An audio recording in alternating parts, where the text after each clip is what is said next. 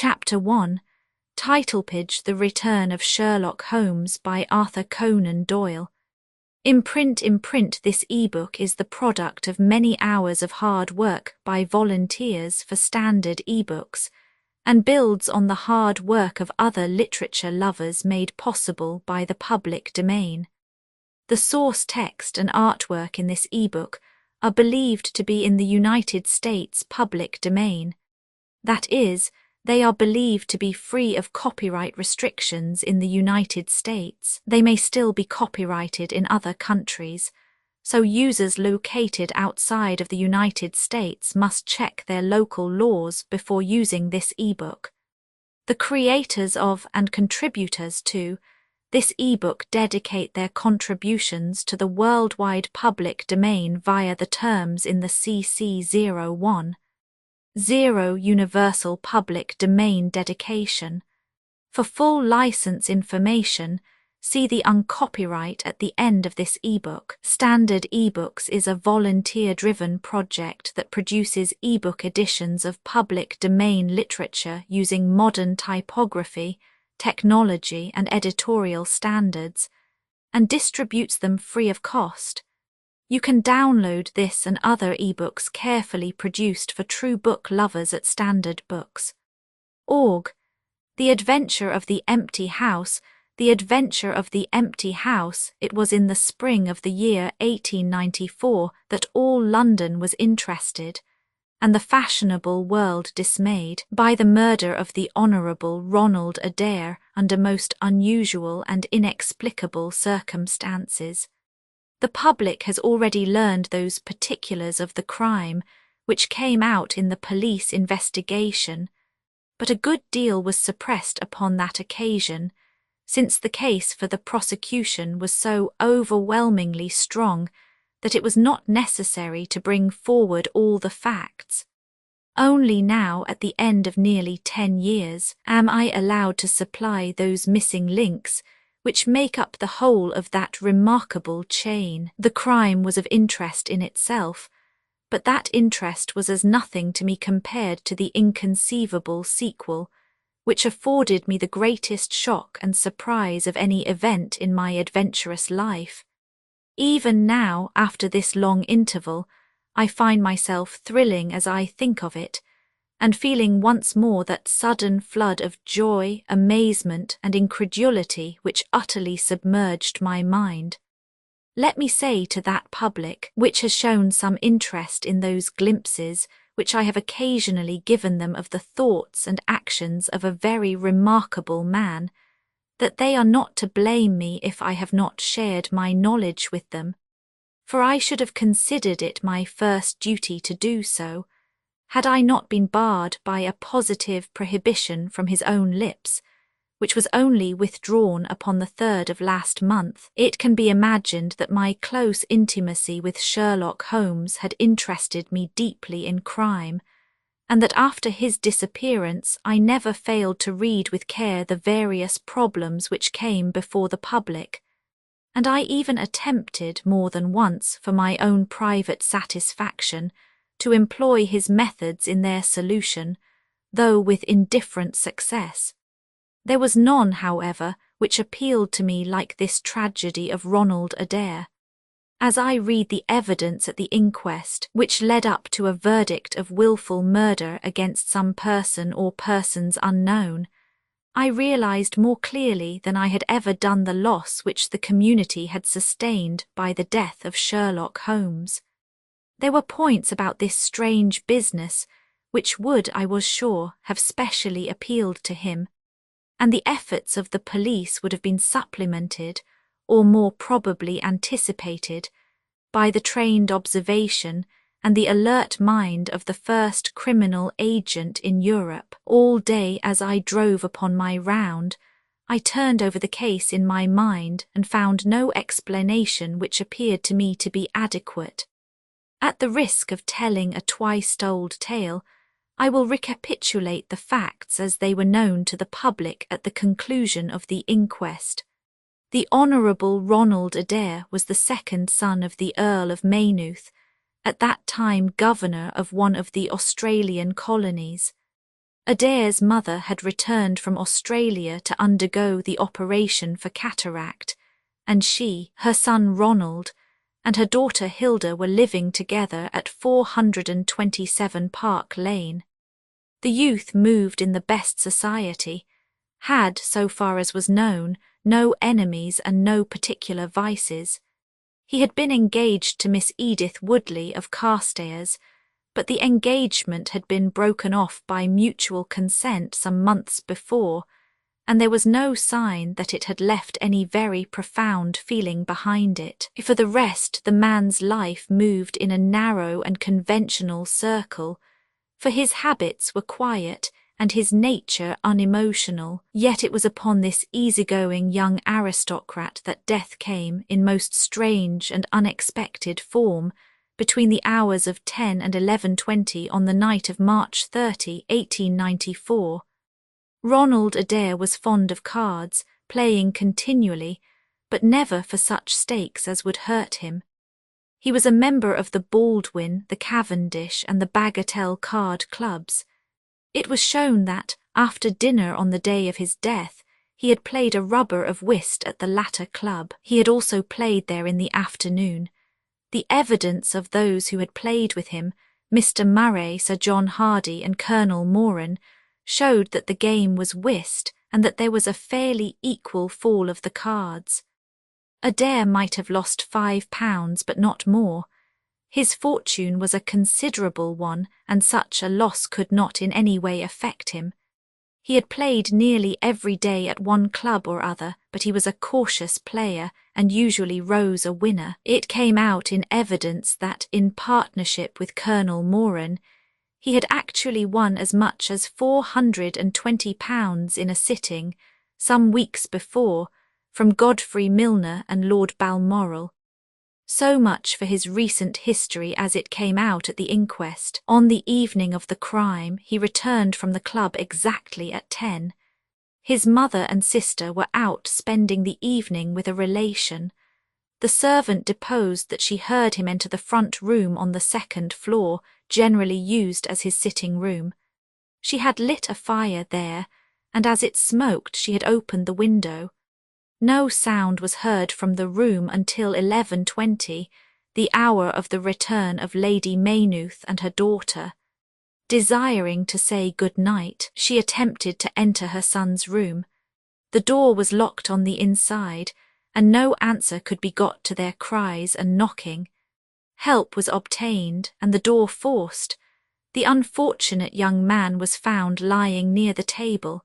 His head had been horribly mutilated by an expanding revolver bullet, but no weapon of any sort was to be found in the room.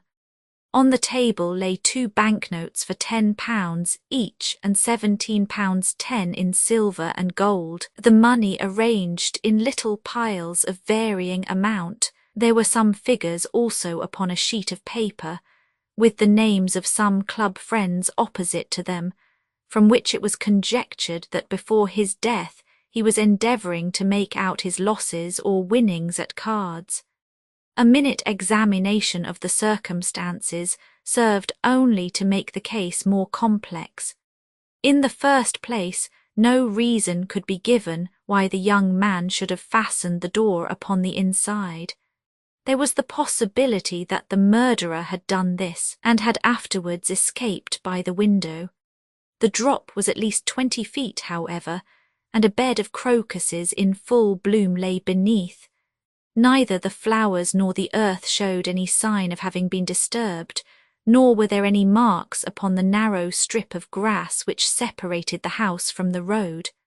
Apparently, therefore, it was the young man himself who had fastened the door. But how did he come by his death? No one could have climbed up to the window without leaving traces. Suppose a man had fired through the window, he would indeed be a remarkable shot who could with a revolver inflict so deadly a wound. Again, Park Lane is a frequented thoroughfare. There is a cab stand within 100 yards of the house. No one had heard a shot, and yet there was the dead man and there the revolver bullet which had mushroomed out, as soft-nosed bullets will, and so inflicted a wound which must have caused instantaneous death. Such were the circumstances of the Park Lane mystery, which were further complicated by entire absence of motive, since, as I have said, young Adair was not known to have any enemy, and no attempt had been made to remove the money or valuables in the room. All day I turned these facts over in my mind, endeavouring to hit upon some theory which could reconcile them all, and to find that line of least resistance which my poor friend had declared to be the starting point of every investigation. I confess that I made little progress. In the evening I strolled across the park, and found myself about 6 o'clock at the Oxford Street end of Park Lane. A group of loafers upon the pavements, all staring up at a particular window, directed me to the house which I had come to see. A tall, thin man with coloured glasses, whom I strongly suspected of being a plainclothes detective, was pointing out some theory of his own, while the others crowded round to listen to what he said. I got as near him as I could, but his observations seemed to me to be absurd, so I withdrew again in some disgust. As I did so, I struck against an elderly, deformed man who had been behind me, and I knocked down several books which he was carrying. I remember that as I picked them up, I observed the title of one of them, The Origin of Tree Worship, and it struck me that the fellow must be some poor bibliophile, who, either as a trade or as a hobby, was a collector of obscure volumes. I endeavoured to apologise for the accident, but it was evident that these books which I had so unfortunately maltreated were very precious objects in the eyes of their owner. With a snarl of contempt he turned upon his heel, and I saw his curved back and white side whiskers disappear among the throng. My observations of No. 427 Park Lane did little to clear up the problem in which I was interested. The house was separated from the street by a low wall and railing, the whole not more than 5 feet high. It was perfectly easy, therefore, for anyone to get into the garden, but the window was entirely inaccessible, since there was no water pipe or anything which could help the most active man to climb it. More puzzled than ever, I retraced my steps to Kensington. I had not been in my study 5 minutes when the maid entered to say that a person desired to see me. To my astonishment, it was none other than my strange old book collector, his sharp, wizened face peering out from a frame of white hair, and his precious volumes, a dozen of them at least, wedged under his right arm. "You're surprised to see me, sir," said he, in a strange, croaking voice. I acknowledged that I was. "Well, I've a conscience, sir, and when I chanced to see you go into this house as I came hobbling after you, I thought to myself, I'll just step in and see that kind gentleman, and tell him that if I was a bit gruff in my manner there was not any harm meant, and that I am much obliged to him for picking up my books." "You make too much of a trifle," said I. "May I ask how you knew who I was?" "Well, sir, if it isn't too great a liberty, I am a neighbour of yours, for you'll find my little bookshop at the corner of Church Street, and very happy to see you, I am sure. Maybe you collect yourself, sir. Here's British Birds and Catullus and the Holy War, a bargain every one of them. With 5 volumes you could just fill that gap on that second shelf. It looks untidy, does it not, sir?" I moved my head to look at the cabinet behind me. When I turned again, Sherlock Holmes was standing smiling at me across my study table. I rose to my feet, stared at him for some seconds in utter amazement, and then it appears that I must have fainted for the first and the last time in my life. Certainly a grey mist swirled before my eyes, and when it cleared I found my collar ends undone and the tingling aftertaste of brandy upon my lips. Holmes was bending over my chair, his flask in his hand. "My dear Watson," said the well-remembered voice, "I owe you 1,000. Apologies, I had no idea that you would be so affected. I gripped him by the arms. Holmes, I cried, is it really you? Can it indeed be that you are alive? Is it possible that you succeeded in climbing out of that awful abyss? Wait a moment, said he. Are you sure that you are really fit to discuss things? I have given you a serious shock by my unnecessarily dramatic reappearance. I am all right, but indeed, Holmes, I can hardly believe my eyes. Good heavens! To think that you of all men, should be standing in my study. Again I gripped him by the sleeve and felt the thin, sinewy arm beneath it. Well, you're not a spirit anyhow, said I. My dear chap, I'm overjoyed to see you. Sit down and tell me how you came alive out of that dreadful chasm. He sat opposite to me and lit a cigarette in his old, nonchalant manner. He was dressed in the seedy frock-coat of the book merchant, but the rest of that individual lay in a pile of white hair and old books upon the table. Holmes looked even thinner and keener than of old, but there was a dead-white tinge in his aquiline face which told me that his life recently had not been a healthy one. I am glad to stretch myself, Watson, said he. It is no joke when a tall man has to take a foot off his stature for several hours on end. Now, my dear fellow, in the matter of these explanations we have, if I may ask for your cooperation, a hard and dangerous night's work in front of us. Perhaps it would be better if I gave you an account of the whole situation when that work is finished. I am full of curiosity. I should much prefer to hear now. You'll come with me tonight, when you like and where you like. This is indeed like the old days. We shall have time for a mouthful of dinner before we need go. Well then, about that chasm. I had no serious difficulty in getting out of it for the very simple reason that I never was in it. You never were in it. No, Watson, I never was in it. My note to you was absolutely genuine. I had little doubt that I had come to the end of my career when I perceived the somewhat sinister figure of the late Professor Moriarty standing upon the narrow pathway which led to safety. I read an inexorable purpose in his grey eyes. I exchanged some remarks with him, therefore, and obtained his courteous permission to write the short note which you afterwards received. I left it with my cigarette box and my stick, and I walked along the pathway, Moriarty still at my heels. When I reached the end, I stood at bay. He drew no weapon, but he rushed at me and threw his long arms around me. He knew that his own game was up, and was only anxious to revenge himself upon me. We tottered together upon the brink of the fall. I have some knowledge, however, of Baritsu, or the Japanese system of wrestling, which has more than once been very useful to me. I slipped through his grip, and he with a horrible scream kicked madly for a few seconds and clawed the air with both his hands. But for all his efforts he could not get his balance, and over he went. With my face over the brink, I saw him fall for a long way. Then he struck a rock, bounded off, and splashed into the water. I listened with amazement to this explanation, which Holmes delivered between the puffs of his cigarette. But the tracks, I cried. I saw with my own eyes. That too went down the path and none returned. It came about in this way. The instant that the professor had disappeared, it struck me what a really extraordinarily lucky chance fate had placed in my way. I knew that Moriarty was not the only man who had sworn my death.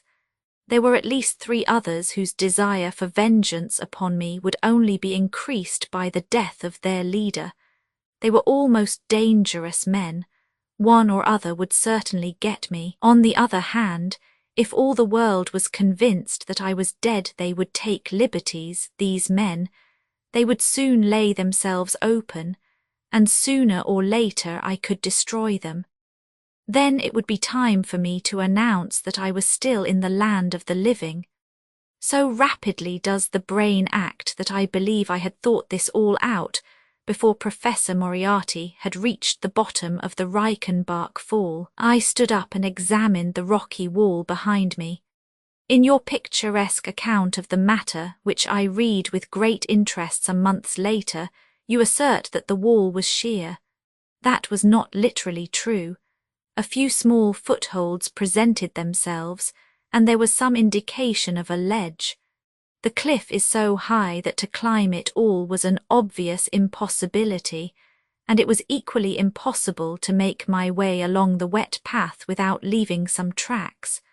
I might, it is true, have reversed my boots as I have done on similar occasions, but the sight of 3 sets of tracks in one direction would certainly have suggested a deception.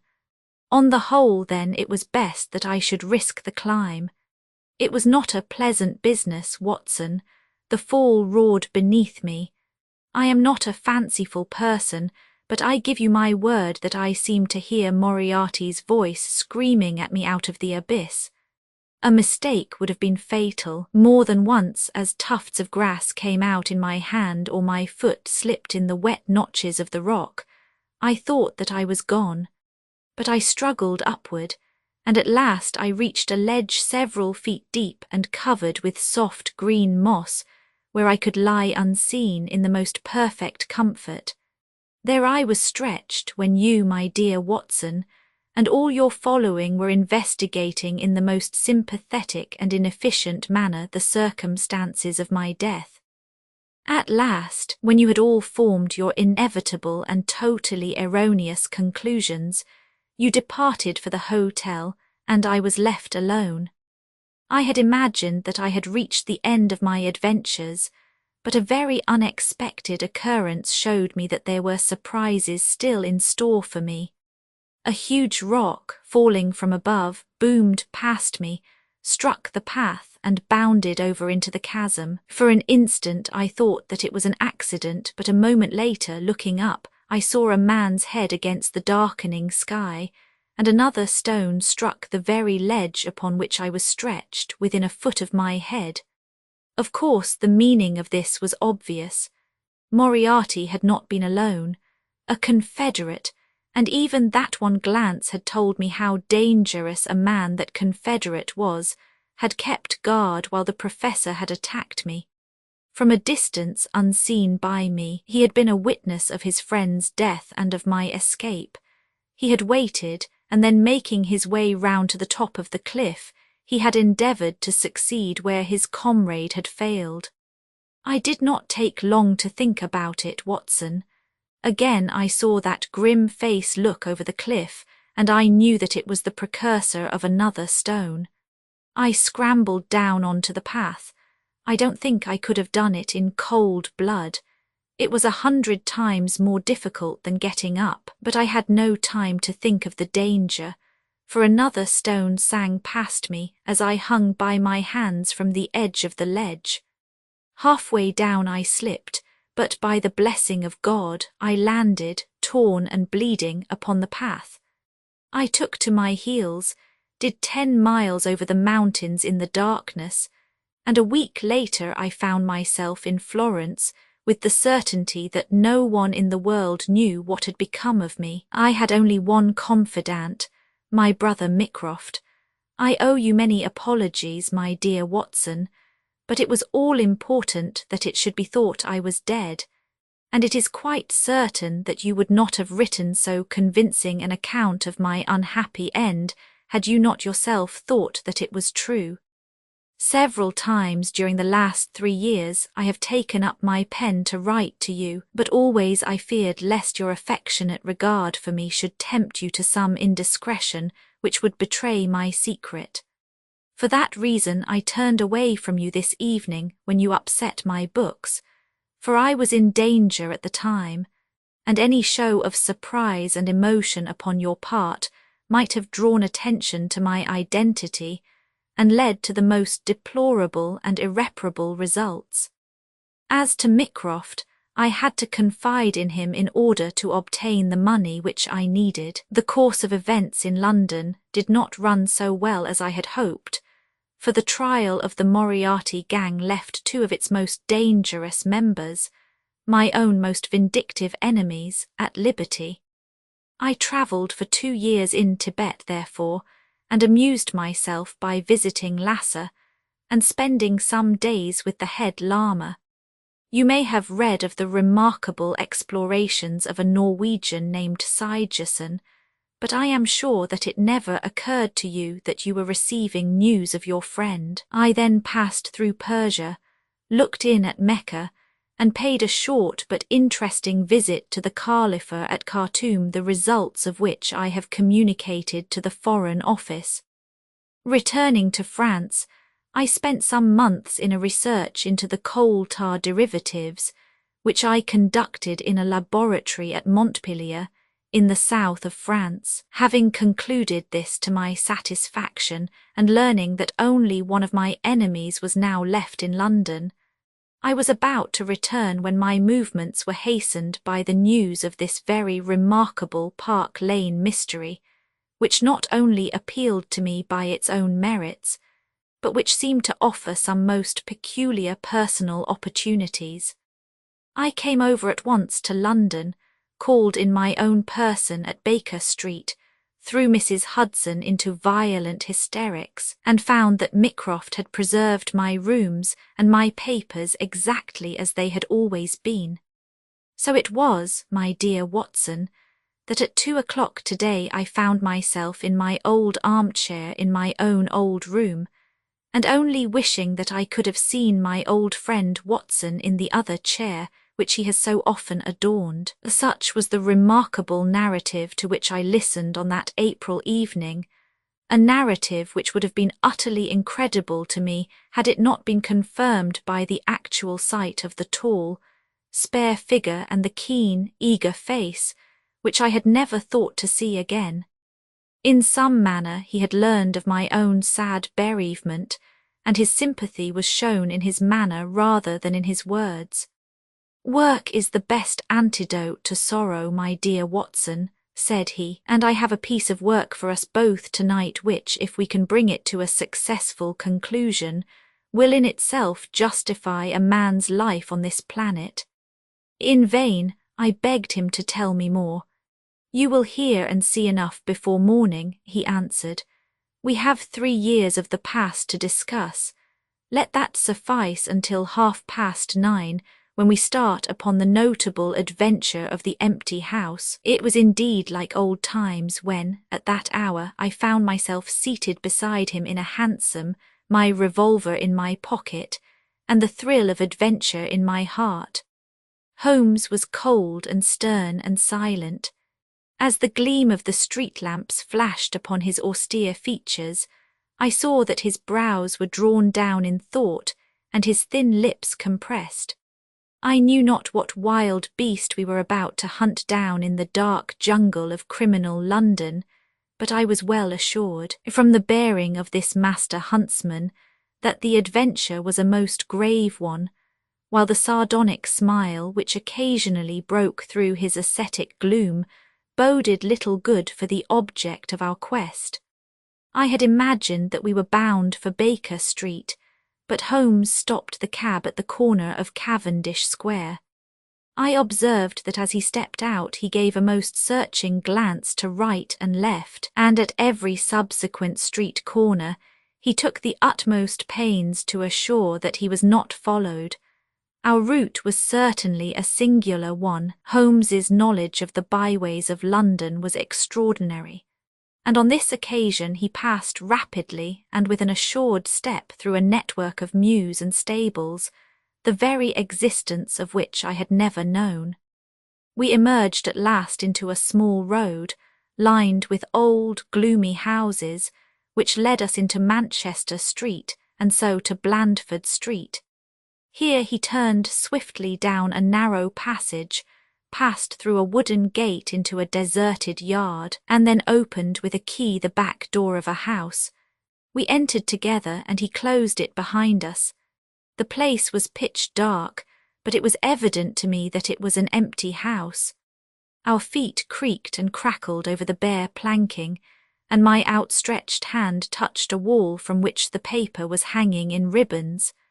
Holmes's cold, thin fingers closed round my wrist and led me forward down a long hall until I dimly saw the murky fanlight over the door. Here Holmes turned suddenly to the right, and we found ourselves in a large, square, empty room, heavily shadowed in the corners, but faintly lit in the centre from the lights of the street beyond.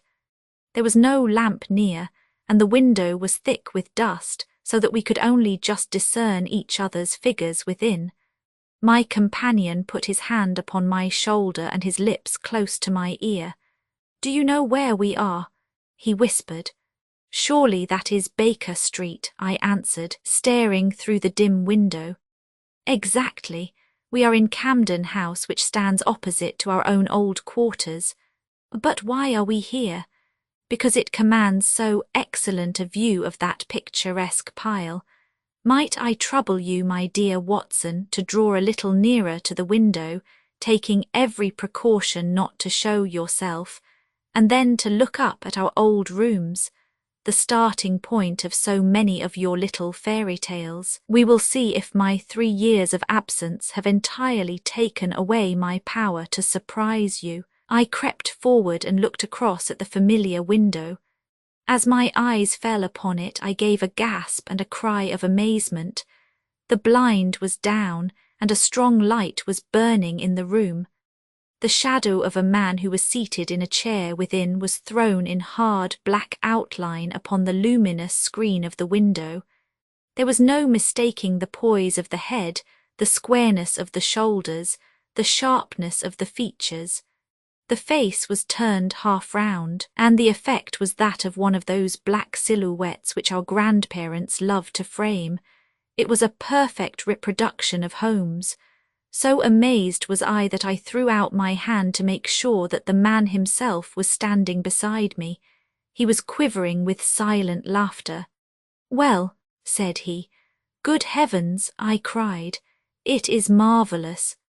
I trust that age doth not wither nor custom stale my infinite variety," said he, and I recognized in his voice the joy and pride which the artist takes in his own creation. "It really is rather like me, is it not? I should be prepared to swear that it was you. The credit of the execution is due to Monsieur Oscar Munier of Grenoble, who spent some days in doing the moulding. It is a bust in wax. The rest I arranged myself during my visit to Baker Street this afternoon." "But why?" "Because, my dear Watson, I had the strongest possible reason for wishing certain people to think that I was there when I was really elsewhere." "And you thought the rooms were watched?" "I knew that they were watched." "By whom?" "By my old enemies, Watson, by the charming society whose leader lies in the Reichenbach Fall. You must remember that they knew, and only they knew, that I was still alive. Sooner or later they believed that I should come back to my rooms. They watched them continuously, and this morning they saw me arrive." "How do you know?" "Because I recognized their sentinel when I glanced out of my window. He is a harmless enough fellow, Parker by name, a garroter by trade, and a remarkable performer upon the Jew's harp. I cared nothing for him, but I cared a great deal for the much more formidable person who was behind him, the bosom friend of Moriarty, the man who dropped the rocks over the cliff, the most cunning and dangerous criminal in London. That is the man who is after me tonight, Watson, and that is the man who is quite unaware that we are after him." My friend's plans were gradually revealing themselves. From this convenient retreat, the watchers were being watched and the trackers tracked. That angular shadow up yonder was the bait, and we were the hunters. In silence we stood together in the darkness and watched the hurrying figures who passed and repassed in front of us. Holmes was silent and motionless, but I could tell that he was keenly alert and that his eyes were fixed intently upon the stream of passers-by. It was a bleak and boisterous night, and the wind whistled shrilly down the long street. Many people were moving to and fro, most of them muffled in their coats and cravats. Once or twice it seemed to me that I had seen the same figure before, and I especially noticed two men who appeared to be sheltering themselves from the wind in the doorway of a house some distance up the street. I tried to draw my companion's attention to them, but he gave a little ejaculation of impatience and continued to stare into the street. More than once he fidgeted with his feet and tapped rapidly with his fingers upon the wall. It was evident to me that he was becoming uneasy, and that his plans were not working out altogether as he had hoped. At last, as midnight approached and the street gradually cleared, he paced up and down the room in uncontrollable agitation. I was about to make some remark to him when I raised my eyes to the lighted window and again experienced almost as great a surprise as before. I clutched Holmes's arm and pointed upward. "The shadow has moved," I cried. It was indeed no longer the profile but the back which was turned towards us. 3 years had certainly not smoothed the asperities of his temper or his impatience with a less active intelligence than his own. "Of course it has moved," said he. "Am I such a farcical bungler, Watson, that I should erect an obvious dummy and expect that some of the sharpest men in Europe would be deceived by it? We have been in this room 2 hours, and Mrs. Hudson has made some change in that figure 8 times or once in every quarter of an hour. She works it from the front so that her shadow may never be seen. Ah," he drew in his breath with a shrill, excited intake. In the dim light I saw his head thrown forward, his whole attitude rigid with attention. Outside the street was absolutely deserted. Those 2 men might still be crouching in the doorway, but I could no longer see them. All was still and dark, save only that brilliant yellow screen in front of us with the black figure outlined upon its centre. Again in the utter silence, I heard that thin, sibilant note which spoke of intense, suppressed excitement. An instant later he pulled me back into the blackest corner of the room, and I felt his warning hand upon my lips. The fingers which clutched me were quivering. Never had I known my friend more moved, and yet the dark street still stretched lonely and motionless before us. But suddenly I was aware of that which his keener senses had already distinguished.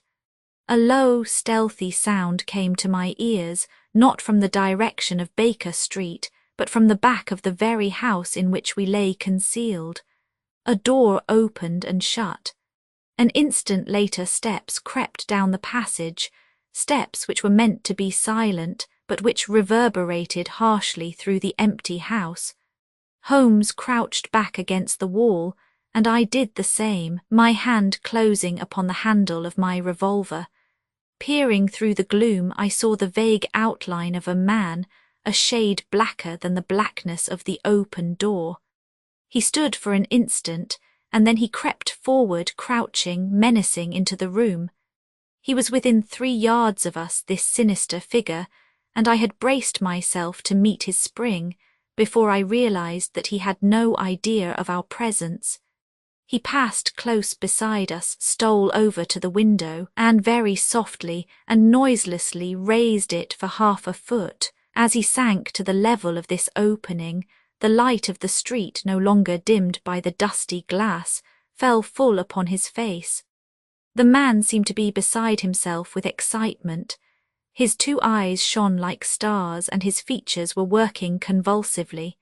He was an elderly man, with a thin, projecting nose, a high, bald forehead, and a huge, grizzled moustache. An opera hat was pushed to the back of his head, and an evening dress shirt front gleamed out through his open overcoat. His face was gaunt and swarthy, scored with deep, savage lines. In his hand he carried what appeared to be a stick, but as he laid it down upon the floor it gave a metallic clang. Then from the pocket of his overcoat he drew a bulky object, and he busied himself in some task which ended with a loud, sharp click, as if a spring or bolt had fallen into its place. Still kneeling upon the floor, he bent forward and threw all his weight and strength upon some lever, with the result that there came a long, whirling, grinding noise, ending once more in a powerful click. He straightened himself then, and I saw that what he held in his hand was a sort of gun with a curiously misshapen butt. He opened it at the breech, put something in and snapped the breech lock. Then, crouching down, he rested the end of the barrel upon the ledge of the open window, and I saw his long moustache droop over the stock and his eye gleam as it peered along the sights. I heard a little sigh of satisfaction as he cuddled the butt into his shoulder, and saw that amazing target, the black man on the yellow ground, standing clear at the end of his foresight. For an instant he was rigid and motionless.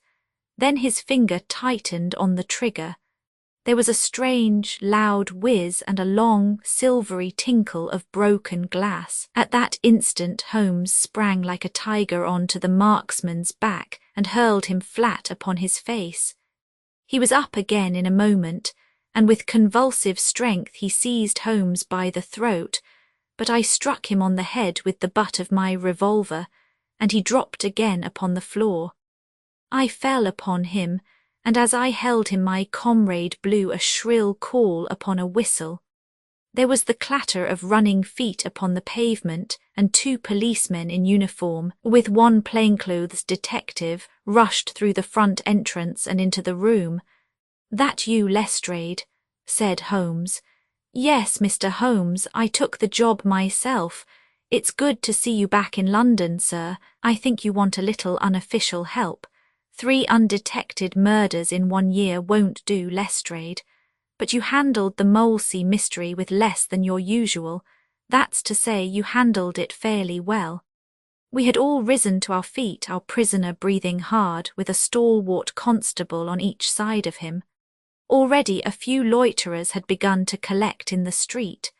Holmes stepped up to the window, closed it, and dropped the blinds. Lestrade had produced 2 candles, and the policemen had uncovered their lanterns. I was able at last to have a good look at our prisoner. It was a tremendously virile and yet sinister face which was turned towards us. With the brow of a philosopher above and the jaw of a sensualist below, the man must have started with great capacities for good or for evil, but one could not look upon his cruel blue eyes with their drooping, cynical lids, or upon the fierce, aggressive nose and the threatening, deep-lined brow without reading nature's plainest danger signals. He took no heed of any of us, but his eyes were fixed upon Holmes's face with an expression in which hatred and amazement were equally blended. "You fiend!" he kept on muttering. "You clever, clever fiend." "Ah, Colonel," said Holmes, arranging his rumpled collar, "journeys end in lovers' meetings, as the old play says. I don't think I have had the pleasure of seeing you since you favoured me with those attentions as I lay on the ledge above the Reichenbach Fall." The Colonel still stared at my friend like a man in a trance.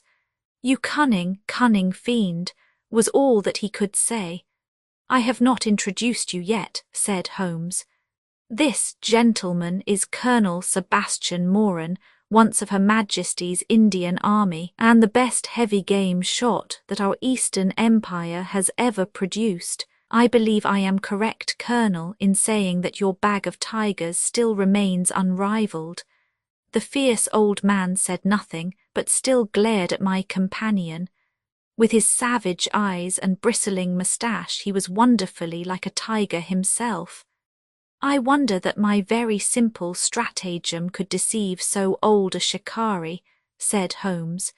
"It must be very familiar to you. Have you not tethered a young kid under a tree, lain above it with your rifle, and waited for the bait to bring up your tiger? This empty house is my tree, and you are my tiger.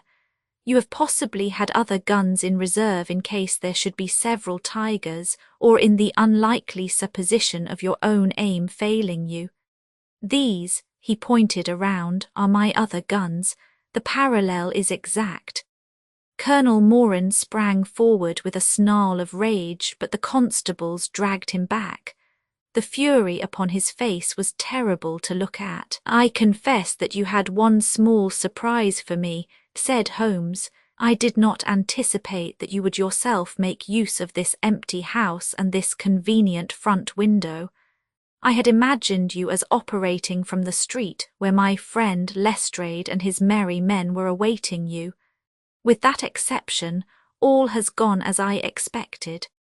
Colonel Moran turned to the official detective.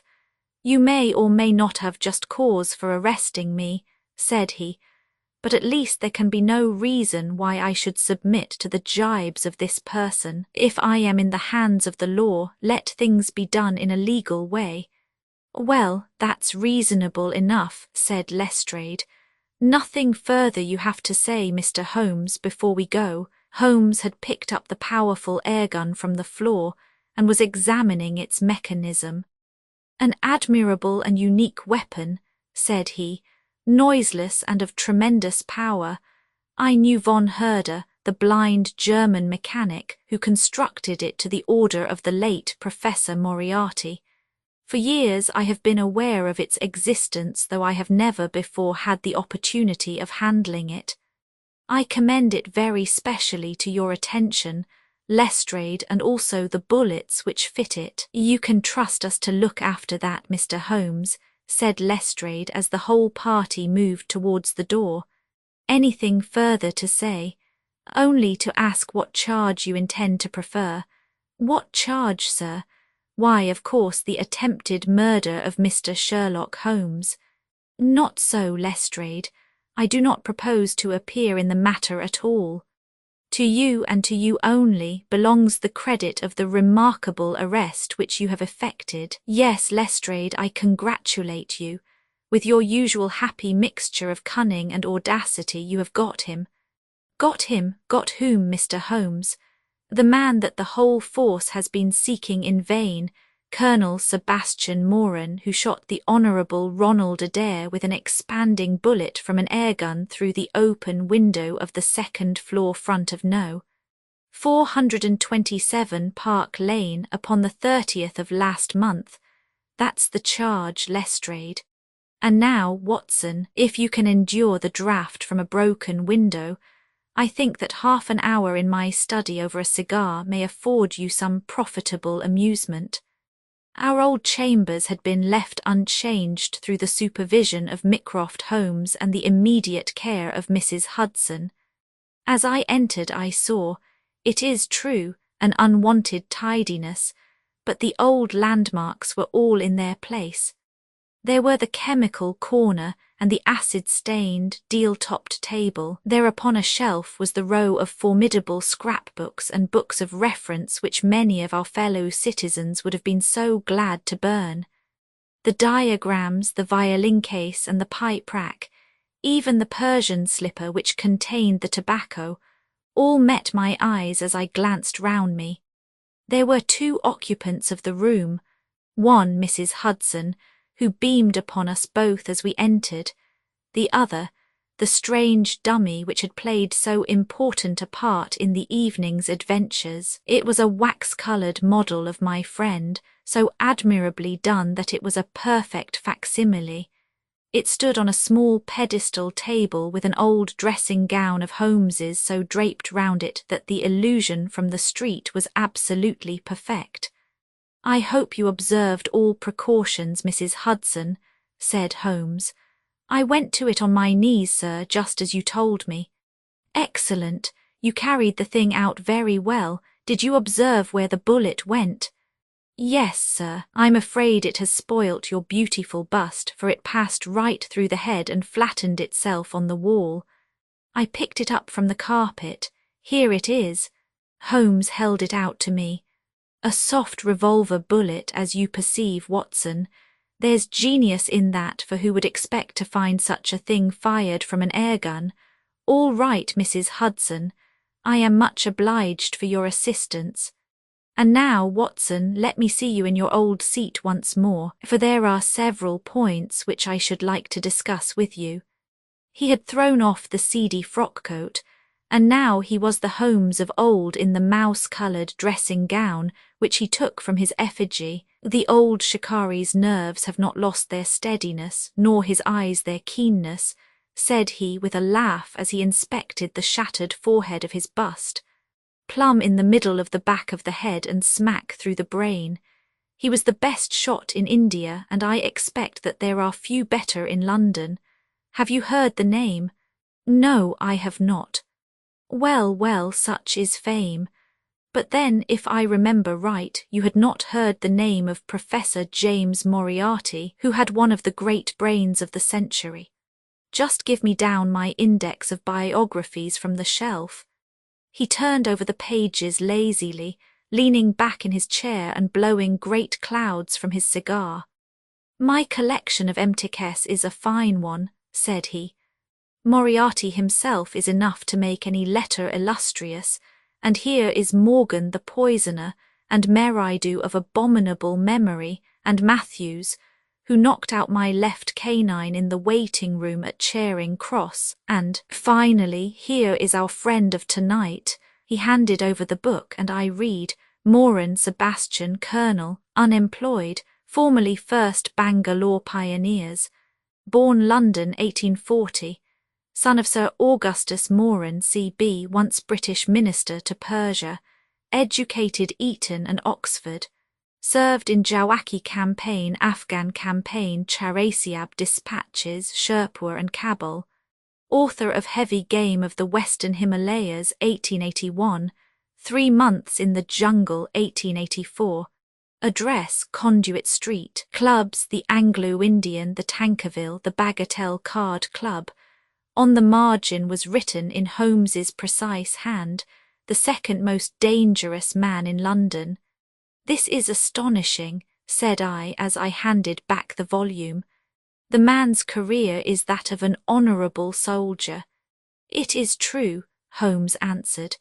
Up to a certain point he did well.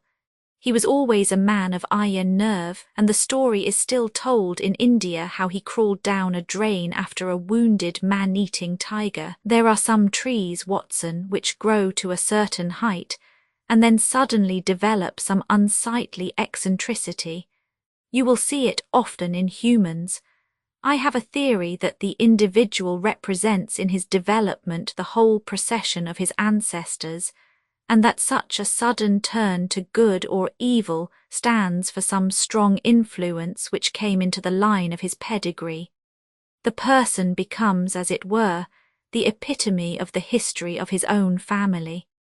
It is surely rather fanciful. Well, I don't insist upon it. Whatever the cause, Colonel Moran began to go wrong. Without any open scandal, he still made India too hot to hold him. He retired, came to London, and again acquired an evil name. It was at this time that he was sought out by Professor Moriarty, to whom for a time he was chief of the staff. Moriarty supplied him liberally with money, and used him only in 1 or 2 very high-class jobs, which no ordinary criminal could have undertaken. You may have some recollection of the death of Mrs. Stewart of Lauder in 1887. Not? Well, I am sure Moran was at the bottom of it, but nothing could be proved. So cleverly was the colonel concealed that, even when the Moriarty gang was broken up, we could not incriminate him. You remember at that date when I called upon you in your rooms, how I put up the shutters for fear of air guns.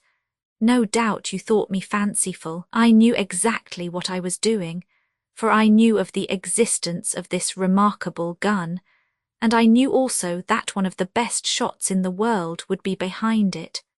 When we were in Switzerland, he followed us with Moriarty, and it was undoubtedly he who gave me that evil 5 minutes on the Reichenbach ledge.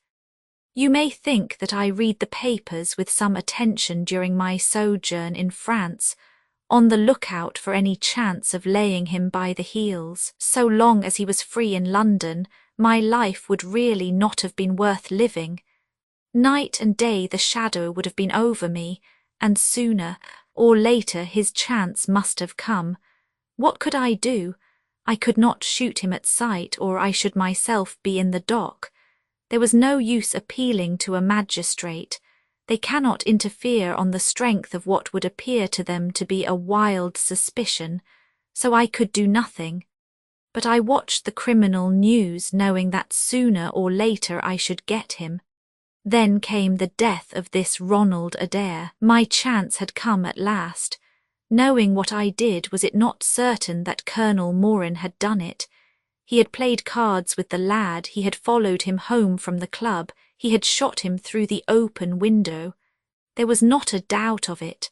The bullets alone are enough to put his head in a noose. I came over at once. I was seen by the sentinel, who would, I knew, direct the colonel's attention to my presence. He could not fail to connect my sudden return with his crime, and to be terribly alarmed. I was sure that he would make an attempt to get me out of the way at once, and would bring round his murderous weapon for that purpose. I left him an excellent mark in the window, and having warned the police that they might be needed, by the way, Watson, you spotted their presence in that doorway with unerring accuracy. I took up what seemed to me to be a judicious post for observation, never dreaming that he would choose the same spot for his attack. Now, my dear Watson, does anything remain for me to explain? Yes, said I. You have not made it clear what was Colonel Moran's motive in murdering the Honourable Ronald Adair. Ah, my dear Watson, there we come into those realms of conjecture where the most logical mind may be at fault. Each may form his own hypothesis upon the present evidence, and yours is as likely to be correct as mine. You have formed one, then. I think that it is not difficult to explain the facts. It came out in evidence that Colonel Moran and young Adair had, between them, won a considerable amount of money. Now, Moran undoubtedly played foul, of that I have long been aware. I believe that on the day of the murder Adair had discovered that Moran was cheating. Very likely he had spoken to him privately, and had threatened to expose him unless he voluntarily resigned his membership of the club and promised not to play cards again. It is unlikely that a youngster like Adair would at once make a hideous scandal by exposing a well-known man so much older than himself. Probably he acted as I suggest. The exclusion from his clubs would mean ruin to Moran, who lived by his ill-gotten card gains. He therefore murdered Adair, who at the time was endeavouring to work out how much money he should himself return, since he could not profit by his partner's foul play. He locked the door lest the ladies should surprise him and insist upon knowing what he was doing with these names and coins. Will it pass? I have no doubt that you have hit upon the truth. It will be verified or disproved at the trial. Meanwhile, come what may, Colonel Moran will trouble us no more. The famous airgun of von Herder will embellish the Scotland Yard Museum, and once again Mr. Sherlock Holmes is free to devote his life to examining those interesting little problems which the complex life of London so plentifully presents. The adventure of the Norwood builder, the adventure of the Norwood builder, from the point of view of the criminal expert, said Mr. Sherlock Holmes. London has become a singularly uninteresting city since the death of the late lamented Professor Moriarty. I can hardly think that you would find many decent citizens to agree with you, I answered. Well, well, I must not be selfish, said he with a smile as he pushed back his chair from the breakfast table.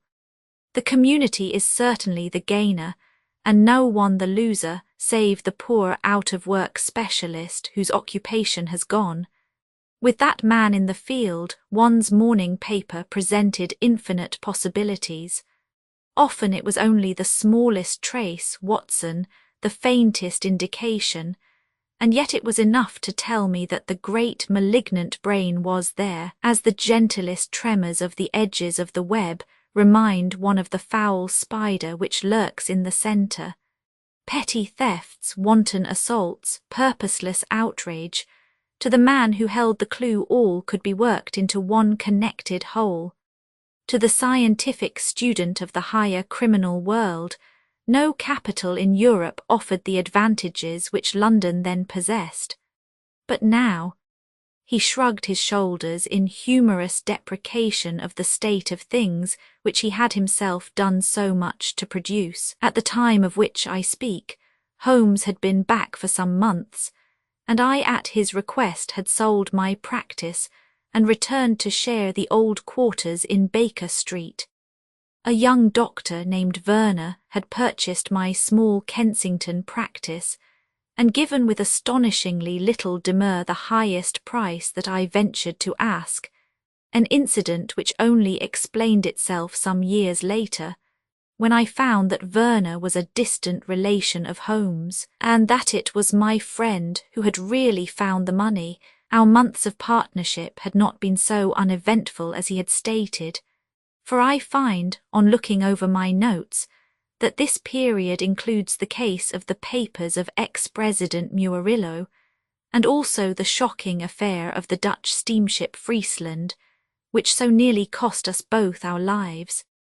His cold and proud nature was always averse, however, from anything in the shape of public applause, and he bound me in the most stringent terms to say no further word of himself, his methods, or his successes, a prohibition which, as I have explained, has only now been removed. Mr. Sherlock Holmes was leaning back in his chair after his whimsical protest, and was unfolding his morning paper in a leisurely fashion, when our attention was arrested by a tremendous ring at the bell, followed immediately by a hollow drumming sound, as if someone were beating on the outer door with his fist. As it opened, there came a tumultuous rush into the hall, rapid feet clattered up the stair, and an instant later a wild-eyed and frantic young man, pale, dishevelled, and palpitating, burst into the room. He looked from one to the other of us, and under our gaze of inquiry he became conscious that some apology was needed for this unceremonious entry. "I'm sorry, Mr. Holmes," he cried. "You mustn't blame me. I am nearly mad, Mr. Holmes. I am the unhappy John Hector Macfarlane."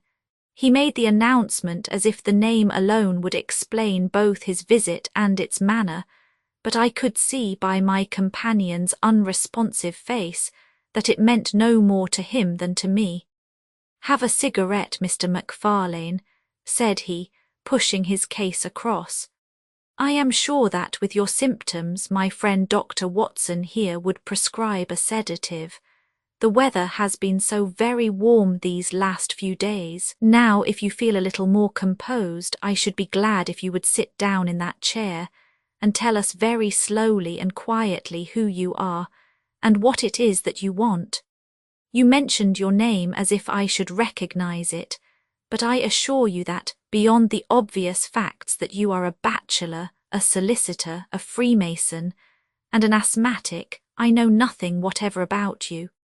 Familiar as I was with my friend's methods, it was not difficult for me to follow his deductions and to observe the untidiness of attire, the sheaf of legal papers, the watch charm, and the breathing which had prompted them.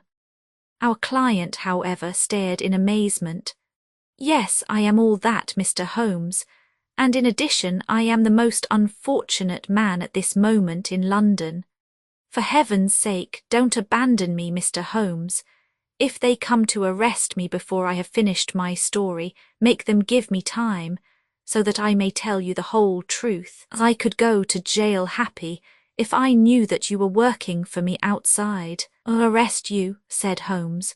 "This is really most gratty, most interesting. On what charge do you expect to be arrested?" "Upon the charge of murdering Mr. Jonas Oldacker of Lower Norwood." My companion's expressive face showed a sympathy which was not, I am afraid, entirely unmixed with satisfaction. "Dear me," said he, "it was only this moment at breakfast that I was saying to my friend Dr. Watson that sensational cases had disappeared out of our papers. Our visitor stretched forward a quivering hand and picked up the Daily Telegraph, which still lay upon Holmes's knee. "If you had looked at it, sir, you would have seen at a glance what the errand is on which I have come to you this morning. I feel as if my name and my misfortune must be in every man's mouth." He turned it over to expose the central page. "Here it is, and with your permission I will read it to you. Listen to this, Mr. Holmes. The headlines are 'Mysterious Affair at Lower Norwood', 'Disappearance of a well-known builder', 'Suspicion of murder and arson', 'A clue to the criminal.' That is the clue which they are already following, Mr. Holmes, and I know that it leads infallibly to me. I have been followed from London Bridge Station, and I am sure that they are only waiting for the warrant to arrest me. It will break my mother's heart, it will break her heart." He wrung his hands in an agony of apprehension and swayed backward and forward in his chair. I looked with interest upon this man, who was accused of being the perpetrator of a crime of violence. He was flaxen-haired and handsome, in a washed-out negative fashion, with frightened blue eyes and a clean-shaven face with a weak, sensitive mouth. His age may have been about 27, his dress and bearing that of a gentleman.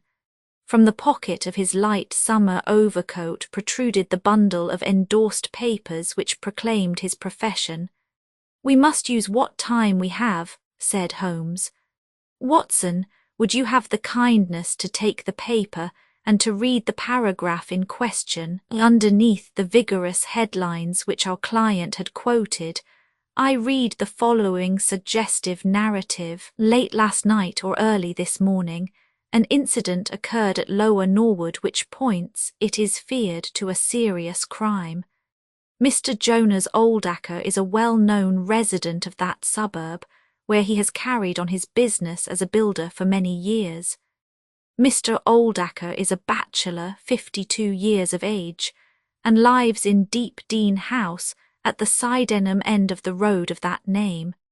He has had the reputation of being a man of eccentric habits, secretive and retiring. For some years he has practically withdrawn from the business, in which he is said to have massed considerable wealth. A small timber yard still exists, however, at the back of the house, and last night about 12 o'clock an alarm was given that one of the stacks was on fire. The engines were soon upon the spot, but the dry wood burned with great fury, and it was impossible to arrest the conflagration until the stack had been entirely consumed. Up to this point the incident bore the appearance of an ordinary accident, but fresh indications seemed to point to serious crime. Surprise was expressed at the absence of the master of the establishment from the scene of the fire, and an inquiry followed, which showed that he had disappeared from the house. An examination of his room revealed that the bed had not been slept in, that a safe which stood in it was open, that a number of important papers were scattered about the room, and finally that there were signs of a murderous struggle, slight traces of blood being found within the room, and an oaken walking stick, which also showed stains of blood upon the handle.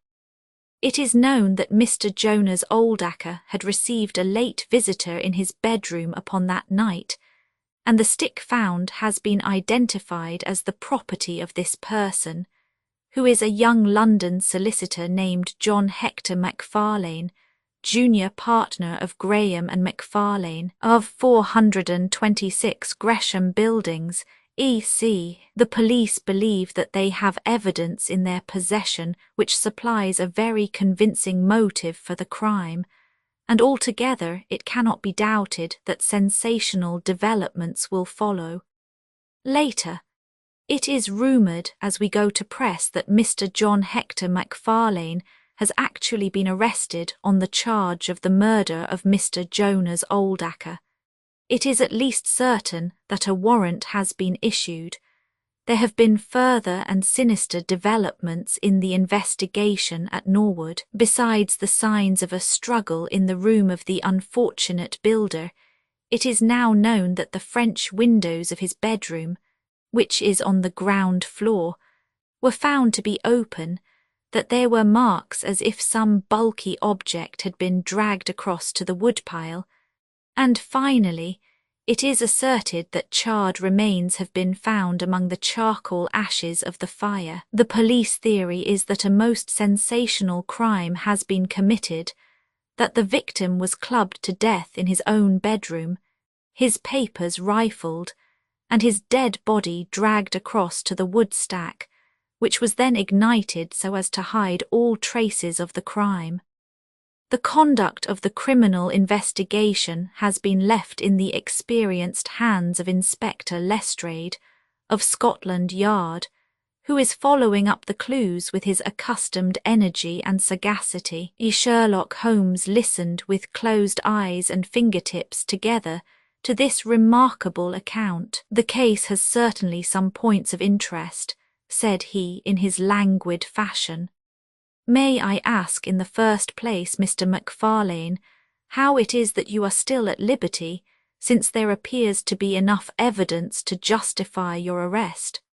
"I live at Torrington Lodge, Blackheath, with my parents, Mr. Holmes, but last night, having to do business very late with Mr. Jonas Oldacker, I stayed at an hotel in Norwood and came to my business from there. I knew nothing of this affair until I was in the train when I read what you have just heard.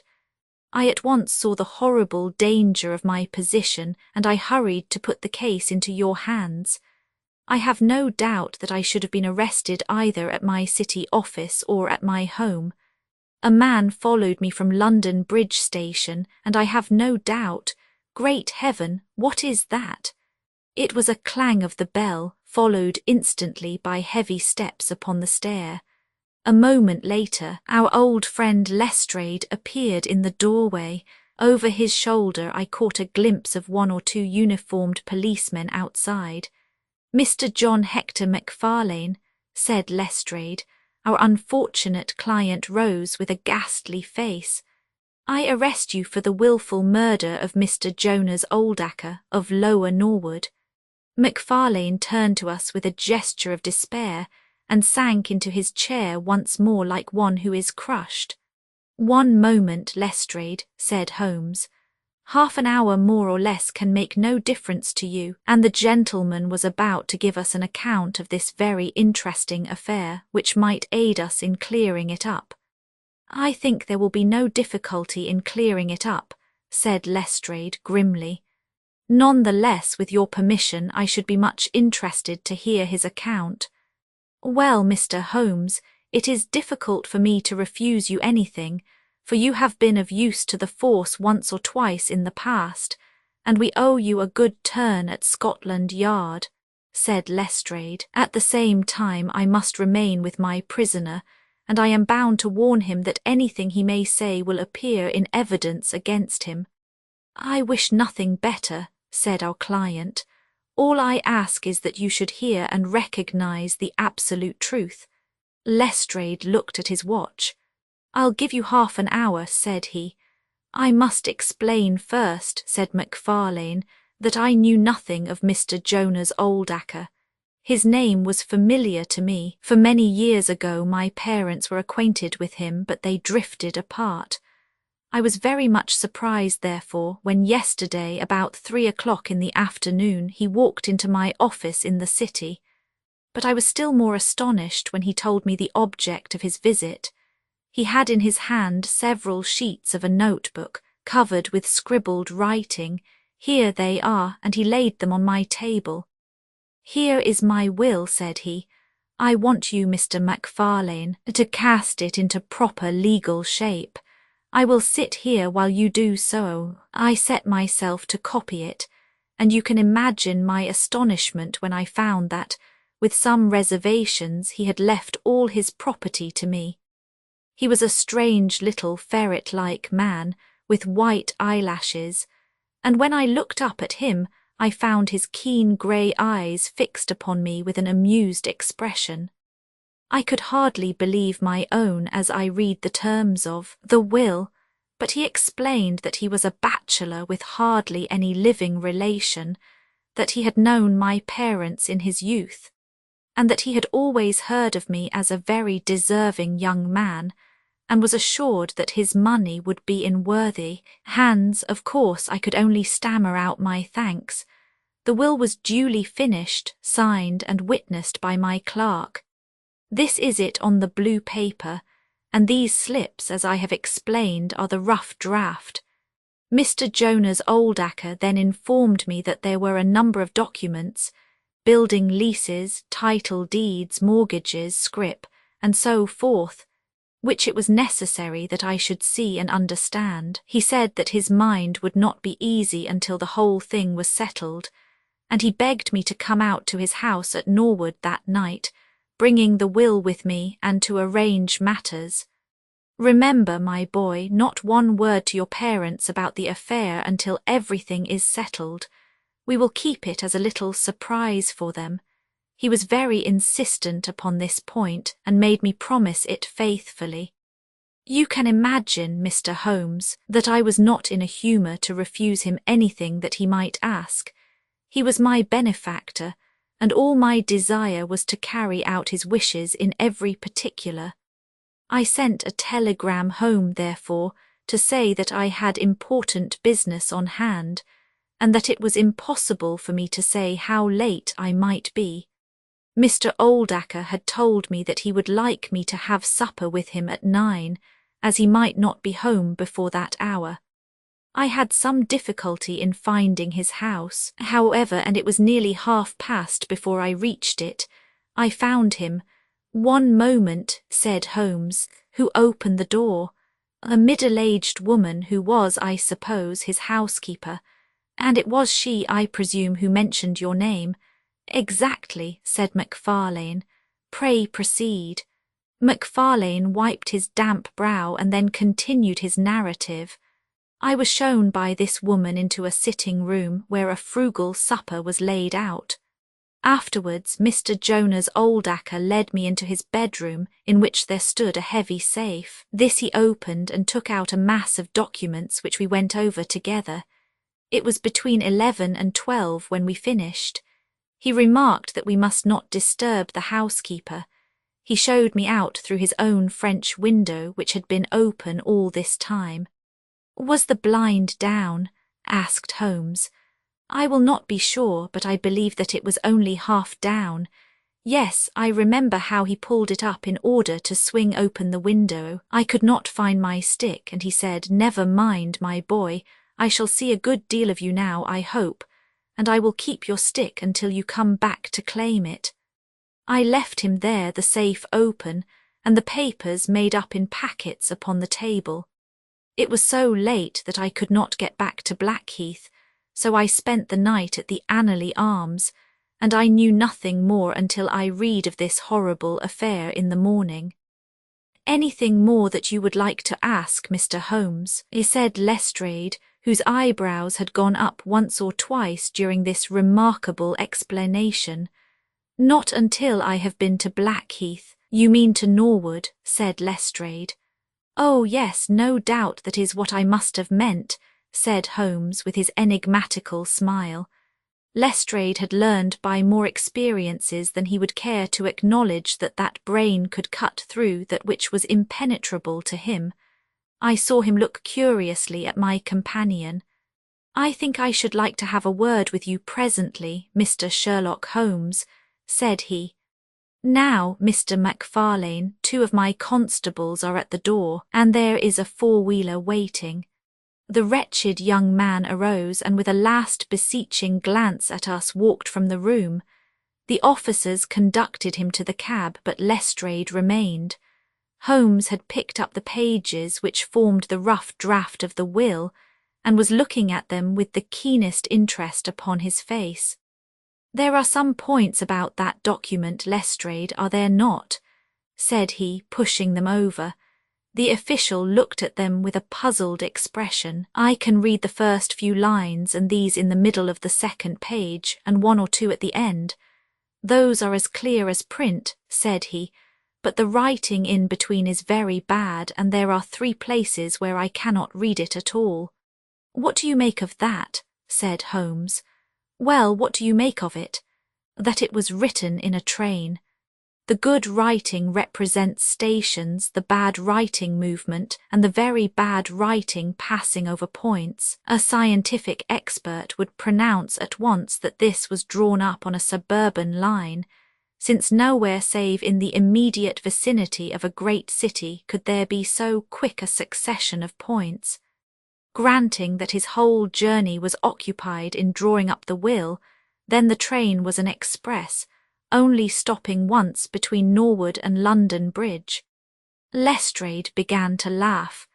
"You are too many for me when you begin to get on your theories, Mr. Holmes," said he. "How does this bear on the case?"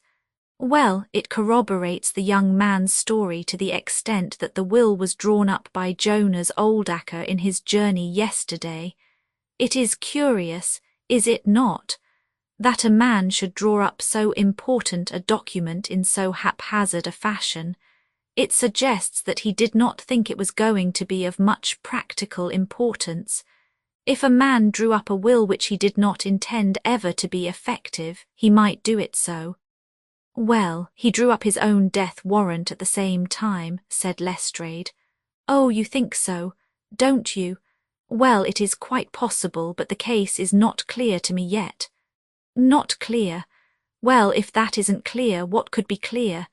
Here is a young man who learns suddenly that if a certain older man dies he will succeed to a fortune. What does he do? He says nothing to anyone, but he arranges that he shall go out on some pretext to see his client that night. He waits until the only other person in the house is in bed, and then in the solitude of a man's room he murders him, burns his body in the woodpile and departs to a neighbouring hotel. The bloodstains in the room and also on the stick are very slight.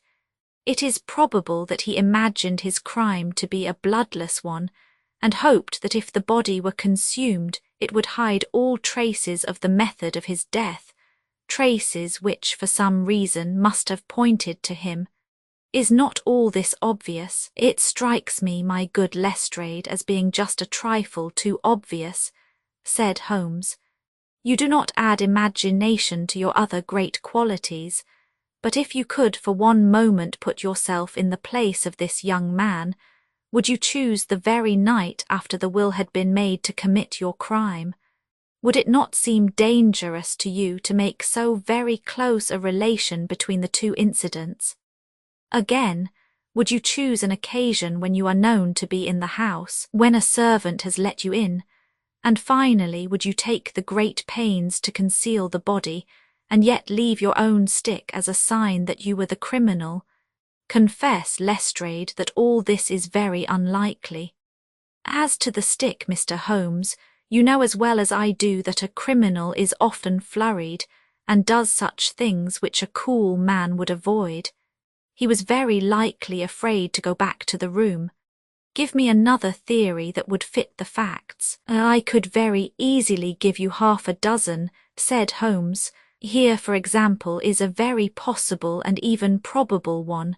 I make you a free present of it. The older man is showing documents which are of evident value. A passing tramp sees them through the window, the blind of which is only half down. Exit the solicitor. Enter the tramp. He seizes a stick which he observes there kills Oldacker, and departs after burning the body. Why should the tramp burn the body? For the matter of that, why should Macfarlane? To hide some evidence.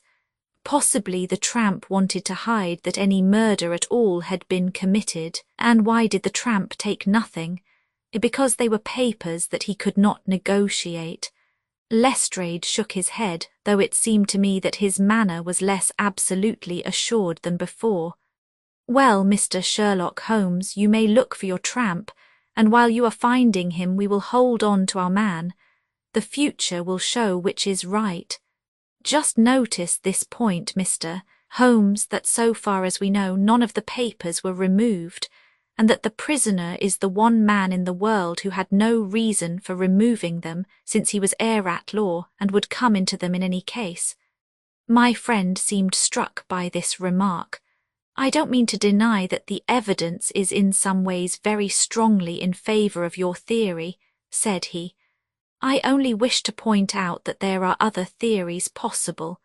As you say, the future will decide. Good morning. I dare say that in the course of the day I shall drop in at Norwood and see how you are getting on. When the detective departed, my friend rose and made his preparations for the day's work with the alert air of a man who has a congenial task before him. My first movement, Watson, said he, as he bustled into his frock-coat, must, as I said, be in the direction of Blackheath. And why not Norwood? Because we have in this case one singular incident coming close to the heels of another singular incident. The police are making the mistake of concentrating their attention upon the second, because it happens to be the one which is actually criminal. But it is evident to me that the logical way to approach the case is to begin by trying to throw some light upon the first incident, the curious will so suddenly made, and to so unexpected an air. It may do something to simplify what followed. No, my dear fellow, I don't think you can help me. There is no prospect of danger, or I should not dream of stirring out without you. I trust that when I see you in the evening, I will be able to report that I have been able to do something for this unfortunate youngster who has thrown himself upon my protection. It was late when my friend returned, and I could see by a glance at his haggard and anxious face that the high hopes with which he had started had not been fulfilled. For an hour he droned away upon his violin, endeavouring to soothe his own ruffled spirits. At last he flung down the instrument and plunged into a detailed account of his misadventures. It's all going wrong, Watson, all as wrong as it can go. I kept a bold face before Lestrade, but upon my soul I believe that for once the fellow is on the right track and we are on the wrong. All my instincts are one way, and all the facts are the other, and I much fear that British juries have not yet attained that pitch of intelligence when they will give the preference to my theories over Lestrade's facts. Did you go to Blackheath? Yes, Watson, I went there, and I found very quickly that the late lamented Oldacker was a pretty considerable blackguard. The father was away in search of his son. The mother was at home, a little, fluffy, blue-eyed person in a tremor of fear and indignation. Of course, she would not admit even the possibility of his guilt, but she would not express either surprise or regret over the fate of Oldacker. On the contrary, she spoke of him with such bitterness that she was unconsciously considerably strengthening the case of the police, for of course, if her son had heard her speak of the man in this fashion, it would predispose him towards hatred and violence. He was more like a malignant and cunning ape than a human being, said she, and he always was, ever since he was a young man. You knew him at that time, said I. Yes, I knew him well, in fact, he was an old suitor of mine. Thank heaven that I had the sense to turn away from him and to marry a better, if poorer, man. I was engaged to him, Mr. Holmes, when I heard a shocking story of how he had turned a cat loose in an aviary, and I was so horrified at his brutal cruelty that I would have nothing more to do with him. She rummaged in a bureau, and presently she produced a photograph of a woman, shamefully defaced and mutilated with a knife. That is my own photograph, she said. He sent it to me in that state with his curse upon my wedding morning. Well, said I, at least he has forgiven you now, since he has left all his property to your son. Neither my son nor I want anything from Jonas Oldacker, dead or alive. She cried with a proper spirit. There is a God in heaven, Mr. Holmes, and that same God who has punished that wicked man will show in his own good time that my son's hands are guiltless of his blood. Well, I tried 1 or 2 leads, but could get at nothing which would help our hypothesis, and several points which would make against it. I gave it up at last, and off I went to Norwood. This place, Deep Dean House, is a big modern villa of staring brick, standing back in its own grounds, with a laurel-clumped lawn in front of it. To the right and some distance back from the road was the timber yard which had been the scene of the fire. Here's a rough plan on a leaf of my notebook. This window on the left is the one which opens into Oldacre's room. You can look into it from the road, you see. That is about the only bit of consolation I have had today. Lestrade was not there, but his head constable did the honours. They had just found a great treasure trove. They had spent the morning raking among the ashes of the burned woodpile, and besides the charred organic remains, they had secured several discoloured metal discs. I examined them with care, and there was no doubt that they were trouser buttons. I even distinguished that one of them was marked with the name of Hyams, who was Oldacre's tailor. I then worked the lawn very carefully for signs and traces, but this drought has made everything as hard as iron. Nothing was to be seen save that some body or bundle had been dragged through a low privet hedge which is in a line with the woodpile. All that, of course, fits in with the official theory. I crawled about the lawn with an August sun on my back, but I got up at the end of an hour no wiser than before.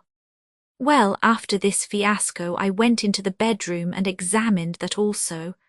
The bloodstains were very slight, mere smears and discolorations, but undoubtedly fresh.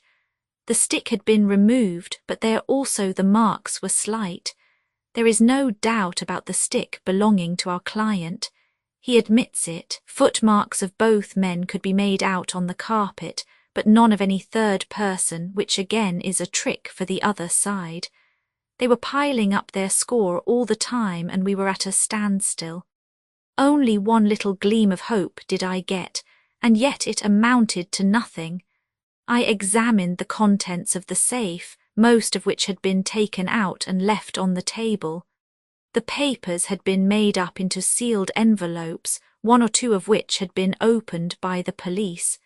They were not, so far as I could judge, of any great value, nor did the bank book show that Mr. Oldacre was in such very affluent circumstances. But it seemed to me that all the papers were not there. There were allusions to some deeds, possibly the more valuable, which I could not find. This, of course, if we could definitely prove it, would turn Lestrade's argument against himself, for who would steal a thing if he knew that he would shortly inherit it? Finally, having drawn every other cover and picked up no scent, I tried my luck with the housekeeper. Mrs. Lexington is her name, a little, dark, silent person with suspicious and sidelong eyes. She could tell us something if she would, I am convinced of it. But she was as close as wax. Yes, she had let Mr. Macfarlane in at 9:30. She wished her hand had withered before she had done so. She had gone to bed at 10:30. Her room was at the other end of the house, and she could hear nothing of what had passed. Mr. Macfarlane had left his hat and, to the best of her belief, his stick in the hall. She had been awakened by the alarm of fire.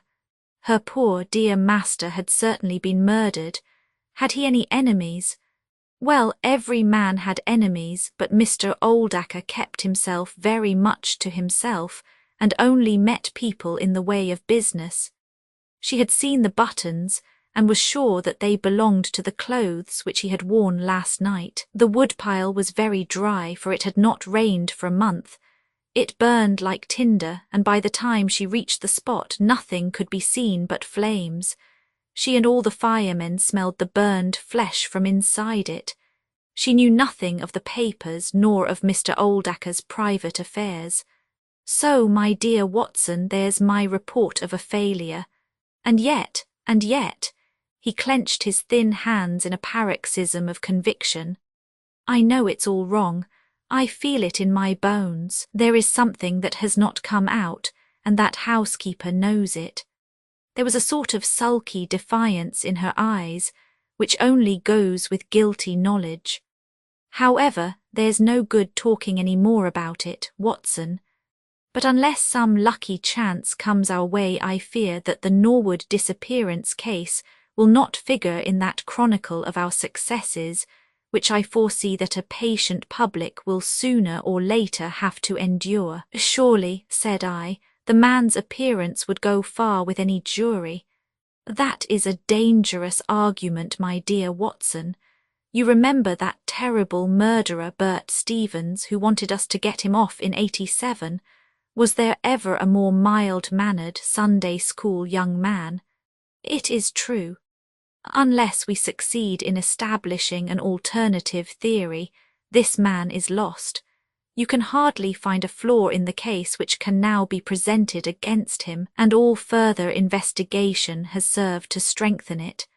By the way, there is one curious little point about those papers which may serve us as the starting point for an inquiry. On looking over the bank book, I found that the low state of the balance was principally due to large cheques which have been made out during the last year to Mr. Cornelius. I confess that I should be interested to know who this Mr. Cornelius may be, with whom a retired builder has such very large transactions. Is it possible that he has had a hand in the affair? Cornelius might be a broker, but we have found no scrip to correspond with these large payments. Failing any other indication, my researches must now take the direction of an inquiry at the bank for the gentleman who has cashed these cheques.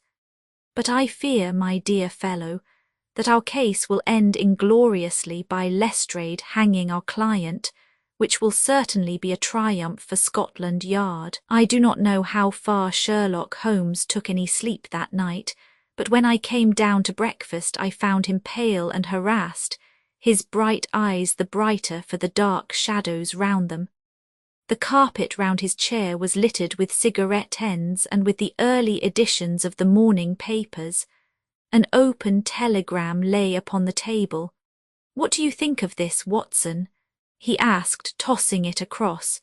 It was from Norwood and ran as follows: "Important fresh evidence to hand. Macfarlane's guilt definitely established. Advise you to abandon case. Lestrade." "This sounds serious," said I. "It is Lestrade's little cock-a-doodle of victory," Holmes answered with a bitter smile. "And yet it may be premature to abandon the case. After all, important fresh evidence is a two-edged thing and may possibly cut in a very different direction to that which Lestrade imagines. Take your breakfast, Watson, and we will go out together and see what we can do. I feel as if I shall need your company and your moral support today." My friend had no breakfast himself, for it was one of his peculiarities that in his more intense moments he would permit himself no food, and I have known him presume upon his iron strength until he has fainted from pure inanition. "At present I cannot spare energy and nerve force for digestion," he would say in answer to my medical remonstrances. I was not surprised, therefore, when this morning he left his untouched meal behind him and started with me for Norwood. A crowd of morbid sightseers were still gathered round Deepdene House, which was just such a suburban villa as I had pictured. Within the gates Lestrade met us, his face flushed with victory, his manner grossly triumphant. "Well, Mr. Holmes, have you proved us to be wrong yet? Have you found your tramp?" he cried. "I have formed no conclusion whatever," my companion answered, "but we formed ours yesterday, and now it proves to be correct, so you must acknowledge that we have been a little in front of you this time, Mr. Holmes."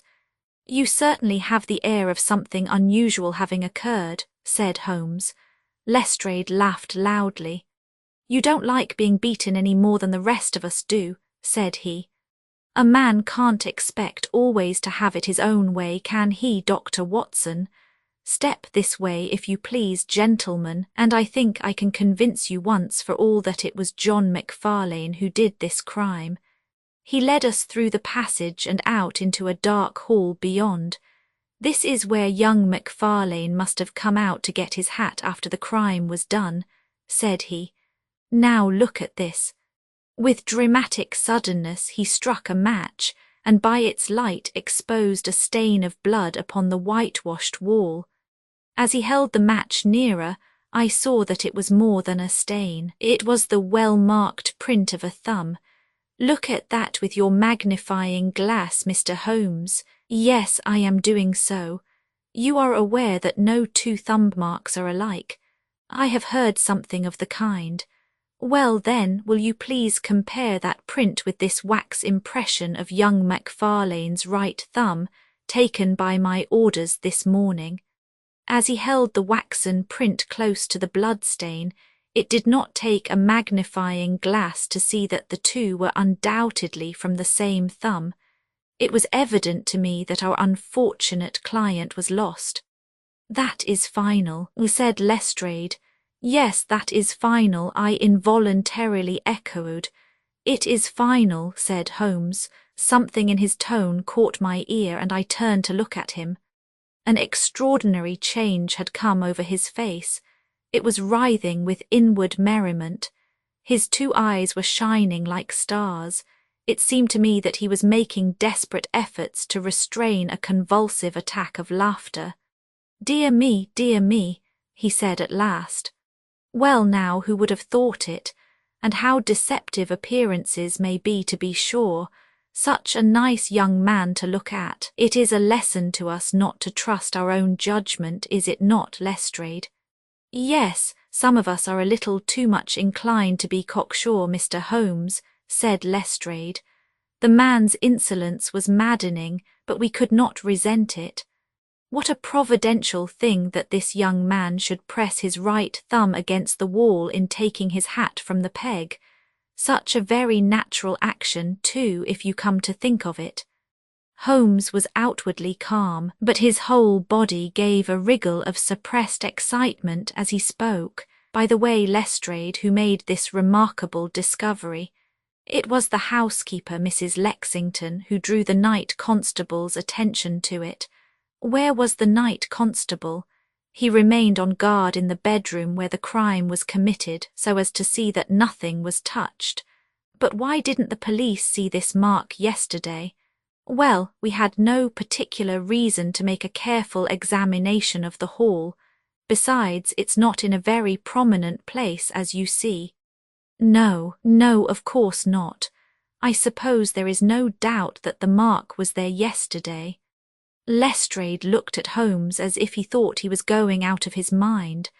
I confess that I was myself surprised both at his hilarious manner and at his rather wild observation.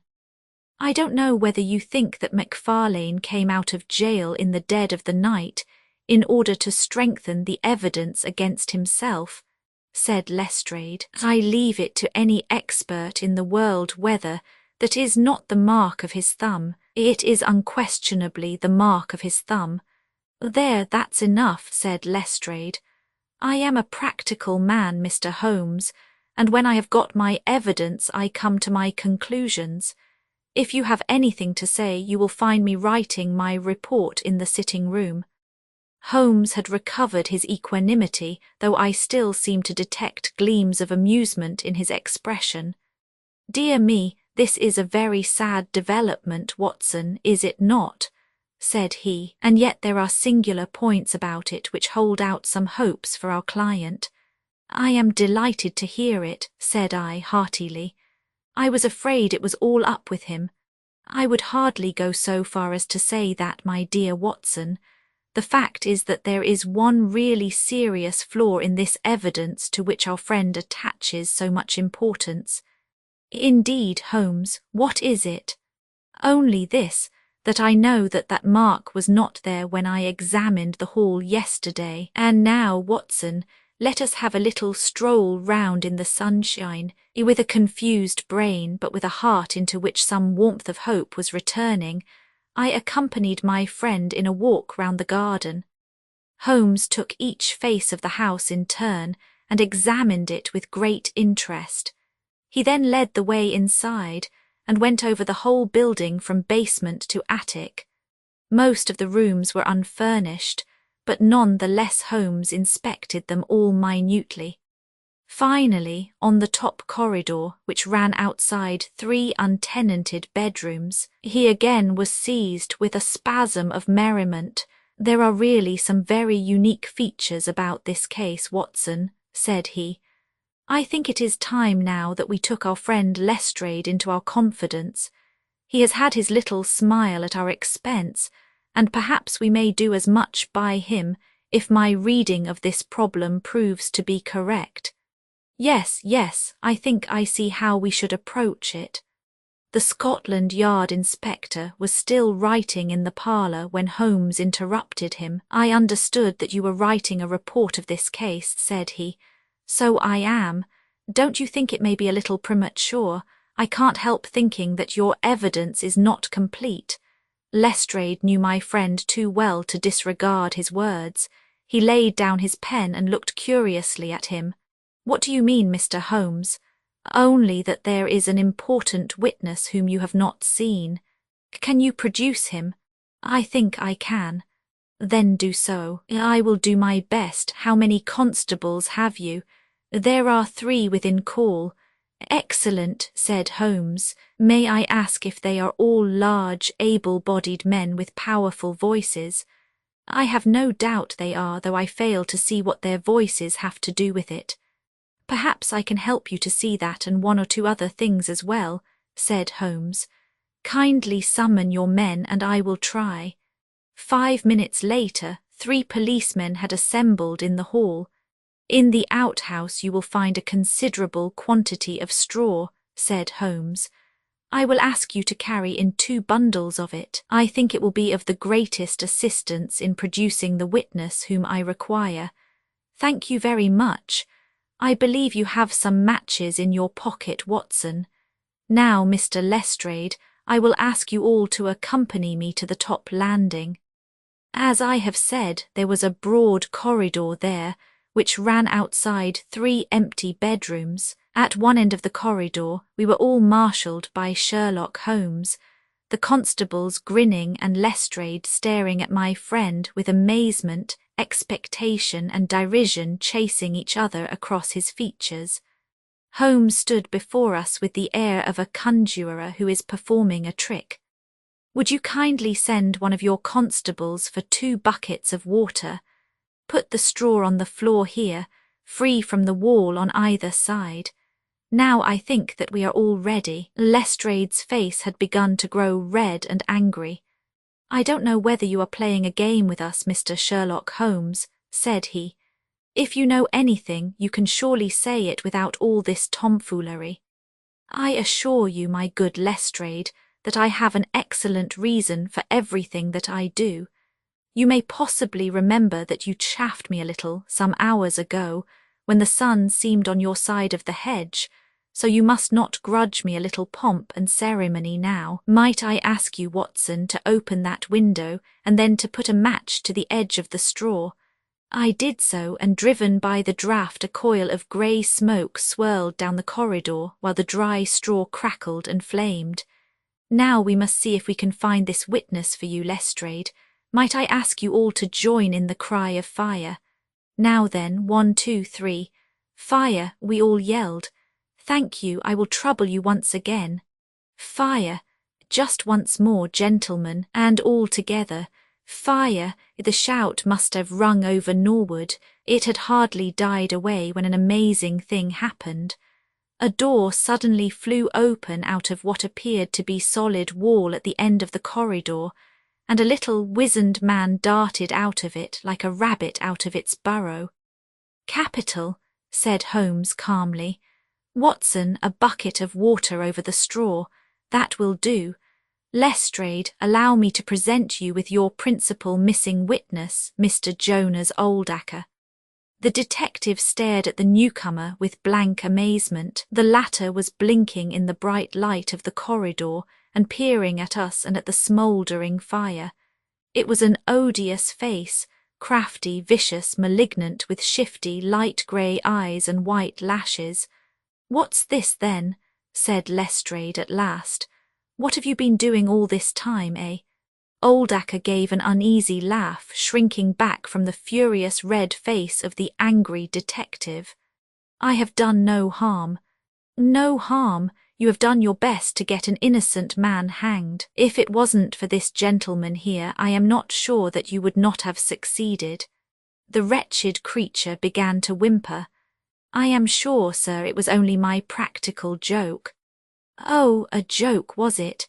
You won't find the laugh on your side, I promise you. Take him down and keep him in the sitting room until I come.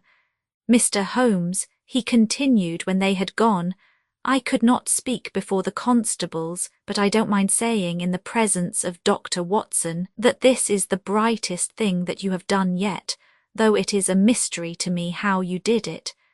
You have saved an innocent man's life, and you have prevented a very grave scandal which would have ruined my reputation in the force."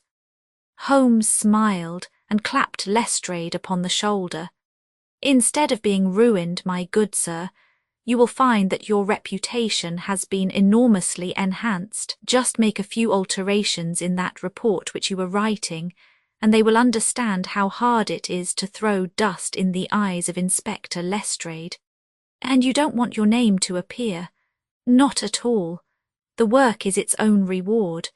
Perhaps I shall get the credit also at some distant day, when I permit my zealous historian to lay out his foolscap once more. Eh, Watson? Well, now, let us see where this rat has been lurking." A lath and plaster partition had been run across the passage 6 feet from the end, with a door cunningly concealed in it. It was lit within by slits under the eaves. A few articles of furniture and a supply of food and water were within, together with a number of books and papers. "There's the advantage of being a builder," said Holmes as we came out. He was able to fix up his own little hiding place without any confederate, save, of course, that precious housekeeper of his, whom I should lose no time in adding to your bag, Lestrade. "I'll take your advice. But how did you know of this place, Mr. Holmes?" "I made up my mind that the fellow was in hiding in the house. When I paced one corridor and found it 6 feet shorter than the corresponding one below, it was pretty clear where he was. I thought he had not the nerve to lie quiet before an alarm of fire. We could, of course, have gone in and taken him, but it amused me to make him reveal himself. Besides, I owed you a little mystification, Lestrade, for your chaff in the morning. Well, sir, you certainly got equal with me on that. But how in the world did you know that he was in the house at all? The thumb mark, Lestrade. You said it was final, and so it was in a very different sense. I knew it had not been there the day before.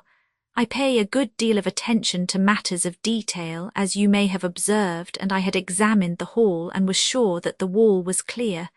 Therefore it had been put on during the night. But how? Very simply.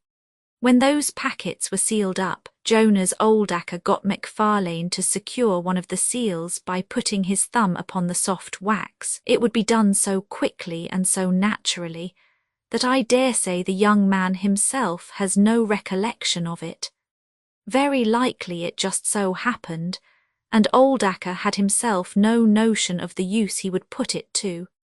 Brooding over the case in that den of his, it suddenly struck him what absolutely damning evidence he could make against Macfarlane by using that thumb mark. It was the simplest thing in the world for him to take a wax impression from the seal, to moisten it in as much blood as he could get from a pinprick, and to put the mark upon the wall during the night, either with his own hand or with that of his housekeeper.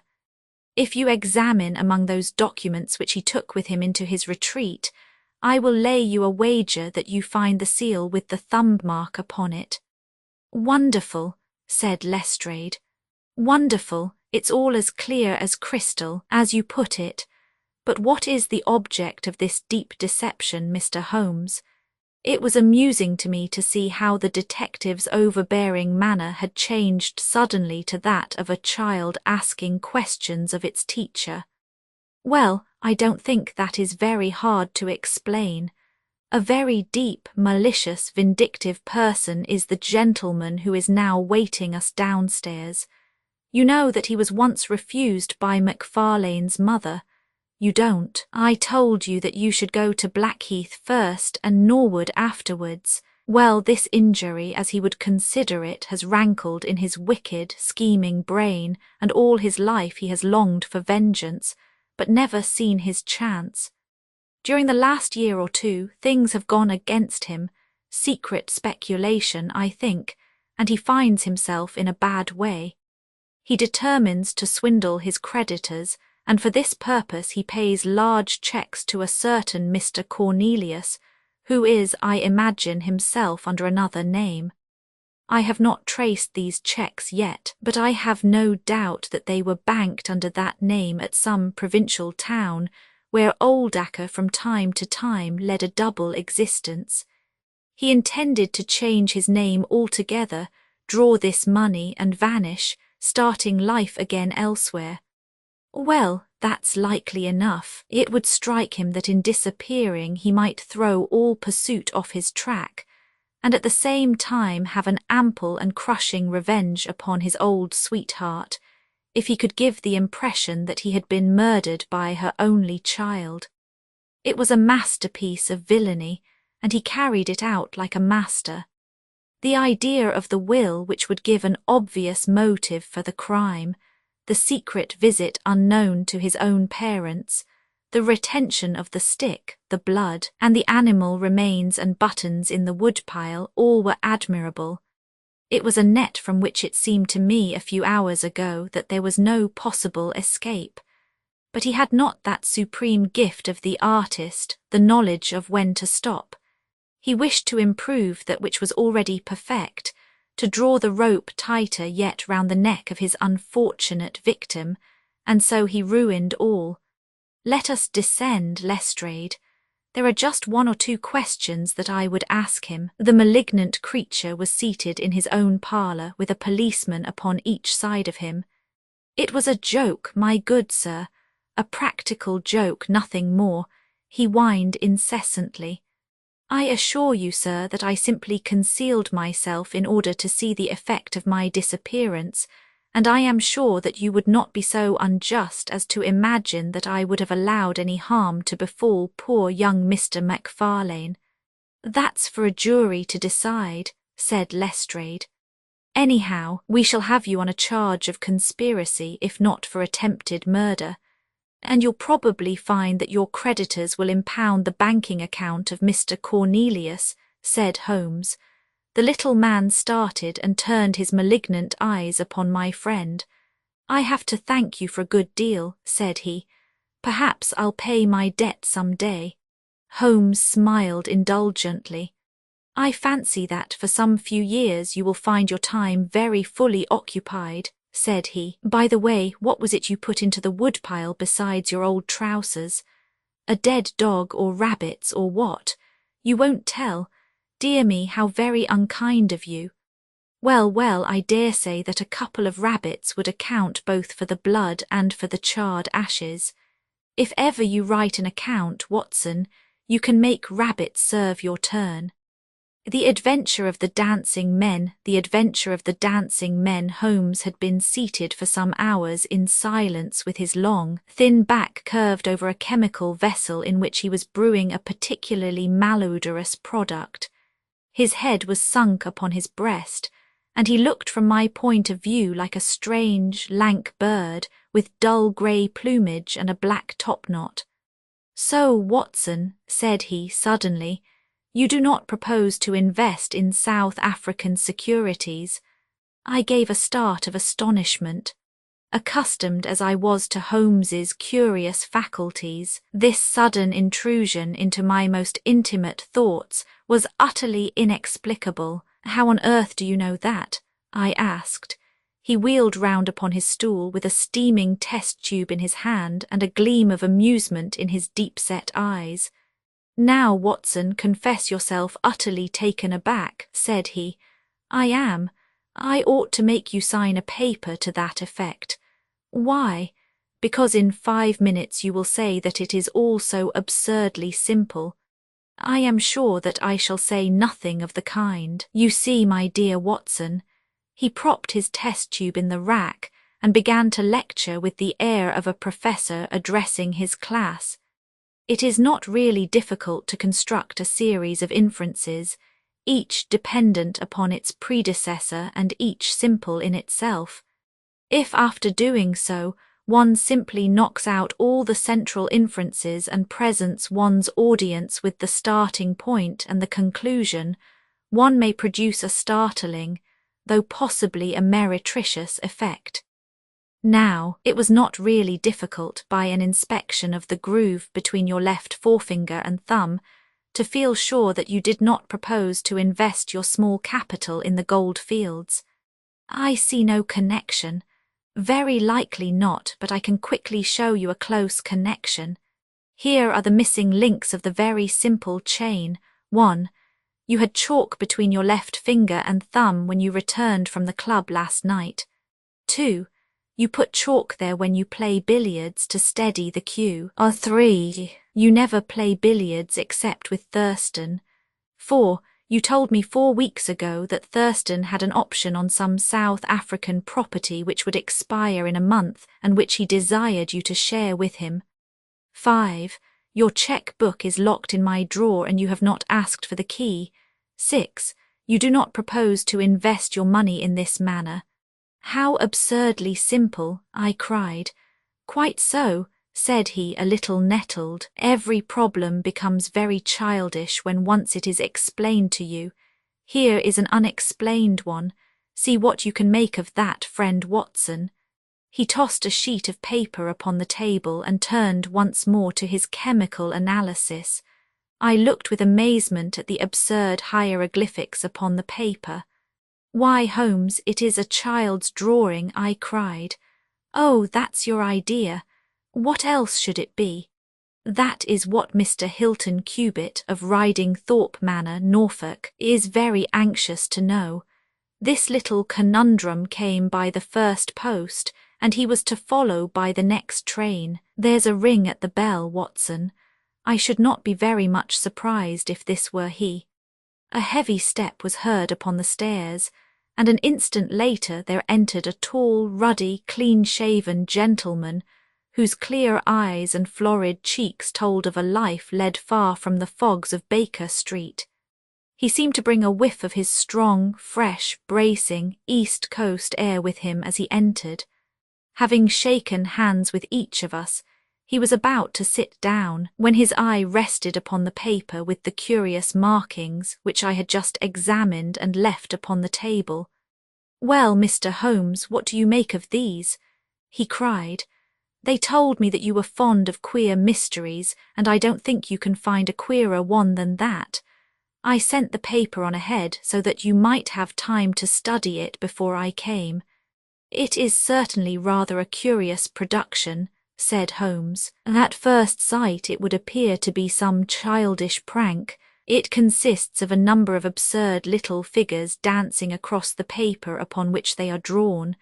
Why should you attribute any importance to so grotesque an object?"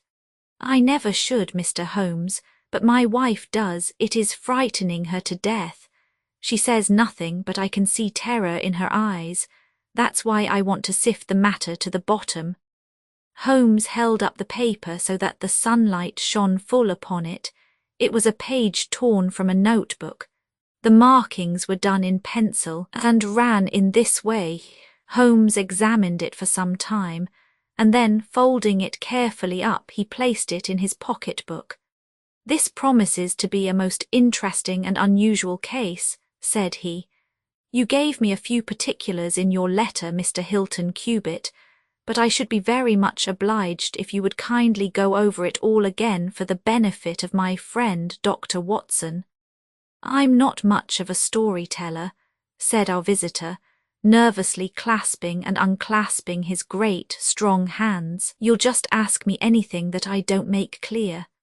I'll begin at the time of my marriage last year, but I want to say first of all that, though I'm not a rich man, my people have been at Riding Thorpe for a matter of 5 centuries, and there is no better known family in the county of Norfolk. Last year I came up to London for the Jubilee, and I stopped at a boarding house in Russell Square, because Parker, the vicar of our parish, was staying in it. There was an American young lady there. Patrick was the name, Elsie Patrick. In some way we became friends. Until before my month was up I was as much in love as man could be. We were quietly married at a registry office, and we returned to Norfolk a wedded couple.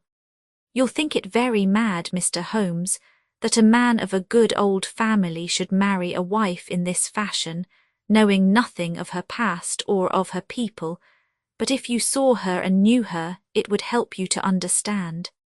She was very straight about it, was Elsie. I can't say that she did not give me every chance of getting out of it if I wished to do so.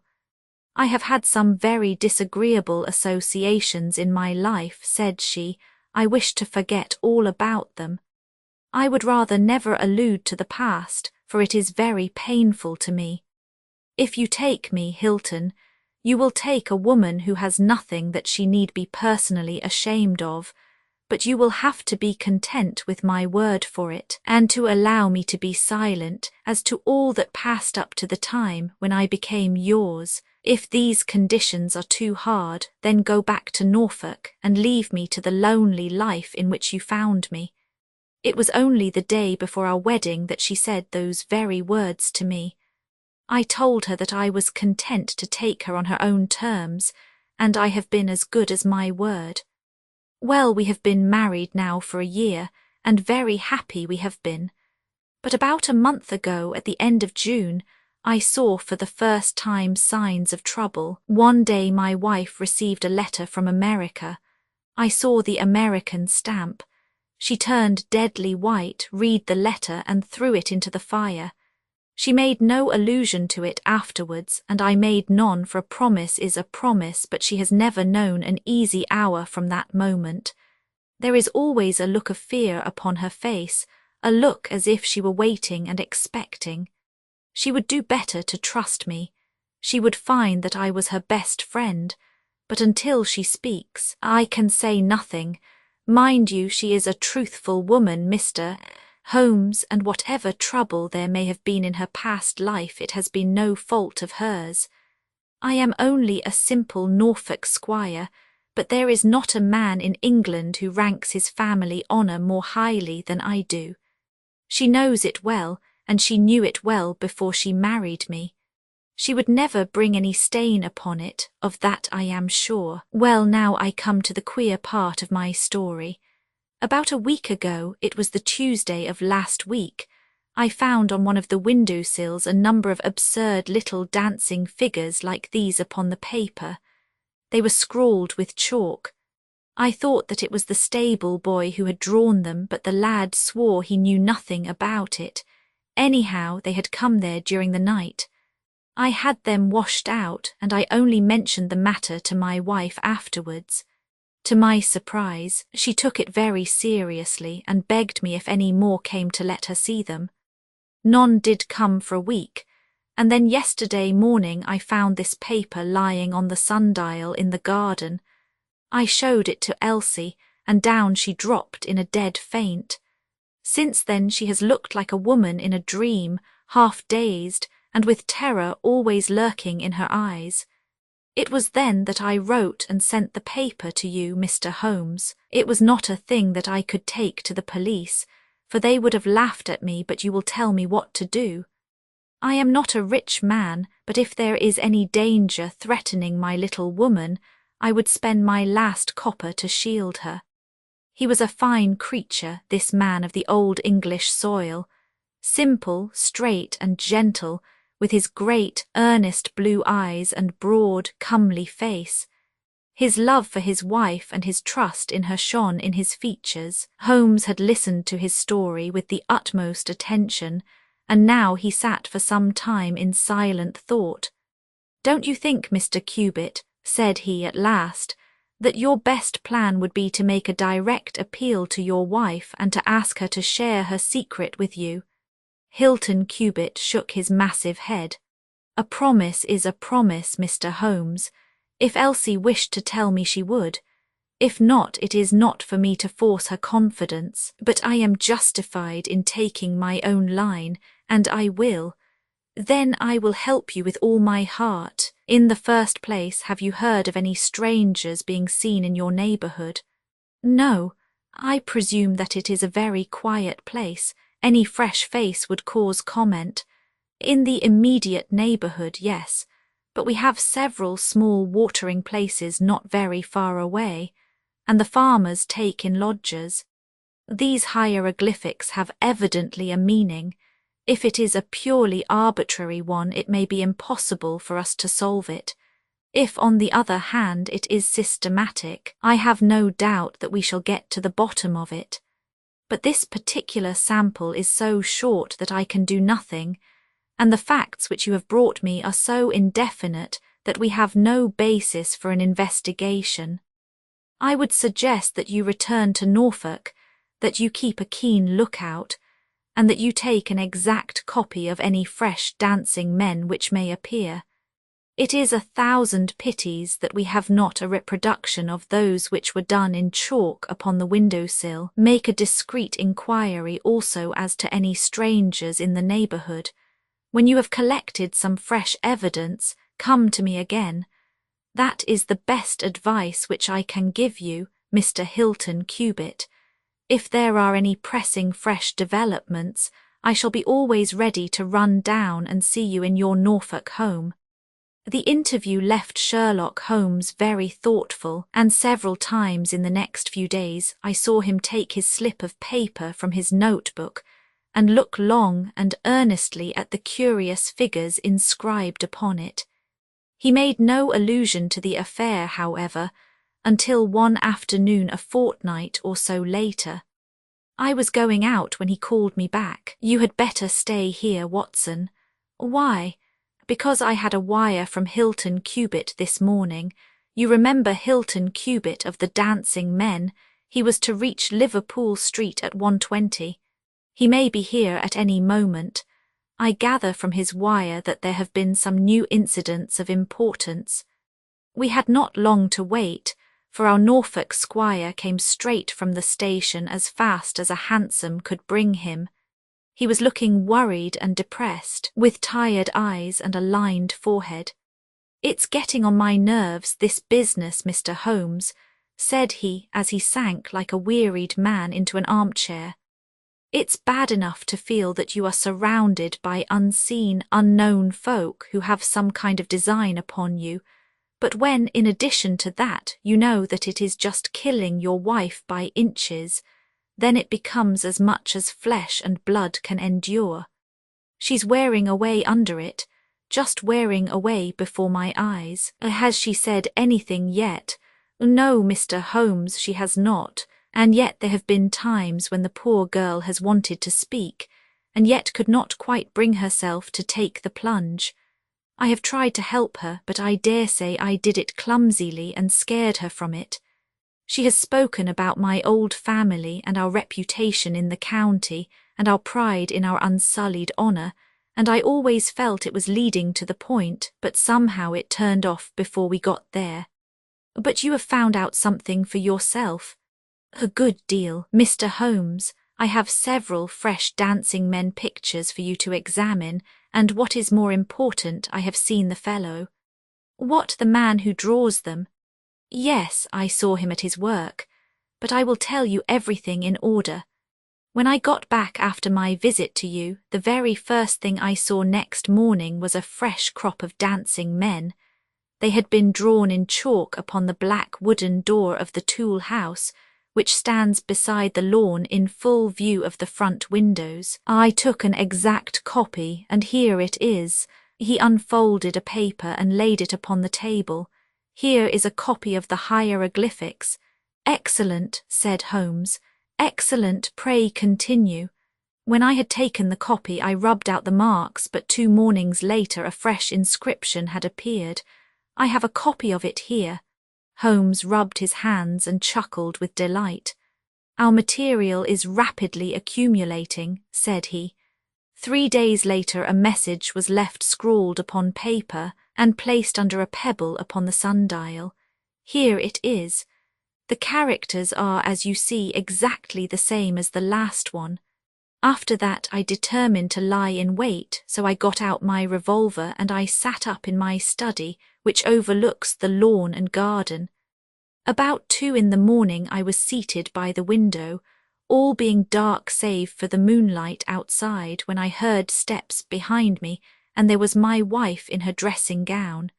She implored me to come to bed. I told her frankly that I wished to see who it was who played such absurd tricks upon us. She answered that it was some senseless practical joke, and that I should not take any notice of it.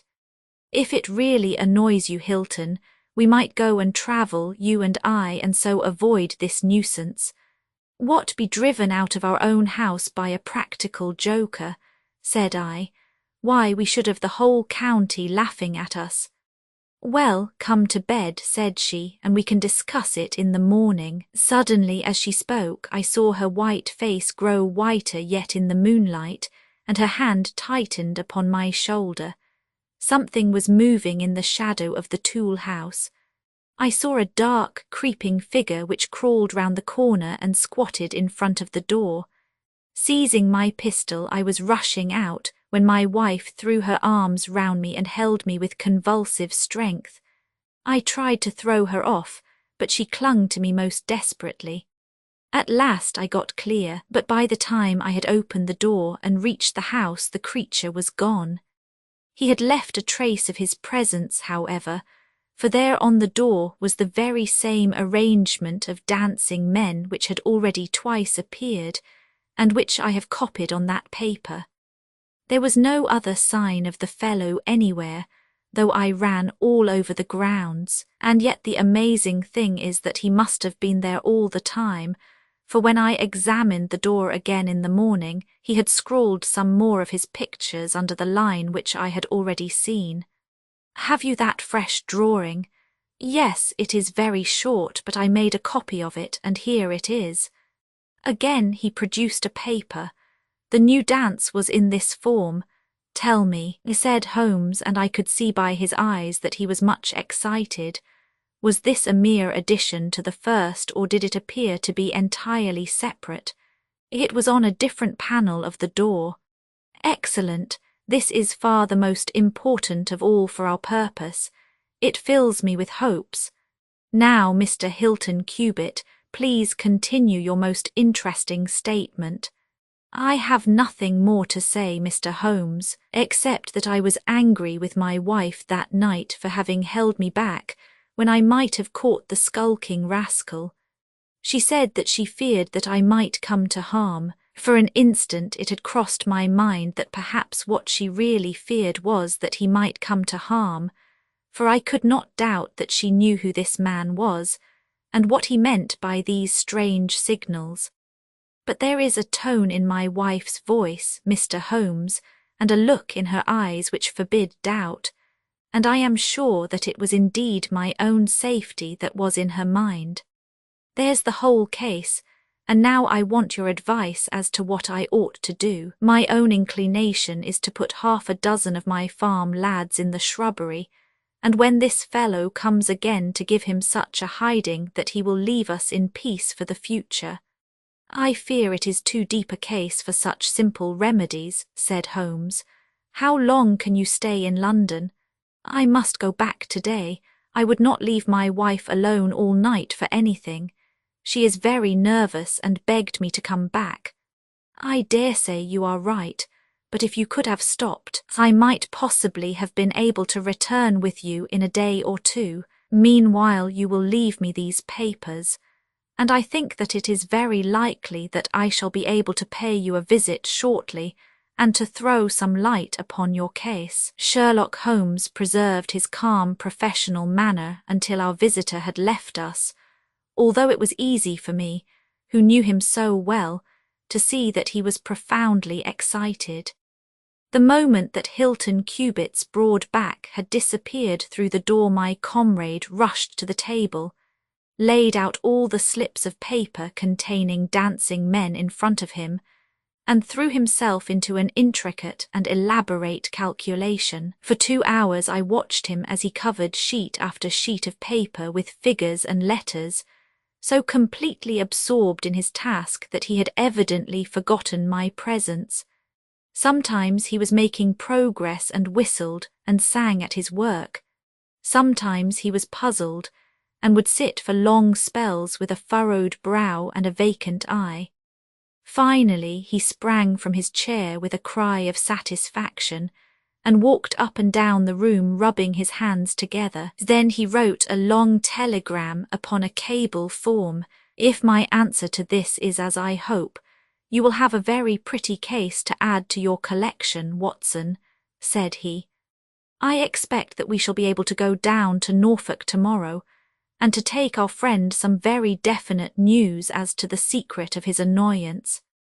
I confess that I was filled with curiosity, but I was aware that Holmes liked to make his disclosures at his own time and in his own way, so I waited until it should suit him to take me into his confidence. But there was a delay in that answering telegram, and 2 days of impatience followed, during which Holmes pricked up his ears at every ring of the bell. On the evening of the 2nd there came a letter from Hilton Cubit. All was quiet with him, save that a long inscription had appeared that morning upon the pedestal of the sundial. He enclosed a copy of it, which is here reproduced. Holmes bent over this grotesque frieze for some minutes, and then suddenly sprang to his feet with an exclamation of surprise and dismay. His face was haggard with anxiety. "We have let this affair go far enough," said he. "Is there a train to North Walsham tonight? I turned up the timetable. The last had just gone." "Then we shall breakfast early and take the very first in the morning," said Holmes. "Our presence is most urgently needed. Ah, here is our expected cablegram. One moment, Mrs. Hudson, there may be an answer. No, that is quite as I expected. This message makes it even more essential that we should not lose an hour in letting Hilton Cubit know how matters stand, for it is a singular and a dangerous web in which our simple Norfolk squire is entangled." So indeed it proved, and as I come to the dark conclusion of a story which had seemed to me to be only childish and bizarre, I experience once again the dismay and horror with which I was filled. Would that I had some brighter ending to communicate to my readers, but these are the chronicles of fact, and I must follow to their dark crisis the strange chain of events which for some days made Riding Thorpe Manor a household word through the length and breadth of England. We had hardly alighted at North Walsham, and mentioned the name of our destination when the station master hurried towards us.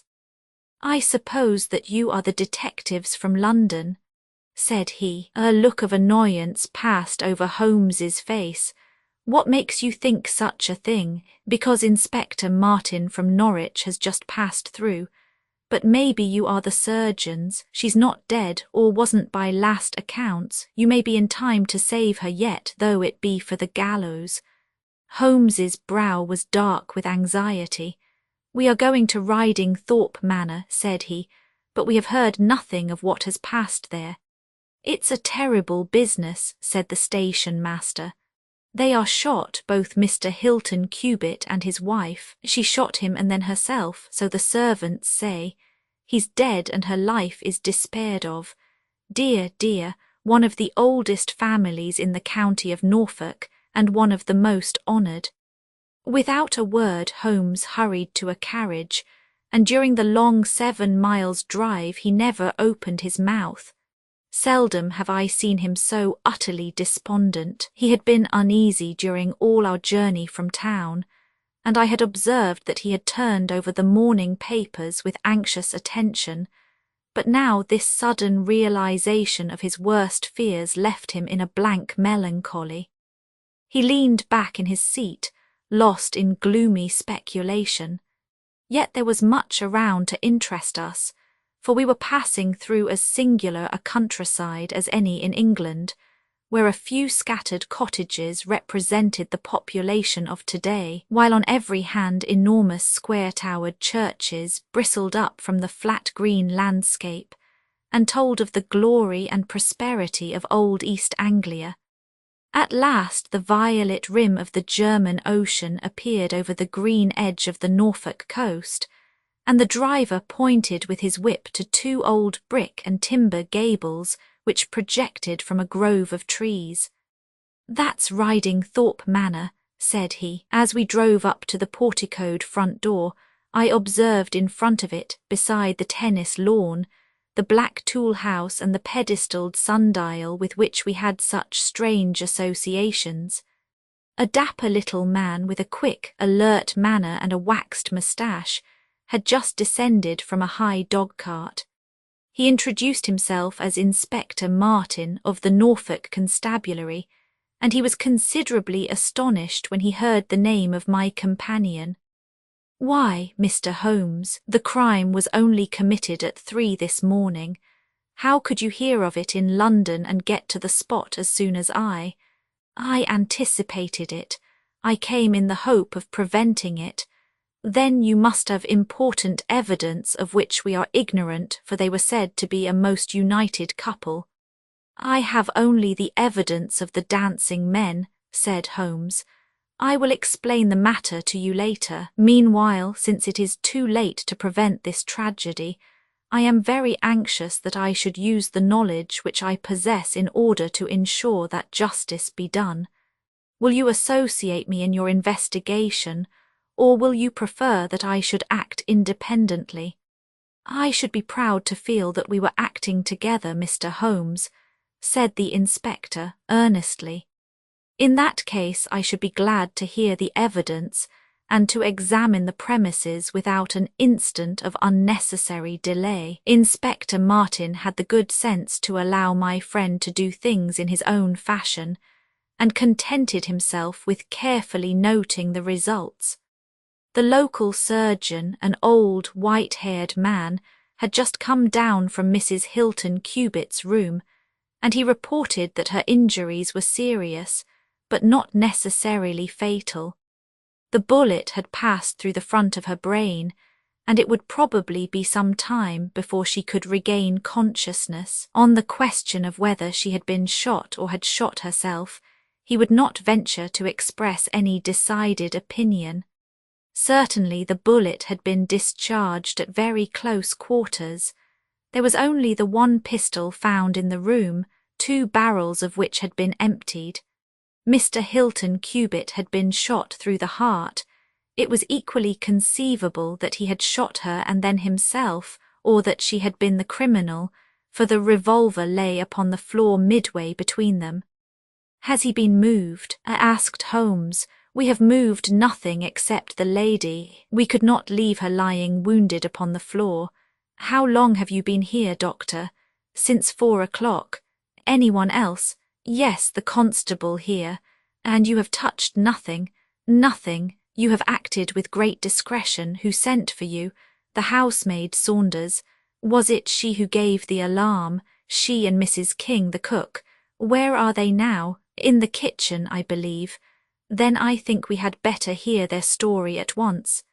The old hall, oak-panelled and high-windowed, had been turned into a court of investigation.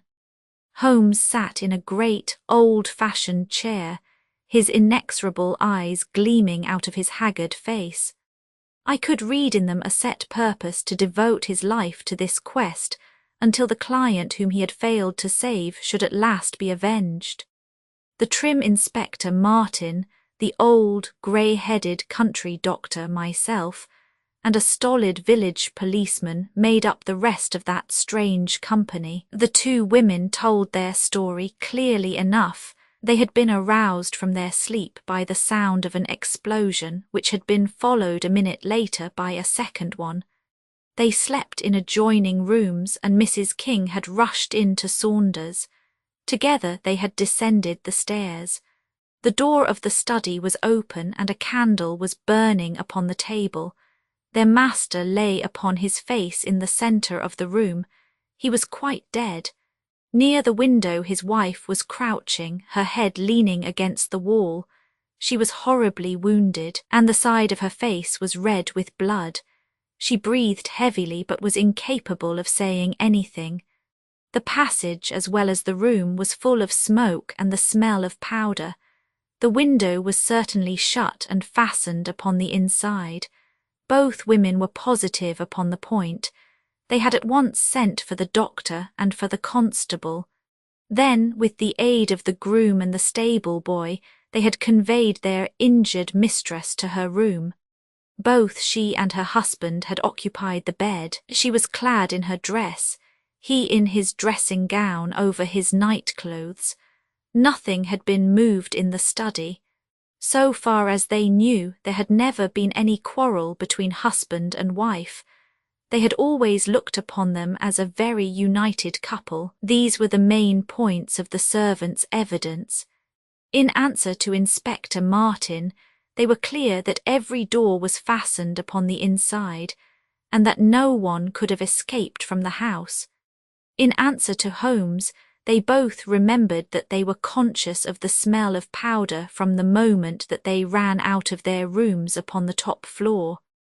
"I commend that fact very carefully to your attention," said Holmes to his professional colleague, "and now I think that we are in a position to undertake a thorough examination of the room." The study proved to be a small chamber, lined on 3 sides with books, and with a writing table facing an ordinary window which looked out upon the garden. Our first attention was given to the body of the unfortunate squire, whose huge frame lay stretched across the room. His disordered dress showed that he had been hastily aroused from sleep. The bullet had been fired at him from the front and had remained in his body after penetrating the heart. His death had certainly been instantaneous and painless. There was no powder marking either upon his dressing gown or on his hands. According to the country surgeon, the lady had stains upon her face, but none upon her hand. The absence of the latter means nothing, though its presence may mean everything, said Holmes. Unless the powder from a badly fitting cartridge happens to spurt backward, one may fire many shots without leaving a sign. I would suggest that Mr. Cubitt's body may now be removed. I suppose, Doctor, you have not recovered the bullet which wounded the lady. A serious operation will be necessary before that can be done, but there are still 4 cartridges in the revolver. 2 have been fired and 2 wounds inflicted, so that each bullet can be accounted for. So it would seem, said Holmes. Perhaps you can account also for the bullet which has so obviously struck the edge of the window. He had turned suddenly, and his long, thin finger was pointing to a hole which had been drilled right through the lower window sash, about an inch above the bottom. "By George," cried the inspector, "how ever did you see that?" "Because I looked for it." "Wonderful," said the country doctor. "You are certainly right, sir. Then a 3rd shot has been fired, and therefore a 3rd person must have been present. But who could that have been, and how could he have got away?" "That is the problem which we are now about to solve," said Sherlock Holmes. "You remember Inspector Martin when the servant said that on leaving their room they were at once conscious of a smell of powder. I remarked that the point was an extremely important one." "Yes, sir, but I confess I did not quite follow you." "It suggested that at the time of the firing, the window as well as the door of the room had been open, otherwise the fumes of powder could not have been blown so rapidly through the house. A draught in the room was necessary for that. Both door and window were only open for a very short time, however." "How do you prove that?" "Because the candle was not guttered." "Capital," cried the inspector. "Capital. Feeling sure that the window had been open at the time of the tragedy, I conceived that there might have been a third person in the affair who stood outside this opening and fired through it. Any shot directed at this person might hit the sash. I looked, and there, sure enough, was the bullet mark. But how came the window to be shut and fastened? The woman's first instinct would be to shut and fasten the window. But halloa, what is this? It was a lady's handbag which stood upon the study table, a trim little handbag of crocodile skin and silver. Holmes opened it and turned the contents out. There were 20 £50 notes of the Bank of England, held together by an india-rubber band, nothing else. "This must be preserved, for it will figure in the trial," said Holmes, as he handed the bag with its contents to the inspector. "It is now necessary that we should try to throw some light upon this third bullet, which has clearly, from the splintering of the wood, been fired from inside the room. I should like to see Mrs. King, the cook, again. You said, Mrs. King, that you were awakened by a loud explosion. When you said that, did you mean that it seemed to you to be louder than the second one?" "Well, sir, it wakened me from my sleep, so it is hard to judge, but it did seem very loud." "You don't think that it might have been 2 shots fired almost at the same instant?" "I am sure I couldn't say, sir. I believe that it was undoubtedly so. I rather think, Inspector Martin, that we have now exhausted all that this room can teach us. If you will kindly step round with me, we shall see what fresh evidence the garden has to offer." A flower bed extended up to the study window, and we all broke into an exclamation as we approached it. The flowers were trampled down, and the soft soil was imprinted all over with footmarks. Large masculine feet they were, with peculiarly long, sharp toes. Holmes hunted about among the grass and leaves like a retriever after a wounded bird. Then, with a cry of satisfaction, he bent forward and picked up a little brazen cylinder. "I thought so," said he. "The revolver had an ejector, and here is the third cartridge. I really think, Inspector Martin, that our case is almost complete." The country inspector's face had shown his intense amazement at the rapid and masterful progress of Holmes's investigation. At first he had shown some disposition to assert his own position, but now he was overcome with admiration, and ready to follow without question wherever Holmes led. "Whom do you suspect?" he asked. "I'll go into that later. There are several points in this problem which I have not been able to explain to you yet.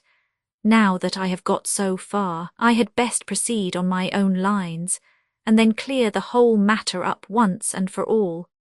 "Just as you wish, Mr. Holmes, so long as we get our man. I have no desire to make mysteries, but it is impossible at the moment of action to enter into long and complex explanations. I have the threads of this affair all in my hand. Even if this lady should never recover consciousness, we can still reconstruct the events of last night and ensure that justice be done. First of all, I wish to know whether there is any inn in this neighbourhood known as Elridge's. The servants were cross-questioned, but none of them had heard of such a place. The stable boy threw a light upon the matter by remembering that a farmer of that name lived some miles off in the direction of East Ruston. "Is it a lonely farm?" "Very lonely, sir." "Perhaps they have not heard yet of all that happened here during the night." "Maybe not, sir." Holmes thought for a little, and then a curious smile played over his face. "Saddle a horse, my lad," said he. "I shall wish you to take a note to Elridge's farm." He took from his pocket the various slips of the dancing men. With these in front of him, he worked for some time at the study table. Finally, he handed a note to the boy with directions to put it into the hands of the person to whom it was addressed, and especially to answer no questions of any sort which might be put to him. I saw the outside of the note, addressed in straggling, irregular characters very unlike Holmes's usual precise hand. It was consigned to Mr. Abe Slaney, Elridge's Farm, East Ruston, Norfolk. I think, Inspector, Holmes remarked, that you would do well to telegraph for an escort, as if my calculations prove to be correct, you may have a particularly dangerous prisoner to convey to the county jail. The boy who takes this note could no doubt forward your telegram. If there is an afternoon train to town, Watson, I think we should do well to take it, as I have a chemical analysis of some interest to finish, and this investigation draws rapidly to a close. When the youth had been dispatched with the note, Sherlock Holmes gave his instructions to the servants. If any visitor were to call asking for Mrs. Hilton Cubitt, no information should be given as to her condition, but he was to be shown at once into the drawing-room. He impressed these points upon them with the utmost earnestness. Finally, he led the way into the drawing-room, with the remark that the business was now out of our hands, and that we must while away the time as best we might, until we could see what was in store for us. The doctor had departed to his patients, and only the inspector and myself remained. I think that I can help you to pass an hour in an interesting and profitable manner, said Holmes, drawing his chair up to the table, and spreading out in front of him the various papers upon which were recorded the antics of the dancing men. As to you, friend Watson, I owe you every atonement for having allowed your natural curiosity to remain so long unsatisfied. To you, Inspector, the whole incident may appeal as a remarkable professional study. I must tell you, first of all, the interesting circumstances connected with the previous consultations which Mr. Hilton Cubitt has had with me in Baker Street. He then shortly recapitulated the facts which have already been recorded. I have here in front of me these singular productions, at which one might smile, had they not proved themselves to be the forerunners of so terrible a tragedy. I am fairly familiar with all forms of secret writings, and am myself the author of a trifling monograph upon the subject, in which I analyse 160 separate ciphers, but I confess that this is entirely new to me. The object of those who invented the system has apparently been to conceal that these characters convey a message, and to give the idea that they are the mere random sketches of children. Having once recognised, however, that the symbols stood for letters, and having applied the rules which guide us in all forms of secret writings, the solution was easy enough. The first message submitted to me was so short that it was impossible for me to do more than to say, with some confidence, that the symbol stood for E. As you are aware, E is the most common letter in the English alphabet, and it predominates to so marked an extent that even in a short sentence one would expect to find it most often.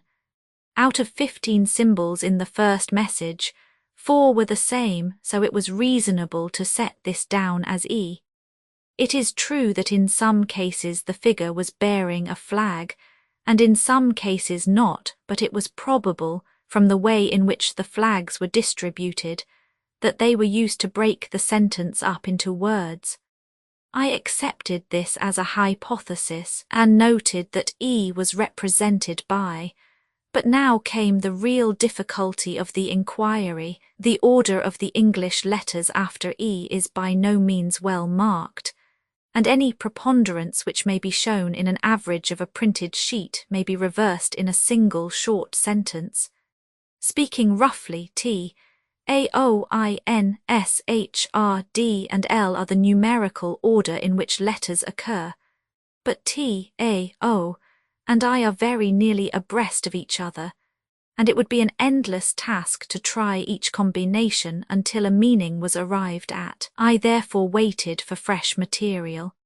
In my second interview with Mr. Hilton Cubitt, he was able to give me 2 other short sentences and 1 message which appeared, since there was no flag, to be a single word. Here are the symbols. Now in the single word I have already got the two E's coming second and fourth in a word of 5 letters. It might be sever or lever or never. There can be no question that the latter as a reply to an appeal is far the most probable, and the circumstances pointed to its being a reply written by the lady. Accepting it as correct, we are now able to say that the symbols stand respectively for N, V, and R. Even now I was in considerable difficulty, but a happy thought put me in possession of several other letters.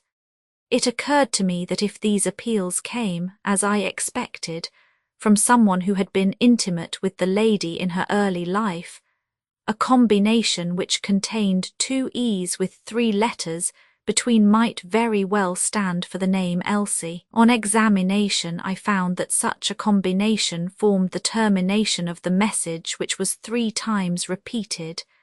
It was certainly some appeal to Elsie. In this way I had got my L, S and I, but what appeal could it be?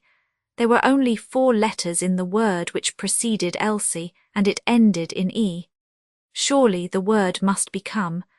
I tried all other 4 letters ending in E, but could find none to fit the case. So now I was in possession of C, O and M, and I was in a position to attack the first message once more, dividing it into words and putting dots for each symbol which was still unknown.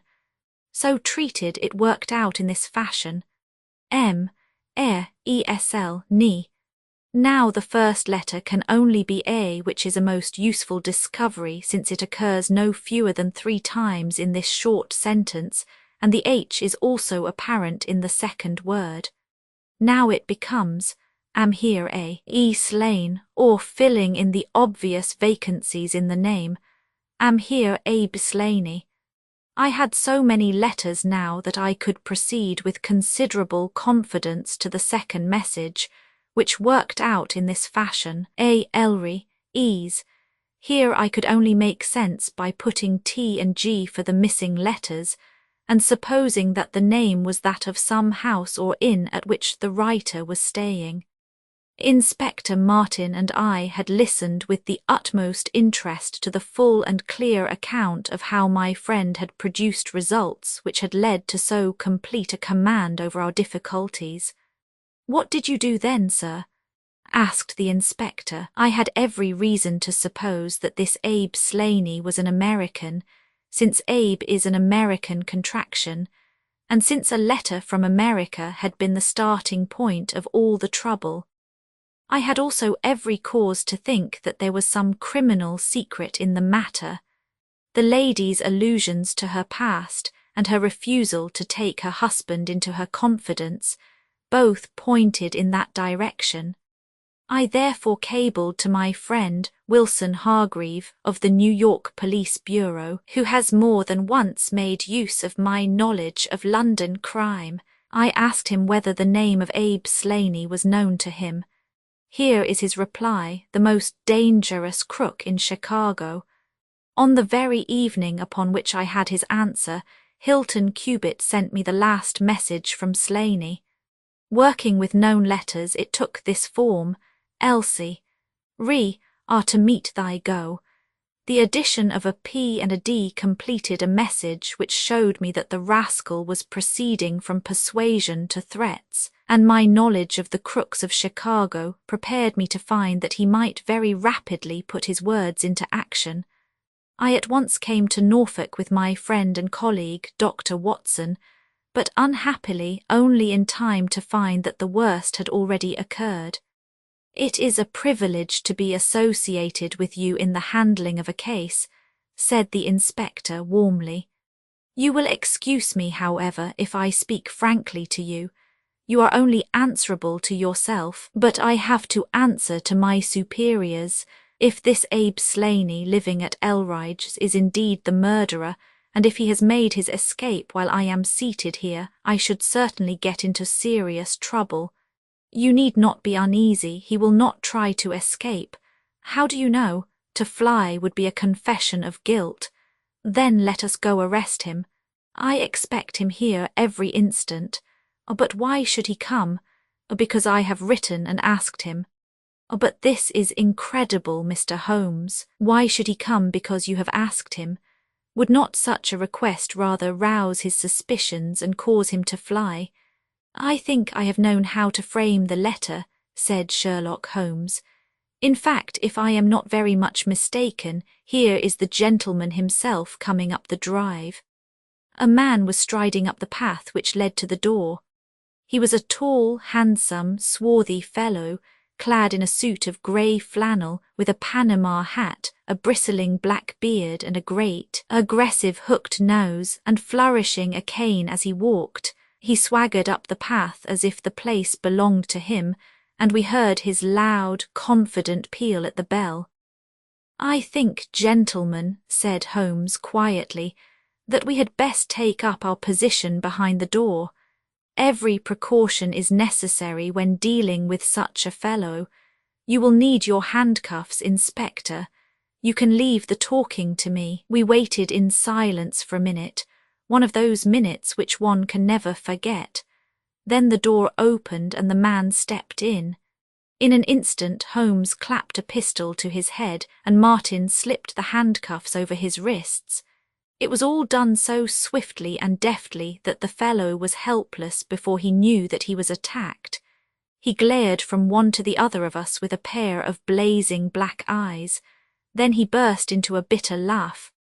"Well, gentlemen, you have the drop on me this time. I seem to have knocked up against something hard, but I came here in answer to a letter from Mrs. Hilton Cubitt. Don't tell me that she is in this. Don't tell me that she helped to set a trap for me. Mrs. Hilton Cubitt was seriously injured and is at death's door." The man gave a hoarse cry of grief which rang through the house. "You're crazy," he cried fiercely. "It was he that was hurt, not she. Who would have hurt little Elsie? I may have threatened her, God forgive me, but I would not have touched a hair of her pretty head. Take it back, you say that she is not hurt. She was found badly wounded by the side of her dead husband." He sank with a deep groan on the settee and buried his face in his manacled hands. For 5 minutes he was silent. Then he raised his face once more and spoke with the cold composure of despair. "I have nothing to hide from you, gentlemen," said he. "If I shot the man, he had his shot at me, and there's no murder in that. But if you think I could have hurt that woman, then you don't know either me or her. I tell you, there was never a man in this world loved a woman more than I loved her. I had a right to her. She was pledged to me years ago. Who was this Englishman that he should come between us? I tell you that I had the first right to her, and that I was only claiming my own. She broke away from your influence when she found the man that you are," said Holmes sternly. "She fled from America to avoid you, and she married an honourable gentleman in England. You dogged her and followed her and made her life a misery to her, in order to induce her to abandon the husband whom she loved and respected in order to fly with you, whom she feared and hated. You have ended by bringing about the death of a noble man and driving his wife to suicide. That is your record in this business, Mr. Abe Slaney, and you will answer for it to the law." "If Elsie dies, I care nothing what becomes of me," said the American. He opened one of his hands and looked at a note crumpled up in his palm. "See here, mister," he cried with a gleam of suspicion in his eyes. "You're not trying to scare me over this, are you? If the lady is hurt as bad as you say, who was it that wrote this note?" He tossed it forward on to the table. "I wrote it to bring you here. You wrote it. There was no one on earth outside the joint who knew the secret of the dancing men. How came you to write it?" "What one man can invent another can discover," said Holmes. "There is a cab coming to convey you to Norwich, Mr. Slaney. But meanwhile you have time to make some small reparation for the injury you have wrought. Are you aware that Mrs. Hilton Cubitt has herself lain under grave suspicion of the murder of her husband, and that it was only my presence here, and the knowledge which I happen to possess, which has saved her from the accusation. The least that you owe her is to make it clear to the whole world that she was in no way, directly or indirectly, responsible for his tragic end." "I ask nothing better," said the American. "I guess the very best case I can make for myself is the absolute naked truth." "It is my duty to warn you that it will be used against you," cried the inspector, with the magnificent fair play of the British criminal law. Slaney shrugged his shoulders. "I'll chance that," said he. "First of all, I want you gentlemen to understand that I have known this lady since she was a child. There were 7 of us in a gang in Chicago, and Elsie's father was the boss of the joint. He was a clever man, was old Patrick. It was he who invented that writing, which would pass as a child's scrawl unless you just happened to have the key to it. Well, Elsie learned some of our ways, but she couldn't stand the business, and she had a bit of honest money of her own, so she gave us all the slip and got away to London. She had been engaged to me, and she would have married me, I believe, if I had taken over another profession, but she would have nothing to do with anything on the cross. It was only after her marriage to this Englishman that I was able to find out where she was. I wrote to her but got no answer. After that I came over, and as letters were no use, I put my messages where she could read them. Well, I have been here a month now. I lived in that farm where I had a room down below, and could get in and out every night, and no one the wiser. I tried all I could to coax Elsie away. I knew that she read the messages, for once she wrote an answer under one of them. Then my temper got the better of me, and I began to threaten her.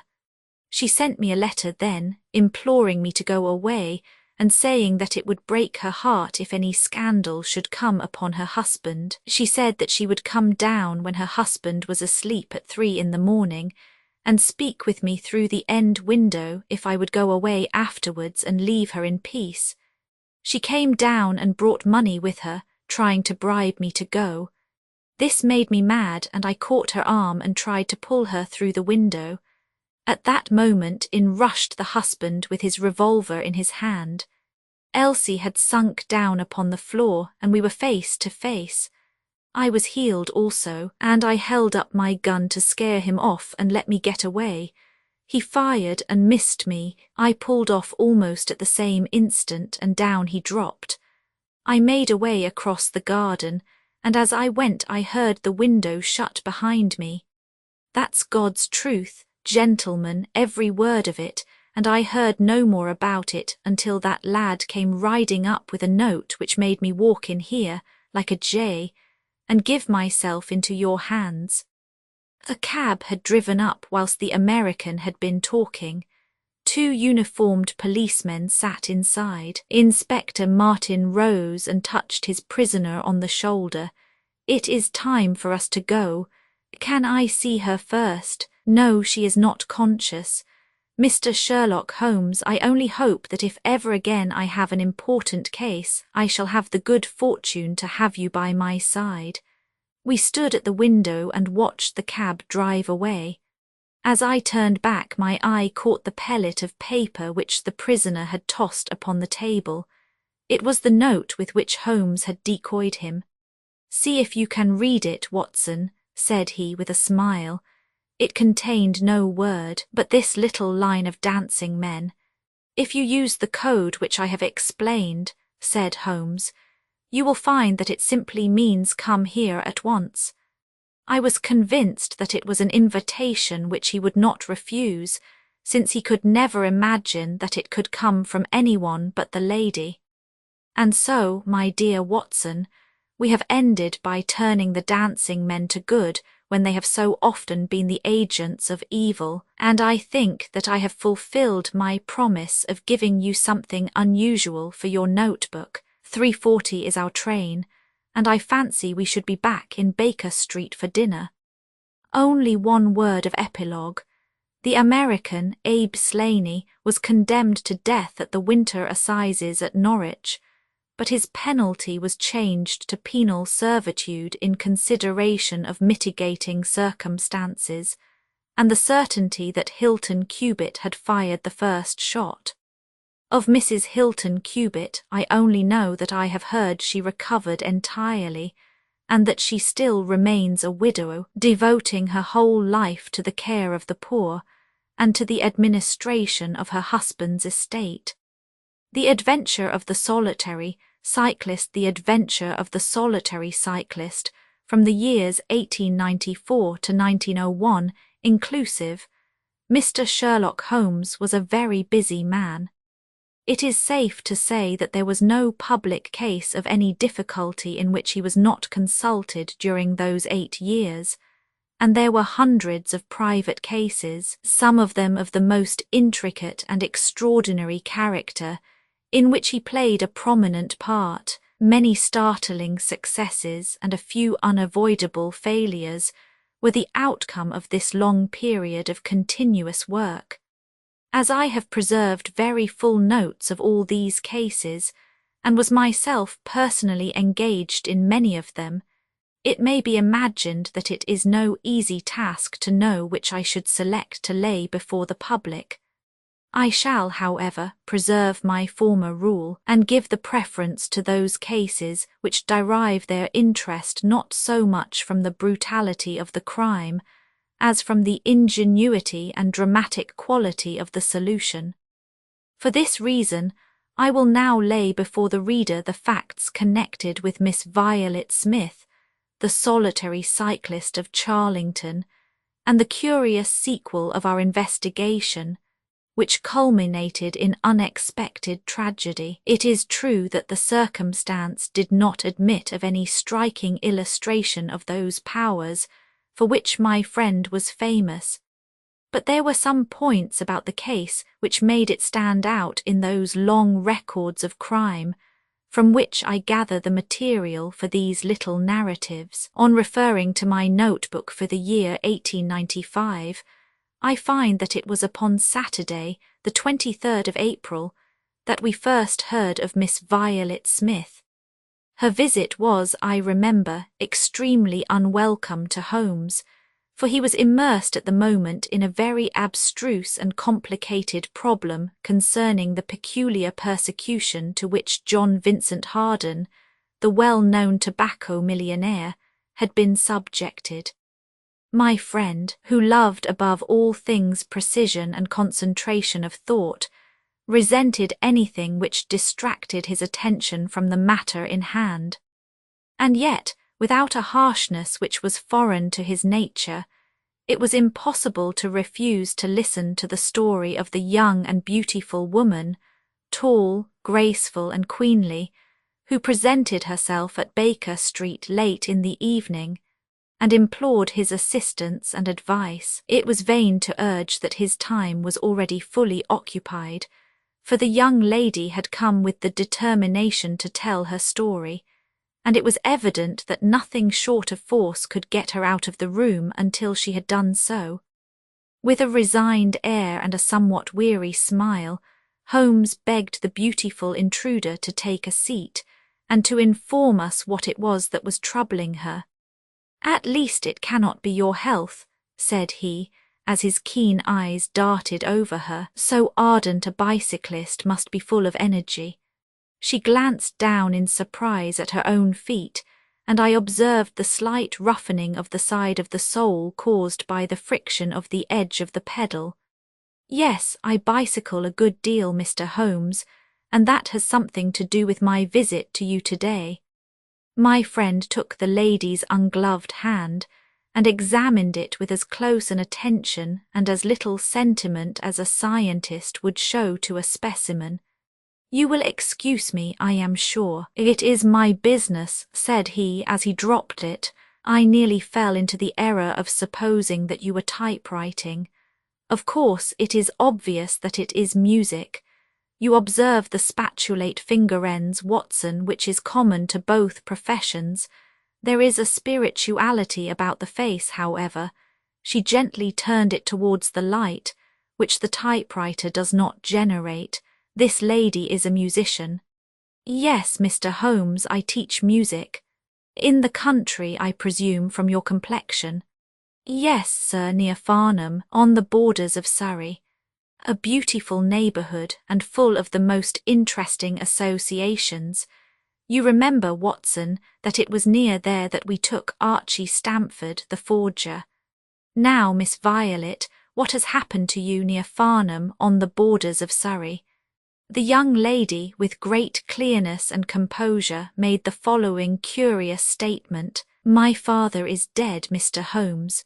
He was James Smith, who conducted the orchestra at the old Imperial Theatre. My mother and I were left without a relation in the world, except one uncle, Ralph Smith, who went to Africa 25 years ago, and we have never had a word from him since. When father died, we were left very poor, but one day we were told that there was an advertisement in the Times, inquiring for our whereabouts. You can imagine how excited we were, for we thought that someone had left us a fortune. We went at once to the lawyer whose name was given in the paper. There we met two gentlemen, Mr. Carruthers and Mr. Woodley, who were home on a visit from South Africa.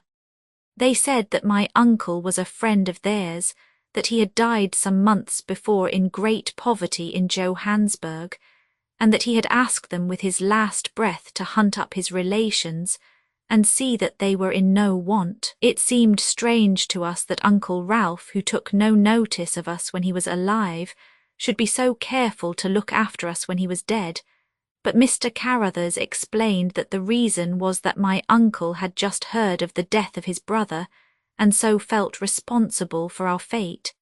Excuse me, said Holmes, when was this interview? Last December, 4 months ago. Pray proceed. Mr. Woodley seemed to me to be a most odious person. He was forever making eyes at me, a coarse, puffy-faced, red-moustached young man with his hair plastered down on each side of his forehead. I thought that he was perfectly hateful, and I was sure that Cyril would not wish me to know such a person. Oh, Cyril is his name, said Holmes, smiling. The young lady blushed and laughed. Yes, Mr. Holmes, Cyril Morton, an electrical engineer, and we hope to be married at the end of the summer. Dear me, how did I get talking about him? What I wished to say was that Mr. Woodley was perfectly odious, but that Mr. Carruthers, who was a much older man, was more agreeable. He was a dark, sallow, clean-shaven, silent person, but he had polite manners and a pleasant smile. He inquired how we were left, and on finding that we were very poor, he suggested that I should come and teach music to his only daughter, aged 10. I said that I did not like to leave my mother, on which he suggested that I should go home to her every weekend, and he offered me 100 a year, which was certainly splendid pay. So it ended by my accepting, and I went down to Chiltern Grange, about 6 miles from Farnham. Mr. Carruthers was a widower, but he had engaged a lady housekeeper, a very respectable, elderly person called Mrs. Dixon, to look after his establishment. The child was a dear, and everything promised well. Mr. Carruthers was very kind and very musical, and we had most pleasant evenings together. Every weekend I went home to my mother in town. The first flaw in my happiness was the arrival of the red-moustached Mr. Woodley. He came for a visit of a week, and oh, it seemed 3 months to me. He was a dreadful person, a bully to everyone else, but to me something infinitely worse. He made odious love to me, boasted of his wealth, said that if I married him I could have the finest diamonds in London, and finally, when I would have nothing to do with him, he seized me in his arms one day after dinner. He was hideously strong, and swore that he would not let me go until I had kissed him. Mr. Carruthers came in and tore him from me, on which he turned upon his own host, knocking him down and cutting his face open. That was the end of his visit, as you can imagine. Mr. Carruthers apologized to me next day and assured me that I should never be exposed to such an insult again. I have not seen Mr. Woodley since. And now, Mr. Holmes, I come at last to the special thing which has caused me to ask your advice today. You must know that every Saturday forenoon I ride on my bicycle to Farnham Station in order to get the 12:22 to town. The road from Chiltern Grange is a lonely one, and at one spot it is particularly so, for it lies for over a mile between Charlington Heath upon one side and the woods which lie round Charlington Hall upon the other. You could not find a more lonely tract of road anywhere, and it is quite rare to meet so much as a cart or a peasant until you reach the high road near Crooksbury Hill. 2 weeks ago I was passing this place when I chanced to look back over my shoulder, and about 200 yards behind me I saw a man also on a bicycle. He seemed to be a middle-aged man with a short, dark beard. I looked back before I reached Farnham, but the man was gone, so I thought no more about it. But you can imagine how surprised I was, Mr. Holmes, when on my return on the Monday I saw the same man on the same stretch of road. My astonishment was increased when the incident occurred again, exactly as before, on the following Saturday and Monday. He always kept his distance and did not molest me in any way, but still it certainly was very odd. I mentioned it to Mr. Carruthers, who seemed interested in what I said, and told me that he had ordered a horse and trap, so that in future I should not pass over these lonely roads without some companion. The horse and trap were to have come this week, but for some reason they were not delivered, and again I had to cycle to the station. That was this morning. You can think that I looked out when I came to Charlington Heath, and there sure enough was the man, exactly as he had been the 2 weeks before. He always kept so far from me that I could not clearly see his face, but it was certainly someone whom I did not know. He was dressed in a dark suit with a cloth cap. The only thing about his face that I could clearly see was his dark beard. Today I was not alarmed, but I was filled with curiosity, and I determined to find out who he was and what he wanted. I slowed down my machine, but he slowed down his. Then I stopped altogether, but he stopped also. Then I laid a trap for him. There is a sharp turning of the road, and I pedalled very quickly round this, and then I stopped and waited. I expected him to shoot round and pass me before he could stop, but he never appeared. Then I went back and looked round the corner. I could see a mile of road, but he was not on it. To make it the more extraordinary, there was no side road at this point down which he could have gone. Holmes chuckled and rubbed his hands. "This case certainly presents some features of its own," said he. "How much time elapsed between your turning the corner and your discovery that the road was clear?" 2 or 3 minutes. "Then he could not have retreated down the road, and you say that there are no side roads?" "None." "Then he certainly took a footpath on one side or the other. It could not have been on the side of the heath, or I should have seen him." So, by the process of exclusion, we arrive at the fact that he made his way toward Charlington Hall, which, as I understand, is situated in its own grounds on one side of the road. Anything else? "Nothing, Mr. Holmes, save that I was so perplexed that I felt I should not be happy until I had seen you and had your advice." Holmes sat in silence for some little time.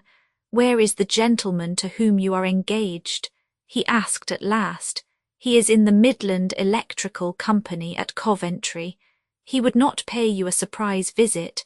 "Oh, Mr. Holmes, as if I should not know him. Have you had any other admirers?" "Several before I knew Cyril. And since, there was this dreadful man, Woodley, if you can call him an admirer." "No one else." Our fair client seemed a little confused. "Who was he?" asked Holmes. "Oh, it may be a mere fancy of mine, but it had seemed to me sometimes that my employer, Mr. Carruthers, takes a great deal of interest in me. We are thrown rather together. I play his accompaniments in the evening. He has never said anything. He is a perfect gentleman, but a girl always knows. Ha! Holmes looked grave. What does he do for a living? He is a rich man. No carriages or horses. Well, at least he is fairly well-to-do. But he goes into the city 2 or 3 times a week. He is deeply interested in South African gold shares. You will let me know any fresh development, Miss Smith. I am very busy just now, but I will find time to make some inquiries into your case. In the meantime, take no step without letting me know. Goodbye, and I trust that we shall have nothing but good news from you. It is part of the settled order of nature that such a girl should have followers, said Holmes as he pulled at his meditative pipe, but for choice not on bicycles in lonely country roads. Some secretive lover beyond all doubt, but there are curious and suggestive details about the case, Watson. That he should appear only at that point. Exactly. Our first effort must be to find who are the tenants of Charlington Hall. Then again, how about the connection between Carruthers and Woodley, since they appear to be men of such a different type? How came they both to be so keen upon looking up Ralph Smith's relations? One more point. What sort of a ménage is it which pays double the market price for a governess but does not keep a horse, although 6 miles from the station? Odd, Watson, very odd. You will go down. No, my dear fellow, you will go down.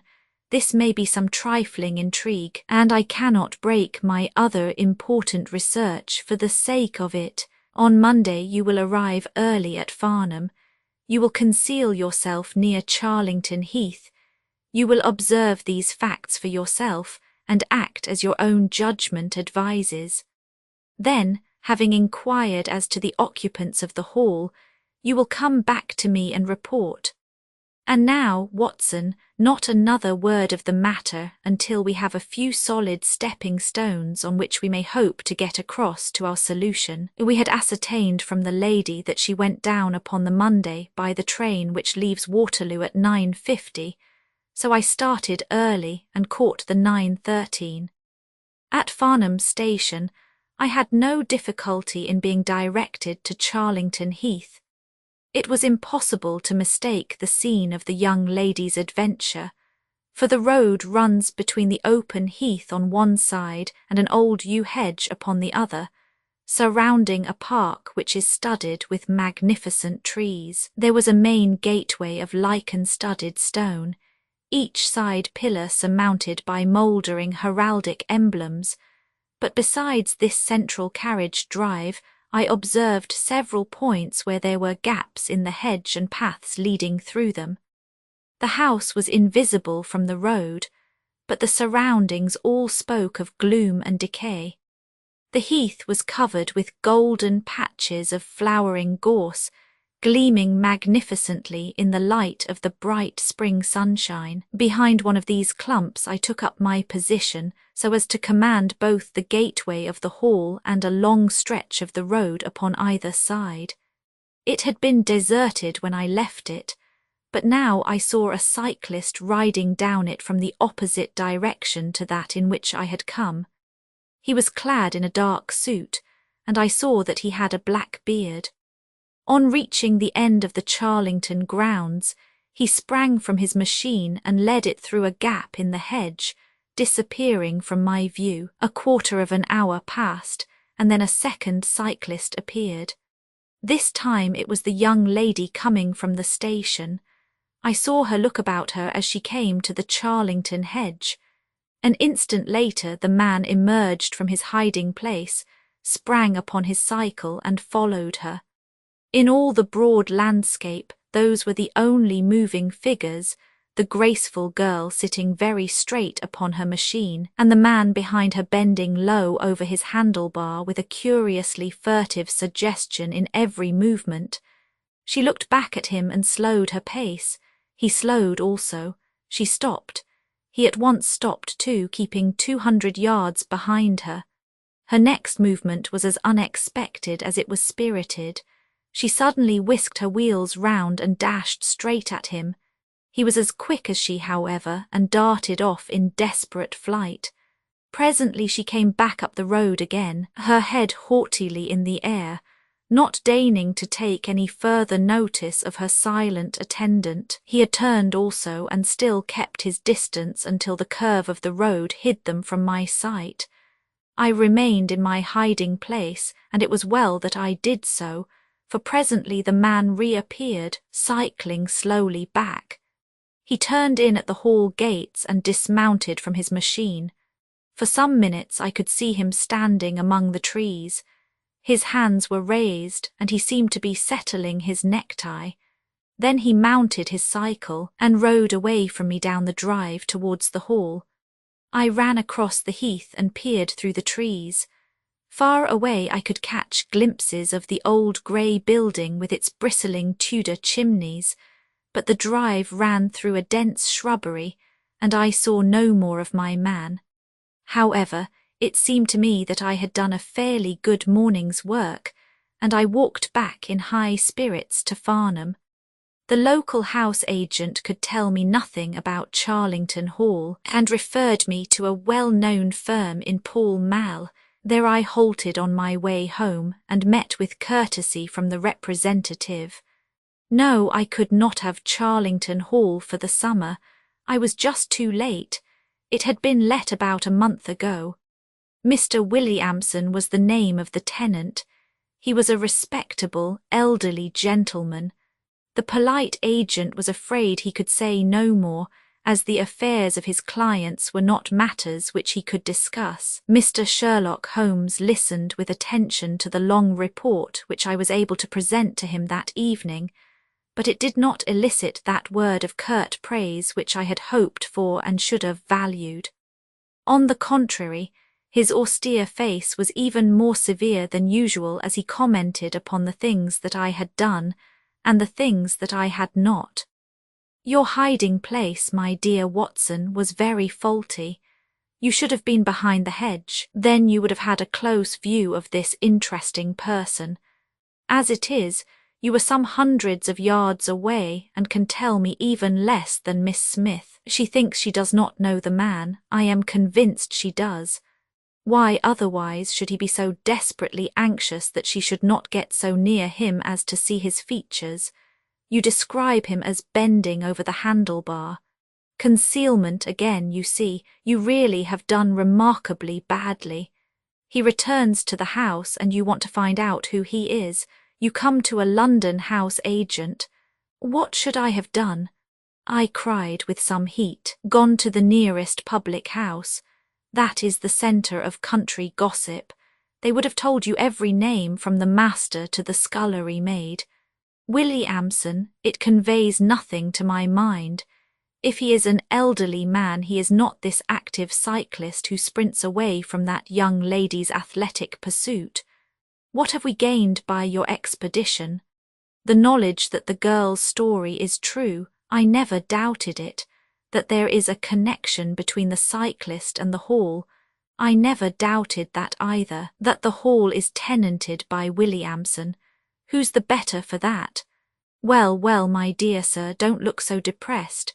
We can do little more until next Saturday, and in the meantime I may make 1 or 2 inquiries myself. Next morning we had a note from Miss Smith, recounting shortly and accurately the very incidents which I had seen, but the pith of the letter lay in the postscript. I am sure that you will respect my confidence, Mr. Holmes, when I tell you that my place here has become difficult, owing to the fact that my employer has proposed marriage to me. I am convinced that his feelings are most deep and most honourable. At the same time, my promise is of course given. He took my refusal very seriously, but also very gently. You can understand, however, that the situation is a little strained.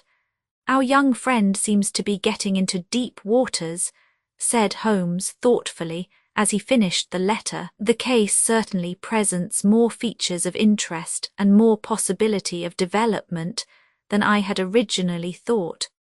I should be none the worse for a quiet, peaceful day in the country, and I am inclined to run down this afternoon and test one or two theories which I have formed. Holmes's quiet day in the country had a singular termination, for he arrived at Baker Street late in the evening, with a cut lip and a discoloured lump upon his forehead, besides a general air of dissipation which would have made his own person the fitting object of a Scotland Yard investigation.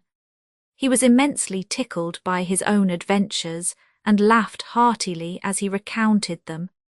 "I get so little active exercise that it is always a treat," said he. "You are aware that I have some proficiency in the good old British sport of boxing. Occasionally it is of service. Today, for example, I should have come to very ignominious grief without it." I begged him to tell me what had occurred. "I found that country pub which I had already recommended to your notice, and there I made my discreet inquiries. I was in the bar, and a garrulous landlord was giving me all that I wanted. Williamson is a white-bearded man, and he lives alone with a small staff of servants at the Hall. There is some rumour that he is or has been a clergyman, but one or two incidents of his short residence at the Hall struck me as peculiarly unecclesiastical. I have already made some inquiries at a clerical agency, and they tell me that there was a man of that name in orders, whose career has been a singularly dark one. The landlord further informed me that there are usually week-end visitors, a warm lot, sir, at the Hall, and especially one gentleman with a red moustache, Mr. Woodley by name, who was always there. We had got as far as this, when who should walk in but the gentleman himself, who had been drinking his beer in the tap-room, and had heard the whole conversation. Who was I? What did I want? What did I mean by asking questions? He had a fine flow of language, and his adjectives were very vigorous. He ended a string of abuse by a vicious backhander which I failed to entirely avoid. The next few minutes were delicious. It was a straight left against a slogging ruffian. I emerged as you see me. Mr. Woodley went home in a cart. So ended my country trip, and it must be confessed that, however enjoyable, my day on the Surrey border has not been much more profitable than your own. The Thursday brought us another letter from our client. You will not be surprised. Mr. Holmes said she to hear that I am leaving Mr. Carruthers's employment. Even the high pay cannot reconcile me to the discomforts of my situation.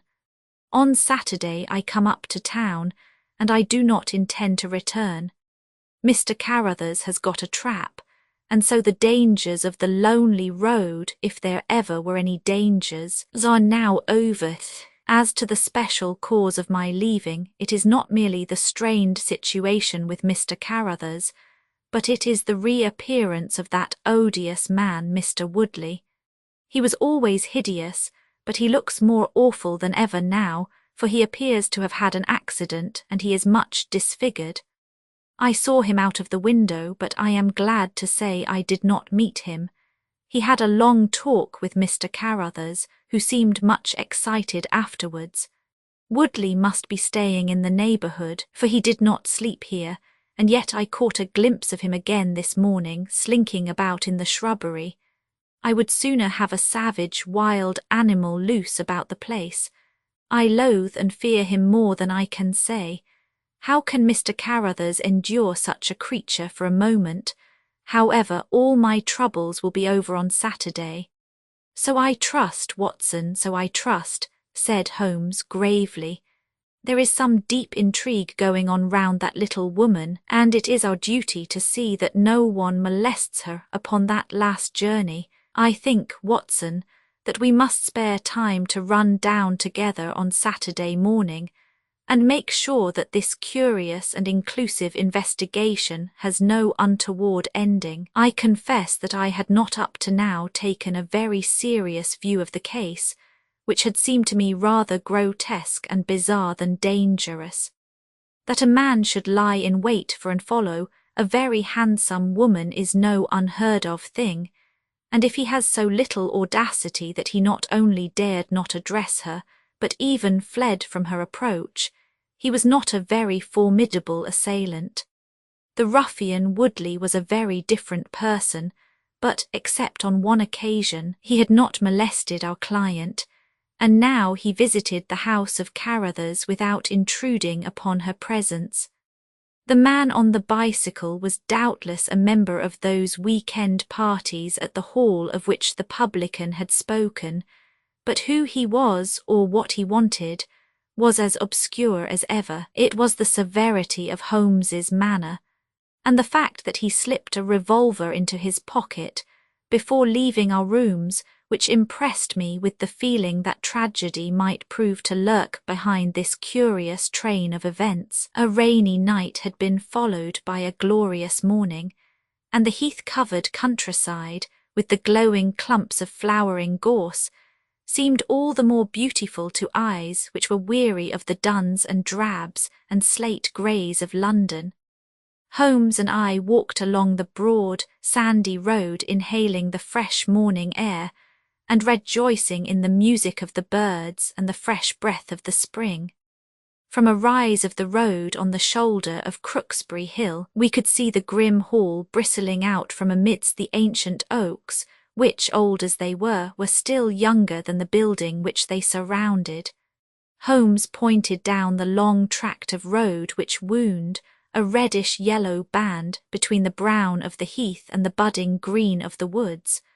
Far away, a black dot, we could see a vehicle moving in our direction. Holmes gave an exclamation of impatience. "I have given a margin of half an hour," said he.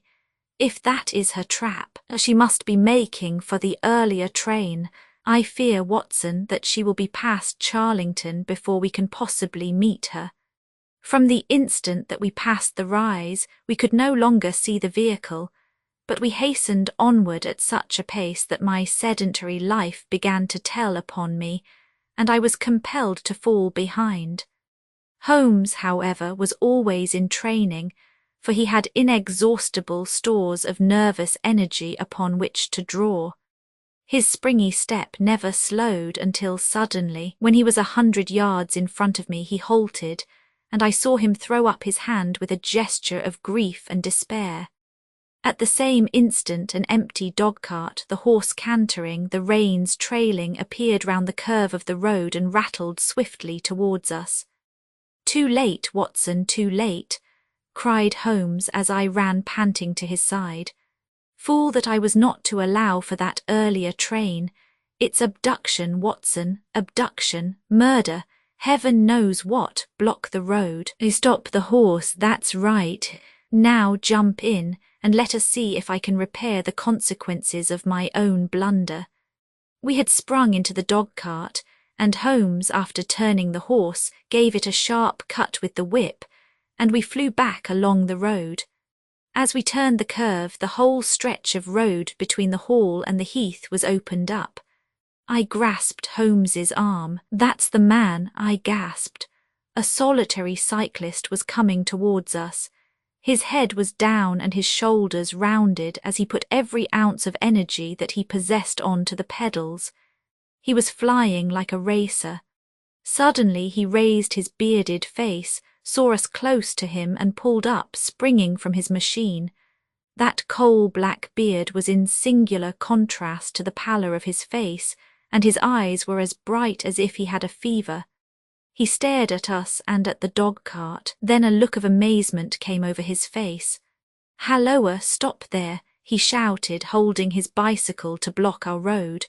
"Where did you get that dog-cart? Pull up, man," he yelled, drawing a pistol from his side. "Pull up, I say, or by George, I'll put a bullet into your horse." Holmes threw the reins into my lap and sprang down from the cart. "You're the man we want to see. Where is Miss Violet Smith?" he said in his quick, clear way. "That's what I'm asking you. You're in her dog-cart. You ought to know where she is. We met the dog-cart on the road. There was no one in it. We drove back to help the young lady." Good Lord, what shall I do?" cried the stranger in an ecstasy of despair. "They've got her, that hellhound Woodley and the blackguard parson. Come, man, come, if you really are her friend. Stand by me and we'll save her if I have to leave my carcass in Charlington Wood." He ran distractedly, his pistol in his hand, towards a gap in the hedge. Holmes followed him, and I, leaving the horse grazing beside the road, followed Holmes. "This is where they came through," said he, pointing to the marks of several feet upon the muddy path. "Halloa, stop a minute, who's this in the bush?" It was a young fellow about 17, dressed like an ostler with leather cords and gaiters. He lay upon his back, his knees drawn up, a terrible cut upon his head. He was insensible but alive. A glance at his wound told me that it had not penetrated the bone. "That's Peter, the groom," cried the stranger. "He drove her. The beasts have pulled him off and clubbed him. Let him lie, we can't do him any good, but we may save her from the worst fate that can befall a woman." We ran frantically down the path which wound among the trees. We had reached the shrubbery which surrounded the house when Holmes pulled up. "They didn't go to the house. Here are their marks on the left, here beside the laurel bushes." "Ah, I said so." As he spoke, a woman's shrill scream, a scream which vibrated with a frenzy of horror, burst from the thick green clump of bushes in front of us. It ended suddenly on its highest note with a choke and a gurgle. This way, they are in the bowling alley," cried the stranger, darting through the bushes. "Ah, the cowardly dogs! Follow me, gentlemen, too late, by the living Jingo." We had broken suddenly into a lovely glade of greensward surrounded by ancient trees.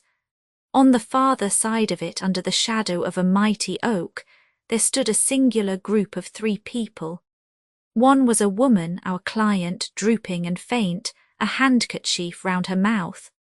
Opposite her stood a brutal, heavy-faced, red-moustached young man, his gaitered legs parted wide, one arm akimbo, the other waving a riding crop, his whole attitude suggestive of triumphant bravado. Between them an elderly, grey-bearded man, wearing a short surplice over a light tweed suit, had evidently just completed the wedding service, for he pocketed his prayer book as we appeared and slapped the sinister bridegroom upon the back in jovial congratulation. "They are married," I gasped. "Come on," cried our guide, "come on." He rushed across the glade, Holmes and I at his heels. As we approached, the lady staggered against the trunk of the tree for support. Willie Amson, the ex-clergyman, bowed to us with mock politeness, and the bully, Woodley, advanced with a shout of brutal and exultant laughter. "You can take your beard off, Bob," said he. "I know you right enough. Well, you and your pals have just come in time for me to be able to introduce you to Mrs. Woodley." Our guide's answer was a singular one.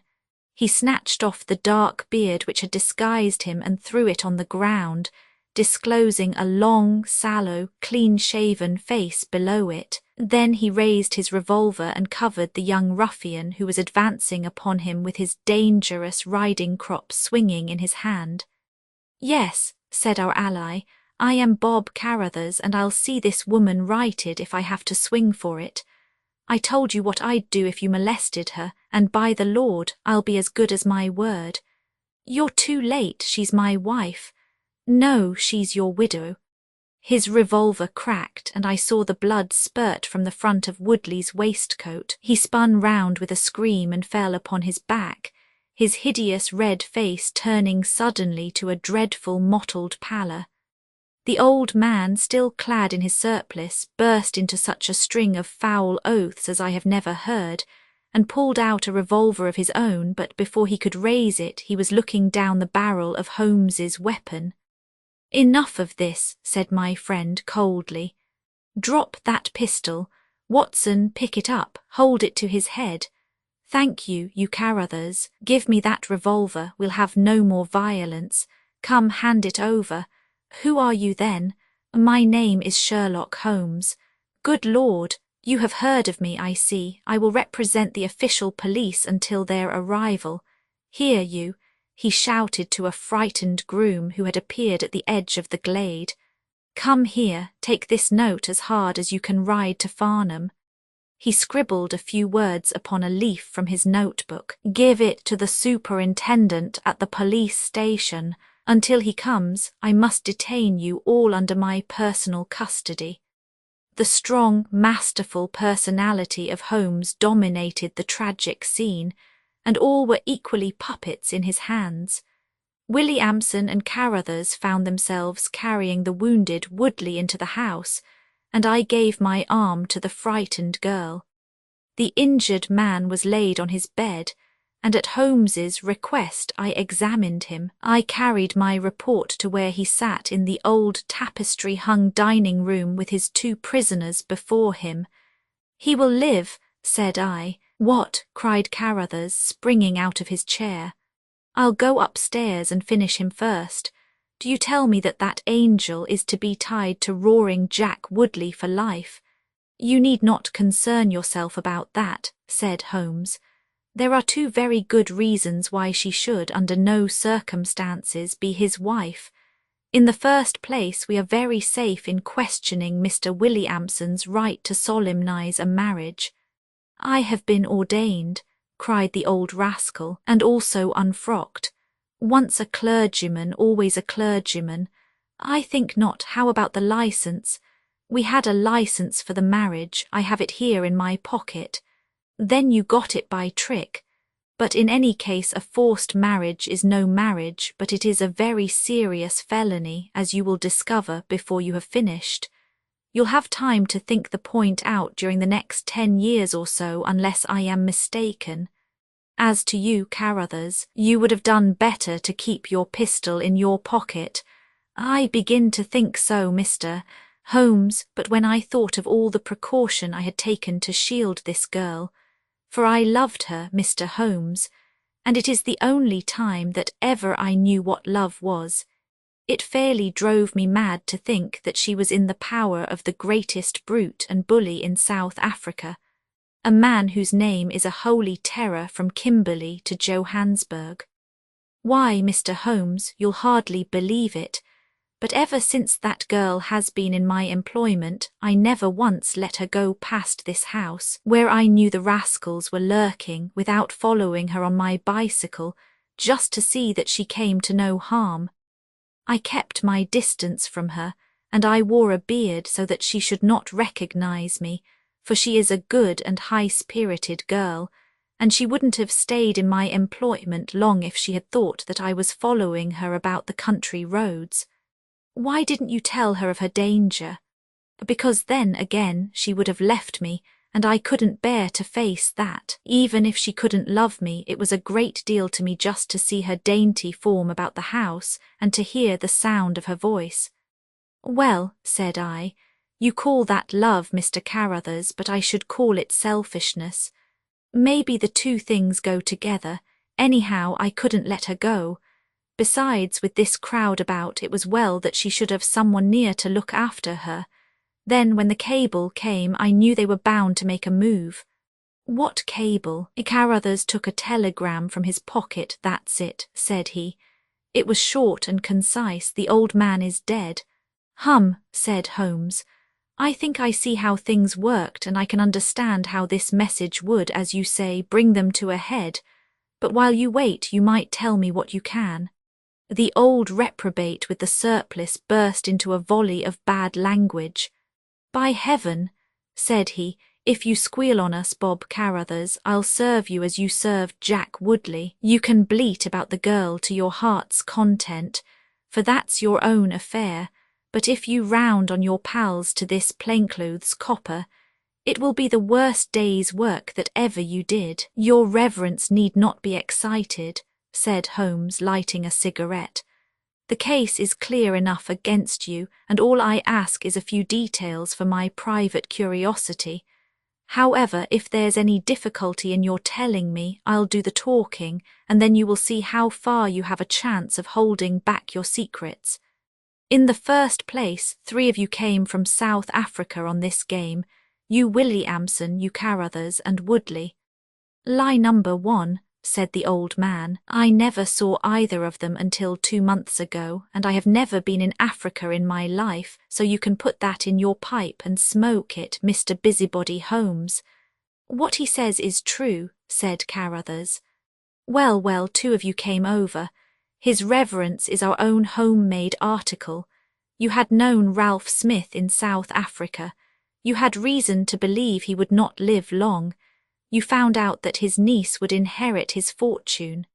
How's that, eh? Carruthers nodded, and Williamson swore. She was next of kin, no doubt, and you were aware that the old fellow would make no will. Couldn't read or write, said Carruthers.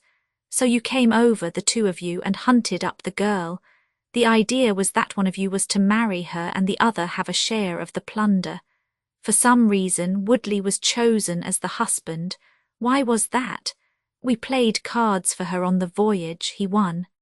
I see. You got the young lady into your service, and there Woodley was to do the courting. She recognized the drunken brute that he was, and would have nothing to do with him.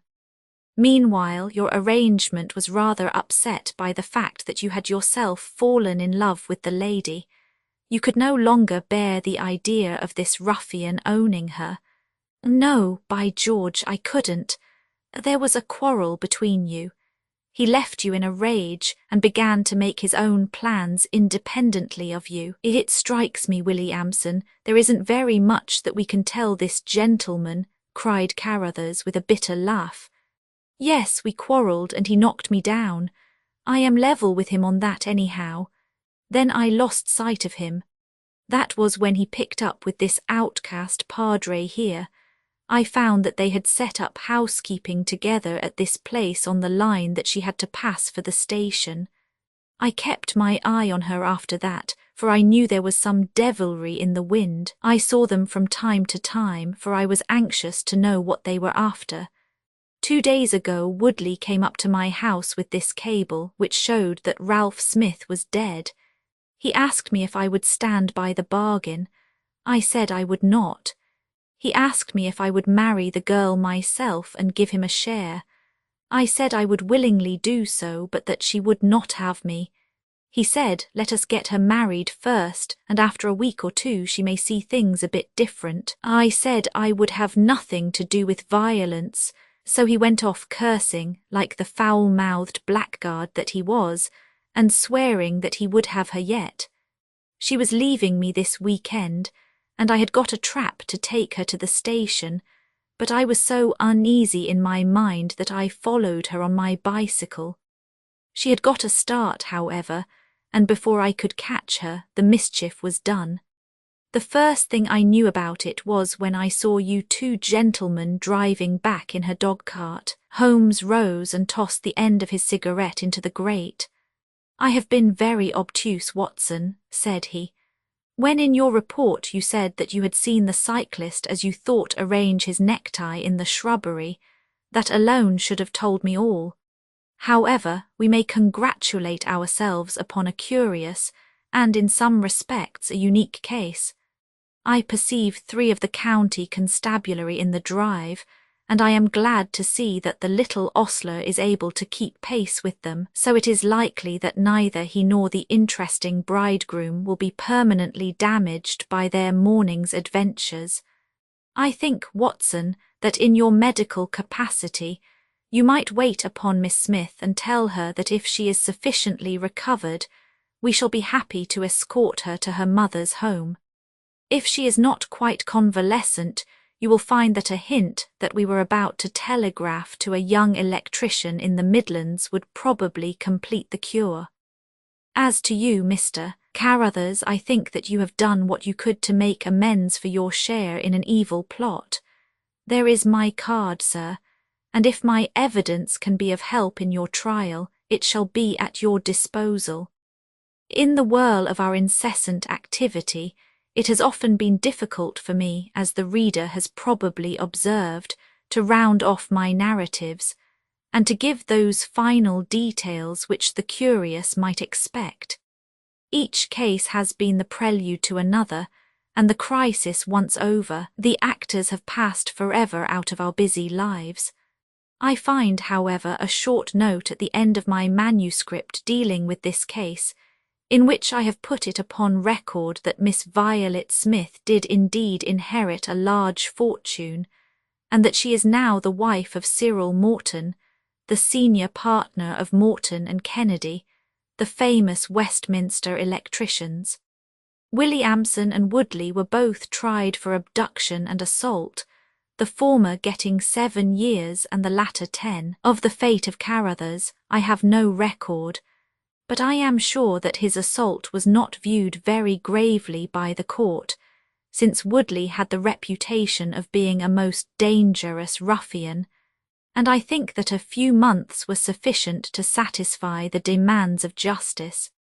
The adventure of the Priory School, the adventure of the Priory School, we have had some dramatic entrances and exits upon our small stage at Baker Street, but I cannot recollect anything more sudden and startling than the first appearance of Thornycroft Huxtable, M.A., Ph.D., etc. His card, which seemed too small to carry the weight of his academic distinctions, preceded him by a few seconds, and then he entered himself, so large, so pompous, and so dignified that he was the very embodiment of self-possession and solidity, and yet his first action, when the door had closed behind him, was to stagger against the table, whence he slipped down upon the floor, and there was that majestic figure prostrate and insensible upon our bearskin hearthrug. We had sprung to our feet, and for a few moments we stared in silent amazement at this ponderous piece of wreckage, which told of some sudden and fatal storm far out on the ocean of life. Then Holmes hurried with a cushion for his head, and I with brandy for his lips. The heavy, white face was seamed with lines of trouble, the hanging pouches under the closed eyes were leaden in colour, the loose mouth drooped dolorously at the corners, the rolling chins were unshaven, collar and shirt bore the grime of a long journey, and the hair bristled unkempt from the well-shaped head. It was a sorely stricken man who lay before us. "What is it, Watson?" asked Holmes. "Absolute exhaustion, possibly mere hunger and fatigue," said I, with my finger on the thready pulse where the stream of life trickled thin and small. "Return ticket from Mackleton in the north of England," said Holmes, drawing it from the watch pocket. "It is not 12 o'clock yet. He has certainly been an early starter." The puckered eyelids had begun to quiver, and now a pair of vacant grey eyes looked up at us. An instant later the man had scrambled on to his feet, his face crimson with shame. "Forgive this weakness, Mr. Holmes. I have been a little overwrought. Thank you. If I might have a glass of milk and a biscuit, I have no doubt that I should be better. I came personally, Mr. Holmes, in order to ensure that you would return with me. I feared that no telegram would convince you of the absolute urgency of the case. When you are quite restored, I am quite well again. I cannot imagine how I came to be so weak. I wish you, Mr. Holmes, to come to Mackleton with me by the next train." My friend shook his head. "My colleague, Dr. Watson, could tell you that we are very busy at present. I am retained in this case of the Ferrers documents, and the Abergavenny murder is coming up for trial. Only a very important issue could call me from London at present." "Important?" Our visitor threw up his hands. "Have you heard nothing of the abduction of the only son of the Duke of Holderness?" "What, the late cabinet minister?" "Exactly. We had tried to keep it out of the papers, but there was some rumour in the Globe last night. I thought it might have reached your ears." Holmes shot out his long, thin arm and picked out volume H in his encyclopedia of reference. "Holderness, 6th Duke, K.G., P.C., half the alphabet.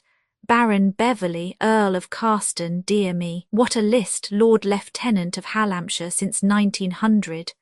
Married Edith, daughter of Sir Charles Appledore, 1888. Heir and only child, Lord Saltire. Owns about 250,000 acres. Minerals in Lancashire and Wales. Address, Carlton House Terrace, Holderness Hall, Hallamshire. Carston Castle, Bangor, Wales. Lord of the Admiralty 1872, Chief Secretary of State for well, this man is certainly one of the greatest subjects of the Crown, the greatest and perhaps the wealthiest. I am aware, Mr. Holmes, that you take a very high line in professional matters, and that you are prepared to work for the work's sake. I may tell you, however, that His Grace has already intimated that a cheque for £5,000 will be handed over to the person who can tell him where his son is, and another 1,000 to him who can name the man or men who have taken him. It is a princely offer, said Holmes. Watson, I think that we shall accompany Dr. Huxtable back to the north of England. And now, Dr. Huxtable, when you have consumed that milk, you will kindly tell me what has happened when it happened, how it happened, and finally what Dr. Thornycroft Huxtable of the Priory School near Mackleton has to do with the matter, and why he comes 3 days after an event, the state of your chin gives the date, to ask for my humble services. Our visitor had consumed his milk and biscuits. The light had come back to his eyes and the colour to his cheeks, as he set himself with great vigour and lucidity to explain the situation. I must inform you, gentlemen, that the Priory is a preparatory school, of which I am the founder and principal. Huxtable's sidelights on Horace may possibly recall my name to your memories. The Priory is, without exception, the best and most select preparatory school in England. Lord Leverstoke, the Earl of Blackwater, Sir Cathcart Soames, they all have entrusted their sons to me. But I felt that my school had reached its zenith when, weeks ago, the Duke of Holderness sent Mr. James Wilder, his secretary, with intimation that young Lord Saltire, 10 years old, his only son and heir, was about to be committed to my charge. Little did I think that this would be the prelude to the most crushing misfortune of my life. On May 1st the boy arrived, that being the beginning of the summer term. He was a charming youth, and he soon fell into our ways. I may tell you, I trust that I am not indiscreet, but half-confidences are absurd in such a case, that he was not entirely happy at home. It is an open secret that the Duke's married life had not been a peaceful one, and the matter had ended in a separation by mutual consent, the Duchess taking up her residence in the south of France. This had occurred very shortly before, and the boy's sympathies are known to have been strongly with his mother. He moped after her departure from Holderness Hall, and it was for this reason that the Duke desired to send him to my establishment. In a fortnight the boy was quite at home with us, and was apparently absolutely happy. He was last seen on the night of May 13th, that is, the night of last Monday. His room was on the 2nd floor and was approached through another larger room, in which 2 boys were sleeping. These boys saw and heard nothing, so that it is certain that young Saltire did not pass out that way. His window was open, and there is a stout ivy plant leading to the ground. We could trace no footmarks below, but it is sure that this is the only possible exit. His absence was discovered at 7 o'clock on Tuesday morning. His bed had been slept in. He had dressed himself fully before going off, in his usual school suit of black Eton jacket and dark grey trousers. There were no signs that anyone had entered the room, and it is quite certain that anything in the nature of cries or a struggle would have been heard, since Caunter, the elder boy in the inner room, is a very light sleeper. When Lord Saltire's disappearance was discovered, I at once called a roll of the whole establishment, boys, masters, and servants. It was then that we ascertained that Lord Saltire had not been alone in his flight. Heidegger, the German master, was missing. His room was on the 2nd floor at the farther end of the building, facing the same way as Lord Saltire's.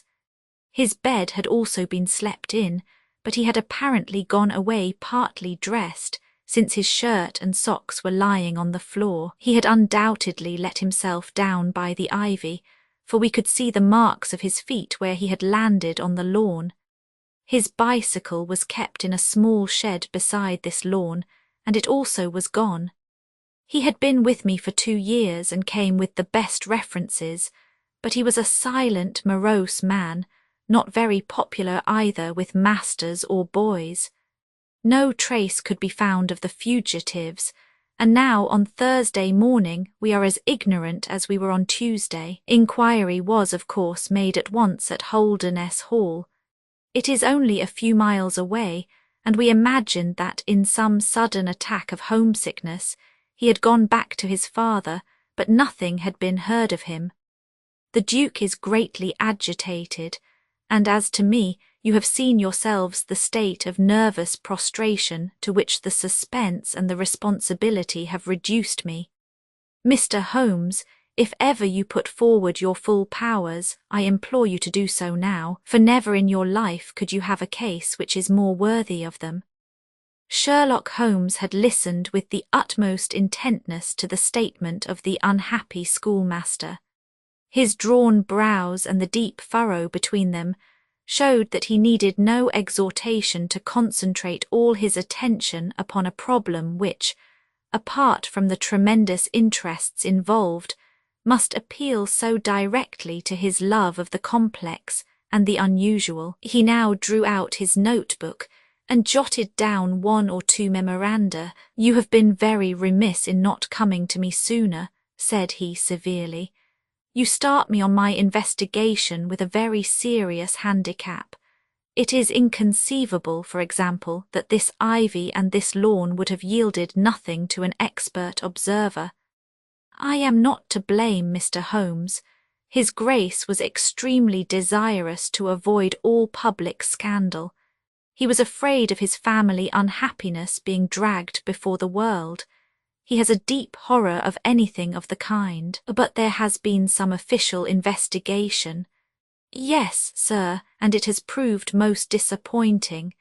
An apparent clue was at once obtained, since a boy and a young man were reported to have been seen leaving a neighbouring station by an early train.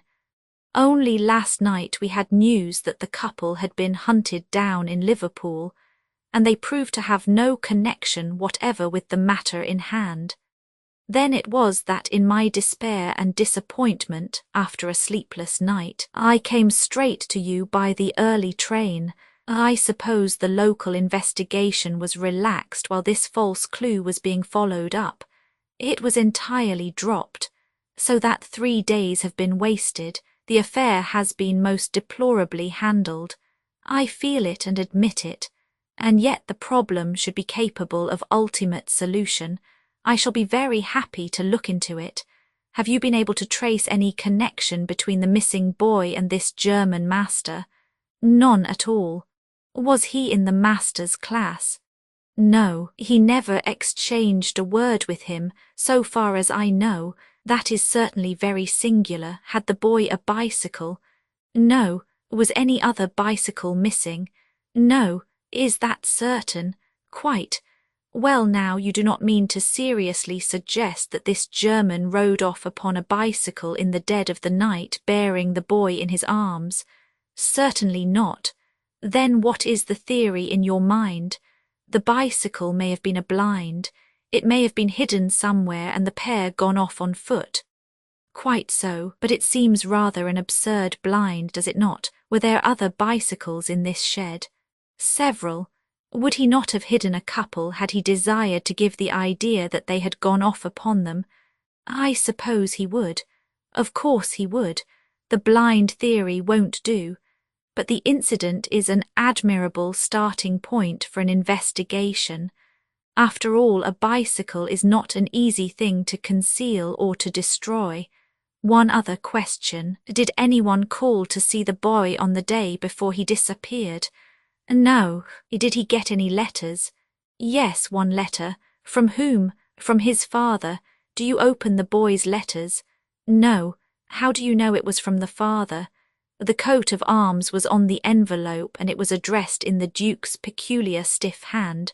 Besides, the Duke remembers having written. When had he a letter before that? Not for several days. Had he ever one from France? No, never. You see the point of my questions, of course. Either the boy was carried off by force or he went of his own free will. In the latter case, you would expect that some prompting from outside would be needed to make so young a lad do such a thing. If he has had no visitors, that prompting must have come in letters.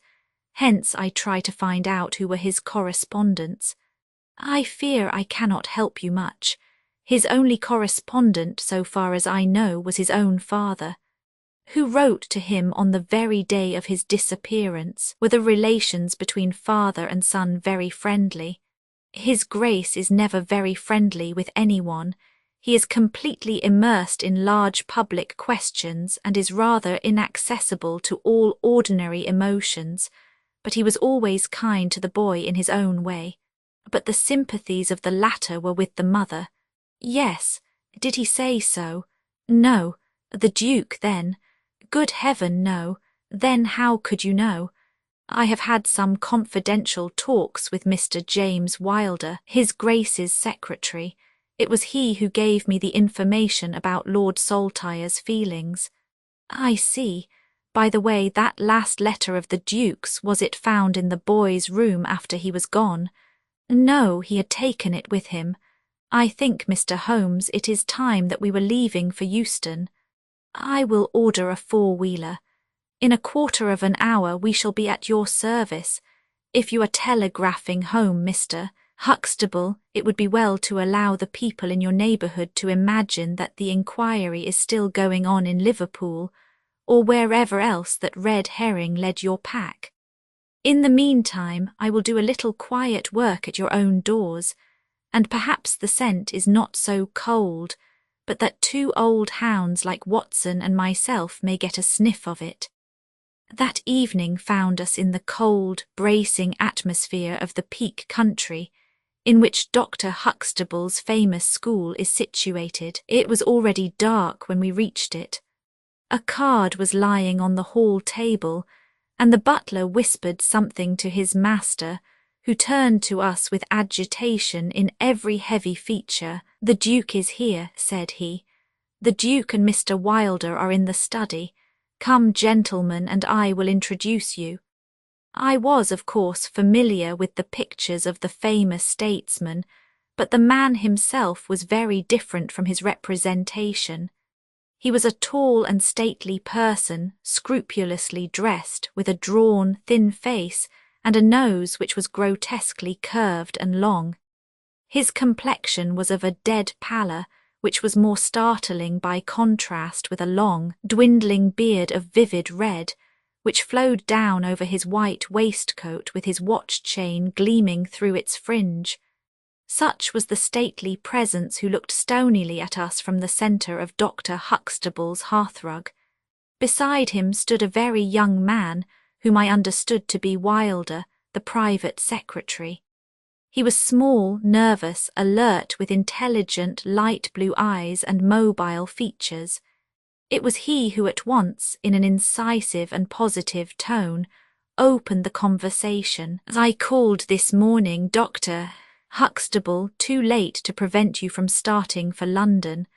I learned that your object was to invite Mr. Sherlock Holmes to undertake the conduct of this case. His Grace is surprised, Dr. Huxtable, that you should have taken such a step without consulting him. When I learned that the police had failed, His Grace is by no means convinced that the police have failed.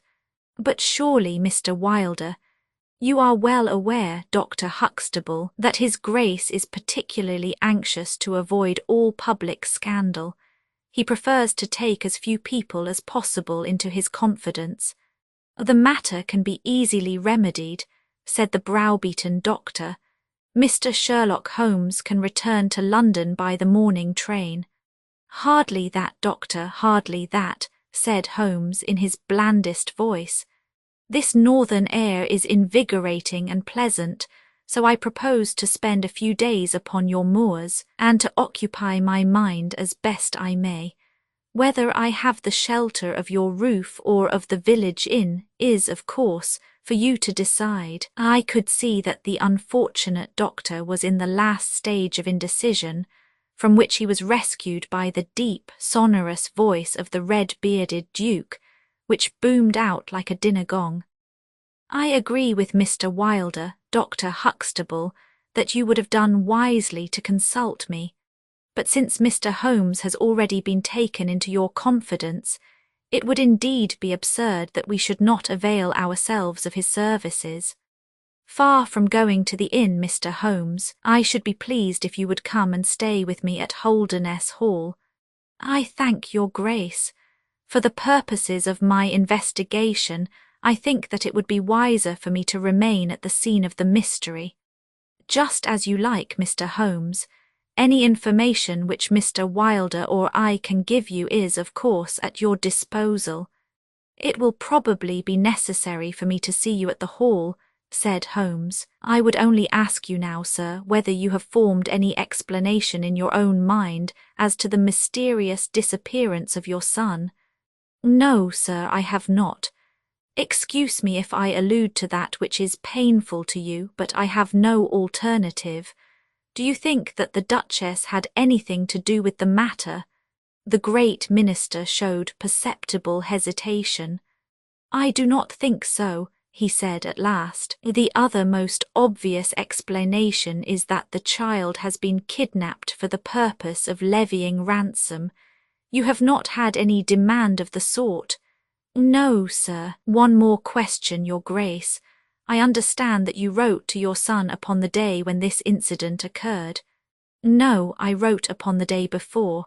Exactly, but he received it on that day. Yes.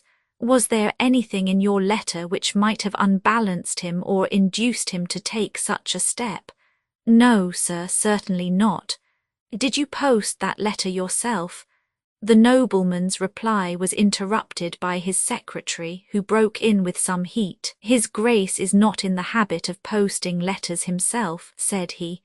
This letter was laid with others upon the study table, and I myself put them in the post-bag. You are sure this one was among them? Yes, I observed it. How many letters did your Grace write that day? 20 or 30. I have a large correspondence, but surely this is somewhat irrelevant.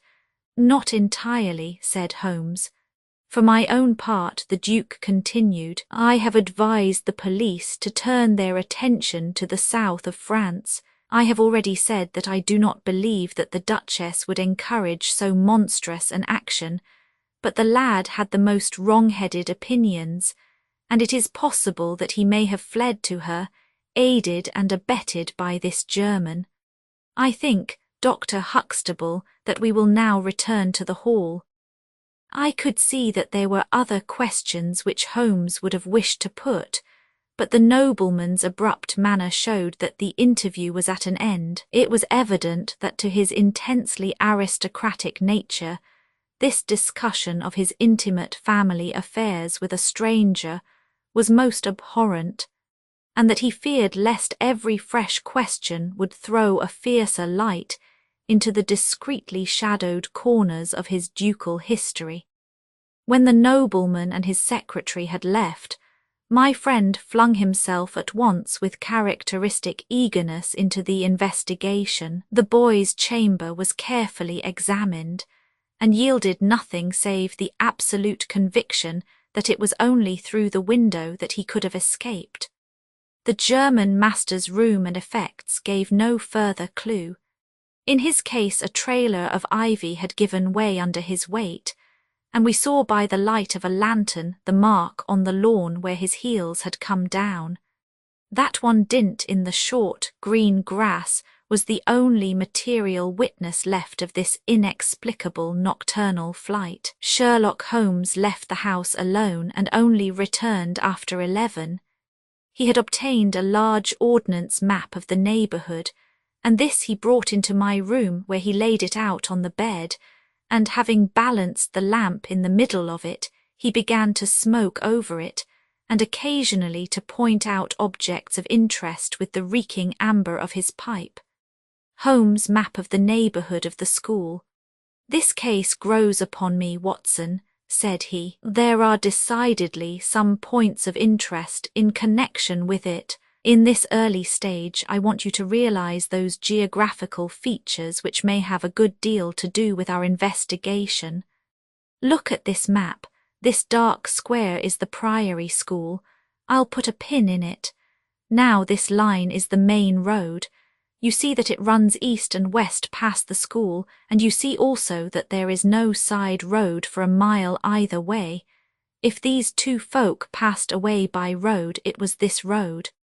"Exactly. By a singular and happy chance, we are able to some extent to check what passed along this road during the night in question. At this point, where my pipe is now resting, a county constable was on duty from 12 to 6. It is, as you perceive, the first crossroad on the east side.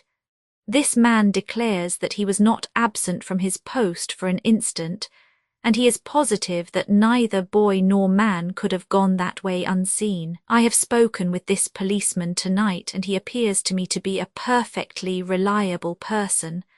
That blocks this end. We have now to deal with the other. There is an inn here, the Red Bull, the landlady of which was ill. She had sent to Mackleton for a doctor, but he did not arrive until morning, being absent at another case. The people at the inn were alert all night, awaiting his coming, and one or other of them seems to have continually had an eye upon the road. They declare that no one passed. If their evidence is good, then we are fortunate enough to be able to block the west, and also to be able to say that the fugitives did not use the road at all." "But the bicycle," I objected. "Quite so, we will come to the bicycle presently. To continue our reasoning, if these people did not go by the road, they must have traversed the country to the north of the house or to the south of the house. That is certain. Let us weigh the one against the other. On the south of the house is, as you perceive, a large district of arable land, cut up into small fields with stone walls between them. There I admit that a bicycle is impossible. We can dismiss the idea. We turn to the country on the north. Here there lies a grove of trees, marked as the Ragged Shore, and on the farther side stretches a great rolling moor, Lower Gill Moor, extending for 10 miles and sloping gradually upward. Here at one side of this wilderness is Holderness Hall, 10 miles by road, but only 6 across the moor. It is a peculiarly desolate plain. A few more farmers have small holdings where they rear sheep and cattle. Except these, the plover and the curlew are the only inhabitants until you come to the Chesterfield High Road. There is a church there, you see, a few cottages and an inn. Beyond that the hills become precipitous. Surely it is here to the north that our quest must lie. But the bicycle, I persisted. "Well, well," said Holmes impatiently, "a good cyclist does not need a high road. The moor is intersected with paths, and the moon was at the full. Halloa, what is this?" There was an agitated knock at the door, and an instant afterwards Dr. Huxtable was in the room. In his hand he held a blue cricket cap with a white chevron on the peak. "At last we have a clue," he cried. "Thank heaven, at last we are on the dear boy's track. It is his cap. Where was it found?" "In the van of the gypsies who camped on the moor. They left on Tuesday. Today the police traced them down and examined their caravan. This was found. How do they account for it? They shuffled and lied, said that they found it on the moor on Tuesday morning. They know where he is, the rascals. Thank goodness, they are all safe under lock and key. Either the fear of the law or the Duke's purse will certainly get out of them all that they know." "So far, so good," said Holmes when the doctor had at last left the room. "It at least bears out the theory that it is on the side of the Lower Gill Moor that we must hope for results. The police have really done nothing locally, save the arrest of these gypsies. Look here, Watson, There is a watercourse across the moor. You see it marked here in the map. In some parts it widens into a morass.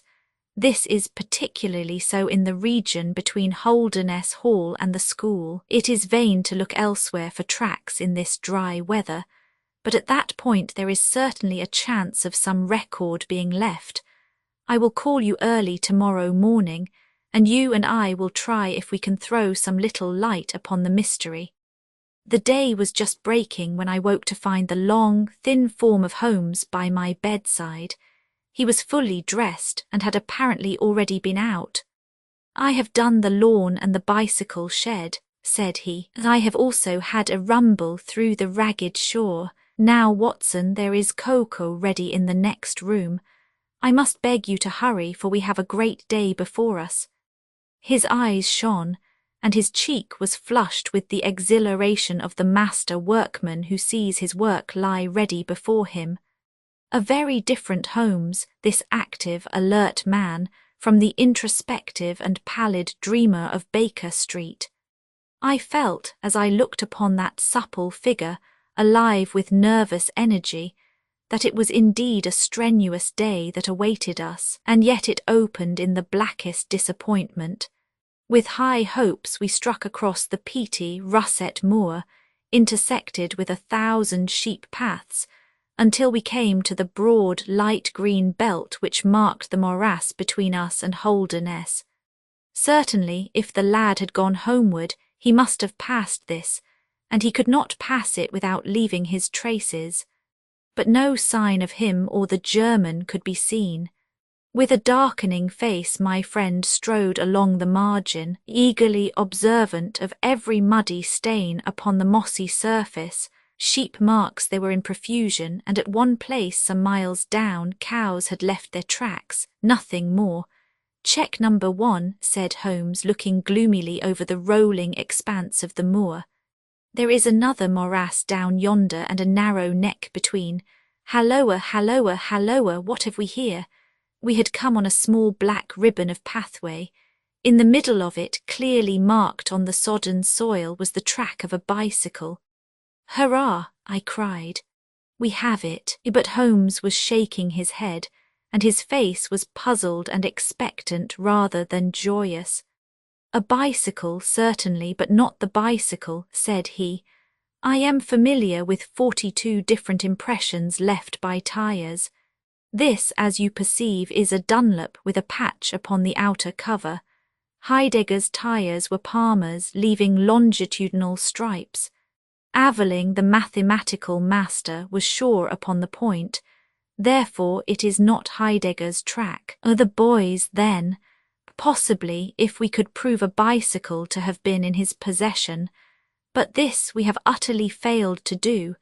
This track, as you perceive, was made by a rider who was going from the direction of the school, or towards it. No, no, my dear Watson. The more deeply sunk impression is, of course, the hind wheel upon which the weight rests.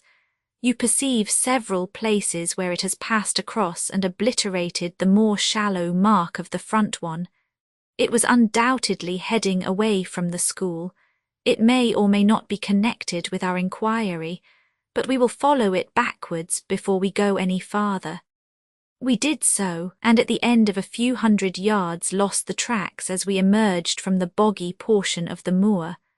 Following the path backwards, we picked out another spot where a spring trickled across it. Here once again was the mark of the bicycle, though nearly obliterated by the hoofs of cows. After that there was no sign, but the path ran right on into Ragged Shaw, the wood which backed on to the school. From this wood the cycle must have emerged. Holmes sat down on a boulder and rested his chin in his hands. I had smoked 2 cigarettes before he moved. "Well, well," said he at last, "it is, of course, possible that a cunning man might change the tyres of his bicycle in order to leave unfamiliar tracks. A criminal who was capable of such a thought is a man whom I should be proud to do business with. We will leave this question undecided and hark back to our morass again, for we have left a good deal unexplored. We continued our systematic survey of the edge of the sodden portion of the moor, and soon our perseverance was gloriously rewarded. Right across the lower part of the bog lay a miry path. Holmes gave a cry of delight as he approached it. An impression like a fine bundle of telegraph wires ran down the centre of it. It was the Palmer tyres. "Here is Herr Heidegger, sure enough," cried Holmes exultantly. "My reasoning seems to have been pretty sound, Watson. I congratulate you. But we have a long way still to go. Kindly walk clear of the path. Now let us follow the trail. I fear that it will not lead very far." We found, however, as we advanced that this portion of the moor is intersected with soft patches, and though we frequently lost sight of the track, we always succeeded in picking it up once more. "Do you observe," said Holmes, "that the rider is now undoubtedly forcing the pace? There can be no doubt of it. Look at this impression where you get both tyres clear. The one is as deep as the other. That can only mean that the rider is throwing his weight on to the handlebar, as a man does when he is sprinting. By Jove, he has had a fall." There was a broad, irregular smudge covering some yards of the track. Then there were a few footmarks and the tyre reappeared once more. "A side slip," I suggested. Holmes held up a crumpled branch of flowering gorse. To my horror, I perceived that the yellow blossoms were all dabbled with crimson. On the path, too, and among the heather were dark stains of clotted blood.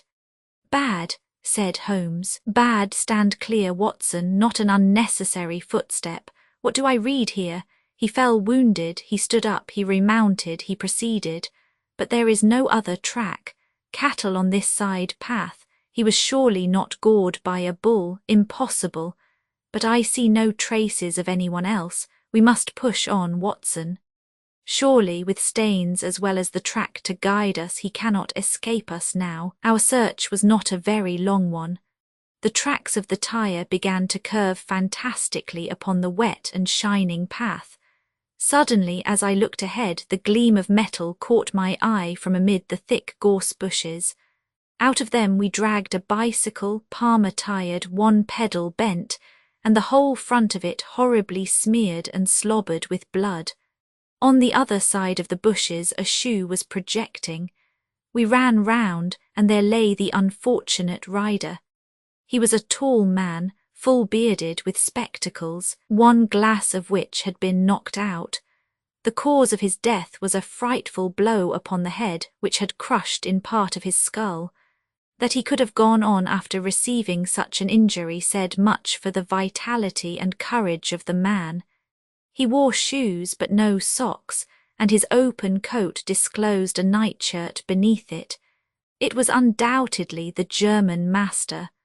Holmes turned the body over reverently and examined it with great attention. He then sat in deep thought for a time, and I could see by his ruffled brow that this grim discovery had not, in his opinion, advanced us much in our inquiry. "It is a little difficult to know what to do, Watson," said he at last. "My own inclinations are to push this inquiry on, for we have already lost so much time that we cannot afford to waste another hour. On the other hand, we are bound to inform the police of the discovery and to see that this poor fellow's body is looked after. I could take a note back, but I need your company and assistance. Wait a bit, there is a fellow cutting peat up yonder. Bring him over here and he will guide the police." I brought the peasant across, and Holmes dispatched the frightened man with a note to Dr. Huxtable. "Now, Watson," said he, "we have picked up 2 clues this morning. One is the bicycle with the Palmer tyre, and we see what that has led to. The other is the bicycle with the patched Dunlop. Before we start to investigate that, let us try to realize what we do know, so as to make the most of it and to separate the essential from the accidental. First of all, I wish to impress upon you that the boy certainly left of his own free will. He got down from his window and he went off, either alone or with someone, that is sure." I assented. Well, now let us turn to this unfortunate German master. The boy was fully dressed when he fled, therefore he foresaw what he would do. But the German went without his socks. He certainly acted on very short notice. Undoubtedly. Why did he go? Because from his bedroom window he saw the flight of the boy because he wished to overtake him and bring him back. He seized his bicycle, pursued the lad, and in pursuing him met his death. So it would seem. Now I come to the critical part of my argument. The natural action of a man in pursuing a little boy would be to run after him. He would know that he could overtake him, but the German does not do so. He turns to his bicycle. I am told that he was an excellent cyclist. He would not do this if he did not see that the boy had some swift means of escape. The other bicycle, let us continue our reconstruction. He meets his death 5 miles from the school, not by a bullet, mark you, which even a lad might conceivably discharge, but by a savage blow dealt by a vigorous arm. The lad then had a companion in his flight, and the flight was a swift one, since it took 5 miles before an expert cyclist could overtake them. Yet we survey the ground round the scene of the tragedy. What do we find?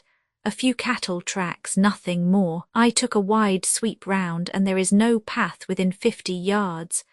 Another cyclist could have had nothing to do with the actual murder, nor were there any human footmarks. Holmes, I cried, this is impossible.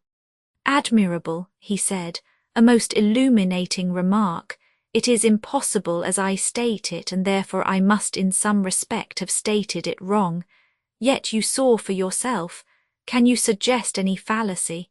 He could not have fractured his skull in a fall. In a morass. Watson, I am at my wits' end. Tut, tut, we have solved some worse problems. At least we have plenty of material if we can only use it. Come then, and having exhausted the Palmer, let us see what the Dunlop with the patched cover has to offer us. We picked up the track and followed it onward for some distance, but soon the moor rose into a long, heather-tufted curve, and we left the watercourse behind us. No further help from tracks could be hoped for. At the spot where we saw the last of the Dunlop tire, it might equally have led to Holderness Hall, the stately towers of which rose some miles to our left, or to a low, grey village which lay in front of us and marked the position of the Chesterfield High Road. As we approached the forbidding and squalid inn, with the sign of a gamecock above the door, Holmes gave a sudden groan and clutched me by the shoulder to save himself from falling. He had had one of those violent strains of the ankle which leave a man helpless. With difficulty he limped up to the door where a squat, dark, elderly man was smoking a black clay pipe. "How are you, Mr. Reuben Hayes?" said Holmes. "Who are you, and how do you get my name so pat?" The countryman answered with a suspicious flash of a pair of cunning eyes. "Well, it's printed on the board above your head. It's easy to see a man who is master of his own house. I suppose you haven't such a thing as a carriage in your stables." "No, I have not. I can hardly put my foot to the ground." "Don't put it to the ground." "But I can't walk." "Well, then hop." Mr. Reuben Hayes's manner was far from gracious, but Holmes took it with admirable good humour. "Look here, my man," said he, "this is really rather an awkward fix for me. I don't mind how I get on." "Neither do I," said the morose landlord. "The matter is very important. I would offer you a sovereign for the use of a bicycle." The landlord pricked up his ears. "Where do you want to go?" "To Holderness Hall. Pals of the Duke, I suppose," said the landlord, surveying our mud-stained garments with ironical eyes. Holmes laughed good-naturedly. "He'll be glad to see us anyhow." "Why?" "Because we bring him news of his lost son." The landlord gave a very visible start. "What, you're on his track?" "He has been heard of in Liverpool. They expect to get him every hour." Again a swift change passed over the heavy, unshaven face. His manner was suddenly genial. "I've less reason to wish the Duke well than most men," said he, "for I was head coachman once and cruel bad he treated me. It was him that sacked me without a character on the word of a lying conch chandler. But I'm glad to hear that the young lord was heard of in Liverpool, and I'll help you to take the news to the hall." "Thank you," said Holmes. "We'll have some food first, then you can bring round the bicycle." "I haven't got a bicycle." Holmes held up a sovereign. "I tell you, man, that I haven't got one. I'll let you have 2 horses as far as the hall." "Well, well," said Holmes, "we'll talk about it when we've had something to eat." When we were left alone in the stone-flagged kitchen, it was astonishing how rapidly that sprained ankle recovered. It was nearly nightfall, and we had eaten nothing since early morning, so that we spent some time over our meal. Holmes was lost in thought, and once or twice he walked over to the window and stared earnestly out. It opened on to a squalid courtyard. In the far corner was a smithy where a grimy lad was at work. On the other side were the stables. Holmes had sat down again after one of these excursions when he suddenly sprang out of his chair with a loud exclamation. "By heaven, Watson, I believe that I've got it," he cried. "Yes, yes, it must be so. Watson, do you remember seeing any cow tracks today?" "Yes, several." "Where?" "Well, everywhere. They were at the morass, and again on the path, and again near where poor Heidegger met his death." "Exactly. Well now, Watson, how many cows did you see on the moor?" "I don't remember seeing any." "Strange, Watson, that we should see tracks all along our line but never a cow on the whole moor. Very strange, Watson, eh?" "Yes, it is strange." "Now, Watson, make an effort, throw your mind back. Can you see those tracks upon the path?" "Yes, I can." "Can you recall that the tracks were sometimes like that, Watson? He arranged a number of breadcrumbs in this fashion, and sometimes like this, and occasionally like this. Can you remember that?" "No, I cannot. But I can, I could swear to it. However, we will go back at our leisure and verify it. What a blind beetle I have been not to draw my conclusion." "And what is your conclusion?" "Only that it is a remarkable cow which walks canters and gallops. By George, Watson, it was no brain of a country publican that thought out such a blind as that. The coast seems to be clear, save for that lad in the smithy. Let us slip out and see what we can see." There were 2 rough-haired, unkempt horses in the tumble-down stable. Holmes raised the hind leg of one of them and laughed aloud. "Old shoes, but newly shod, old shoes, but new nails. This case deserves to be a classic. Let us go across to the smithy." The lad continued his work without regarding us. I saw Holmes's eye darting to right and left among the litter of iron and wood which was scattered about the floor. Suddenly, however, we heard a step behind us, and there was the landlord, his heavy eyebrows drawn over his savage eyes, his swarthy features convulsed with passion. He held a short, metal-headed stick in his hand, and he advanced in so menacing a fashion that I was right glad to feel the revolver in my pocket. "You infernal spies!" the man cried. "What are you doing there?" "Why, Mr. Reuben Hayes," said Holmes coolly, "one might think that you were afraid of our finding something out." The man mastered himself with a violent effort, and his grim mouth loosened into a false laugh, which was more menacing than his frown. "You're welcome to all you can find out in my smithy," said he. "But look here, mister, I don't care for folk poking about my place without my leave, so the sooner you pay your score and get out of this, the better I shall be pleased." "All right, Mr. Hayes, no harm meant," said Holmes. "We have been having a look at your horses, but I think I'll walk after all. It's not far, I believe. Not more than 2 miles to the hall gates, that's the road to the left."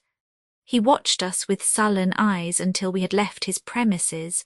We did not go very far along the road, for Holmes stopped the instant that the curve hid us from the landlord's view. We were warm, as the children say, at that inn, said he. I seem to grow colder every step that I take away from it. No, no, I can't possibly leave it.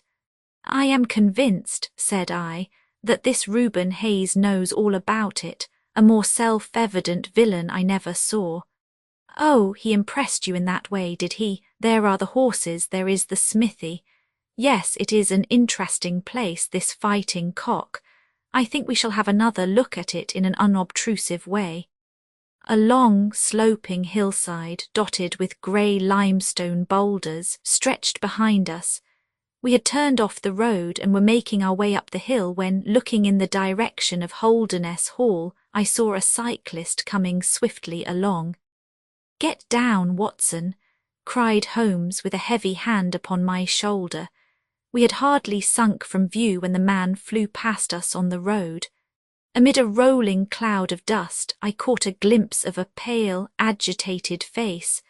A face with horror in every lineament, the mouth open, the eyes staring wildly in front. It was like some strange caricature of the dapper James Wilder whom we had seen the night before. "The Duke's secretary," cried Holmes. "Come, Watson, let us see what he does." We scrambled from rock to rock until in a few moments we had made our way to a point from which we could see the front door of the inn. Wilder's bicycle was leaning against the wall beside it. No one was moving about the house, nor could we catch a glimpse of any faces at the windows. Slowly the twilight crept down as the sun sank behind the high towers of Holderness Hall. Then in the gloom we saw the two side lamps of a trap light up in the stable yard of the inn, and shortly afterwards heard the rattle of hoofs as it wheeled out into the road and tore off at a furious pace in the direction of Chesterfield. "What do you make of that, Watson?" Holmes whispered. "It looks like a flight. A single man in a dog-cart so far as I could see. Well, it certainly was not Mr. James Wilder, for there he is at the door." A red square of light had sprung out of the darkness. In the middle of it was the black figure of the secretary, his head advanced, peering out into the night. It was evident that he was expecting someone. Then at last there were steps in the road. A second figure was visible for an instant against the light. The door shut, and all was black once more. 5 minutes later a lamp was lit in a room upon the first floor. "It seems to be a curious class of custom that is done by the Fighting Cock," he said. "Holmes, the bar is on the other side." "Quite so. These are what one may call the private guests. Now, what in the world is Mr. James Wilder doing in that den at this hour of night, and who is the companion who comes to meet him there? Come, Watson, we must really take a risk and try to investigate this a little more closely." Together, we stole down to the road and crept across to the door of the inn. The bicycle still leaned against the wall. Holmes struck a match and held it to the back wheel, and I heard him chuckle as the light fell upon a patched Dunlop tire. Up above us was the lighted window. "I must have a peep through that, Watson. If you bend your back and support yourself upon the wall, I think that I can manage." An instant later his feet were on my shoulders, but he was hardly up before he was down again. "Come, my friend," said he, "our day's work has been quite long enough. I think that we have gathered all that we can. It's a long walk to the school, and the sooner we get started the better." He hardly opened his lips during that weary trudge across the moor, nor would he enter the school when he reached it, but went on to Mackleton Station, whence he could send some telegrams. Late at night I heard him consoling Dr. Huxtable, prostrated by the tragedy of his master's death, and later still he entered my room as alert and vigorous as he had been when he started in the morning. "All goes well, my friend," said he. "I promise that before tomorrow evening we shall have reached the solution of the mystery." At 11 o'clock next morning my friend and I were walking up the famous yew avenue of Holderness Hall. We were ushered through the magnificent Elizabethan doorway and into his Grace's study. There we found Mr. James Wilder, demure and courtly, but with some trace of that wild terror of the night before still lurking in his furtive eyes and in his twitching features. "You have come to see his Grace. I am sorry, but the fact is that the Duke is far from well. He has been very much upset by the tragic news. We received a telegram from Dr. Huxtable yesterday afternoon which told us of your discovery. I must see the Duke, Mr. Wilder, but he is in his room. Then I must go to his room. I believe he is in his bed. I will see him there." Holmes's cold and inexorable manner showed the secretary that it was useless to argue with him.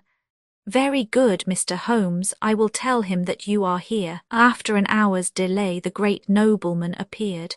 His face was more cadaverous than ever, his shoulders had rounded, and he seemed to me to be an altogether older man than he had been the morning before. He greeted us with a stately courtesy and seated himself at his desk, his red beard streaming down on the table. "Well, Mr. Holmes," said he, but my friend's eyes were fixed upon the secretary who stood by his master's chair. "I think, your Grace, that I could speak more freely in Mr. Wilder's absence." The man turned a shade paler and cast a malignant glance at Holmes. "If your Grace wishes—" "Yes, yes, you had better go. Now, Mr. Holmes, what have you to say?" My friend waited until the door had closed behind the retreating secretary. "The fact is, your Grace," said he, "that my colleague Dr. Watson and myself had an assurance from Dr. Huxtable that a reward had been offered in this case. I should like to have this confirmed from your own lips." "Certainly, Mr. Holmes. It amounted, if I am correctly informed, to £5,000 to anyone who will tell you where your son is." "Exactly. And another 1,000 to the man who will name the person or persons who keep him in custody." "Exactly. Under the latter heading is included, no doubt, not only those who may have taken him away, but also those who conspire to keep him in his present position." "Yes, yes," cried the Duke impatiently. "If you do your work well, Mr. Sherlock Holmes, you will have no reason to complain of niggardly treatment." My friend rubbed his thin hands together with an appearance of avidity which was a surprise to me, who knew his frugal tastes. "I fancy that I see your Grace's cheque-book upon the table," said he. "I should be glad if you would make me out a cheque for £6,000. It would be as well, perhaps, for you to cross it. The Capital and Counties Bank, Oxford Street branch, are my agents." His Grace sat very stern and upright in his chair and looked stonily at my friend. "Is this a joke, Mr. Holmes? It is hardly a subject for pleasantry." "Not at all, your Grace. I was never more earnest in my life." "What do you mean, then?" "I mean that I have earned the reward. I know where your son is, and I know some, at least, of those who are holding him."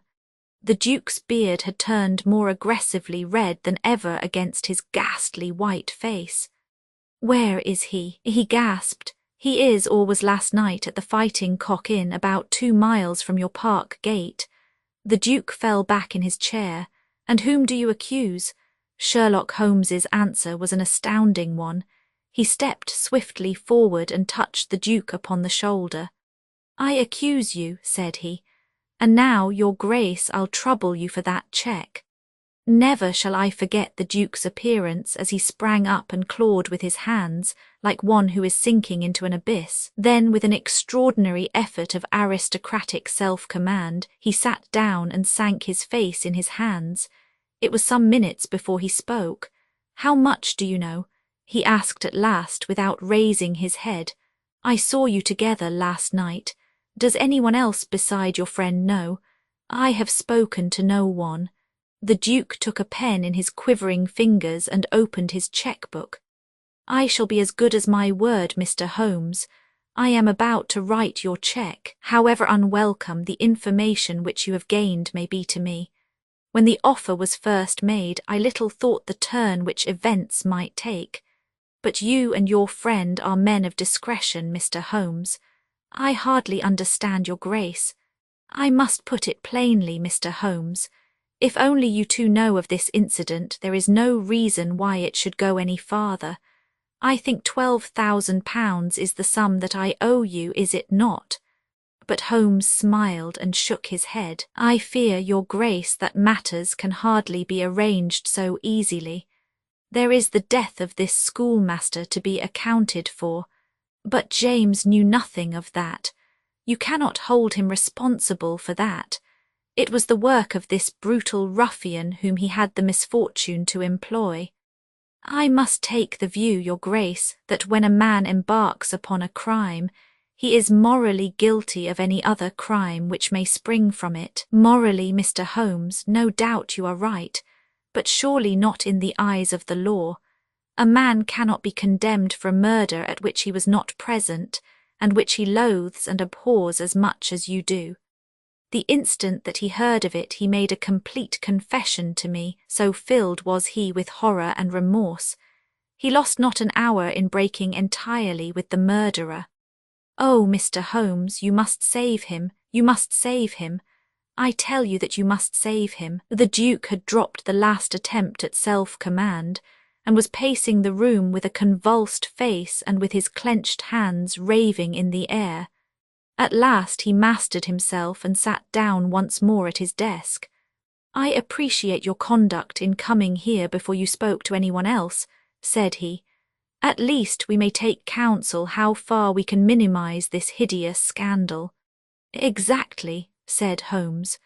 I think, your grace, that this can only be done by absolute frankness between us. I am disposed to help your grace to the best of my ability, but in order to do so, I must understand to the last detail how the matter stands.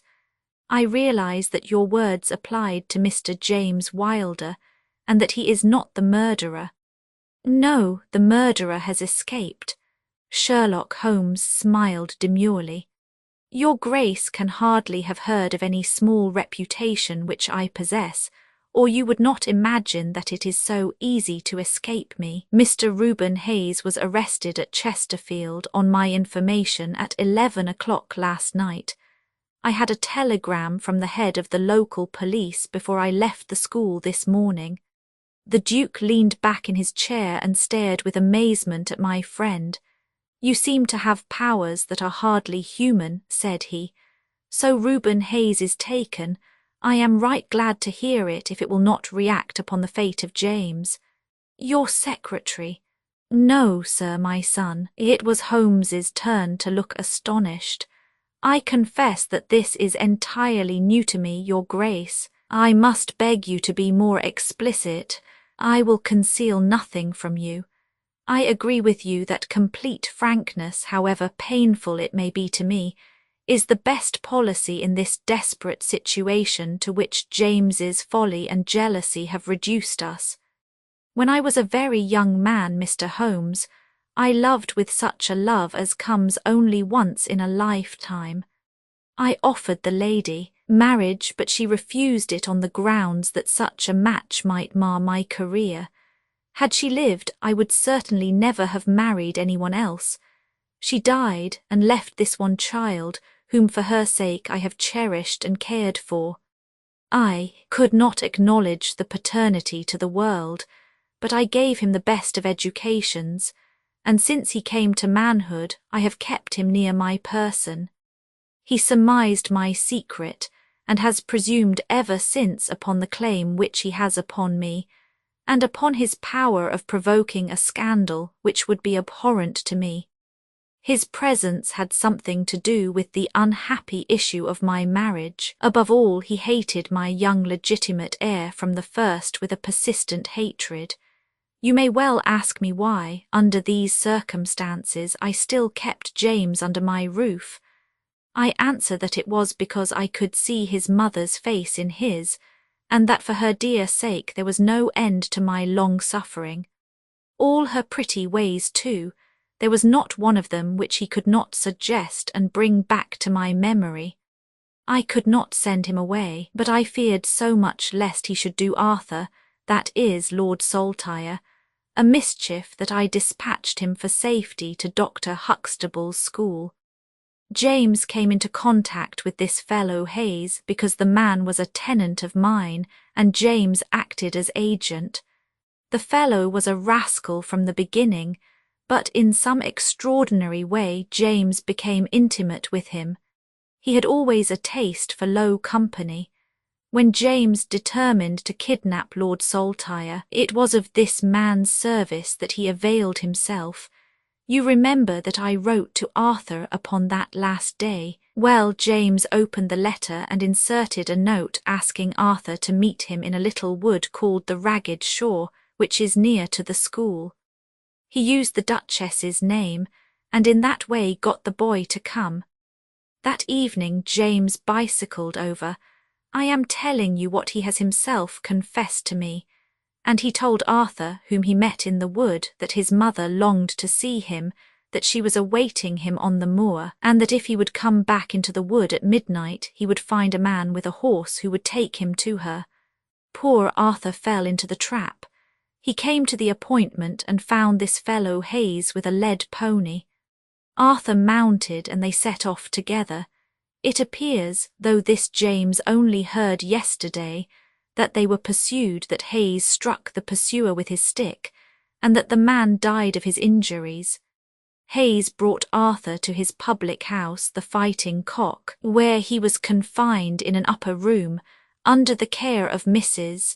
Hayes, who is a kindly woman, but entirely under the control of her brutal husband. Well, Mr. Holmes, that was the state of affairs when I first saw you 2 days ago.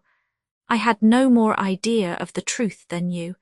You will ask me what was James's motive in doing such a deed. I answer that there was a great deal which was unreasoning and fanatical in the hatred which he bore my heir. In his view he should himself have been heir of all my estates, and he deeply resented those social laws which made it impossible. At the same time, he had a definite motive also. He was eager that I should break the entail, and he was of opinion that it lay in my power to do so. He intended to make a bargain with me, to restore Arthur if I would break the entail, and so make it possible for the estate to be left to him by will. He knew well that I should never willingly invoke the aid of the police against him. I say that he would have proposed such a bargain to me, but he did not actually do so, for events moved too quickly for him, and he had not time to put his plans into practice. What brought all his wicked scheme to wreck was your discovery of this man Heidegger's dead body. James was seized with horror at the news. It came to us yesterday as we sat together in this study. Dr. Huxtable had sent a telegram.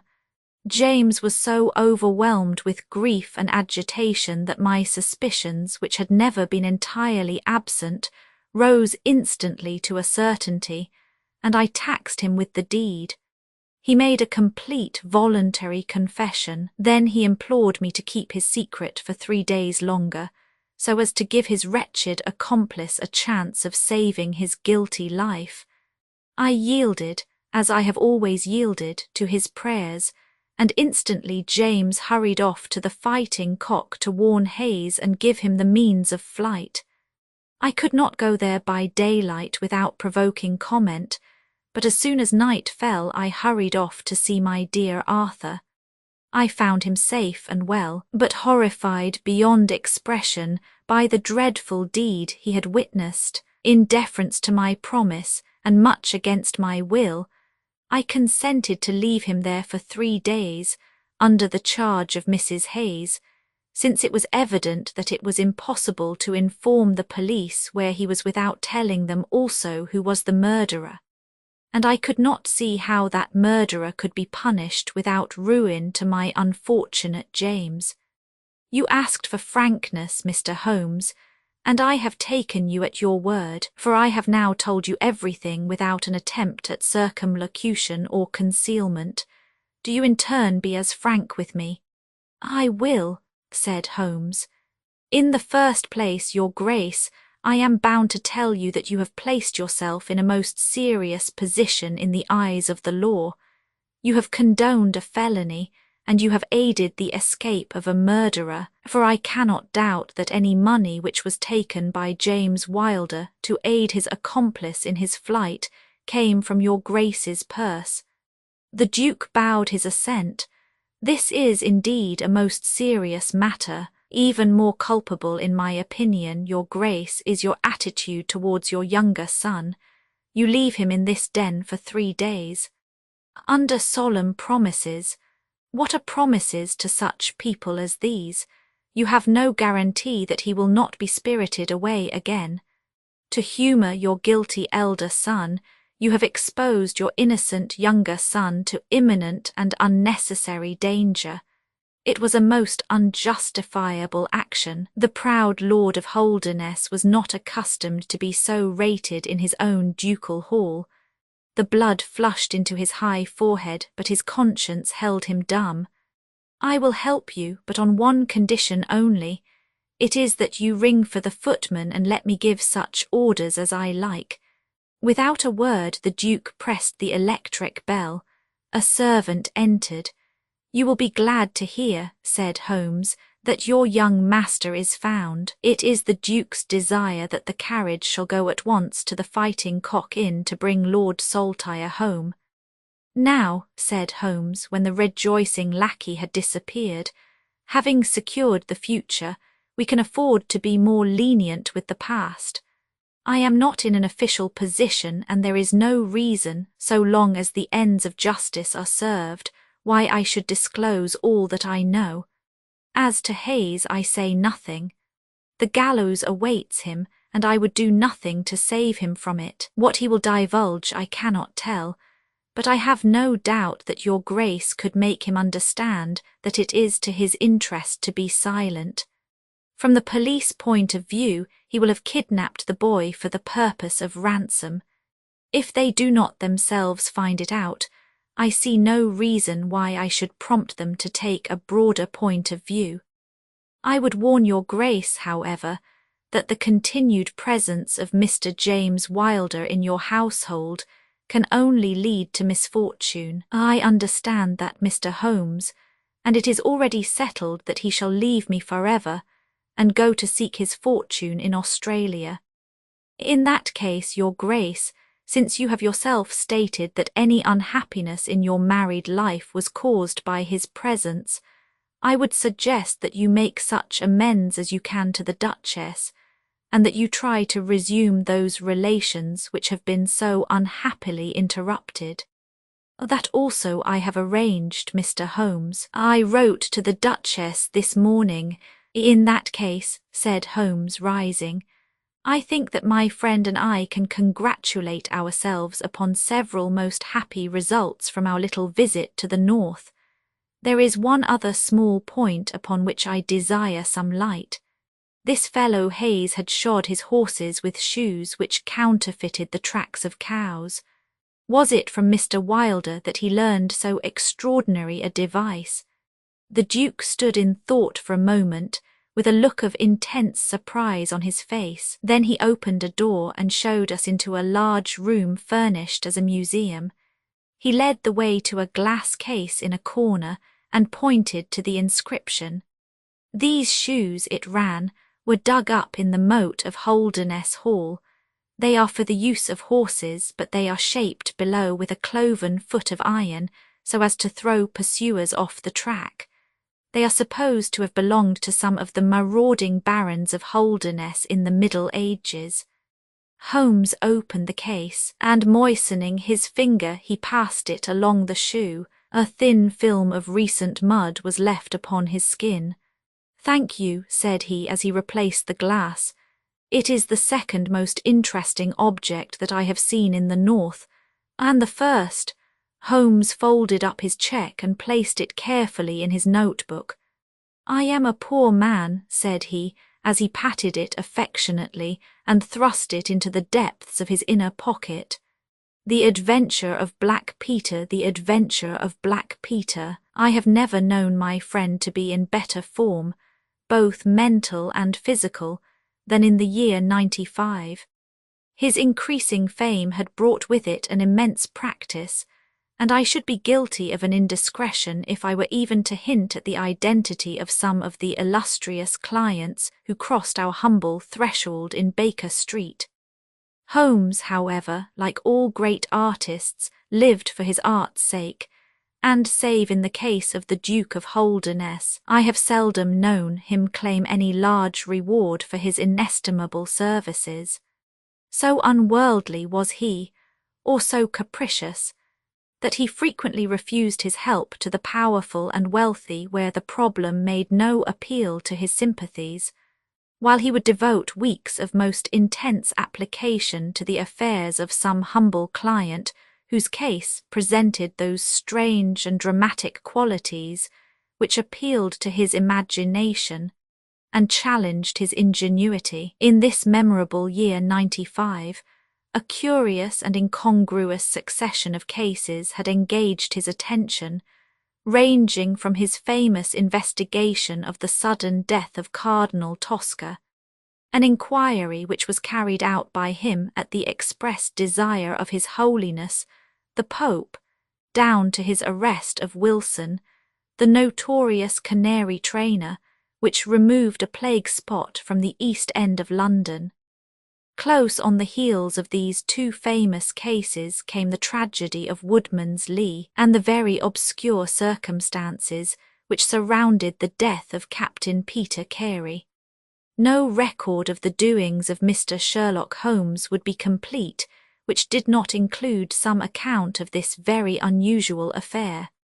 During the first week of July, my friend had been absent so often and so long from our lodgings that I knew he had something on hand. The fact that several rough-looking men called during that time and inquired for Captain Basil made me understand that Holmes was working somewhere under one of the numerous disguises and names with which he concealed his own formidable identity.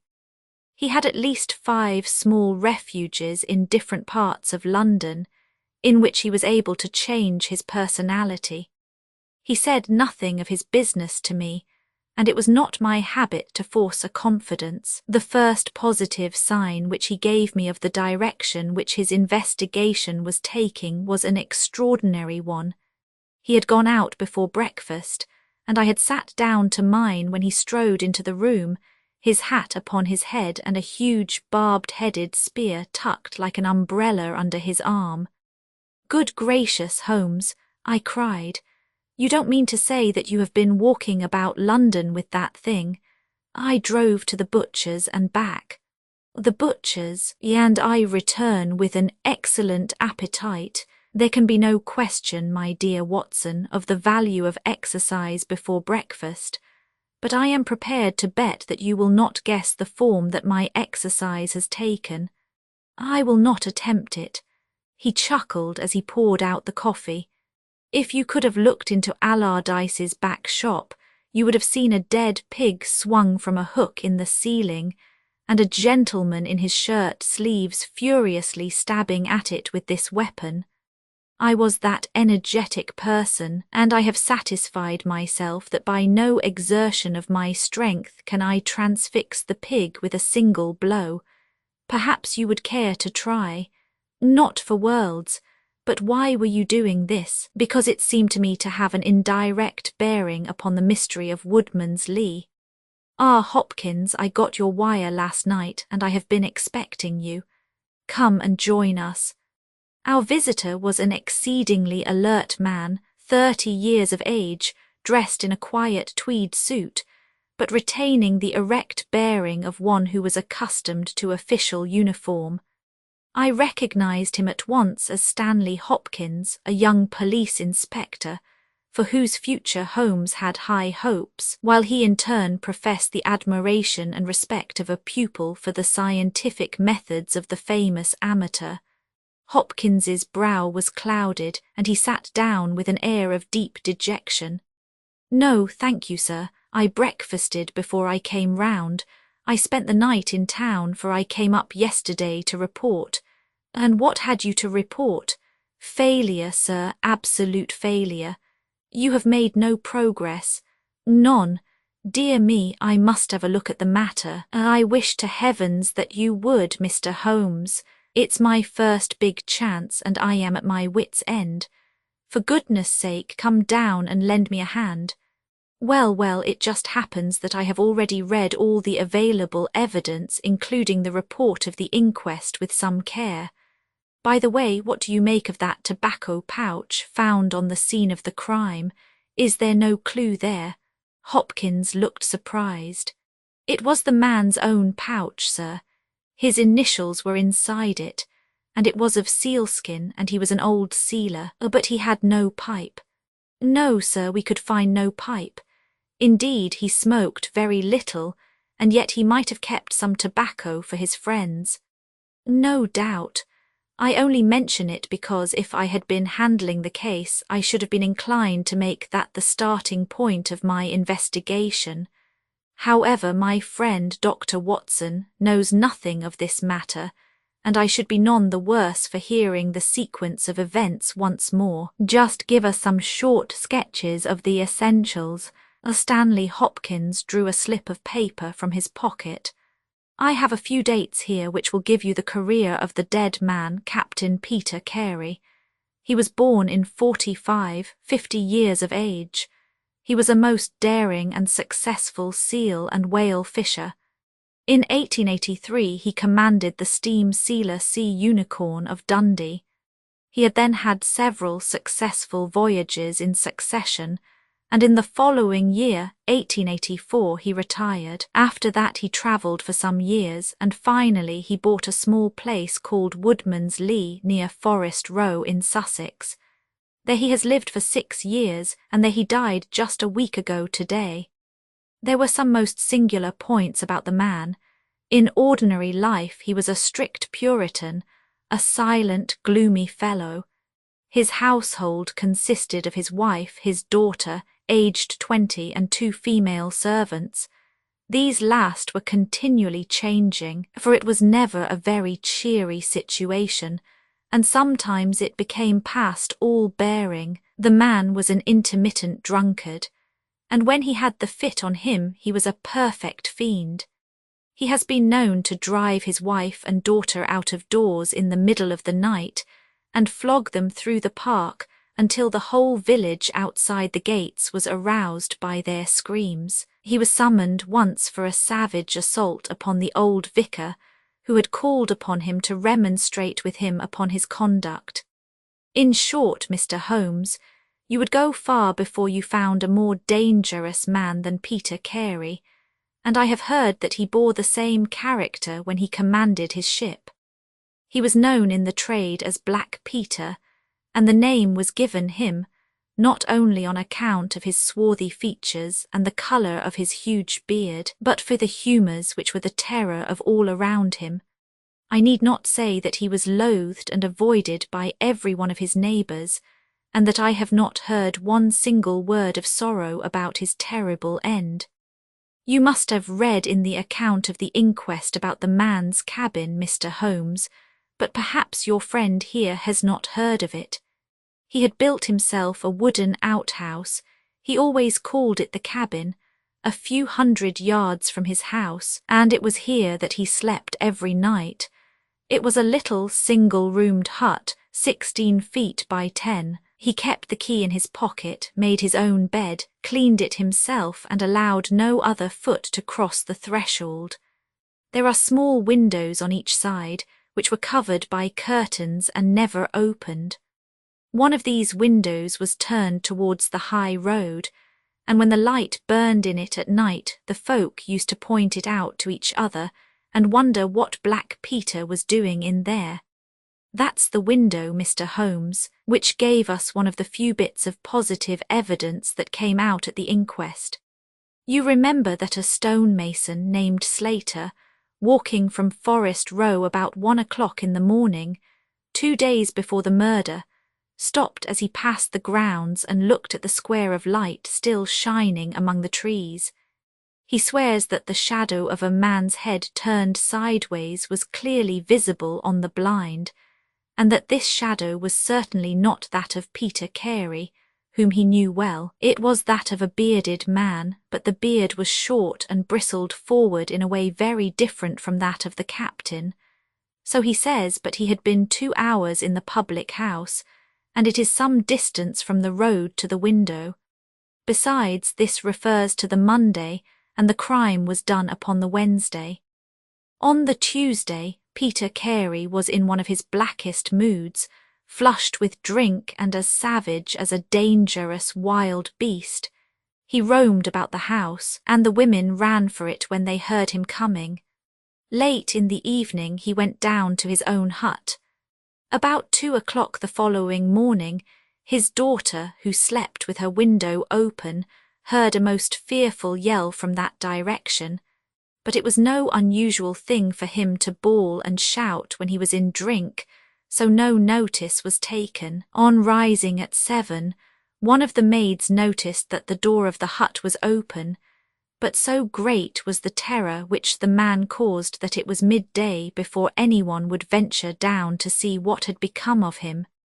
Peeping into the open door, they saw a sight which sent them flying, with white faces, into the village. Within an hour, I was on the spot and had taken over the case. Well, I have fairly steady nerves, as you know, Mr. Holmes, but I give you my word that I got a shake when I put my head into that little house. It was droning like a harmonium with the flies and bluebottles, and the floor and walls were like a slaughter-house. He had called it a cabin, and a cabin it was, sure enough, for you would have thought that you were in a ship. There was a bunk at one end, a sea-chest, maps and charts, a picture of the sea unicorn, a line of logbooks on a shelf, all exactly as one would expect to find it in a captain's room. And there in the middle of it was the man himself, his face twisted like a lost soul in torment, and his great brindled beard stuck upward in his agony. Right through his broad breast a steel harpoon had been driven, and it had sunk deep into the wood of the wall behind him. He was pinned like a beetle on a card. Of course he was quite dead, and had been so from the instant that he had uttered that last yell of agony. I know your methods, sir, and I applied them. Before I permitted anything to be moved, I examined most carefully the ground outside and also the floor of the room. There were no footmarks, meaning that you saw none. I assure you, sir, that there were none. My good Hopkins, I have investigated many crimes, but I have never yet seen one which was committed by a flying creature.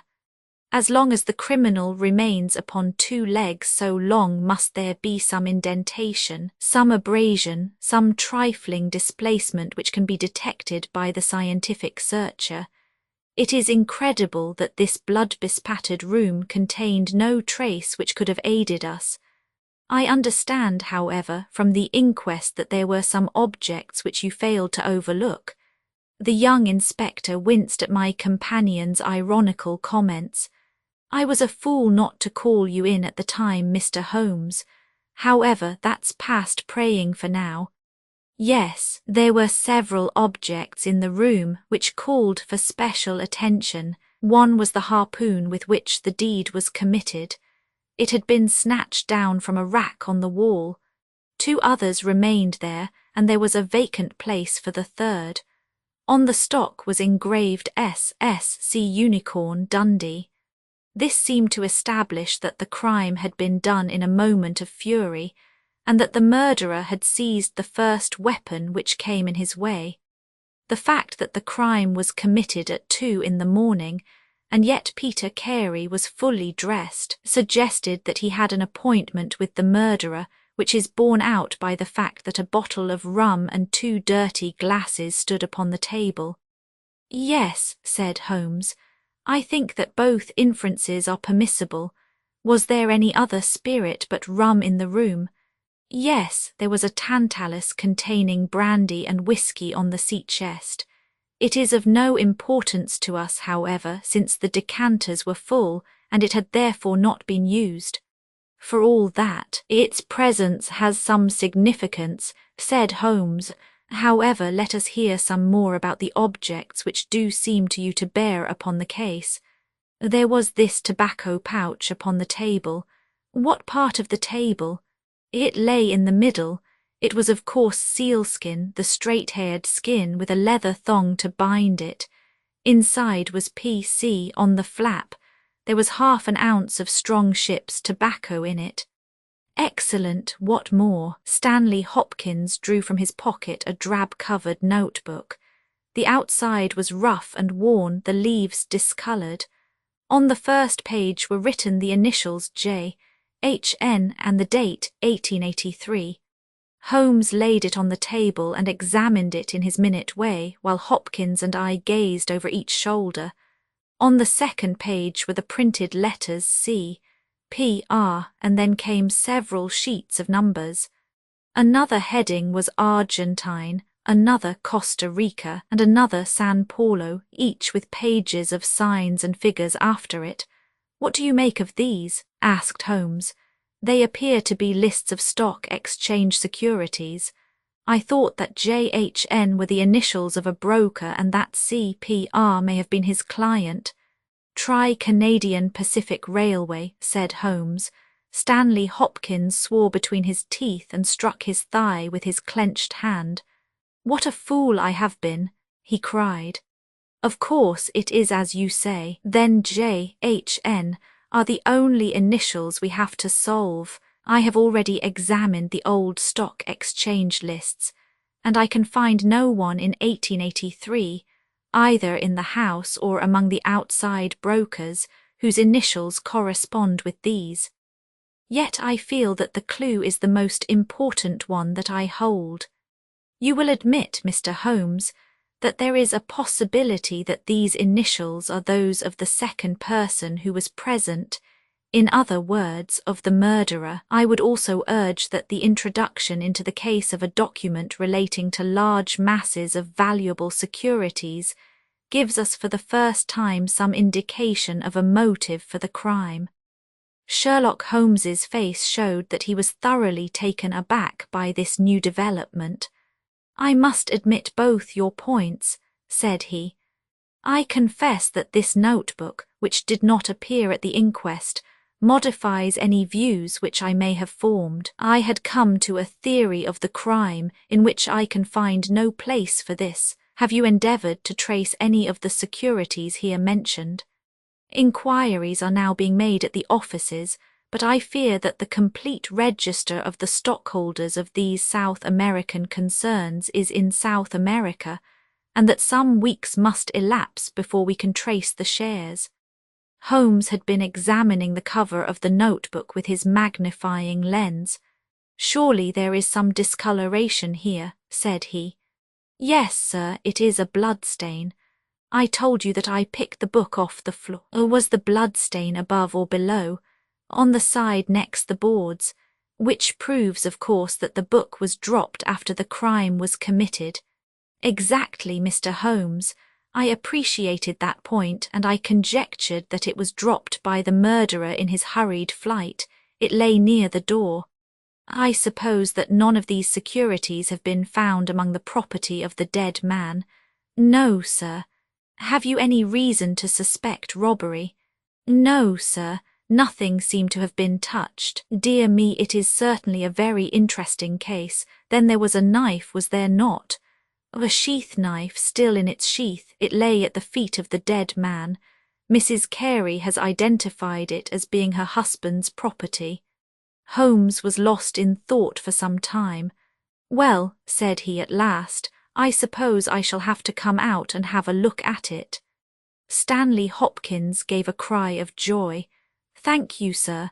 That will indeed be a weight off my mind." Holmes shook his finger at the inspector. "It would have been an easier task a week ago," said he.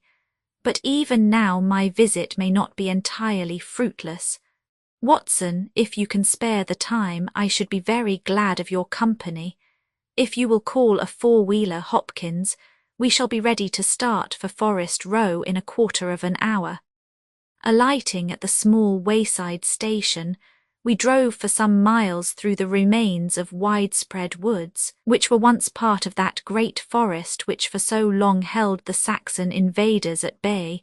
the impenetrable Weald, for 60 years the bulwark of Britain. Vast sections of it have been cleared, for this is the seat of the first ironworks of the country, and the trees have been felled to smelt the ore. Now the richer fields of the north have absorbed the trade, and nothing save these ravaged groves and great scars in the earth show the work of the past. Here, in a clearing upon the green slope of a hill, stood a long, low stone house, approached by a curving drive running through the fields. Nearer the road and surrounded on 3 sides by bushes was a small outhouse, one window and the door facing in our direction. It was the scene of the murder. Stanley Hopkins led us first to the house, where he introduced us to a haggard, grey-haired woman, the widow of the murdered man, whose gaunt and deep-lined face, with the furtive look of terror in the depths of her red-rimmed eyes, told of the years of hardship and ill-usage which she had endured. With her was her daughter, a pale, fair-haired girl, whose eyes blazed defiantly at us as she told us that she was glad that her father was dead, and that she blessed the hand which had struck him down. It was a terrible household that Black Peter Carey had made for himself, and it was with a sense of relief that we found ourselves in the sunlight again, and making our way along a path which had been worn across the fields by the feet of the dead man. The outhouse was the simplest of dwellings, wooden-walled, shingle-roofed, one window beside the door and one on the farther side. Stanley Hopkins drew the key from his pocket and had stooped to the lock when he paused with a look of attention and surprise upon his face. "Someone has been tampering with it," he said. There could be no doubt of the fact. The woodwork was cut and the scratches showed white through the paint, as if they had been that instant done. Holmes had been examining the window. Someone has tried to force this also. Whoever it was has failed to make his way in. He must have been a very poor burglar. "This is a most extraordinary thing," said the inspector. "I could swear that these marks were not here yesterday evening." "Some curious person from the village, perhaps," I suggested. "Very unlikely. Few of them would dare to set foot in the grounds, far less try to force their way into the cabin. What do you think of it, Mr. Holmes? I think that fortune is very kind to us." "You mean that the person will come again?" "It is very probable. He came expecting to find the door open. He tried to get in with the blade of a very small penknife. He could not manage it. What would he do? Come again next night with a more useful tool. So I should say, it will be our fault if we are not there to receive him.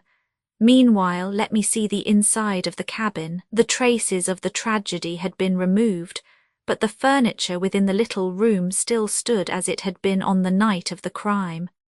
For 2 hours, with most intense concentration, Holmes examined every object in turn, but his face showed that his quest was not a successful one.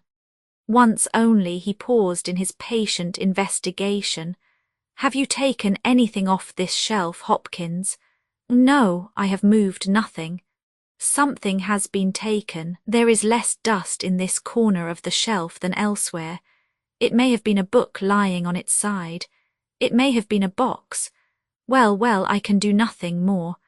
Let us walk in these beautiful woods, Watson, and give a few hours to the birds and the flowers. We shall meet you here later, Hopkins, and see if we can come to closer quarters with the gentleman who has paid this visit in the night." It was past 11 o'clock when we formed our little ambuscade. Hopkins was for leaving the door of the hut open, but Holmes was of the opinion that this would rouse the suspicions of the stranger. The lock was a perfectly simple one, and only a strong blade was needed to push it back. Holmes also suggested that we should wait, not inside the hut, but outside it, among the bushes which grew round the farther window. In this way we should be able to watch our man if he struck a light, and see what his object was in this stealthy nocturnal visit. It was a long and melancholy vigil. and yet brought with it something of the thrill which the hunter feels when he lies beside the water pool and waits for the coming of the thirsty beast of prey. What savage creature was it which might steal upon us out of the darkness? Was it a fierce tiger of crime, which could only be taken fighting hard with flashing fang and claw, or would it prove to be some skulking jackal, dangerous only to the weak and unguarded? In absolute silence we crouched amongst the bushes, waiting for whatever might come. At first the steps of a few belated villagers or the sound of voices from the village lightened our vigil, but one by one these interruptions died away, and an absolute stillness fell upon us, save for the chimes of the distant church which told us of the progress of the night, and for the rustle and whisper of a fine rain falling amid the foliage which roofed us in. 2:30 had chimed, and it was the darkest hour which precedes the dawn, when we all started as a low but sharp click came from the direction of the gate. Someone had entered the drive. Again there was a long silence, and I had begun to fear that it was a false alarm, when a stealthy step was heard upon the other side of the hut, and a moment later a metallic scraping and clinking. The man was trying to force the lock. This time his skill was greater or his tool was better, for there was a sudden snap and the creak of the hinges. Then a match was struck, and next instant the steady light from a candle filled the interior of the hut. Through the gauze curtain our eyes were all riveted upon the scene within. The nocturnal visitor was a young man, frail and thin, with a black moustache which intensified the deadly pallor of his face. He could not have been much above 20 years of age.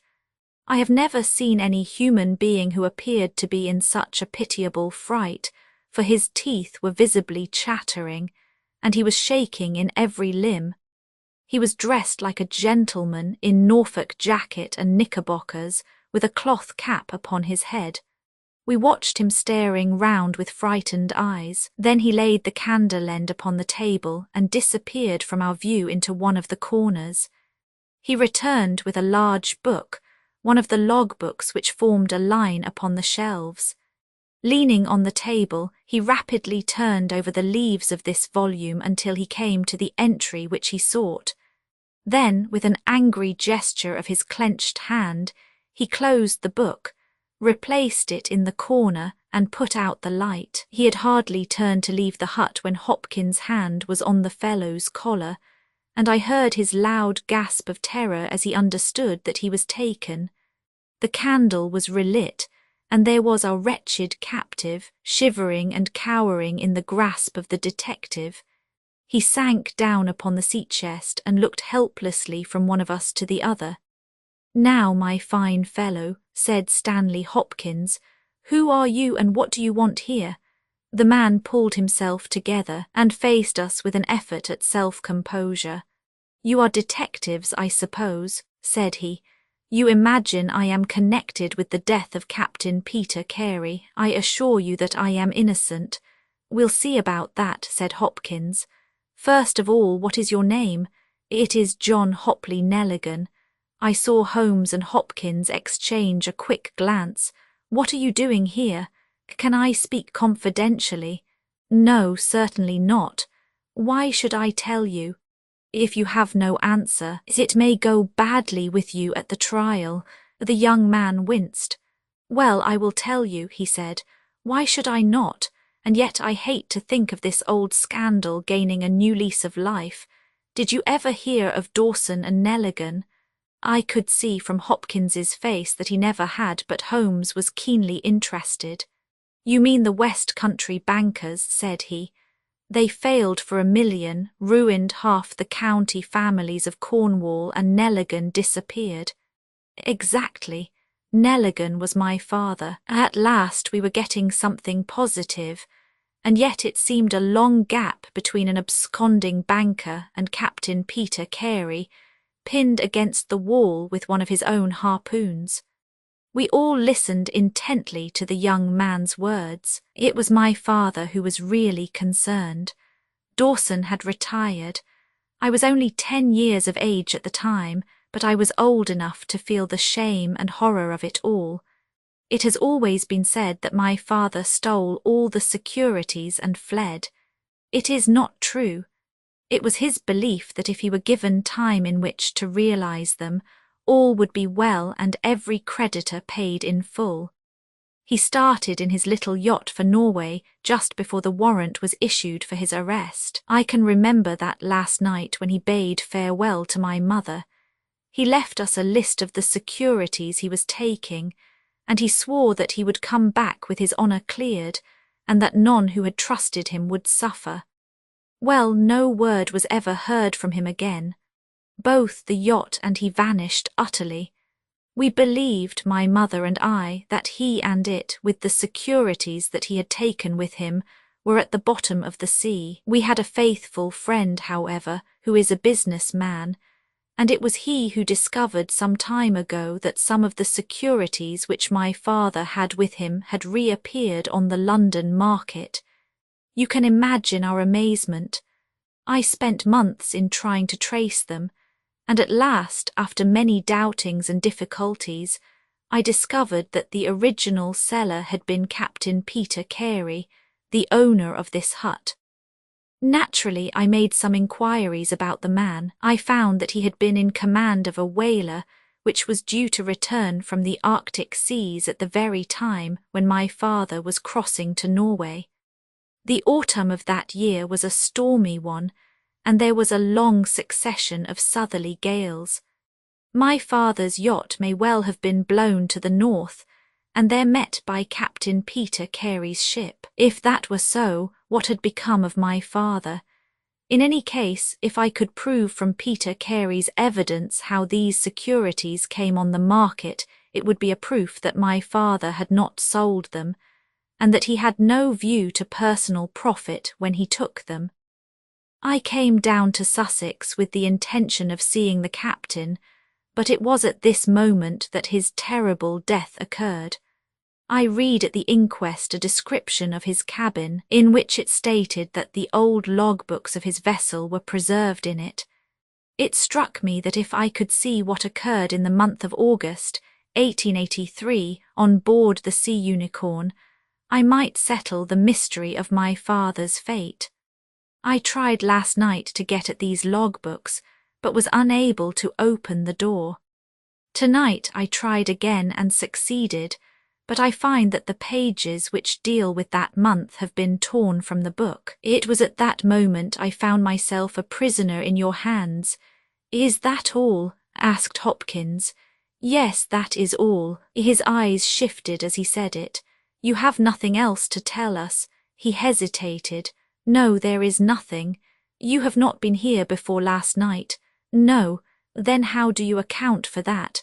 Cried Hopkins as he held up the damning notebook with the initials of our prisoner on the first leaf and the blood stain on the cover. The wretched man collapsed. He sank his face in his hands and trembled all over. Where did you get it? He groaned. I did not know. I thought I had lost it at the hotel. That is enough, said Hopkins sternly. Whatever else you have to say, you must say in court. You will walk down with me now to the police station. Well, Mr. Holmes, I am very much obliged to you and to your friend for coming down to help me. As it turns out, your presence was unnecessary, and I would have brought the case to this successful issue without you, but none the less I am grateful. Rooms have been reserved for you at the Brambletie Hotel, so we can all walk down to the village together. Well, Watson, what do you think of it? Asked Holmes as we travelled back next morning. I can see that you are not satisfied. Oh, yes, my dear Watson, I am perfectly satisfied. At the same time, Stanley Hopkins's methods do not commend themselves to me. I am disappointed in Stanley Hopkins. I had hoped for better things from him. One should always look for a possible alternative and provide against it. It is the first rule of criminal investigation. What then is the alternative? The line of investigation which I have myself been pursuing, it may give us nothing. I cannot tell, but at least I shall follow it to the end. Several letters were waiting for Holmes at Baker Street. He snatched one of them up, opened it, and burst out into a triumphant chuckle of laughter. Excellent, Watson, the alternative develops. Have you telegraph forms? Just write a couple of messages for me.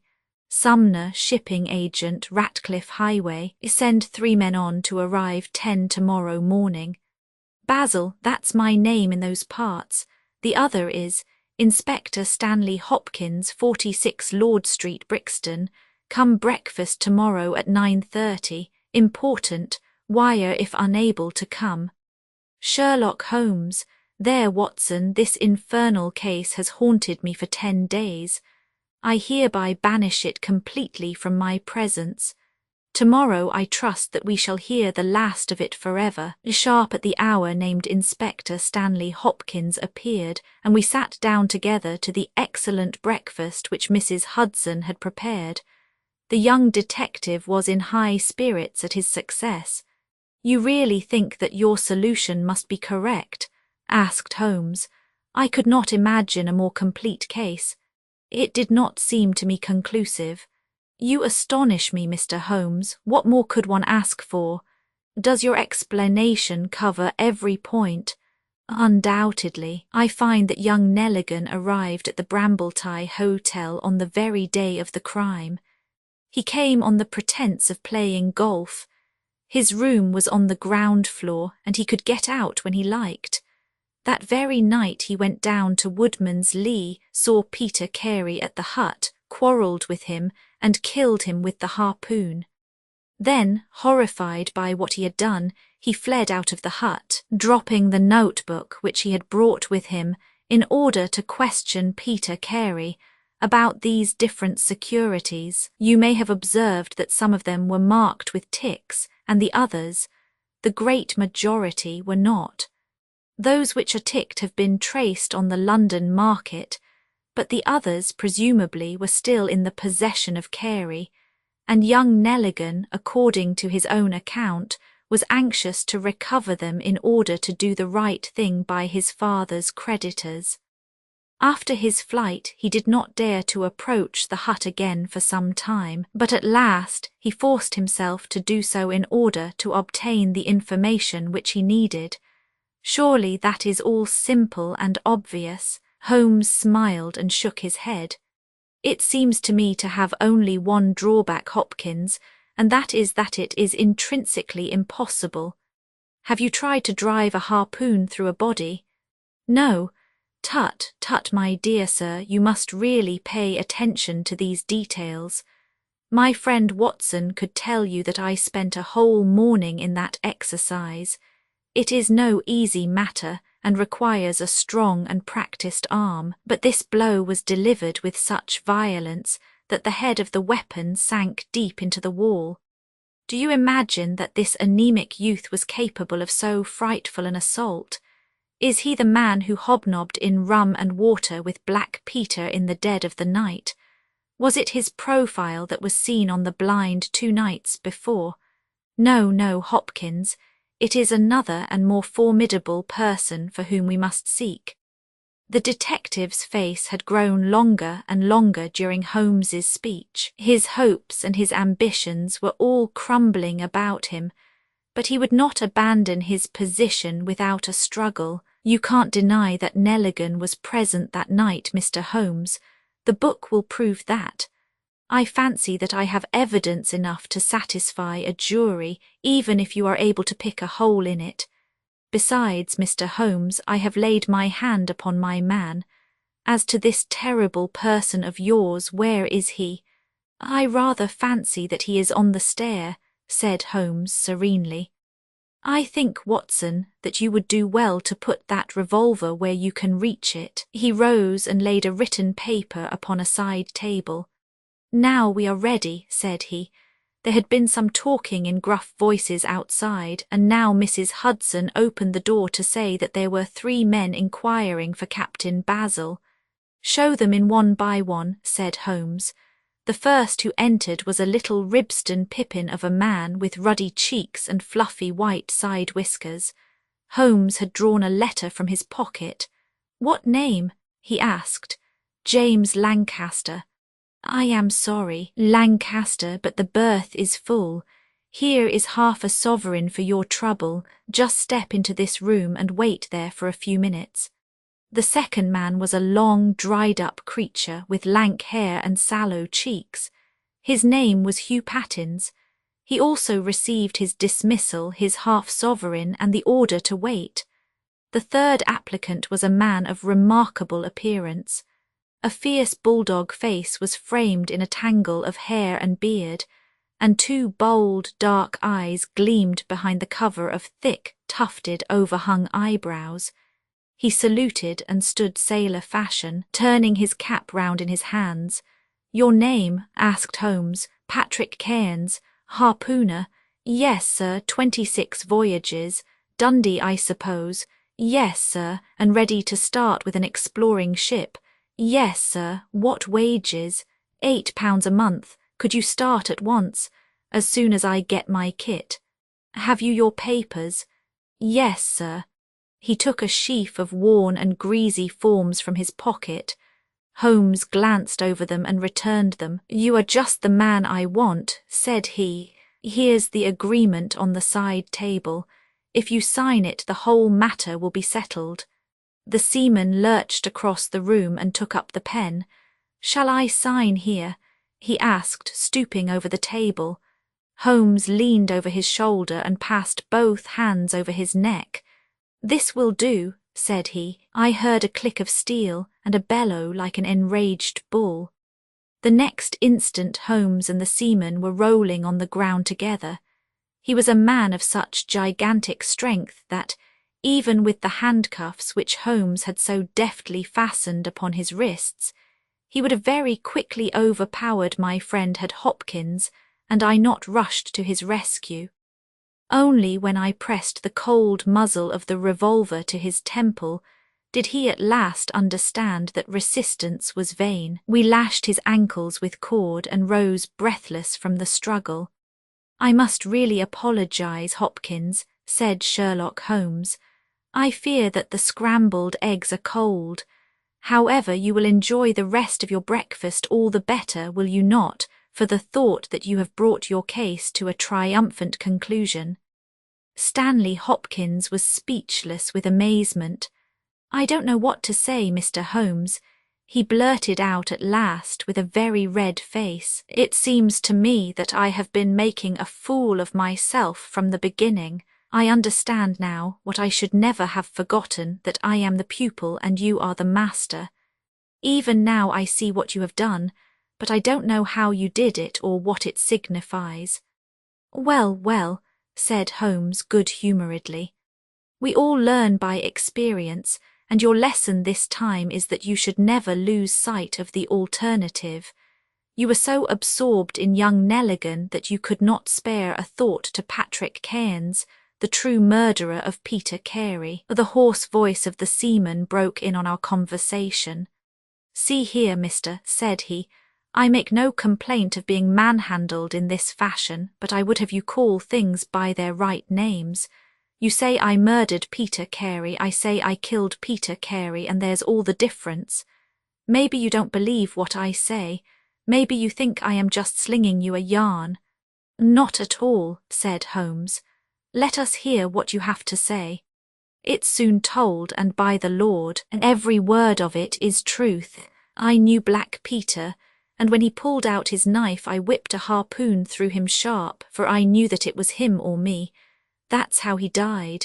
You can call it murder. Anyhow, I'd as soon die with a rope round my neck as with Black Peter's knife in my heart." "How came you there?" asked Holmes. "I'll tell it you from the beginning. Just sit me up a little so as I can speak easy. It was in '83 that it happened, August of that year. Peter Carey was master of the Sea Unicorn, and I was spare harpooner.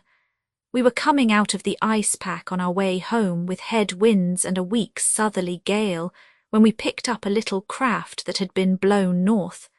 There was one man on her, a landsman. The crew had thought she would founder and had made for the Norwegian coast in the dinghy. I guess they were all drowned. Well, we took him on board, this man, and he and the skipper had some long talks in the cabin. All the baggage we took off with him was one tin box. So far as I know, the man's name was never mentioned, and on the second night he disappeared as if he had never been. It was given out that he had either thrown himself overboard or fallen overboard in the heavy weather that we were having. Only one man knew what had happened to him, and that was me, for with my own eyes I saw the skipper tip up his heels and put him over the rail in the middle watch of a dark night, 2 days before we sighted the Shetland lights. Well, I kept my knowledge to myself and waited to see what would come of it. When we got back to Scotland, it was easily hushed up, and nobody asked any questions. A stranger died by accident, and it was nobody's business to inquire. Shortly after Peter Carey gave up the sea, and it was long years before I could find where he was. I guessed that he had done the deed for the sake of what was in that tin box, and that he could afford now to pay me well for keeping my mouth shut. I found out where he was through a sailor man that had met him in London, and down I went to squeeze him.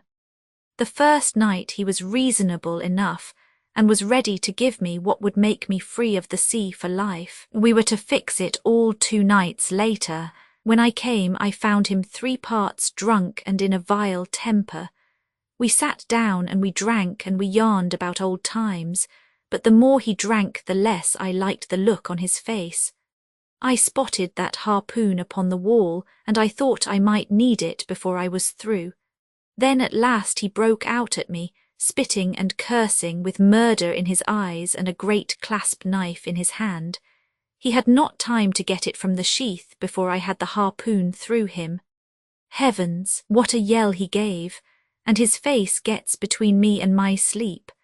I stood there with his blood splashing round me, and I waited for a bit, but all was quiet, so I took heart once more. I looked round, and there was the tin box on the shelf. I had as much right to it as Peter Carey anyhow, so I took it with me and left the hut. Like a fool I left my baccy pouch upon the table. Now I'll tell you the queerest part of the whole story. I had hardly got outside the hut when I heard someone coming, and I hid among the bushes. A man came slinking along, went into the hut, gave a cry as if he had seen a ghost, and legged it as hard as he could run until he was out of sight. Who he was or what he wanted is more than I can tell. For my part, I walked 10 miles, got a train at Tunbridge Wells, and so reached London, and no one the wiser. Well, when I came to examine the box, I found there was no money in it, and nothing but papers that I would not dare to sell. I had lost my hold on Black Peter and was stranded in London without a shilling. There was only my trade left. I saw these advertisements about harpooners and high wages, so I went to the shipping agents and they sent me here. That's all I know, and I say again that if I killed Black Peter, the law should give me thanks, for I saved them the price of a hempen rope. A very clear statement, said Holmes, rising and lighting his pipe. I think, Hopkins, that you should lose no time in conveying your prisoner to a place of safety. This room is not well adapted for a cell, and Mr. Patrick Cairns occupies too large a proportion of our carpet. Mr. Holmes, said Hopkins, I do not know how to express my gratitude. Even now I do not understand how you attained this result, as simply by having the good fortune to get the right clue from the beginning. It is very possible if I had known about this notebook it might have led away my thoughts as it did yours. But all I heard pointed in the one direction. The amazing strength, the skill in the use of the harpoon, the rum and water, the sealskin tobacco pouch with the coarse tobacco, all these pointed to a seaman and one who had been a whaler. I was convinced that the initials P.C. upon the pouch were a coincidence, and not those of Peter Carey, since he seldom smoked, and no pipe was found in his cabin, You remember that I asked whether whiskey and brandy were in the cabin. You said they were. How many landsmen are there who would drink rum when they could get these other spirits? Yes, I was certain it was a seaman. And how did you find him? My dear sir, the problem had become a very simple one. If it were a seaman, it could only be a seaman who had been with him on the Sea Unicorn. So far as I could learn, he had sailed in no other ship. I spent 3 days in wiring to Dundee, and at the end of that time I had ascertained the names of the crew of the Sea Unicorn in 1883. When I found Patrick Cairns among the harpooners, my research was nearing its end.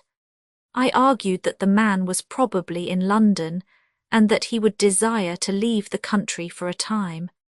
I therefore spent some days in the East End, devised an Arctic expedition, put forth tempting terms for harpooners who would serve under Captain Basil, and behold the result. "Wonderful," cried Hopkins, "wonderful. You must obtain the release of young Nelligan as soon as possible," said Holmes. "I confess that I think you owe him some apology. The tin box must be returned to him, but of course the securities which Peter Carey has sold are lost forever. There's the cab, Hopkins, and you can remove your man. If you want me for the trial, my address and that of Watson will be somewhere in Norway. I'll send particulars later. The Adventure of Charles Augustus Milverton.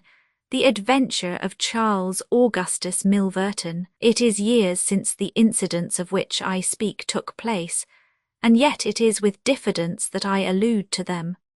For a long time, even with the utmost discretion and reticence, it would have been impossible to make the facts public, but now the principal person concerned is beyond the reach of human law, and with due suppression the story may be told in such fashion as to injure no one. It records an absolutely unique experience in the career both of Mr. Sherlock Holmes and of myself.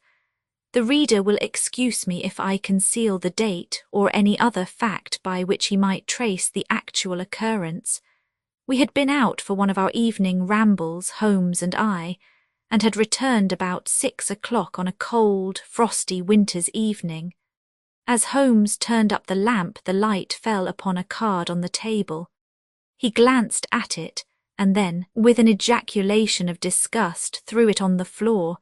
I picked it up and read, "Charles Augustus Milverton, Appledore Towers, Hampstead, Agent." "Who is he?" I asked. "The worst man in London," Holmes answered as he sat down and stretched his legs before the fire. "Is anything on the back of the card?" I turned it over. "Will call at 6:30 a.m. I read. He's about due. Do you feel a creeping, shrinking sensation, Watson, when you stand before the serpents in the zoo and see the slithery, gliding, venomous creatures with their deadly eyes and wicked, flattened faces? Well, that's how Milverton impresses me. I've had to do with 50 murderers in my career, but the worst of them never gave me the repulsion which I have for this fellow. And yet I can't get out of doing business with him. Indeed, he is here at my invitation. But who is he? I'll tell you, Watson. He is the king of all the blackmailers. Heaven help the man, and still more the woman, whose secret and reputation come into the power of Milverton. With a smiling face and a heart of marble, he will squeeze and squeeze until he has drained them dry. The fellow is a genius in his way, and would have made his mark in some more savoury trade. His method is as follows. He allows it to be known that he is prepared to pay very high sums for letters which compromise people of wealth and position. He receives these wares not only from treacherous valets or maids, but frequently from genteel ruffians, who have gained the confidence and affection of trusting women. He deals with no niggard hand. I happen to know that he paid £700 to a footman for a note 2 lines in length, and that the ruin of a noble family was the result. Everything which is in the market goes to Milverton, and there are hundreds in this great city who turn white at his name. No one knows where his grip may fall, for he is far too rich and far too cunning to work from hand to mouth. He will hold a card back for years in order to play it at the moment when the stake is best worth winning. I have said that he is the worst man in London, and I would ask you how could one compare the ruffian, who in hot blood bludgeons his mate, with this man, who methodically and at his leisure tortures the soul and wrings the nerves in order to add to his already swollen money-bags. I had seldom heard my friend speak with such intensity of feeling. But surely, said I, the fellow must be within the grasp of the law, technically no doubt, but practically not. What would it profit a woman, for example, to get him a few months' imprisonment if her own ruin must immediately follow? His victims dare not hit back. If ever he blackmailed an innocent person, then indeed we should have him, but he is as cunning as the evil one. No, no, we must find other ways to fight him. And why is he here? Because an illustrious client has placed her piteous case in my hands. It is the Lady Eva Blackwell, the most beautiful debutante of last season. She is to be married in a fortnight to the Earl of Dovercourt. This fiend has several imprudent letters, imprudent, Watson, nothing worse, which were written to an impecunious young squire in the country. They would suffice to break off the match. Milverton will send the letters to the Earl unless a large sum of money is paid him. I have been commissioned to meet him, and to make the best terms I can. At that instant there was a clatter and a rattle in the street below. Looking down I saw a stately carriage and pair, the brilliant lamps gleaming on the glossy haunches of the noble chestnuts. A footman opened the door, and a small stout man in a shaggy astrakhan overcoat descended. A minute later he was in the room. Charles Augustus Milverton was a man of 50, with a large intellectual head, a round, plump, hairless face, a perpetual frozen smile, and 2 keen grey eyes, which gleamed brightly from behind broad, gold-rimmed glasses. There was something of Mr. Pickwick's benevolence in his appearance, marred only by the insincerity of the fixed smile and by the hard glitter of those restless and penetrating eyes. His voice was as smooth and suave as his countenance, as he advanced with a plump little hand extended, murmuring his regret for having missed us at his first visit. Holmes disregarded the outstretched hand and looked at him with a face of granite. Milverton's smile broadened, he shrugged his shoulders, removed his overcoat, folded it with great deliberation over the back of a chair, and then took a seat. "This gentleman," said he with a wave in my direction, "is it discreet, is it right? Dr. Watson is my friend and partner. Very good, Mr. Holmes. It is only in your client's interests that I protested. The matter is so very delicate. Dr. Watson has already heard of it. Then we can proceed to business. You say that you are acting for Lady Eva. Has she empowered you to accept my terms? What are your terms? £7,000. And the alternative? My dear sir, it is painful for me to discuss it, but if the money is not paid on the 14th, there certainly will be no marriage on the 18th. His insufferable smile was more complacent than ever. Holmes thought for a little. "You appear to me," he said at last, "to be taking matters too much for granted. I am, of course, familiar with the contents of these letters. My client will certainly do what I may advise. I shall counsel her to tell her future husband the whole story and to trust to his generosity." Milverton chuckled. "You evidently do not know the Earl," said he. From the baffled look upon Holmes's face I could see clearly that he did. "What harm is there in the letters?" he asked. "They are sprightly, very sprightly," Milverton answered. "The lady was a charming correspondent, but I can assure you that the Earl of Dovercourt would fail to appreciate them. However, since you think otherwise, we will let it rest at that. It is purely a matter of business. If you think that it is in the best interests of your client that these letters should be placed in the hands of the Earl, then you would indeed be foolish to pay so large a sum of money to regain them." He rose and seized his astrakhan coat. Holmes was grey with anger and mortification. "Wait a little," he said. "You go too fast. We should certainly make every effort to avoid scandal in so delicate a matter." Milverton relapsed into his chair. "I was sure that you would see it in that light," he purred. "At the same time," Holmes continued, "Lady Eva is not a wealthy woman. I assure you that £2,000 would be a drain upon her resources, and that the sum you name is utterly beyond her power. I beg, therefore, that you will moderate your demands, and that you will return the letters at the price I indicate, which is, I assure you, the highest that you can get." Milverton's smile broadened and his eyes twinkled humorously. "I am aware that what you say is true about the lady's resources," said he. "At the same time, you must admit that the occasion of a lady's marriage is a very suitable time for her friends and relatives to make some little effort upon her behalf. They may hesitate as to an acceptable wedding present. Let me assure them that this little bundle of letters would give more joy than all the candelabra and butter dishes in London." "It is impossible," said Holmes. Dear me, how unfortunate," cried Milverton, taking out a bulky pocket-book. "I cannot help thinking that ladies are ill-advised in not making an effort. Look at this." He held up a little note with a coat of arms upon the envelope. "That belongs to, well, perhaps it is hardly fair to tell the name until tomorrow morning, but at that time it will be in the hands of the lady's husband, and all because she will not find a beggarly sum which she could get by turning her diamonds into paste. It is such a pity. Now, you remember the sudden end of the engagement between the Honourable Miss Miles and Colonel Dorking. Only 2 days before the wedding, there was a paragraph in the Morning Post to say that it was all off.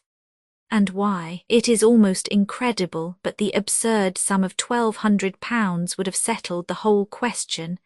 Is it not pitiful? And here I find you a man of sense boggling about terms when your client's future and honour are at stake. You surprise me, Mr. Holmes." "What I say is true," Holmes answered. "The money cannot be found. Surely it is better for you to take the substantial sum which I offer than to ruin this woman's career, which can profit you in no way." "There you make a mistake, Mr. Holmes. An exposure would profit me indirectly to a considerable extent. I have 8 or 10 similar cases maturing. If it was circulated among them that I had made a severe example of the Lady Eva, I should find all of them much more open to reason. You see my point." Holmes sprang from his chair. "Get behind him, Watson. Don't let him out.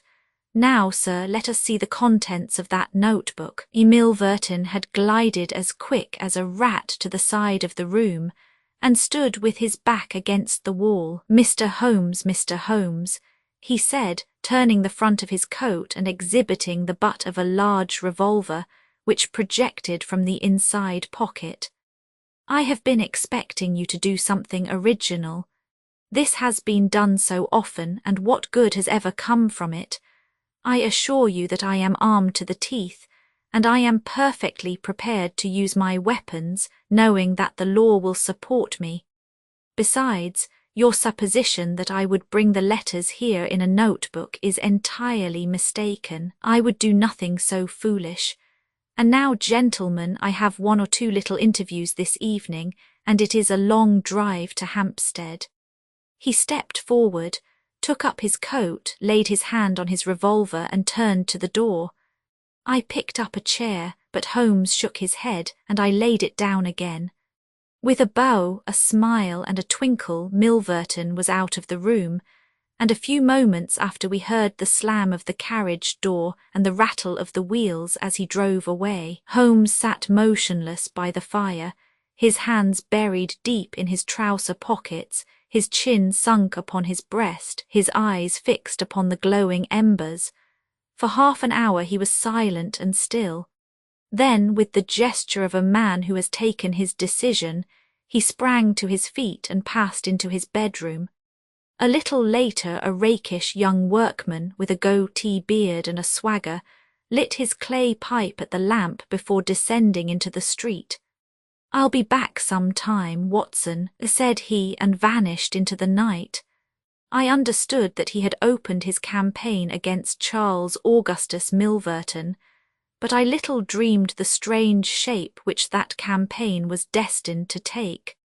For some days Holmes came and went at all hours in this attire, but beyond a remark that his time was spent at Hampstead, and that it was not wasted, I knew nothing of what he was doing. At last, however, on a wild, tempestuous evening, when the wind screamed and rattled against the windows, he returned from his last expedition, and having removed his disguise, he sat before the fire and laughed heartily in his silent, inward fashion.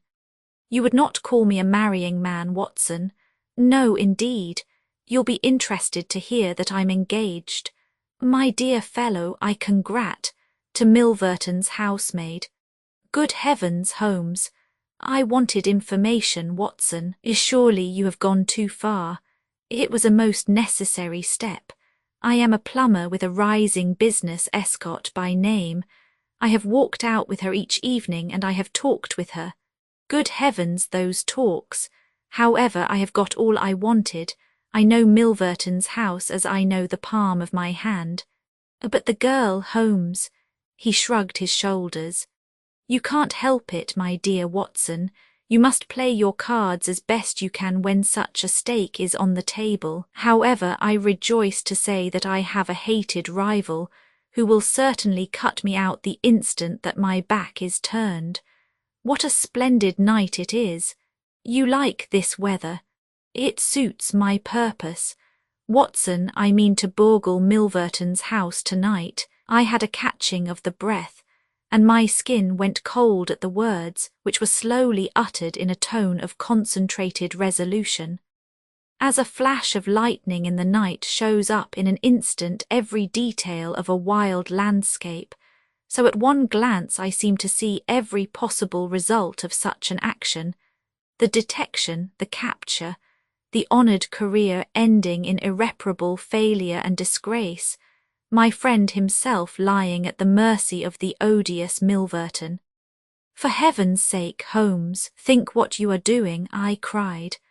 "My dear fellow, I have given it every consideration. I am never precipitate in my actions, nor would I adopt so energetic and indeed so dangerous a course if any other were possible. Let us look at the matter clearly and fairly. I suppose that you will admit that the action is morally justifiable, though technically criminal.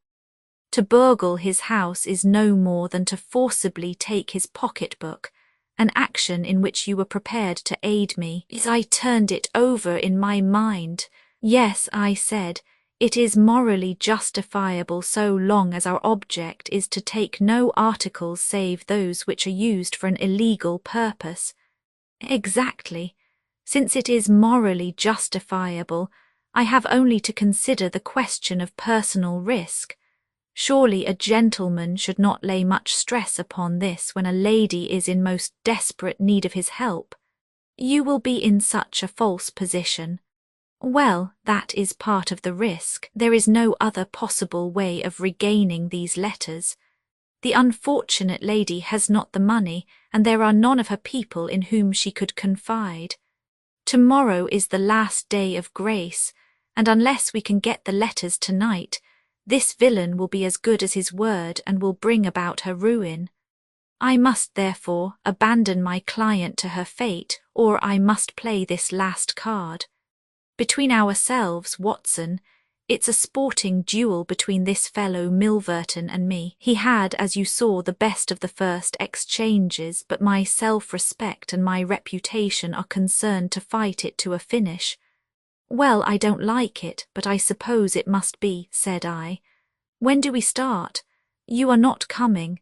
Then you are not going, said I.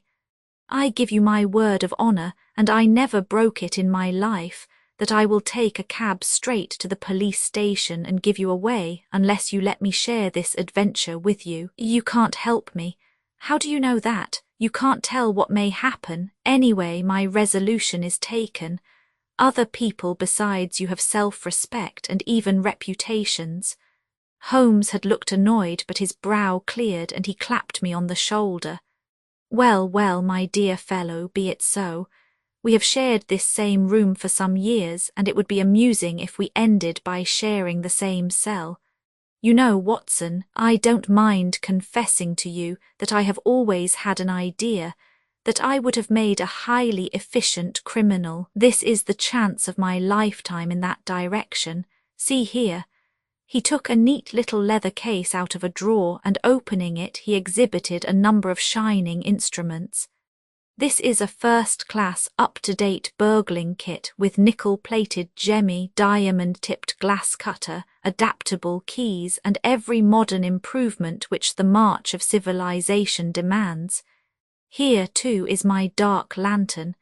Everything is in order. Have you a pair of silent shoes? I have rubber-soled tennis shoes, excellent, and a mask. I can make a couple out of black silk. I can see that you have a strong, natural turn for this sort of thing. Very good, do you make the masks? We shall have some cold supper before we start. It is now 9:30. At 11 we shall drive as far as Church Row. It is a quarter of an hour's walk from there to Appledore Towers. We shall be at work before midnight. Milverton is a heavy sleeper and retires punctually at 10:30. With any luck we should be back here by 2, with the Lady Eva's letters in my pocket. Holmes and I put on our dress clothes so that we might appear to be 2 theatre-goers homeward bound. In Oxford Street we picked up a hansom and drove to an address in Hampstead. Here we paid off our cab, and with our great coats buttoned up, for it was bitterly cold, and the wind seemed to blow through us, we walked along the edge of the heath. It's a business that needs delicate treatment, said Holmes. These documents are contained in a safe in the fellow's study, and the study is the anteroom of his bedchamber. On the other hand, like all these stout, little men who do themselves well, he is a plethoric sleeper. Agatha, that's my fiancée, says it is a joke in the servants' hall that it's impossible to wake the master. He has a secretary who is devoted to his interests and never budges from the study all day. That's why we are going at night. Then he has a beast of a dog which roams the garden. I met Agatha late the last 2 evenings, and she locks the brute up so as to give me a clear run. This is the house, this big one in its own grounds. Through the gate, now to the right among the laurels. We might put on our masks here, I think. You see there is not a glimmer of light in any of the windows, and everything is working splendidly.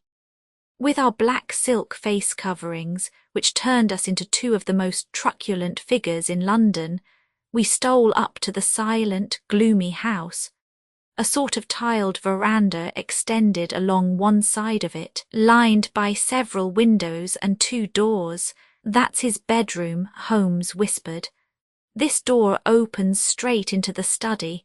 It would suit us best, but it is bolted as well as locked, and we should make too much noise getting in. Come round here. There's a greenhouse which opens into the drawing-room. The place was locked, but Holmes removed a circle of glass and turned the key from the inside. An instant afterwards he had closed the door behind us, and we had become felons in the eyes of the law. The thick, warm air of the conservatory and the rich, choking fragrance of exotic plants took us by the throat. He seized my hand in the darkness and led me swiftly past banks of shrubs which brushed against our faces. Holmes had remarkable powers, carefully cultivated, of seeing in the dark. Still holding my hand in one of his, he opened a door, and I was vaguely conscious that we had entered a large room in which a cigar had been smoked not long before. He felt his way among the furniture, opened another door and closed it behind us. Putting out my hand, I felt several coats hanging from the wall, and I understood that I was in a passage. We passed along it, and Holmes very gently opened a door upon the right-hand side. Something rushed out at us and my heart sprang into my mouth, but I could have laughed when I realized that it was the cat. A fire was burning in this new room, and again the air was heavy with tobacco smoke. Holmes entered on tiptoe, waited for me to follow, and then very gently closed the door. We were in Milverton's study, and a portiere at the farther side showed the entrance to his bedroom. It was a good fire, and the room was illuminated by it. Near the door I saw the gleam of an electric switch, but it was unnecessary, even if it had been safe, to turn it on. At one side of the fireplace was a heavy curtain which covered the bay window we had seen from outside. On the other side was the door which communicated with the veranda. A desk stood in the centre, with a turning chair of shining red leather. Opposite was a large bookcase, with a marble bust of Athene on the top. In the corner between the bookcase and the wall there stood a tall green safe, the firelight flashing back from the polished brass knobs upon its face. Holmes stole across and looked at it. Then he crept to the door of the bedroom and stood with slanting head listening intently. No sound came from within. Meanwhile it had struck me that it would be wise to secure our retreat through the outer door, so I examined it. To my amazement it was neither locked nor bolted. I touched Holmes on the and he turned his masked face in that direction. I saw him start, and he was evidently as surprised as I. "I don't like it," he whispered, putting his lips to my very ear. "I can't quite make it out. Anyhow, we have no time to lose. Can I do anything?" "Yes, stand by the door. If you hear anyone come, bolt it on the inside and we can get away as we came. If they come the other way, we can get through the door if our job is done, or hide behind these window curtains if it is not. Do you understand?" I nodded and stood by the door. My first feeling of fear had passed away, and I thrilled now with a keener zest than I had ever enjoyed when we were the defenders of the law instead of its defeers. The high object of our mission, the consciousness that it was unselfish and chivalrous, the villainous character of our opponent, all added to the sporting interest of the adventure. Far from feeling guilty, I rejoiced and exulted in our dangers. With a glow of admiration, I watched Holmes unrolling his case of instruments and choosing his tool with the calm, scientific accuracy of a surgeon who performs a delicate operation. I knew that the opening of safes was a particular hobby with him, and I understood the joy which it gave him to be confronted with this green and gold monster, the dragon which held in its maw the reputations of many fair ladies. Turning up the cuffs of his dress coat, he had placed his overcoat on a chair. Holmes laid out 2 drills, a jemmy, and several skeleton keys. I stood at the centre door with my eyes glancing at each of the others, ready for any emergency, though indeed my plans were somewhat vague as to what I should do if we were interrupted. For half an hour, Holmes worked with concentrated energy, laying down one tool, picking up another, handling each with the strength and delicacy of the trained mechanic. Finally I heard a click, the broad green door swung open, and inside I had a glimpse of a number of paper packets, each tied, sealed, and inscribed. Holmes picked one out, but it was as hard to read by the flickering fire, and he drew out his little dark lantern, for it was too dangerous with Milverton in the next room to switch on the electric light. Suddenly I saw him halt, listen intently, and then in an instant he had swung the door of the safe to, picked up his coat, stuffed his tools into the pockets, and darted behind the window curtain, motioning me to do the same. It was only when I had joined him there that I heard what had alarmed his quicker senses. There was a noise somewhere within the house. A door slammed in the distance. Then a confused, dull murmur broke itself into the measured thud of heavy footsteps rapidly approaching. They were in the passage outside the room. They paused at the door. The door opened. There was a sharp snick as the electric light was turned on. The door closed once more, and the pungent reek of a strong cigar was borne to our nostrils. Then the footsteps continued backward and forward within a few yards of us. Finally there was a creak from a chair, and the footsteps ceased. Then a key clicked in a lock, and I heard the rustle of papers. So far I had not dared to look out, but now I gently parted the division of the curtains in front of me and peeped through. From the pressure of Holmes's shoulder against mine, I knew that he was sharing my observations. Right in front of us, and almost within our reach, was the broad, rounded back of Milverton. It was evident that we had entirely miscalculated his movements, that he had never been to his bedroom, but that he had been sitting up in some smoking or billiard room in the farther wing of the house, the windows of which we had not seen. His broad, grizzled head with its shining patch of baldness was in the immediate foreground of our vision. He was leaning far back in the red leather chair, his legs outstretched, a long black cigar projecting at an angle from his mouth. He wore a semi-military smoking jacket, claret-coloured, with a black velvet collar. In his hand he held a long legal document which he was reading in an indolent fashion, blowing rings of tobacco smoke from his lips as he did so. There was no promise of a speedy departure in his composed bearing and his comfortable attitude. I felt Holmes's hand steal into mine and give me a reassuring shake, as if to say that the situation was within his powers, and that he was easy in his mind. I was not sure whether he had seen what was only too obvious from my position, that the door of the safe was imperfectly closed, and that Milverton might at any moment observe it. In my own mind I had determined that if I were sure from the rigidity of his gaze that it had caught his eye, I would at once spring out, throw my great coat over his head, pinion him, and leave the rest to Holmes. But Milverton never looked up. He was languidly interested by the papers in his hand, and page after page was turned as he followed the argument of the lawyer. At least I thought, when he has finished the document and the cigar he will go to his room. But before he had reached the end of either, there came a remarkable development, which turned our thoughts into quite another channel. Several times I had observed that Milverton looked at his watch, and once he had risen and sat down again with a gesture of impatience. The idea, however, that he might have an appointment at so strange an hour never occurred to me until a faint sound reached my ears from the veranda outside. Milverton dropped his papers and sat rigid in his chair. The sound was repeated, and then there came a gentle tap at the door. Milverton rose and opened it. "Well," said he curtly, "you are nearly half an hour late."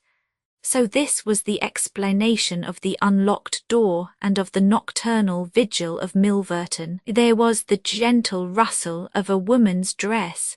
I had closed the slit between the curtains as Milverton's face had turned in our direction, but now I ventured very carefully to open it once more.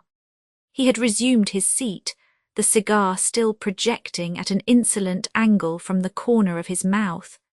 In front of him, in the full glare of the electric light, there stood a tall, slim, dark woman, a veil over her face, a mantle drawn round her chin. Her breath came quick and fast, and every inch of the lithe figure was quivering with strong emotion. "Well," said Milverton, "you made me lose a good night's rest, my dear. I hope you'll prove worth it. You couldn't come any other time, eh?" The woman shook her head. "Well, if you couldn't, you couldn't. If the Countess is a hard mistress, you have your chance to get level with her now. Bless the girl, what are you shivering about? That's right. Pull yourself together. Now let us get down to business. He took a notebook from the drawer of his desk. You say that you have 5 letters which compromise the Countess d'Albert.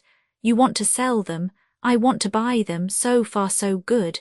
It only remains to fix a price. I should want to inspect the letters. Of course, if they are really good specimens, great heavens, is it you? The woman, without a word, had raised her veil and dropped the mantle from her chin. It was a dark, handsome, clear-cut face which confronted Milverton, a face with a curved nose, strong, dark eyebrows shading hard, glittering eyes, and a straight, thin-lipped mouth set in a dangerous smile. "It is I," she said, "the woman whose life you have ruined." Milverton laughed, but fear vibrated in his voice. "You were so very obstinate," said he. "Why did you drive me to such extremities? I assure you I wouldn't hurt a fly of my own accord, but every man has his business, and what was I to do? I put the price well within your means. You would not pay. So you sent the letters to my husband, and he, the noblest gentleman that ever lived, a man whose boots I was never worthy to lace, he broke his gallant heart and died. You remember that last night when I came through that door, I begged and prayed you for mercy, and you laughed in my face as you are trying to laugh now. Only your coward heart cannot keep your lips from twitching.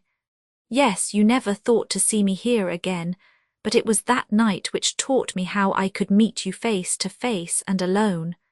Well, Charles Milverton, what have you to say?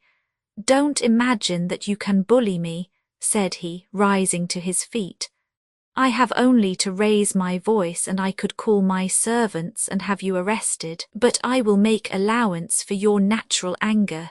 Leave the room at once as you came, and I will say no more." The woman stood with her hand buried in her bosom and the same deadly smile on her thin lips. "You will ruin no more lives as you have ruined mine. You will wring no more hearts as you wrung mine. I will free the world of a poisonous thing. Take that, you hound, and that, and that, and that." She had drawn a little gleaming revolver and emptied barrel after barrel into Milverton's body, the muzzle within 2 feet of his shirt front. He shrank away and then fell forward upon the table, coughing furiously and clawing among the papers. Then he staggered to his feet, received another shot, and rolled upon the floor. "You've done me," he cried, and lay still.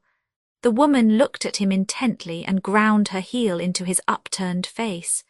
She looked again, but there was no sound or movement. I heard a sharp rustle. The night air blew into the heated room, and the avenger was gone. No interference upon our part could have saved the man from his fate. But as the woman poured bullet after bullet into Milverton's shrinking body, I was about to spring out, when I felt Holmes's cold, strong grasp upon my wrist. I understood the whole argument of that firm, restraining grip, that it was no affair of ours, that justice had overtaken a villain, that we had our own duties and our own objects, which were not to be lost sight of. But hardly had the woman rushed from the room when Holmes, with swift, silent steps, was over at the other door.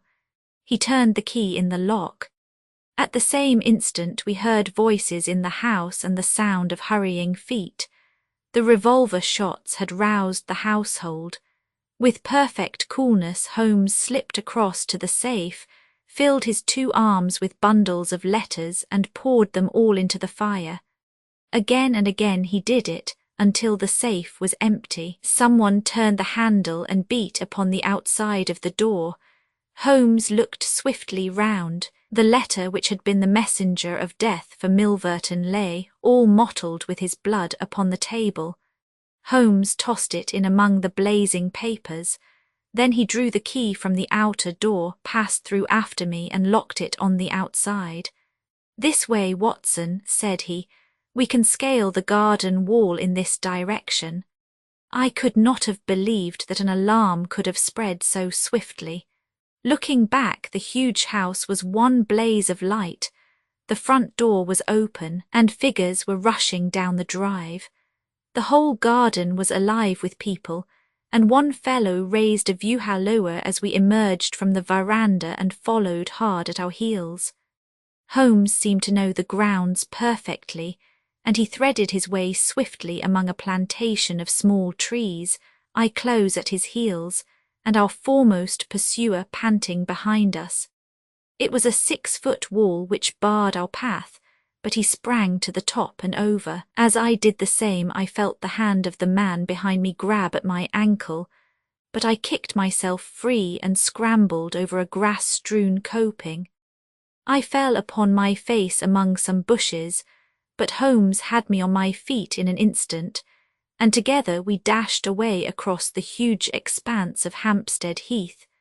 We had run 2 miles, I suppose, before Holmes at last halted and listened intently. All was absolute silence behind us.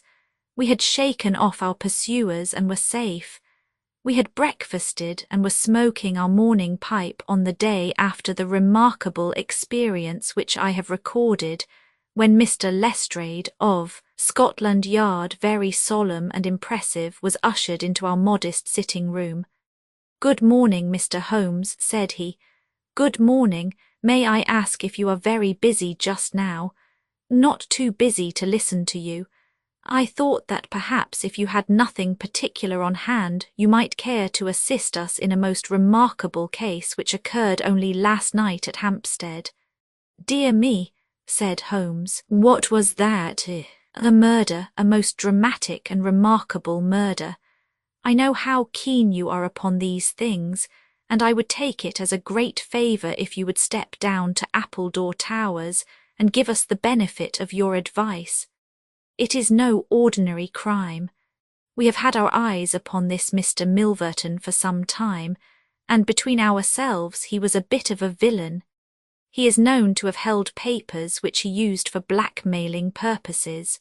These papers have all been burned by the murderers. No article of value was taken, as it is probable that the criminals were men of good position whose sole object was to prevent social exposure."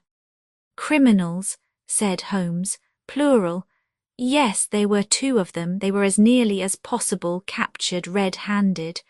We have their footmarks, we have their description. It's 10 to 1 that we trace them.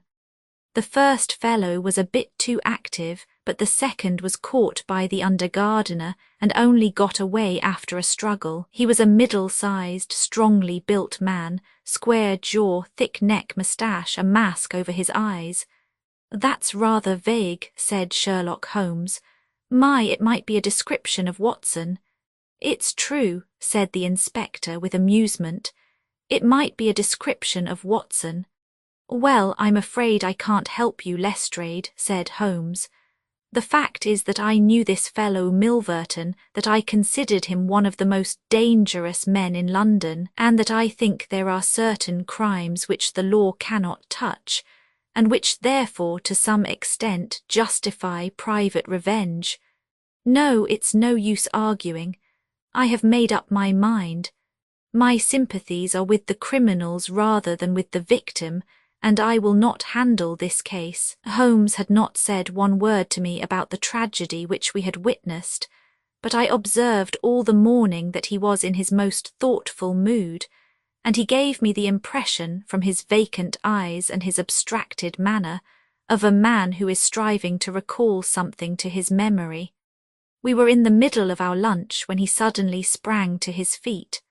"By Jove, Watson, I've got it," he cried. "Take your hat, come with me." He hurried at his top speed down Baker Street and along Oxford Street until we had almost reached Regent Circus. Here, on the left hand, there stands a shop window filled with photographs of the celebrities and beauties of the day. Holmes's eyes fixed themselves upon one of them, and following his gaze I saw the picture of a regal and stately lady in court dress, with a high diamond tiara upon her noble head. I looked at that delicately curved nose, at the marked eyebrows, at the straight mouth and the strong little chin beneath it.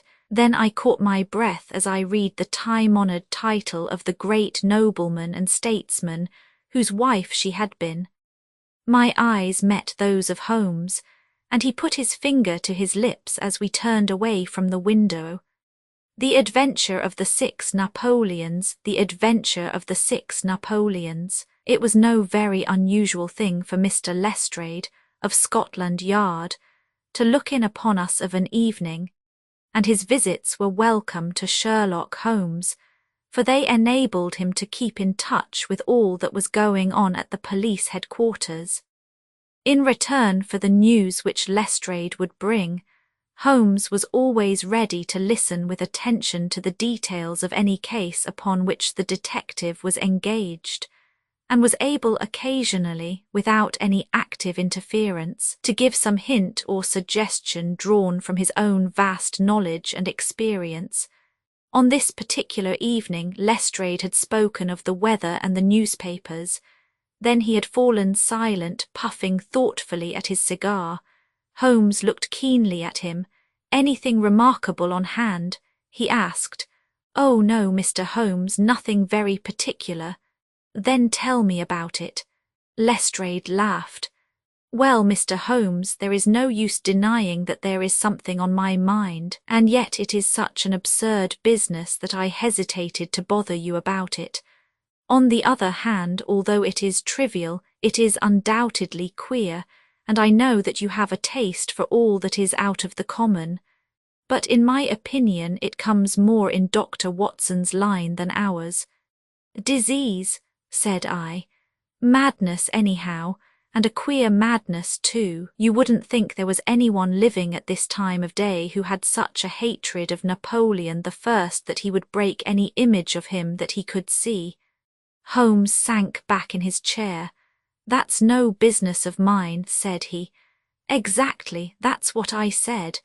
But then, when the man commits burglary in order to break images which are not his own, that brings it away from the doctor and on to the policeman." Holmes sat up again.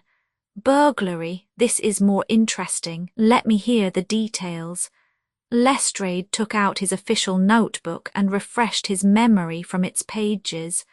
"The first case reported was 4 days ago," said he. "It was at the shop of Morse Hudson, who has a place for the sale of pictures and statues in the Kennington Road.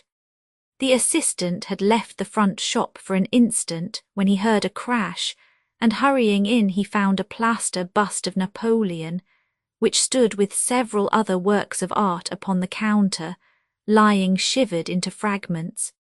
He rushed out into the road, but although several passers-by declared that they had noticed a man run out of the shop, he could neither see anyone nor could he find any means of identifying the rascal. It seemed to be one of those senseless acts of hooliganism which occur from time to time, and it was reported to the constable on the beat as such. The plaster cast was not worth more than a few shillings, and the whole affair appeared to be too childish for any particular investigation. The second case, however, was more serious and also more singular. It occurred only last night, in Kennington Road, and within a few hundred yards of Morse Hudson's shop. There lives a well-known medical practitioner named Dr. Barnicot, who has one of the largest practices upon the south side of the Thames. His residence and principal consulting room is at Kennington Road, but he has a branch surgery and dispensary at Lower Brixton Road, 2 miles away. This Dr. Barnicot is an enthusiastic admirer of Napoleon, and his house is full of books, pictures, and relics of the French Emperor. Some little time ago he purchased from Morse Hudson 2 duplicate plaster casts of the famous head of Napoleon by the French sculptor, Divine. One of these he placed in his hall in the house at Kennington Road, and the other on the mantelpiece of the surgery at Lower Brixton. Well, when Dr. Barnicot came down this morning, he was astonished to find that his house had been burgled during the night, but that nothing had been taken save the plaster head from the hall. It had been carried out and had been dashed savagely against the garden wall, under which its splintered fragments were discovered. Holmes rubbed his hands. "This is certainly very novel," said he. "I thought it would please you, but I have not got to the end yet. Dr. Barnicot was due at his surgery at 12 o'clock, and you can imagine his amazement when, on arriving there, he found that the window had been opened in the night and that the broken pieces of his second bust were strewn all over the room. It had been smashed to atoms where it stood. In neither case were there any signs which could give us a clue as to the criminal or lunatic who had done the mischief. Now, Mr. Holmes, you have got the facts." "They are singular, not to say grotesque," said Holmes. "May I ask whether the two busts smashed in Dr. Barnicot's rooms were the exact duplicates of the one which was destroyed in Morse Hudson's shop?" "They were taken from the same mould. Such a fact must tell against the theory that the man who breaks them is influenced by any general hatred of Napoleon. Considering how many hundreds of statues of the great emperor must exist in London, it is too much to suppose such a coincidence as that a promiscuous iconoclast should chance to begin upon 3 specimens of the same bust." "Well, I thought as you do," said Lestrade. "On the other hand, this Morse Hudson is the purveyor of busts in that part of London, and these 3 were the only ones which had been in his shop for years. So although, as you say, there are many hundreds of statues in London, it is very probable that these 3 were the only ones in that district. Therefore, a local fanatic would begin with them. What do you think, Dr. Watson?" "There are no limits to the possibilities of monomania," I answered. "There is the condition which the modern French psychologists have called the idée fixe, which may be trifling in character, and accompanied by complete sanity in every other way. A man who had read deeply about Napoleon, or who had possibly received some hereditary family injury through the Great War, might conceivably form such an idée fixe, and under its influence be capable of any fantastic outrage." "That won't do, my dear Watson," said Holmes, shaking his head, "for no amount of idée fixe would enable your interesting monomaniac to find out where these busts were situated." "Well, how do you explain it?" "I don't attempt to do so. I would only observe that there is a certain method in the gentleman's eccentric proceedings. For example, in Dr. Barnicot's hall, where a sound might arouse the family, the bust was taken outside before being broken, whereas in the surgery, where there was less danger of an alarm, it was smashed where it stood. The affair seems absurdly trifling, and yet I dare call nothing trivial when I reflect that some of my most classic cases have had the least promising commencement. You will remember, Watson, how the dreadful business of the Abernethy family was first brought to my notice by the depth which the parsley had sunk into the butter upon a hot day. I can't afford, therefore, to smile at your 3 broken busts, Lestrade, and I shall be very much obliged to you if you will let me hear of any fresh development of so singular a chain of events. The development for which my friend had asked came in a quicker and an infinitely more tragic form than he could have imagined. I was still dressing in my bedroom next morning when there was a tap at the door and Holmes entered, a telegram in his hand. He read it aloud.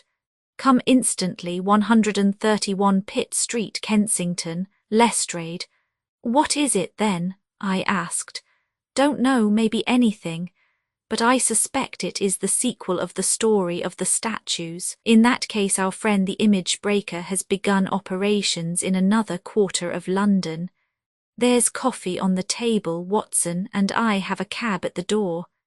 In half an hour we had reached Pitt Street, a quiet little backwater just beside one of the briskest currents of London life.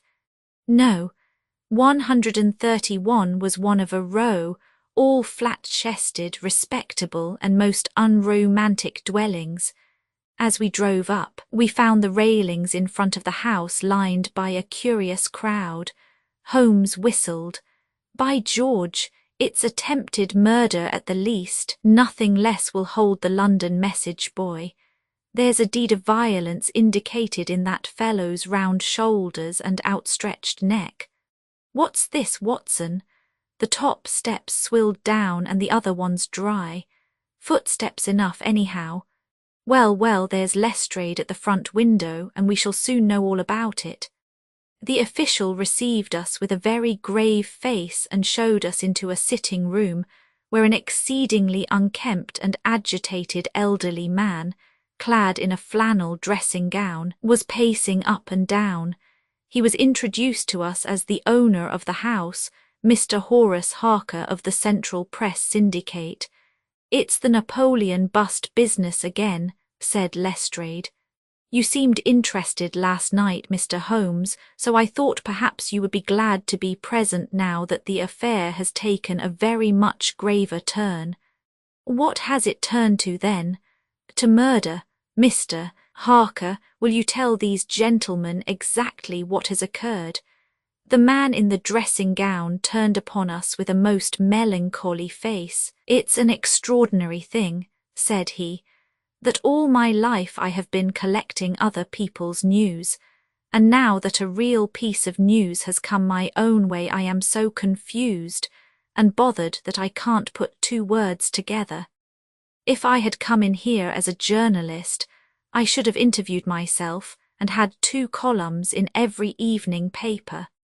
As it is, I am giving away valuable copy by telling my story over and over to a string of different people, and I can make no use of it myself.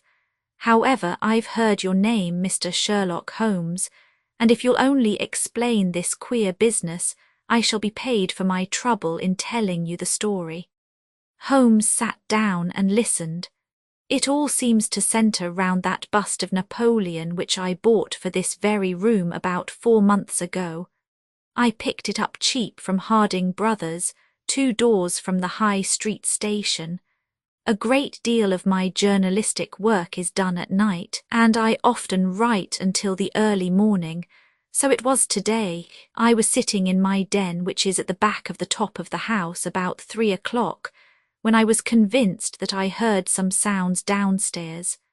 I listened, but they were not repeated, and I concluded that they came from outside. Then suddenly, about 5 minutes later, there came a most horrible yell, the most dreadful sound, Mr. Holmes, that ever I heard. It will ring in my ears as long as I live. I sat frozen with horror for a minute or two, then I seized the poker and went downstairs. When I entered this room I found the window wide open, and I at once observed that the bust was gone from the mantelpiece. Why any burglar should take such a thing passes my understanding, for it was only a plaster cast and of no real value whatever. You can see for yourself that anyone going out through that open window could reach the front doorstep by taking a long stride. This was clearly what the burglar had done, so I went round and opened the door. Stepping out into the dark, I nearly fell over a dead man who was lying there. I ran back for a light, and there was the poor fellow, a great gash in his throat and the whole place swimming in blood. He lay on his back, his knees drawn up and his mouth horribly open. I shall see him in my dreams. I had just time to blow on my police whistle, and then I must have fainted, for I knew nothing more until I found the policeman standing over me in the hall. "Well, who was the murdered man?" asked Holmes. "There's nothing to show who he was," said Lestrade. "You shall see the body at the mortuary, but we have made nothing of it up to now. He is a tall man, sunburned, very powerful, not more than 30. He is poorly dressed, and yet does not appear to be a labourer. A horn-handled clasp knife was lying in a pool of blood beside him. Whether it was the weapon which did the deed, or whether it belonged to the dead man, I do not know. There was no name on his clothing, and nothing in his pocket save an apple, some string, a shilling map of London, and a photograph. Here it is. It was evidently taken by a snapshot from a small camera. It represented an alert, sharp-featured simian man with thick eyebrows and a very peculiar projection of the lower part of the face, like the muzzle of a baboon. "And what became of the bust?" asked Holmes after a careful study of this picture. "We had news of it just before you came. It has been found in the front garden of an empty house in Campden House Road. It was broken into fragments. I am going round now to see it. Will you come?" "Certainly. I must just take one look round." He examined the carpet and the window. "The fellow had either very long legs or was a most active man," said he. "With an area beneath, it was no mean feat to reach that window ledge and open that window. Getting back was comparatively simple. Are you coming with us to see the remains of your bust, Mr. Harker?" The disconsolate journalist had seated himself at a writing table. "I must try and make something of it," said he, "though I have no doubt that the first editions of the evening papers are out already with full details. It's like my luck. You remember when the Stand fell at Doncaster? Well, I was the only journalist in the Stand, and my journal the only one that had no account of it, for I was too shaken to write it, and now I'll be too late with a murder done on my own doorstep." As we left the room, we heard his pen travelling shrilly over the foolscap. The spot where the fragments of the bust had been found was only a few hundred yards away. For the first time our eyes rested upon this presentment of the great emperor, which seemed to raise such frantic and destructive hatred in the mind of the unknown. It lay scattered in splintered shards upon the grass. Holmes picked up several of them and examined them carefully. I was convinced from his intent face and his purposeful manner that at last he was upon a clue. "Well?" asked Lestrade. Holmes shrugged his shoulders. "We have a long way to go yet," said he. And yet, well, we have some suggestive facts to act upon. The possession of this trifling bust was worth more in the eyes of this strange criminal than a human life. That is one point. Then there is the singular fact that he did not break it in the house or immediately outside the house, if to break it was his sole object. He was rattled and bustled by meeting this other fellow. He hardly knew what he was doing. Well, that's likely enough, but I wish to call your attention very particularly to the position of this house, in the garden of which the bust was destroyed. Lestrade looked about him. It was an empty house, and so he knew that he would not be disturbed in the garden. Yes, but there is another empty house farther up the street which he must have passed before he came to this one. Why did he not break it there, since it is evident that every yard that he carried it increased the risk of someone meeting him? "I give it up," said Lestrade. Holmes pointed to the street lamp above our heads. He could see what he was doing here and he could not there. That was his reason. "By Jove, that's true," said the detective. "Now that I come to think of it, Dr. Barnicot's bust was broken not far from his red lamp.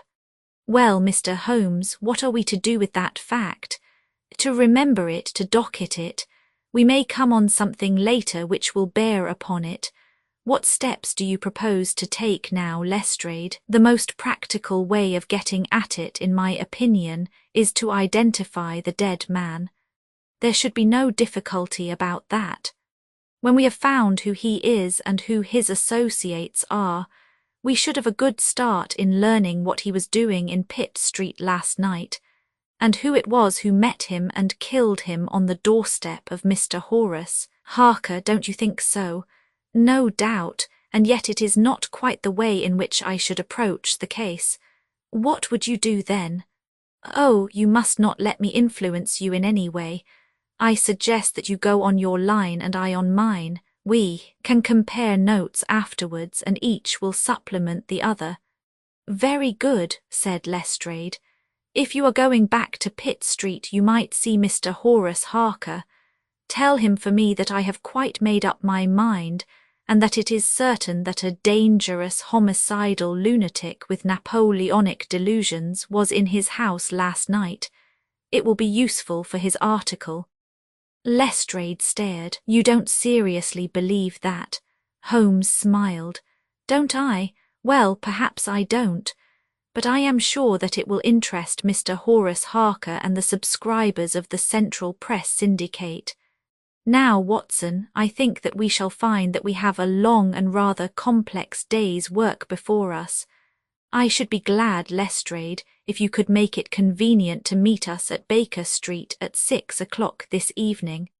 Until then, I should like to keep this photograph found in the dead man's pocket.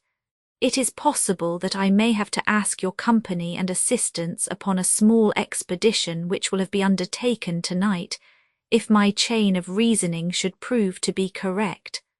Until then, goodbye and good luck." Sherlock Holmes and I walked together to the High Street, where we stopped at the shop of Harding Brothers, whence the bust had been purchased.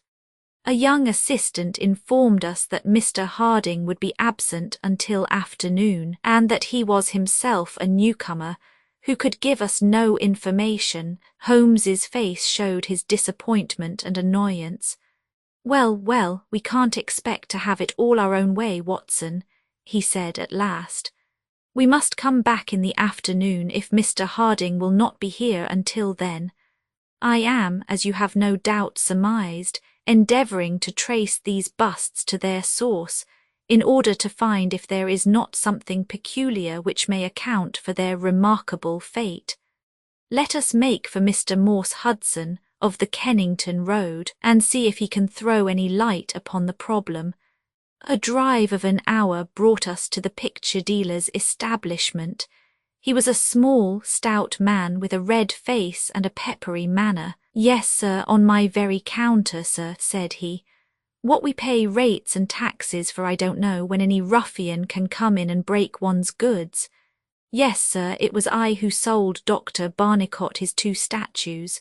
Disgraceful, sir, a nihilist plot, that's what I make it. No one but an anarchist would go about breaking statues. Red Republicans, that's what I call 'em. Who did I get the statues from? I don't see what that has to do with it." "Well, if you really want to know, I got them from Gelder & Co. in Church Street, Stepney. They are a well-known house in the trade and have been this 20 years. How many had I? 3, 2 and 1 are 3, 2 of Dr. Barnicot's and 1 smashed in broad daylight on my own counter. Do I know that photograph? No, I don't. Yes, I do though. Why, it's Beppo. He was a kind of Italian piecework man who made himself useful in the shop. He could carve a bit and gild and frame and do odd jobs. The fellow left me last week and I've heard nothing of him since. No, I don't know where he came from nor where he went to.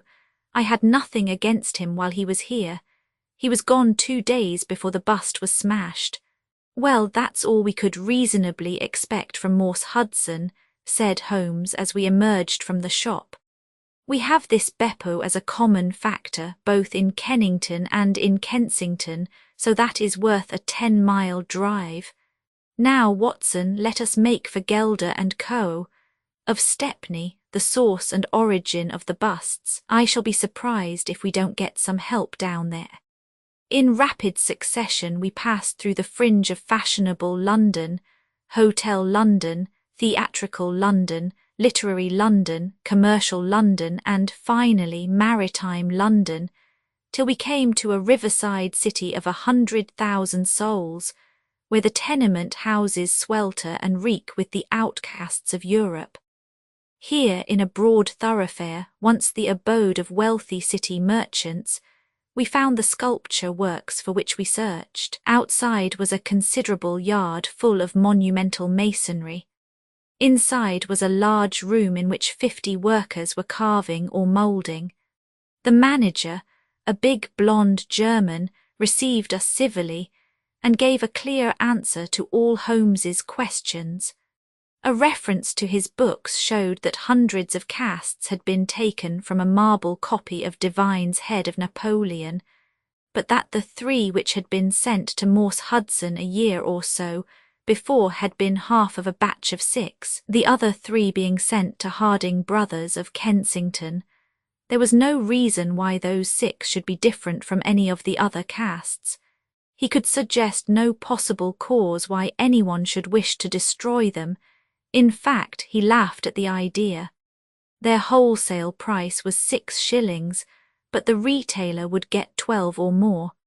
The cast was taken in 2 moulds from each side of the face, and then these 2 profiles of plaster of Paris were joined together to make the complete bust. The work was usually done by Italians in the room we were in. When finished, the busts were put on a table in the passage to dry, and afterwards stored. That was all he could tell us, but the production of the photograph had a remarkable effect upon the manager. His face flushed with anger, and his brows knotted over his blue Teutonic eyes. "Ah, the rascal!" he cried. "Yes, indeed, I know him very well. This has always been a respectable establishment, and the only time that we have ever had the police in it was over this very fellow. It was more than a year ago now. He knifed another Italian in the street, and then he came to the works with the police on his heels, and he was taken here. Beppo was his name. His second name I never knew. Serve me right for engaging a man with such a face. But he was a good workman, one of the best. What did he get? The man lived and he got off with a year. I have no doubt he is out now, but he has not dared to show his nose here. We have a cousin of his here, and I dare say he could tell you where he is." "No, no," cried Holmes, "not a word to the cousin, not a word, I beg of you. The matter is very important, and the farther I go with it, the more important it seems to grow. When you referred in your ledger to the sale of those casts, I observed that the date was June 3rd of last year. Could you give me the date when Beppo was arrested?" "I could tell you roughly by the pay list," the manager answered. "Yes," he continued after some turning over of pages, "he was paid last on May 20th. "Thank you," said Holmes. "I don't think that I need intrude upon your time and patience any more." With a last word of caution that he should say nothing as to our researches, we turned our faces westward once more. The afternoon was far advanced before we were able to snatch a hasty luncheon at a restaurant. A newsbill at the entrance announced Kensington outrage, murder by a madman, and the contents of the paper showed that Mr. Horace Harker had got his account into print after all. 2 columns were occupied with a highly sensational and flowery rendering of the whole incident. Holmes propped it against the fruit stand and read it while he ate. Once or twice he chuckled. "This is all right. Watson," said he, "listen to this. It is satisfactory to know that there can be no difference of opinion upon this case, since Mr. Lestrade, one of the most experienced members of the official force, and Mr. Sherlock Holmes, the well-known consulting expert, have each come to the conclusion that the grotesque series of incidents which have ended in so tragic a fashion arise from lunacy rather than from deliberate crime. No explanation save mental aberration can cover the facts. The press, Watson, is a most valuable institution if you only know how to use it. And now, if you have quite finished, we will hark back to Kensington and see what the manager of Harding Brothers has to say on the matter. The founder of that great emporium proved to be a brisk, crisp little person, very dapper and quick, with a clear head and a ready tongue. "Yes, sir, I have already read the account in the evening papers. Mr. Horace Harker is a customer of ours. We supplied him with the bust some months ago. We ordered 3 busts of that sort from Gelder and Co., of Stepney. They are all sold now." "To whom?" "Oh, I dare say by consulting our sales book we could very easily tell you. Yes, we have the entries here. One to Mr. Harker, you see, and one to Mr. Josiah Brown of Laburnham Lodge, Laburnham Vale, Chiswick, and one to Mr. Sandford of Lower Grove Road, Reading. No, I have never seen this face which you show me in the photograph. You would hardly forget it, would you, sir, for I have seldom seen an uglier. Have we any Italians on the staff? Yes, sir, we have several among our workpeople and cleaners. I dare say they might get a peep at that sales book if they wanted to. There is no particular reason for keeping a watch upon that book. Well, well, it's a very strange business, and I hope that you will let me know if anything comes of your inquiries. Holmes had taken several notes during Mr. Harding's evidence, and I could see that he was thoroughly satisfied by the turn which affairs were taking. He made no remark, however, save that, unless we hurried, we should be late for our appointment with Lestrade. Sure enough, when we reached Baker Street, the detective was already there, and we found him pacing up and down in a fever of impatience. His look of importance showed that his day's work had not been in vain. "Well," asked, "what luck, Mr. Holmes?" "We have had a very busy day and not entirely a wasted one," my friend explained. "We have seen both the retailers and also the wholesale manufacturers. I can trace each of the busts now from the beginning." "The busts?" cried Lestrade. "Well, well, you have your own methods, Mr. Sherlock Holmes, and it is not for me to say a word against them, but I think I have done a better day's work than you. I have identified the dead man." "You don't say so, and found a cause for the crime. Splendid. We have an inspector who makes a specialty of Saffron Hill and the Italian Quarter. Well, this dead man had some Catholic emblem round his neck, and that along with his colour made me think he was from the south. Inspector Hill knew him the moment he caught sight of him. His name is Pietro Venucci from Naples, and he is one of the greatest cutthroats in London. He is connected with the Mafia, which, as you know, is a secret political society, enforcing its decrees by murder. Now you see how the affair begins to clear up. The other fellow is probably an Italian also and a member of the Mafia. He has broken the rules in some fashion. Pietro is set upon his track. Probably the photograph we found in his pocket is the man himself, so that he may not knife the wrong person. He dogs the fellow, he sees him enter a house, he waits outside for him, and in the scuffle he receives his own death wound. How is that, Mr. Sherlock Holmes?" Holmes clapped his hands approvingly. "Excellent, Lestrade, excellent," he cried. "But I didn't quite follow your explanation of the destruction of the busts. The busts, you never can get those busts out of your head. After all, that is nothing, petty larceny, 6 months at the most. It is the murder that we are really investigating, and I tell you that I am gathering all the threads into my hands. And the next stage is a very simple one. I shall go down with Hill to the Italian Quarter, find the man whose photograph we have got and arrest him on the charge of murder. Will you come with us?" "I think not. I fancy we can attain our end in a simpler way. I can't say for certain because it all depends.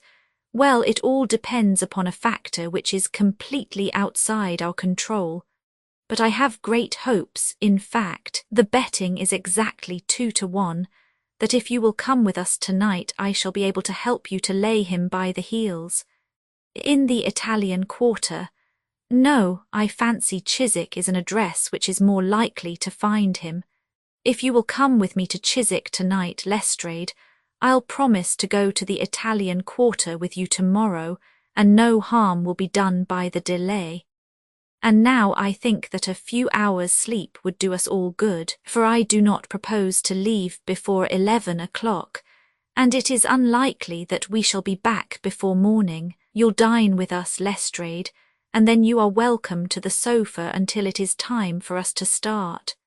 In the meantime, Watson, I should be glad if you would ring for an express messenger, for I have a letter to send, and it is important that it should go at once. Holmes spent the evening in rummaging among the files of the old daily papers with which one of our lumber rooms was packed. When at last he descended, it was with triumph in his eyes, but he said nothing to either of us as to the result of his researches. For my own part, I had followed step by step the methods by which he had traced the various windings of this complex case, and though I could not yet perceive the goal which we would reach, I understood clearly that Holmes expected this grotesque criminal to make an attempt upon the 2 remaining busts, one of which I remembered was at Chiswick. No doubt the object of our journey was to catch him in the very act, and I could not but admire the cunning with which my friend had inserted a wrong clue in the evening paper, so as to give the fellow the idea that he could continue his scheme with impunity. I was not surprised when Holmes suggested that I should take my revolver with me. He had himself picked up the loaded hunting crop, which was his favourite weapon. A 4-wheeler was at the door at 11, and in it we drove to a spot at the other side of Hammersmith Bridge. Here the cabman was directed to wait. A short walk brought us to a secluded road fringed with pleasant houses, each standing in its own grounds. In the light of a street lamp we read Laburnum Villa upon the gatepost of one of them. The occupants had evidently retired to rest, for all was dark save for a fanlight over the hall door, which shed a single blurred circle on to the garden path. The wooden fence which separated the grounds from the road threw a dense black shadow upon the inner side, and here it was that we crouched. "I fear that you'll have a long wait," Holmes whispered. "We may thank our stars that it is not raining. I don't think we can even venture to smoke to pass the time. However, it's a 2-to-1 chance that we get something to pay us for our trouble." It proved, however, that our vigil was not to be so long as Holmes had led us to fear, and it ended in a very sudden and singular fashion. In an instant, without the least sound to warn us of his coming, the garden gate swung open, and a lithe, dark figure, as swift and active as an ape, rushed up the garden path. We saw it whisk past the light thrown from over the door and disappear against the black shadow of the house. There was a long pause during which we held our breath, and then a very gentle creaking sound came to our ears. The window was being opened. The noise ceased, and again there was a long silence. The fellow was making his way into the house. We saw the sudden flash of a dark lantern inside the room. What he sought was evidently not there, for again we saw the flash through another blind and then through another. "Let us get to the open window. We will nab him as he climbs out," Lestrade whispered. But before we could move, the man had emerged again. As he came out into the glimmering patch of light, we saw that he carried something white under his arm. He looked stealthily all round him. The silence of the deserted street reassured him. Turning his back upon us, he laid down his burden, and the next instant there was the sound of a sharp tap, followed by a clatter and rattle. The man was so intent upon what he was doing that he never heard our steps as we stole across the grass plot. With the bound of a tiger, Holmes was on his back, and an instant later Lestrade and I had him by either wrist, and the handcuffs had been fastened. As we turned him over, I saw a hideous, sallow face with writhing, furious features glaring up at us, and I knew that it was indeed the man of the photograph whom we had secured. But it was not our prisoner to whom Holmes was giving his attention. Squatted on the doorstep, he was engaged in most carefully examining that which the man had brought from the house. It was a bust of Napoleon, like the one which we had seen that morning, and it had been broken into similar fragments. Carefully Holmes held each separate shard to the light, but in no way did it differ from any other shattered piece of plaster. He had just completed his examination when the hall lights flew up, the door opened, and the owner of the house, a jovial, rotund figure in shirt and trousers, presented himself. "Mr. Josiah Brown, I suppose," said Holmes. "Yes, sir, and you no doubt are Mr. Sherlock Holmes. I had the note which you sent by the express messenger, and I did exactly what you told me. We locked every door on the inside and awaited developments. Well, I'm very glad to see that you have got the rascal. I hope, gentlemen, that you will come in and have some refreshment." However, Lestrade was anxious to get his man into safe quarters, so within a few minutes our cab had been summoned, and we were all four upon our way to London. Not a word would our captive say, but he glared at us from the shadow of his matted hair, and once, when my hand seemed within his reach, he snapped at it like a hungry wolf.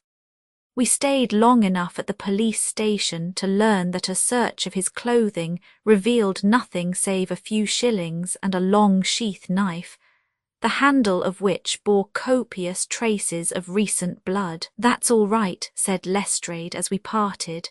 "Hill knows all these gentry and he will give a name to him.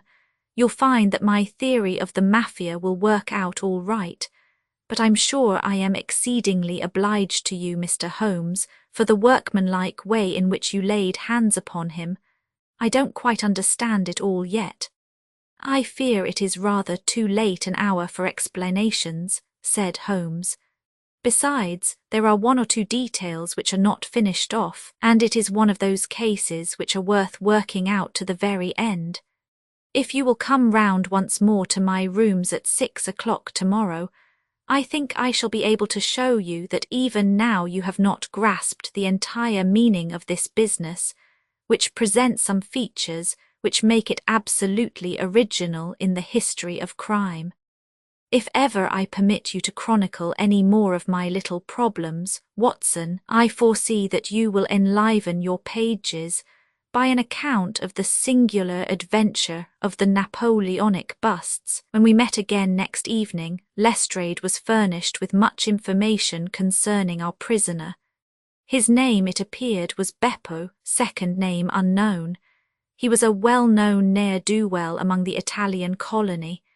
He had once been a skilful sculptor and had earned an honest living, but he had taken to evil courses and had twice already been in jail, once for a petty theft, and once, as we had already heard, for stabbing a fellow countryman.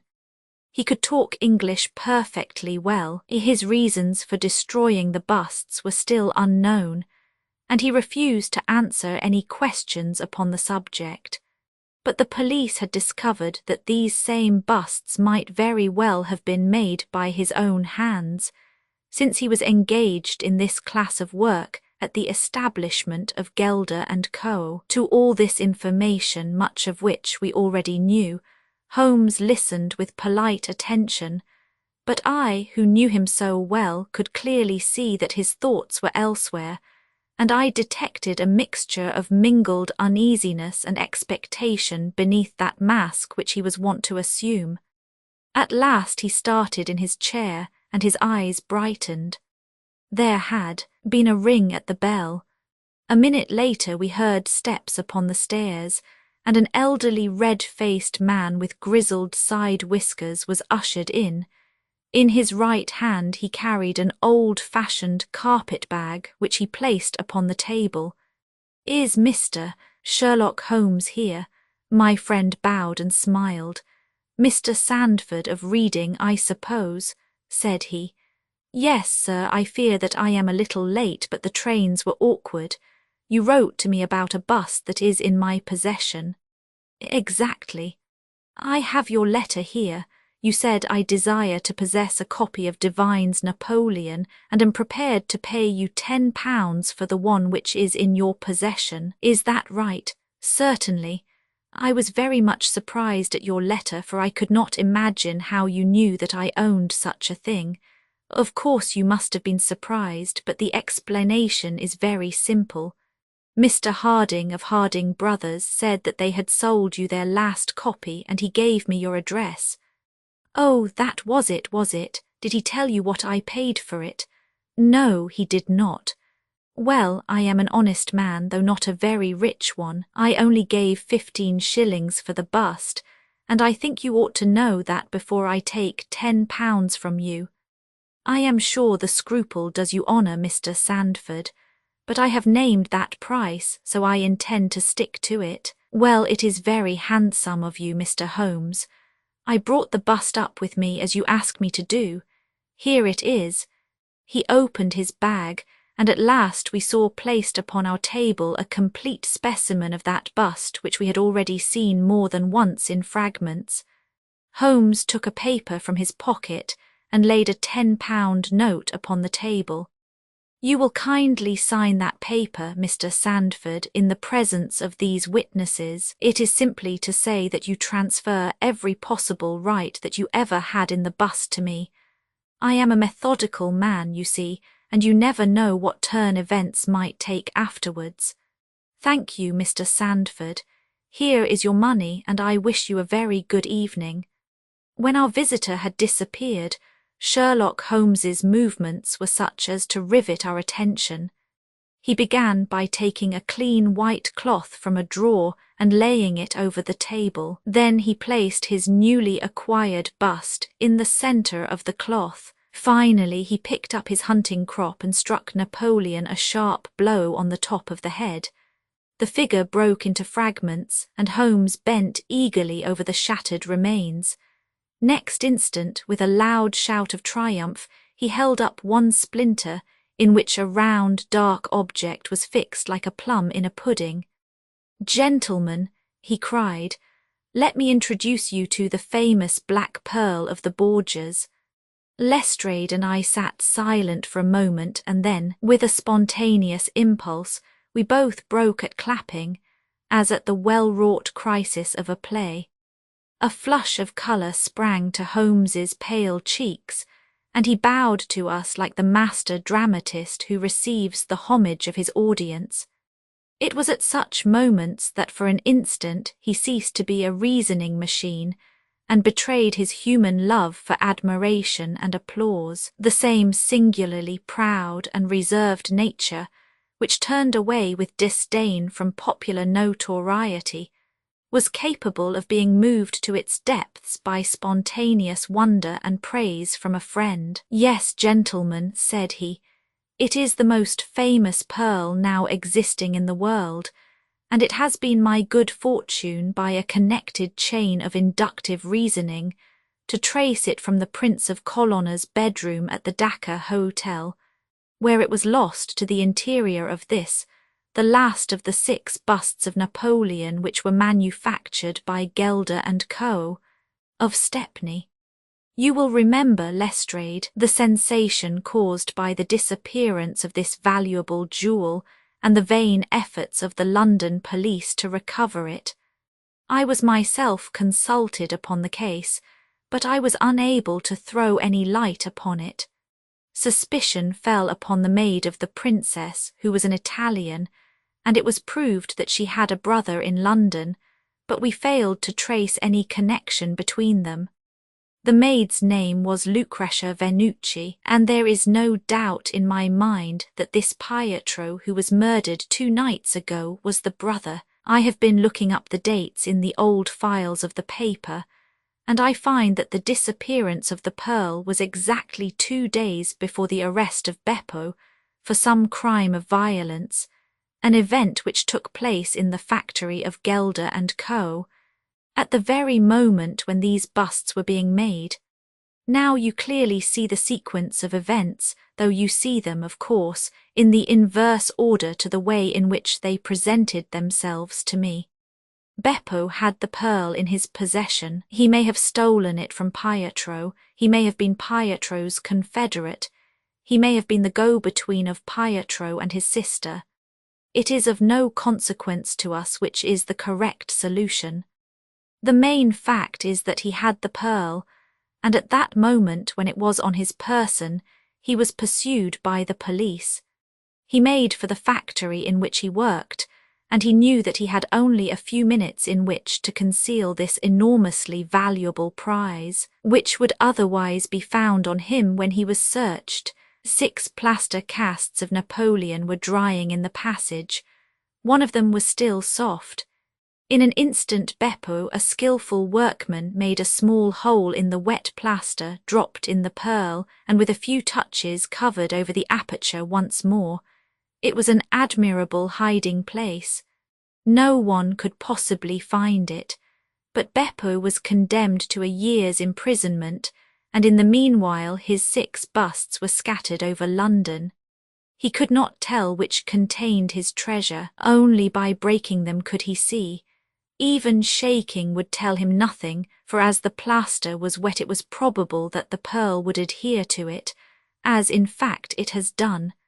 Beppo did not despair, and he conducted his search with considerable ingenuity and perseverance. Through a cousin who works with Gelder, he found out the retail firms who had bought the busts. He managed to find employment with Morse Hudson, and in that way tracked down 3 of them. The pearl was not there. Then, with the help of some Italian employee, he succeeded in finding out where the other 3 busts had gone. The first was at Harker's.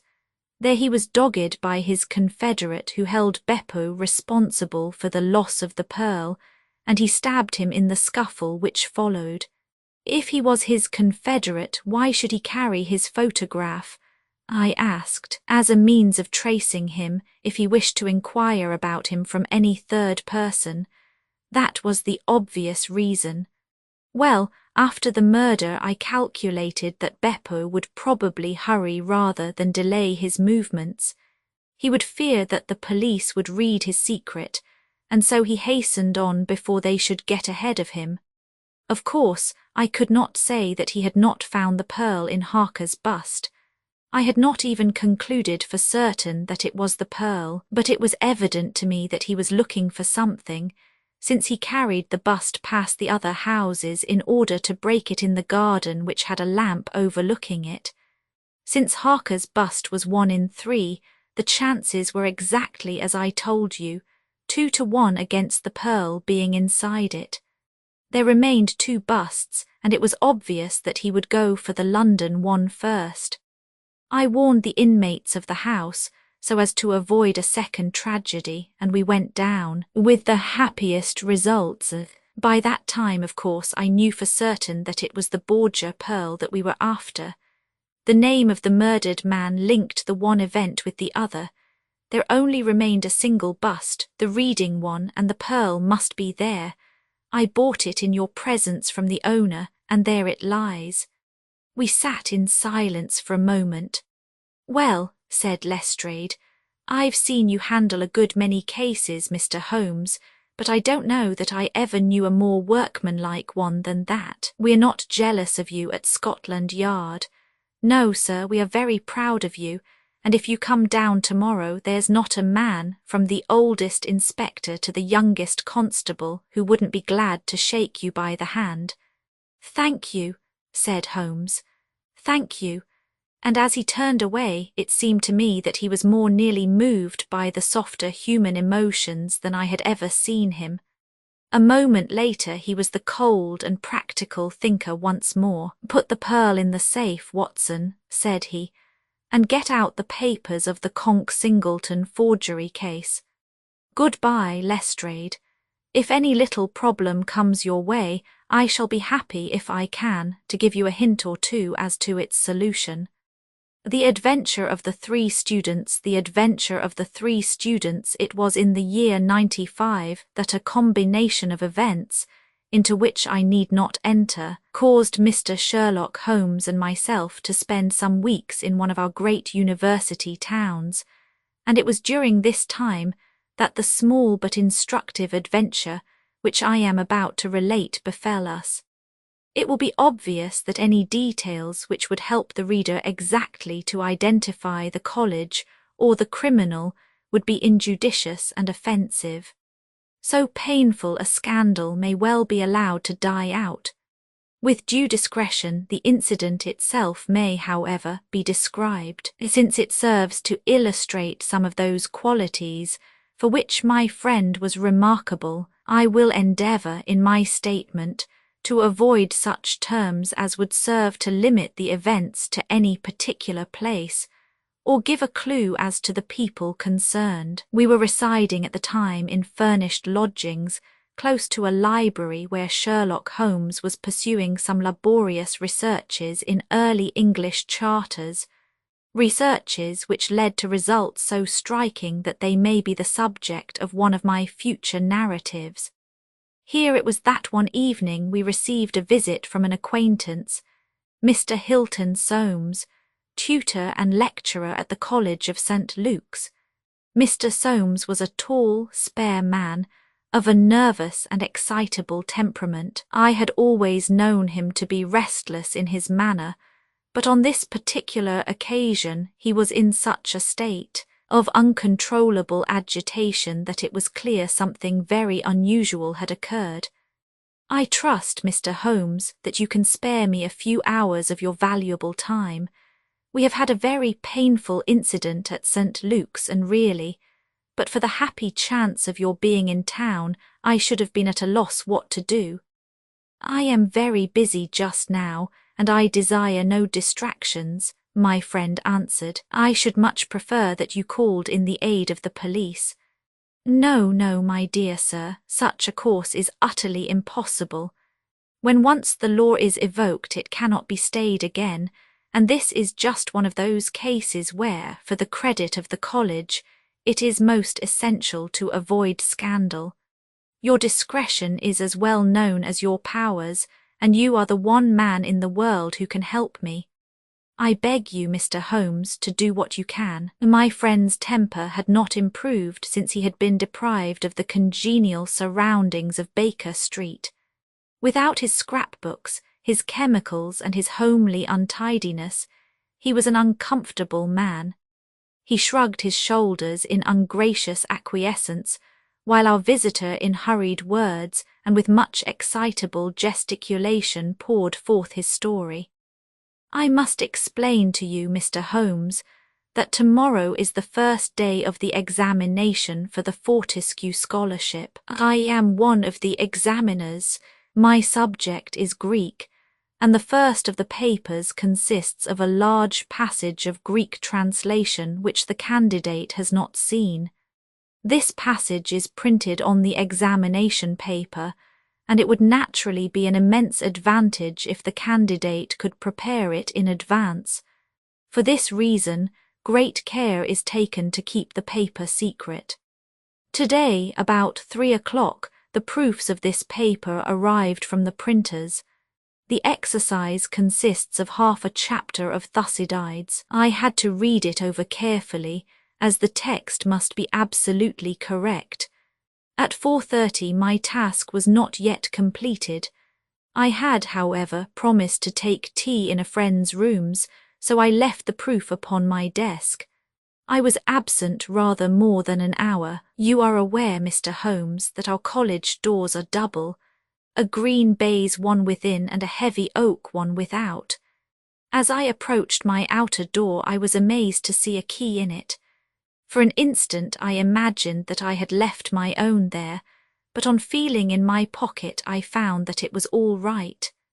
The only duplicate which existed, so far as I knew, was that which belonged to my servant Bannister, a man who has looked after my room for 10 years, and whose honesty is absolutely above suspicion. I found that the key was indeed his, that he had entered my room to know if I wanted tea, and that he had very carelessly left the key in the door when he came out. His visit to my room must have been within a very few minutes of my leaving it. His forgetfulness about the key would have mattered little upon any other occasion, but on this one day it has produced the most deplorable consequences. The moment I looked at my table, I was aware that someone had rummaged among my papers. The proof was in 3 long slips. I had left them all together. Now I found that one of them was lying on the floor, one was on the side table near the window, and the third was where I had left it. Holmes stirred for the first time. "The first page on the floor, the second in the window, the third where you left it," said he. Exactly, Mr. Holmes, you amaze me.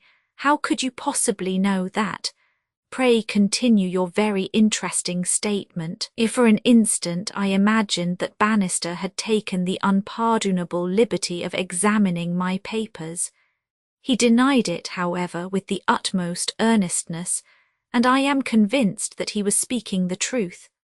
The alternative was that someone passing had observed the key in the door, had known that I was out, and had entered to look at the papers. A large sum of money is at stake, for the scholarship is a very valuable one, and an unscrupulous man might very well run a risk in order to gain an advantage over his fellows. Bannister was very much upset by the incident. He had nearly fainted when we found that the papers had undoubtedly been tampered with. I gave him a little brandy and left him collapsed in a chair, while I made a most careful examination of the room. I soon saw that the intruder had left other traces of his presence besides the rumpled papers. On the table in the window were several shreds from a pencil which had been sharpened. A broken tip of lead was lying there also. Evidently the rascal had copied the paper in a great hurry, had broken his pencil, and had been compelled to put a fresh point to it. "Excellent," said Holmes, who was recovering his good humour as his attention became more engrossed by the case.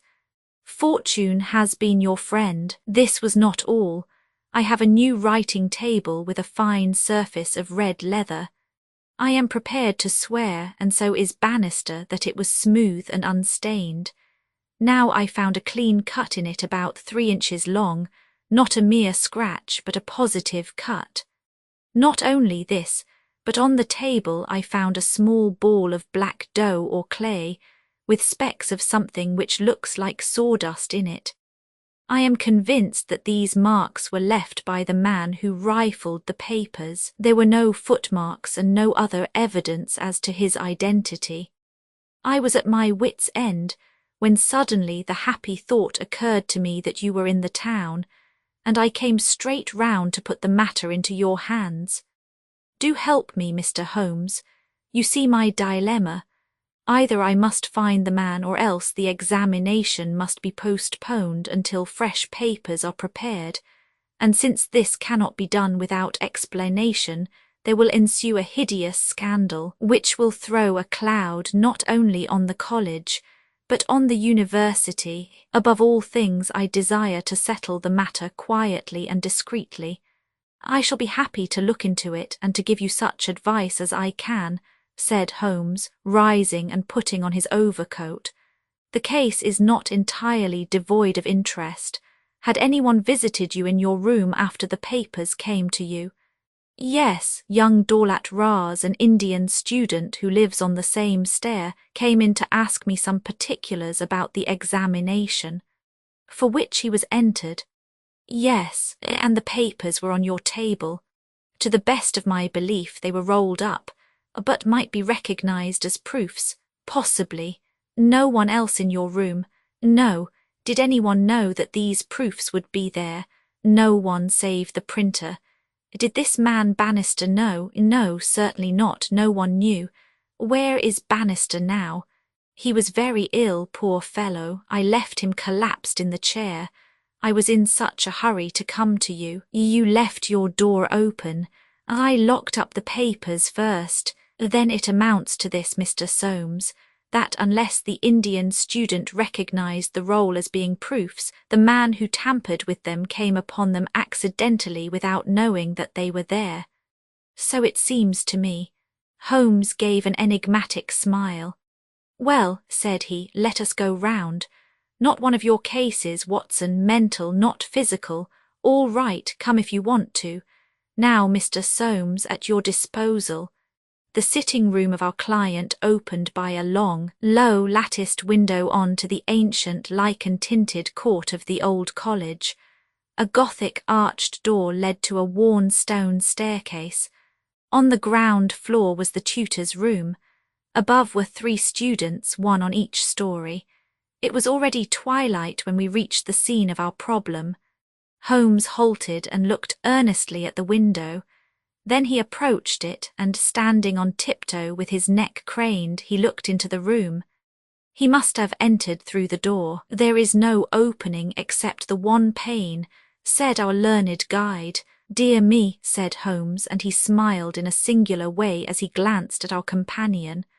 Well, if there is nothing to be learned here, we had best go inside. The lecturer unlocked the outer door and ushered us into his room. We stood at the entrance while Holmes made an examination of the carpet. I am afraid there are no signs here, said he. One could hardly hope for any upon so dry a day. Your servant seems to have quite recovered. You left him in a chair, you say. Which chair? By the window there. I see, near this little table. You can come in now. I have finished with the carpet. Let us take the little table first. Of course, what has happened is very clear. The man entered and took the papers, sheet by sheet, from the central table. He carried them over to the window table because from there he could see if you came across the courtyard and so could effect an escape. As a matter of fact, he could not, said Soames, for I entered by the side door. Ah, that's good. Well, anyhow, that was in his mind. Let me see the 3 strips. No finger impressions, no. Well, he carried over this one first and he copied it. How long would it take him to do that, using every possible contraction? 1/4 of an hour, not less. Then he tossed it down and seized the next. He was in the midst of that when your return caused him to make a very hurried retreat, very hurried, since he had not time to replace the papers, which would tell you that he had been there. You were not aware of any hurrying feet on the stair as you entered the outer door. No, I can't say I was. Well, he wrote so furiously that he broke his pencil, and had, as you observed, to sharpen it again. This is of interest, Watson. The pencil was not an ordinary one. It was above the usual size with a soft lead. The outer colour was dark blue. The maker's name was printed in silver lettering, and the piece remaining is only about 1.5 inches long. Look for such a pencil, Mr. Soames, and you have got your man. When I add that he possesses a large and very blunt knife, you have an additional aid. Mr. Soames was somewhat overwhelmed by this flood of information. I can follow the other points, said he, but really in this matter of the length. Holmes held out a small chip with the letters NN and a space of clear wood after them. You see. No, I fear that even now. Watson, I have always done you an injustice. There are others. What could this NN be? It is at the end of a word. You are aware that Johann Faber is the most common maker's name. Is it not clear that there is just as much of the pencil left as usually follows the Johann? He held the small table sideways to the electric light. I was hoping that if the paper on which he wrote was thin, some trace of it might come through upon this polished surface. No, I see nothing. I don't think there is anything more to be learned here. Now for the central table. This small pellet is, I presume, the black doughy mass you spoke of, roughly pyramidal in shape and hollowed out, I perceive. As you say, there appear to be grains of sawdust in it. Dear me, this is very interesting. And the cut, a positive tear, I see. It began with a thin scratch and ended in a jagged hole. I am much indebted to you for directing my attention to this case, Mr. Soames. Where does that door lead to? To my bedroom. Have you been in it since your adventure? No, I came straight away for you. I should like to have a glance round. What a charming, old-fashioned room. Perhaps you will kindly wait a minute until I have examined the floor. No, I see nothing. What about this curtain? You hang your clothes behind it. If anyone were forced to conceal himself in this room, he must do it there, since the bed is too low and the wardrobe too shallow. No one there, I suppose. As Holmes drew the curtain, I was aware, from some little rigidity and alertness of his attitude, that he was prepared for an emergency. As a matter of fact, the drawn curtain disclosed nothing but 3 or 4 suits of clothes hanging from a line of pegs. Holmes turned away and stooped suddenly to the floor. "Halloa, what's this?" said he. It was a small pyramid of black, putty-like stuff, exactly like the one upon the table of the study. Holmes held it out on his open palm in the glare of the electric light. "Your visitor seems to have left traces in your bedroom as well as in your sitting-room, Mr. Soames. What could he have wanted there? I think it is clear enough. You came back by an unexpected way, and so he had no warning until you were at the very door. What could he do? He caught up everything which would betray him, and he rushed into your bedroom to conceal himself." "Good gracious, Mr. Holmes, do you mean to tell me that all the time I was talking to Bannister in this room, we had the man prisoner if we had only known it? So I read it. Surely there is another alternative, Mr. Holmes. I don't know whether you observed my bedroom window. Lattice-paned, lead framework, 3 separate windows, one swinging on hinge and large enough to admit a man." "Exactly.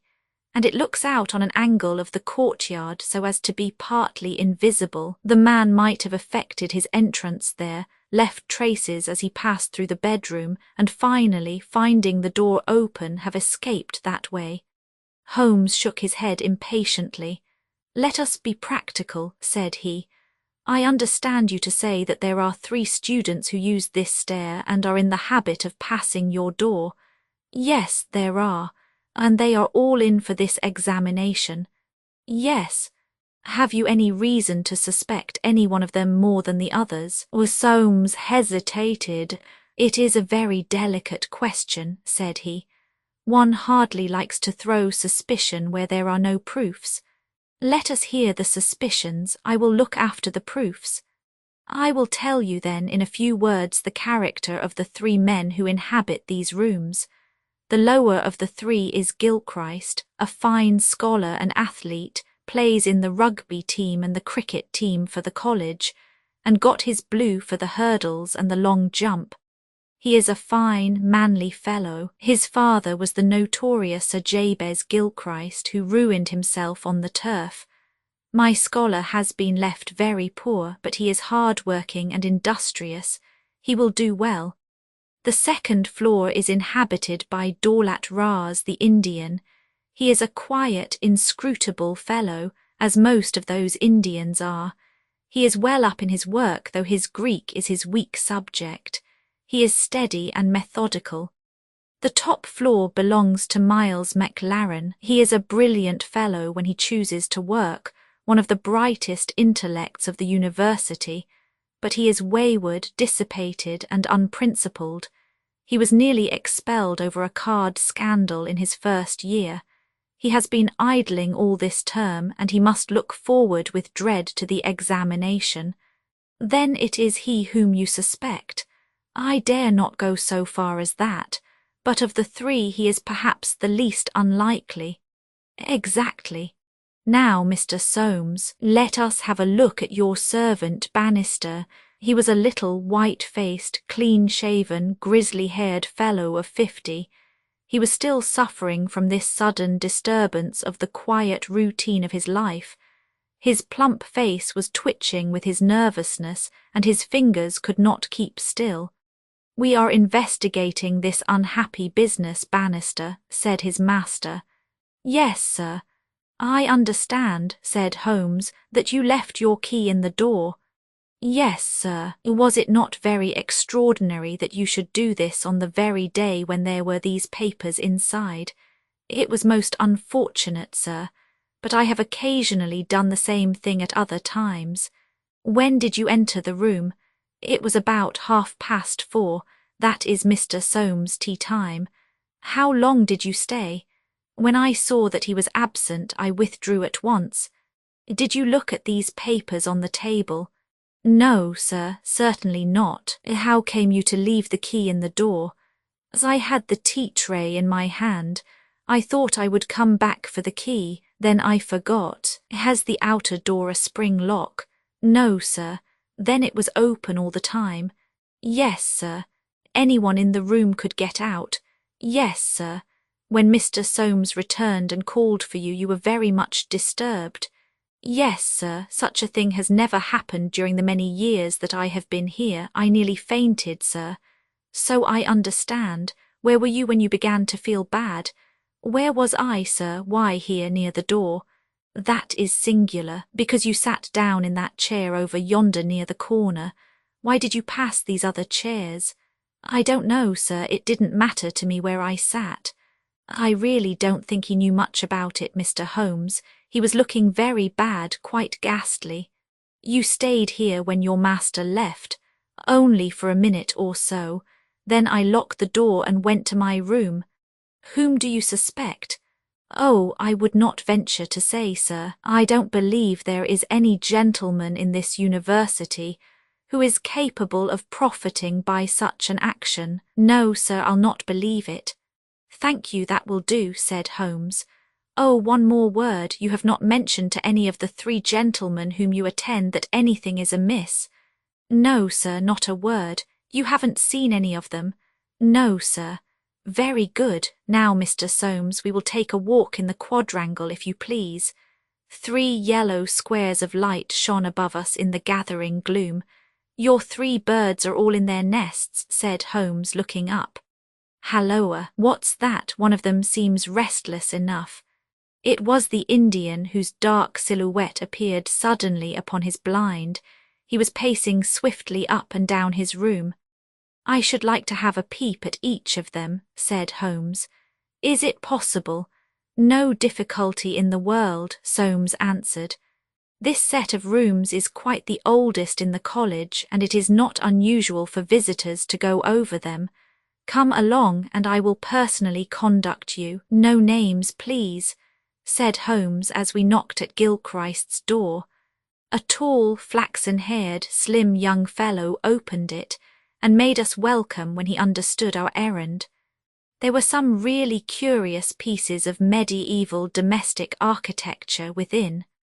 Holmes was so charmed with one of them that he insisted on drawing it in his notebook, broke his pencil, had to borrow one from our host, and finally borrowed a knife to sharpen his own. The same curious accident happened to him in the rooms of the Indian, a silent little hook-nosed fellow who eyed us askance, and was obviously glad when Holmes's architectural studies had come to an end. I could not see that in either case Holmes had come upon the clue for which he was searching.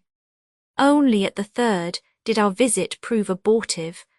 The outer door would not open to our knock, and nothing more substantial than a torrent of bad language came from behind it. I don't care who you are, you can go to blazes, roared the angry voice. Tomorrow's the exam, and I won't be drawn by anyone.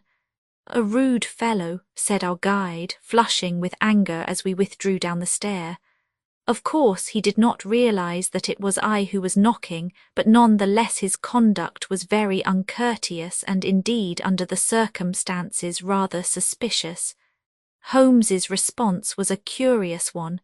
Can you tell me his exact height? He asked.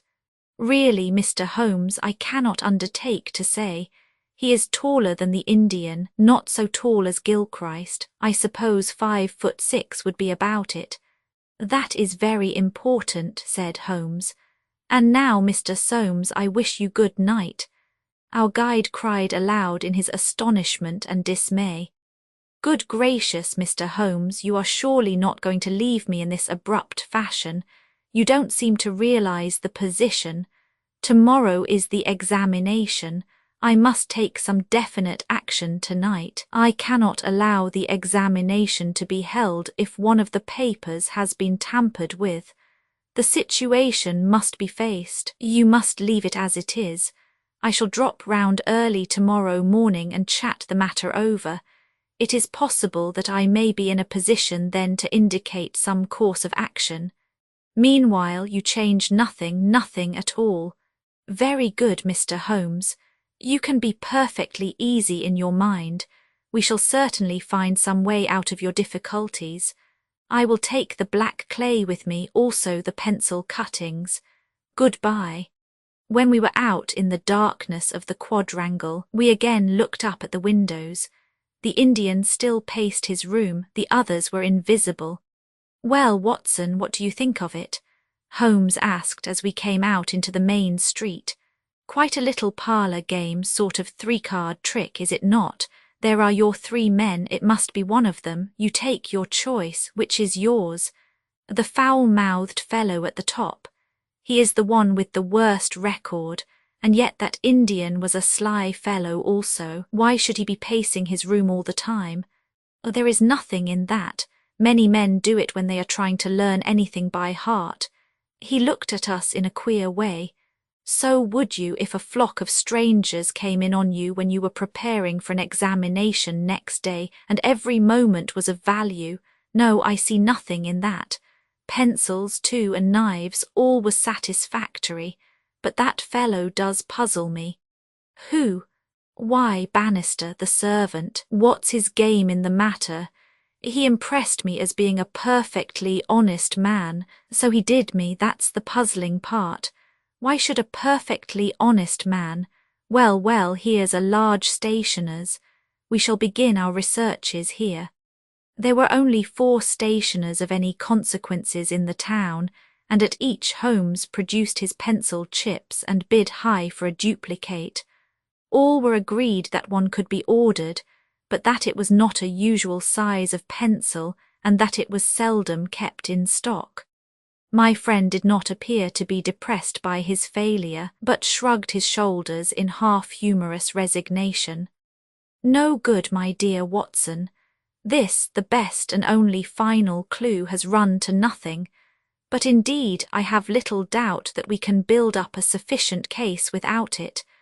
By Jove, my dear fellow, it is nearly 9, and the landlady babbled of green peas at 7:30. What with your eternal tobacco, Watson, and your irregularity at meals, I expect that you will get notice to quit, and that I shall share your downfall, not, however, before we have solved the problem of the nervous tutor, the careless servant, and the 3 enterprising students."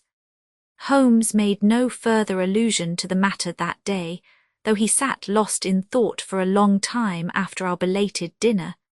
At 8 in the morning he came into my room just as I finished my toilet. "Well, Watson," said he, "it is time we went down to St. Luke's. Can you do without breakfast?" "Certainly. Soames will be in a dreadful fidget until we are able to tell him something positive." "Have you anything positive to tell him?" "I think so. You have formed a conclusion." "Yes, my dear Watson, I have solved the mystery. But what fresh evidence could you have got?" "Aha!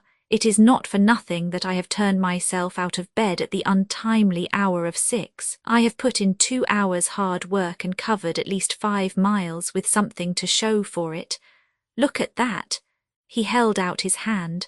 On the palm were 3 little pyramids of black doughy clay. "Why, Holmes, you had only 2 yesterday, and 1 more this morning. It is a fair argument that wherever 3 came from is also the source of nos. 1 and 2, Watson? Well, come along and put friend Soames out of his pain." The unfortunate tutor was certainly in a state of pitiable agitation when we found him in his chambers. In a few hours the examination would commence, and he was still in the dilemma between making the facts public and allowing the culprit to compete for the valuable scholarship. He could hardly stand still, so great was his mental agitation, and he ran towards Holmes with 2 eager hands outstretched. "Thank heaven that you have come. I feared that you had given it up in despair. What am I to do? Shall the examination proceed?" "Yes, let it proceed by all means. But this rascal, he shall not compete. You know him." "I think so. If this matter is not to become public, we must give ourselves certain powers and resolve ourselves into a small private court-martial. You there, if you please, Soames. Watson, you hear? I'll take the armchair in the middle. I think that we are now sufficiently imposing to strike terror into a guilty breast. Kindly ring the bell. Bannister entered and shrank back in evident surprise and fear at our judicial appearance. "You will kindly close the door," said Holmes. "Now, Bannister, will you please tell us the truth about yesterday's incident?" The man turned white to the roots of his hair. "I have told you everything, sir. Nothing to add. Nothing at all, sir." "Well then, I must make some suggestions to you. When you sat down on that chair yesterday, did you do so in order to conceal some object which would have shown who had been in the room?" Bannister's face was ghastly. "No, sir, certainly not." "It is only a suggestion," said Holmes suavely. "I frankly admit that I am unable to prove it, but it seems probable enough since the moment that Mr. Soames's back was turned, you released the man who was hiding in that bedroom." Bannister licked his dry lips. "There was no man, sir." "Ah, that's a pity, Bannister. Up to now you may have spoken the truth, but now I know that you have lied." The man's face set in sullen defiance. "There was no man, sir." "Come, come, Bannister." "No, sir, there was no one." "In that case you can give us no further information. Would you please remain in the room, stand over there near the bedroom door. Now, Soames, I am going to ask you to have the great kindness to go up to the room of young Gilchrist, and to ask him to step down into yours." An instant later the tutor returned, bringing with him the student. He was a fine figure of a man, tall, lithe, and agile, with a springy step and a pleasant, open face. His troubled blue eyes glanced at each of us, and finally rested with an expression of blank dismay upon Bannister in the farther corner. "Just close the door," said Holmes. "Now, Mr. Gilchrist, we are all quite alone here, and no one need ever know one word of what passes between us. We can be perfectly frank with each other. We want to know, Mr. Gilchrist, how you, an honourable man, ever came to commit such an action as that of yesterday." The unfortunate young man staggered back, and cast a look full of horror and reproach at Bannister. "No, no, Mr. Gilchrist, sir, I never said a word. Never one word," cried the servant. "No, but you have now," said Holmes. "Now, sir, you must see that after Bannister's words your position is hopeless, and that your only chance lies in a frank confession." For a moment Gilchrist, with upraised hand, tried to control his writhing features. The next he had thrown himself on his knees beside the table, and burying his face in his hands, he had burst into a storm of passionate sobbing. "Come, come," said Holmes kindly. "It is human to err, and at least no one can accuse you of being a callous criminal. Perhaps it would be easier for you if I were to tell Mr. Soames what occurred, and you can check me where I am wrong. Shall I do so? Well, well, don't trouble to answer. Listen and see that I do you no injustice. From the moment, Mr. Soames, that you said to me that no one, not even Bannister, could have told that the papers were in your room, the case began to take a definite shape in my mind. The printer one could, of course, dismiss.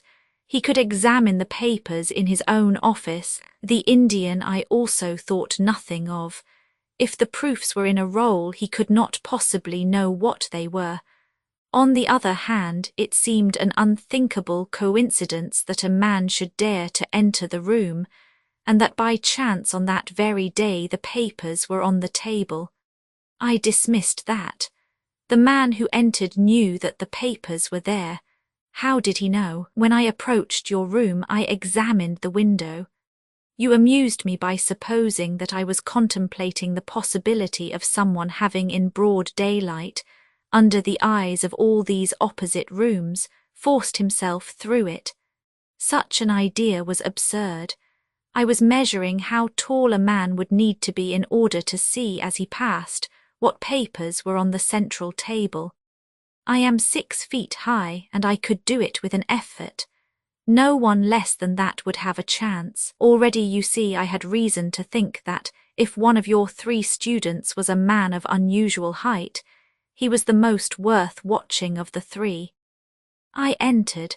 and I took you into my confidence as to the suggestions of the side table.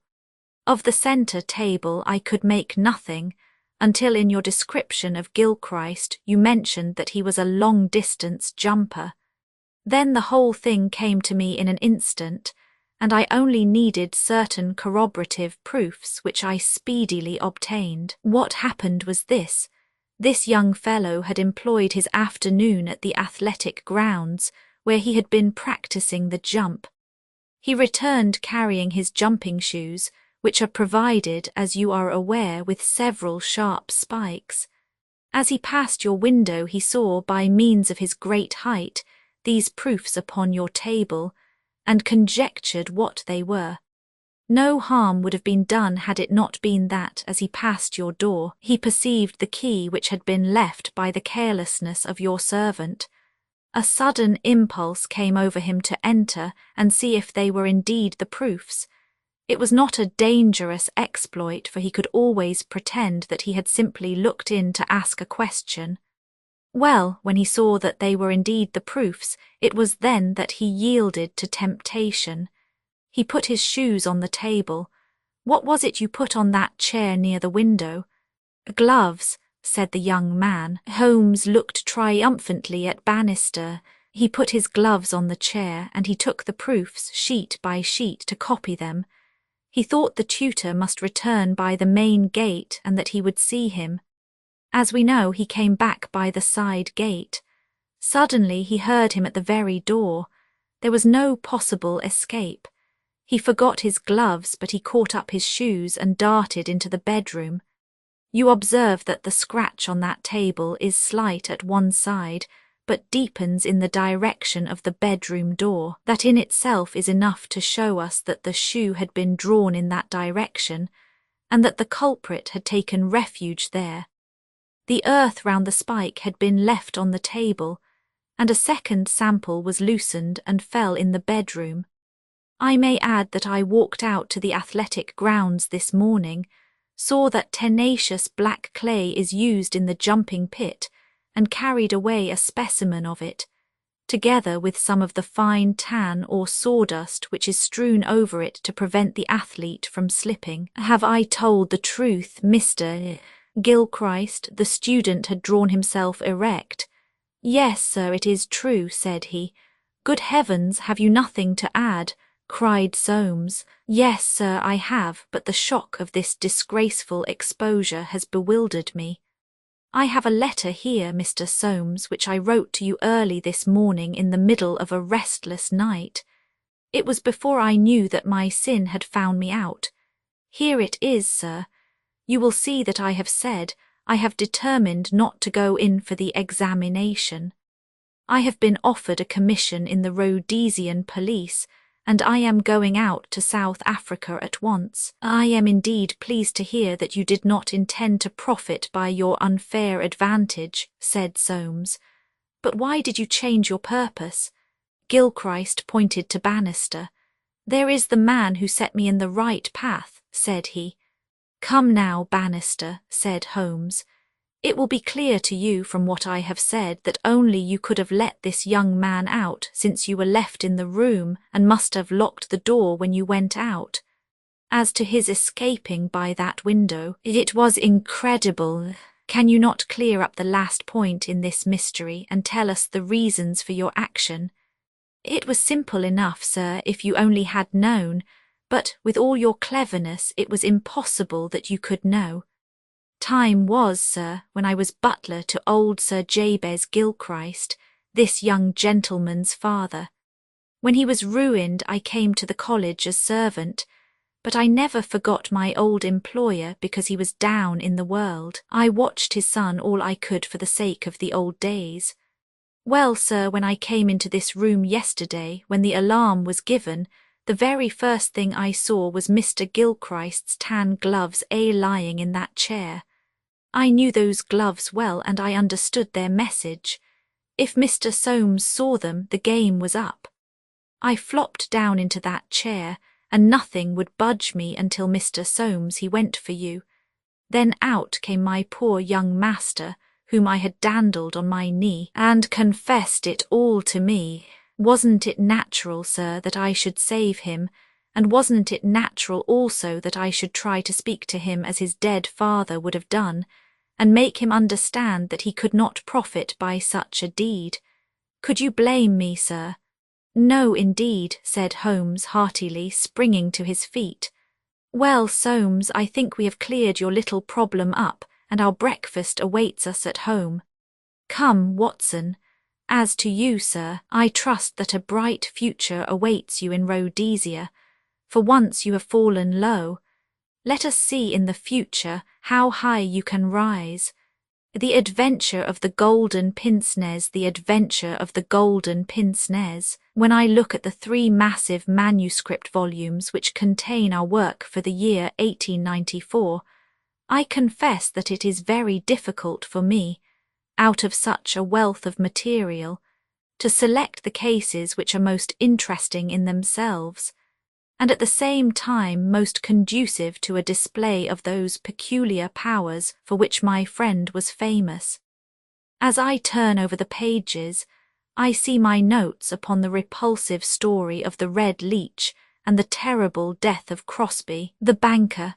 Here also I find an account of the Addleton tragedy and the singular contents of the ancient British barrow. The famous Smith-Mortimer succession case comes also within this period, and so does the tracking and arrest of Hewett, the Boulevard assassin, an exploit which won for Holmes an autograph letter of thanks from the French President and the Order of the Legion of Honor. Each of these would furnish a narrative, but on the whole I am of opinion that none of them unites so many singular points of interest as the episode of Yoxley Old Place, which includes not only the lamentable death of young Willoughby Smith, but also those subsequent developments which threw so curious a light upon the causes of the crime. It was a wild, tempestuous night, towards the close of November. Holmes and I sat together in silence all the evening, he engaged with a powerful lens deciphering the remains of the original inscription upon a palimpsest, I deep in a recent treatise upon surgery. Outside the wind howled down Baker Street, while the rain beat fiercely against the windows. It was strange there, in the very depths of the town, with 10 miles of man's handiwork on every side of us, to feel the iron grip of nature, and to be conscious that to the huge elemental forces all London was no more than the molehills that dot the fields. I walked to the window and looked out on the deserted street. The occasional lamps gleamed on the expanse of muddy road and shining pavement. A single cab was splashing its way from the Oxford Street end. Well, Watson, it's as well we have not to turn out tonight, said Holmes, laying aside his lens and rolling up the palimpsest. I've done enough for one sitting. It is trying work for the eyes. So far as I can make out, it is nothing more exciting than an abbey's accounts dating from the second half of the 15th century. Halloa, halloa, halloa, what's this? Amid the droning of the wind there had come the stamping of a horse's hoofs and the long grind of a wheel as it rasped against the curb. The cab which I had seen had pulled up at our door. What can he want? I ejaculated as a man stepped out of it. Want, he wants us. And we, my poor Watson, want overcoats and cravats and goloshes and every aid that man ever invented to fight the weather. Wait a bit though, there's the cab off again, there's hope yet. He'd have kept it if he had wanted us to come. Run down, my dear fellow, and open the door, for all virtuous folk have been long in bed. When the light of the hall lamp fell upon our midnight visitor, I had no difficulty in recognizing him. It was young Stanley Hopkins, a promising detective in whose career Holmes had several times shown a very practical interest. "Is he in?" he asked eagerly. "Come up, my dear sir," said Holmes's voice from above. "I hope you have no designs upon us such a night as this." The detective mounted the stairs, and our lamp gleamed upon his shining waterproof. I helped him out of it while Holmes knocked a blaze out of the logs in the grate. "Now, my dear Hopkins, draw up and warm your toes," said he. "Here's a cigar, and the doctor has a prescription containing hot water and a lemon, which is good medicine on a night like this. It must be something important which has brought you out in such a gale." "It is indeed, Mr. Holmes. I've had a bustling afternoon, I promise you. Did you see anything of the Yoxley case in the latest editions?" "I've seen nothing later than the 15th century today." "Well, it was only a paragraph and all wrong at that, so you have not missed anything. I haven't let the grass grow under my feet. It's down in Kent, 7 miles from Chatham and 3 from the railway line. I was wired for at 3:15, reached Yoxley Old Place at 5, conducted my investigation, was back at Charing Cross by the last train, and straight to you by cab, which means, I suppose, that you are not quite clear about your case." "It means that I can make neither head nor tail of it. So far as I can see, it is just as tangled a business as ever I handled, and yet at first it seemed so simple that one couldn't go wrong. There's no motive, Mr. Holmes. That's what bothers me. I can't put my hand on a motive. Here's a man dead, there's no denying that, but so far as I can see, no reason on earth why anyone should wish him harm." Holmes lit his cigar and leaned back in his chair. "Let us hear about it," said he. "I've got my facts pretty clear," said Stanley Hopkins. "All I want now is to know what they all mean. The story, so far as I can make it out, is like this. Some years ago this country house, Yoxley Old Place, was taken by an elderly man who gave the name of Professor Coram. He was an invalid, keeping his bed half the time, and the other half hobbling round the house with a stick or being pushed about the grounds by the gardener in a bath chair. He was well liked by the few neighbours who called upon him, and he has the reputation down there of being a very learned man. His household used to consist of an elderly housekeeper, Mrs. Marker, and of a maid, Susan Tarleton. These have both been with him since his arrival, and they seem to be women of excellent character. The professor is writing a learned book, and he found it necessary about a year ago to engage a secretary. The first 2 that he tried were not successes, but the third, Mr. Willoughby Smith, a very young man straight from the university, seems to have been just what his employer wanted. His work consisted in writing all the morning to the professor's dictation, and he usually spent the evening in hunting up references and passages which bore upon the next day's work. This Willoughby Smith has nothing against him, either as a boy at Uppingham or as a young man at Cambridge. I have seen his testimonials, and from the first he was a decent, quiet, hard-working fellow, with no weak spot in him at all. And yet this is the lad who has met his death this morning in the professor's study under circumstances which can point only to murder. The wind howled and screamed at the windows. Holmes and I drew closer to the fire, while the young inspector slowly and point by point developed his singular narrative. "If you were to search all England," said he, "I don't suppose you could find a household more self-contained or freer from outside influences. Whole weeks would pass, and not one of them go past the garden gate. The professor was buried in his work and existed for nothing else. Young Smith knew nobody in the neighbourhood, and lived very much as his employer did. The 2 women had nothing to take them from the house. Mortimer, the gardener who wheels the bath chair, is an army pensioner, an old Crimean man of excellent character. He does not live in the house, but in a 3-roomed cottage at the other end of the garden. Those are the only people that you would find within the grounds of Yoxley Old Place. At the same time, the gate of the garden is 100 yards from the main London to Chatham Road. It opens with a latch, and there is nothing to prevent anyone from walking in. Now I will give you the evidence of Susan Tarleton, who is the only person who can say anything positive about the matter. It was in the forenoon, between 11 and 12. She was engaged at the moment in hanging some curtains in the upstairs front bedroom. Professor Conan was still in bed, for when the weather is bad he seldom rises before midday. The housekeeper was busied with some work in the back of the house. Willoughby Smith had been in his bedroom, which he uses as a sitting room, but the maid heard him at that moment pass along the passage and descend to the study immediately below her. She did not see him, but she says that she could not be mistaken in his quick, firm tread. She did not hear the study door close, but a minute or so later there was a dreadful cry in the room below. It was a wild, hoarse scream, so strange and unnatural that it might have come either from a man or a woman. At the same instant there was a heavy thud, which shook the old house, and then all was silence. The maid stood petrified for a moment, and then, recovering her courage, she ran downstairs. The study door was shut, and she opened it.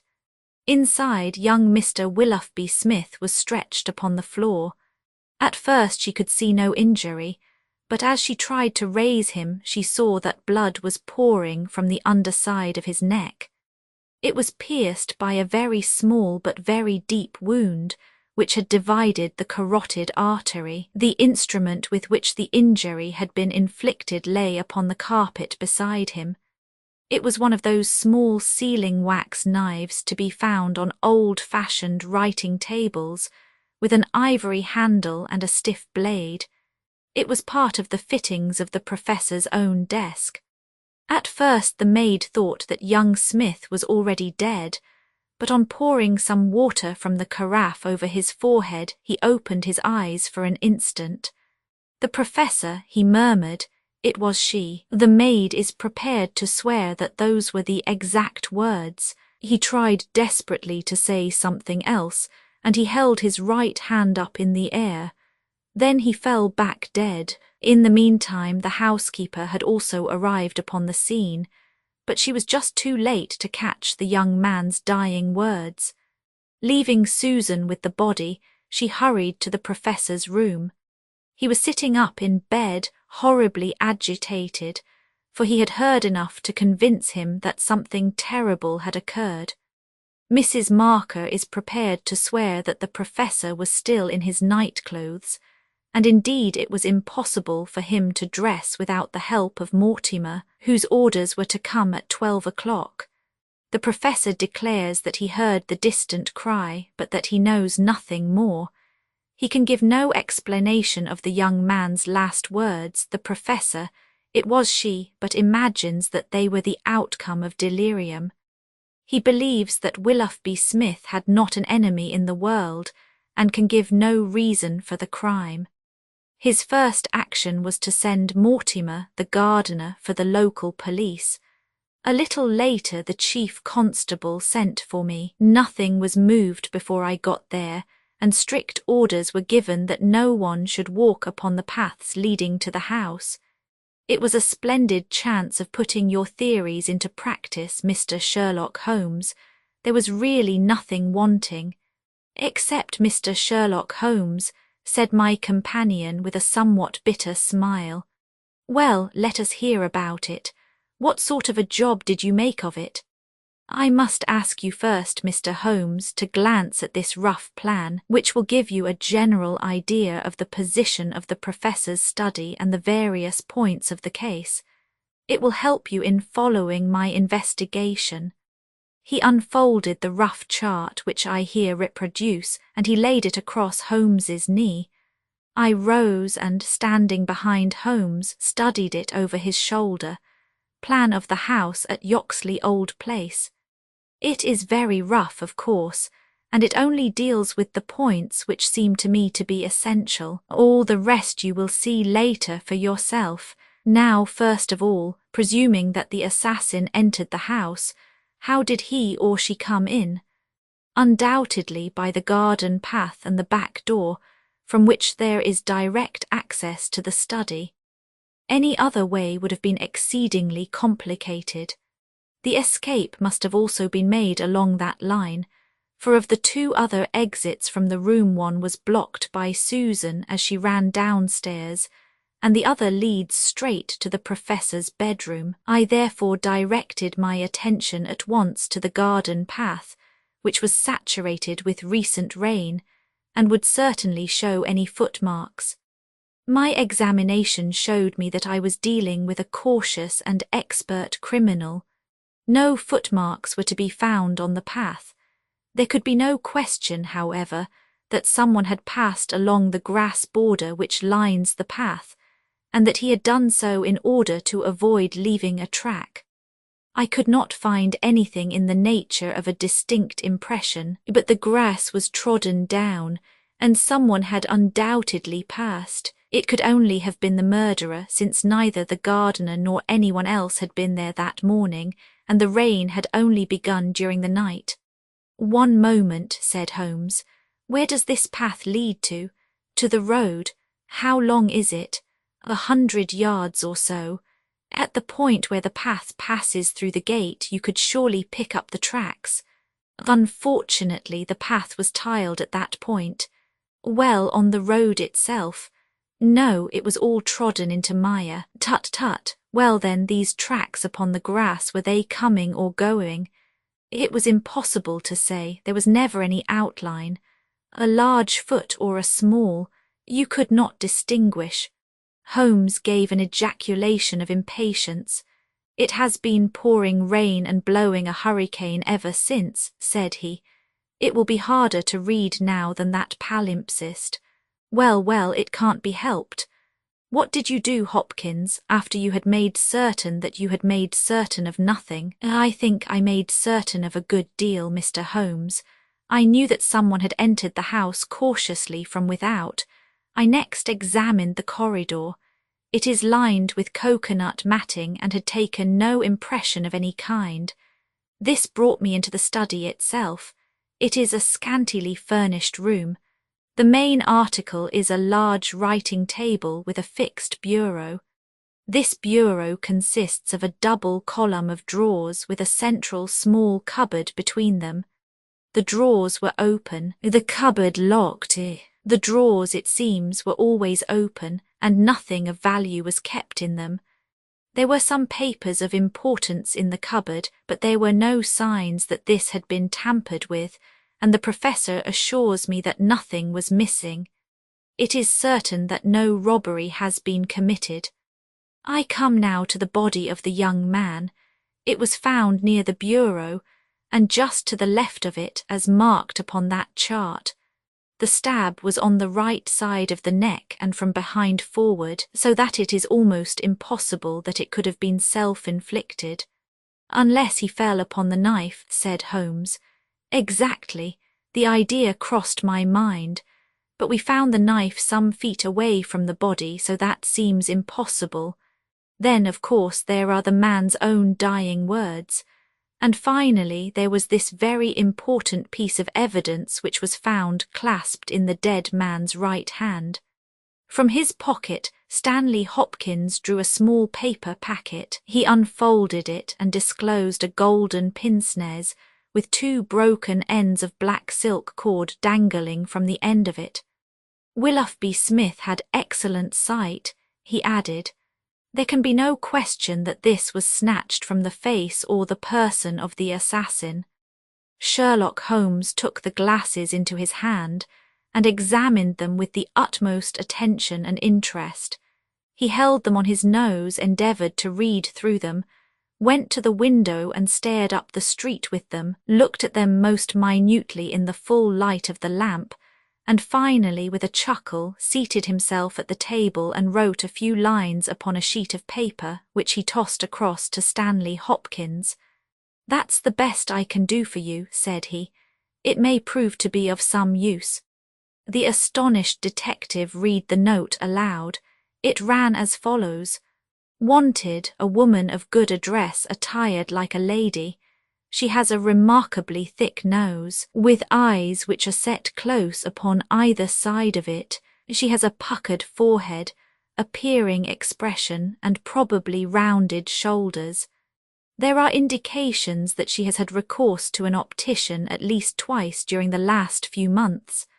As her glasses are of remarkable strength, and as opticians are not very numerous, there should be no difficulty in tracing her. Holmes smiled at the astonishment of Hopkins, which must have been reflected upon my features. "Surely my deductions are simplicity itself," said he. "It would be difficult to name any articles which afford a finer field for inference than a pair of glasses, especially so remarkable a pair as these. That they belong to a woman I infer from their delicacy, and also, of course, from the last words of the dying man. As to her being a person of refinement and well dressed, they are, as you perceive, handsomely mounted in solid gold, and it is inconceivable that anyone who wore such glasses could be slatternly in other respects. You will find that the clips are too wide for your nose, showing that the lady's nose was very broad at the base. This sort of nose is usually a short and coarse one, but there is a sufficient number of exceptions to prevent me from being dogmatic or from insisting upon this point in my description. My own face is a narrow one, and yet I find that I cannot get my eyes into the centre nor near the centre of these glasses. Therefore the lady's eyes are set very near to the sides of the nose. You will perceive, Watson, that the glasses are concave and of unusual strength.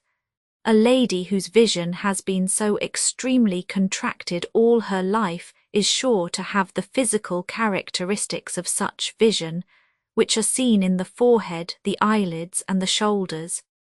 "Yes," I said, "I can follow each of your arguments. I confess, however, that I am unable to understand how you arrive at the double visit to the optician." Holmes took the glasses in his hand. "You will perceive," he said, "that the clips are lined with tiny bands of cork to soften the pressure upon the nose. One of these is discoloured and worn to some slight extent, but the other is new. Evidently one has fallen off and been replaced. I should judge that the older of them has not been there more than a few months. They exactly correspond, so I gather that the lady went back to the same establishment for the second." "By George, it's marvellous," cried Hopkins in an ecstasy of admiration. "To think that I had all that evidence in my hand and never knew it. I had intended, however, to go the round of the London opticians." "Of course you would. Meanwhile, have you anything more to tell us about the case?" "Nothing, Mr. Holmes. I think that you know as much as I do now, probably more. We have had inquiries made as to any stranger seen on the country roads or at the railway station. We have heard of none. What beats me is the utter want of all object in the crime. Not a ghost of a motive can anyone suggest. Ah, there I am not in a position to help you, but I suppose you want us to come out tomorrow. If it is not asking too much, Mr. Holmes, there's a train from Charing Cross to Chatham at 6 in the morning, and we should be at Yoxley Old Place between 8 and 9. Then we shall take it. Your case has certainly some features of great interest, and I shall be delighted to look into it. Well, it's nearly 1, and we had best get a few hours' sleep. I dare say you can manage all right on the sofa in front of the fire. I'll light my spirit lamp and give you a cup of coffee before we start." The gale had blown itself out next day, but it was a bitter morning when we started upon our journey. We saw the cold winter sun rise over the dreary marshes of the Thames and the long, sullen reaches of the river, which I shall ever associate with our pursuit of the Andaman Islander in the earlier days of our career. After a long and weary journey, we alighted at a small station some miles from Chatham. While a horse was being put into a trap at the local inn, we snatched a hurried breakfast, and so we were all ready for business when we at last arrived at Yoxley Old Place. A constable met us at the garden gate. Well, Wilson, any news? No, sir, nothing. No reports of any stranger seen. No, sir. Down at the station they are certain that no stranger either came or went yesterday. Have you had inquiries made at inns and lodgings? Yes, sir, there is no one that we cannot account for. Well, it's only a reasonable walk to Chatham. Anyone might stay there or take a train without being observed. This is the garden path of which I spoke, Mr. Holmes. I'll pledge my word there was no mark on it yesterday. On which side were the marks on the grass? This side, sir, this narrow margin of grass between the path and the flower bed. I can't see the traces now, but they were clear to me then.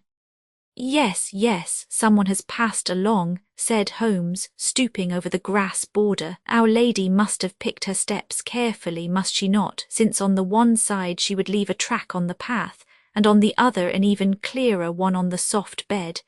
Yes, sir, she must have been a cool hand. I saw an intent look pass over Holmes's face. You say that she must have come back this way. Yes, sir, there is no other. On this strip of grass. Certainly, Mr. Holmes. It was a very remarkable performance, very remarkable. Well, I think we have exhausted the path. Let us go farther. This garden door is usually kept open, I suppose. Then this visitor had nothing to do but to walk in. The idea of murder was not in her mind, or she would have provided herself with some sort of weapon instead of having to pick this knife off the writing table. She advanced along this corridor, leaving no traces upon the coconut matting. Then she found herself in this study. How long was she there? We have no means of judging. Not more than a few minutes, sir. I forgot to tell you that Mrs. Marker, the housekeeper, had been in there tidying not very long before. About a quarter of an hour, she says. Well, that gives us a limit. Our lady enters this room, and what does she do? She goes over to the writing table. What for? Not for anything in the drawers. If there had been anything worth her taking, it would surely have been locked up. No, it was for something in that wooden bureau. Halloa! What is that scratch upon the face of it? Just hold a match, Watson. Why did you not tell me of this, Hopkins?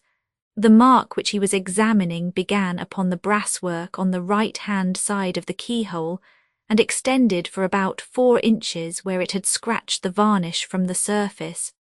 I noticed it, Mr. Holmes, but you'll always find scratches round a keyhole. This is recent, quite recent. See how the brass shines where it is cut. An old scratch would be the same colour as the surface. Look at it through my lens. There's the varnish, too, like earth on each side of a furrow. Is Mrs. Marker there? A sad-faced elderly woman came into the room. Did you dust this bureau yesterday morning? Yes, sir. Did you notice this scratch? No, sir, I did not. I am sure you did not, for a duster would have swept away these shreds of varnish. Who has the key of this bureau? The professor keeps it on his watch chain. Is it a simple key? No, sir, it is a Chubb's key. Very good, Mrs. Marker, you can go. Now we are making a little progress. Our lady enters the room, advances to the bureau, and either opens it or tries to do so. While she is thus engaged, young Willoughby Smith enters the room. In her hurry to withdraw the key, she makes this scratch upon the door. He seizes her, and she, snatching up the nearest object, which happens to be this knife, strikes at him in order to make him let go his hold. The blow is a fatal one. He falls and she escapes, either with or without the object for which she has come. Is Susan the maid there? Could anyone have got away through that door after the time that you heard the cry, Susan? No, sir, it is impossible. Before I got down the stair, I'd have seen anyone in the passage. Besides, the door never opened, or I would have heard it.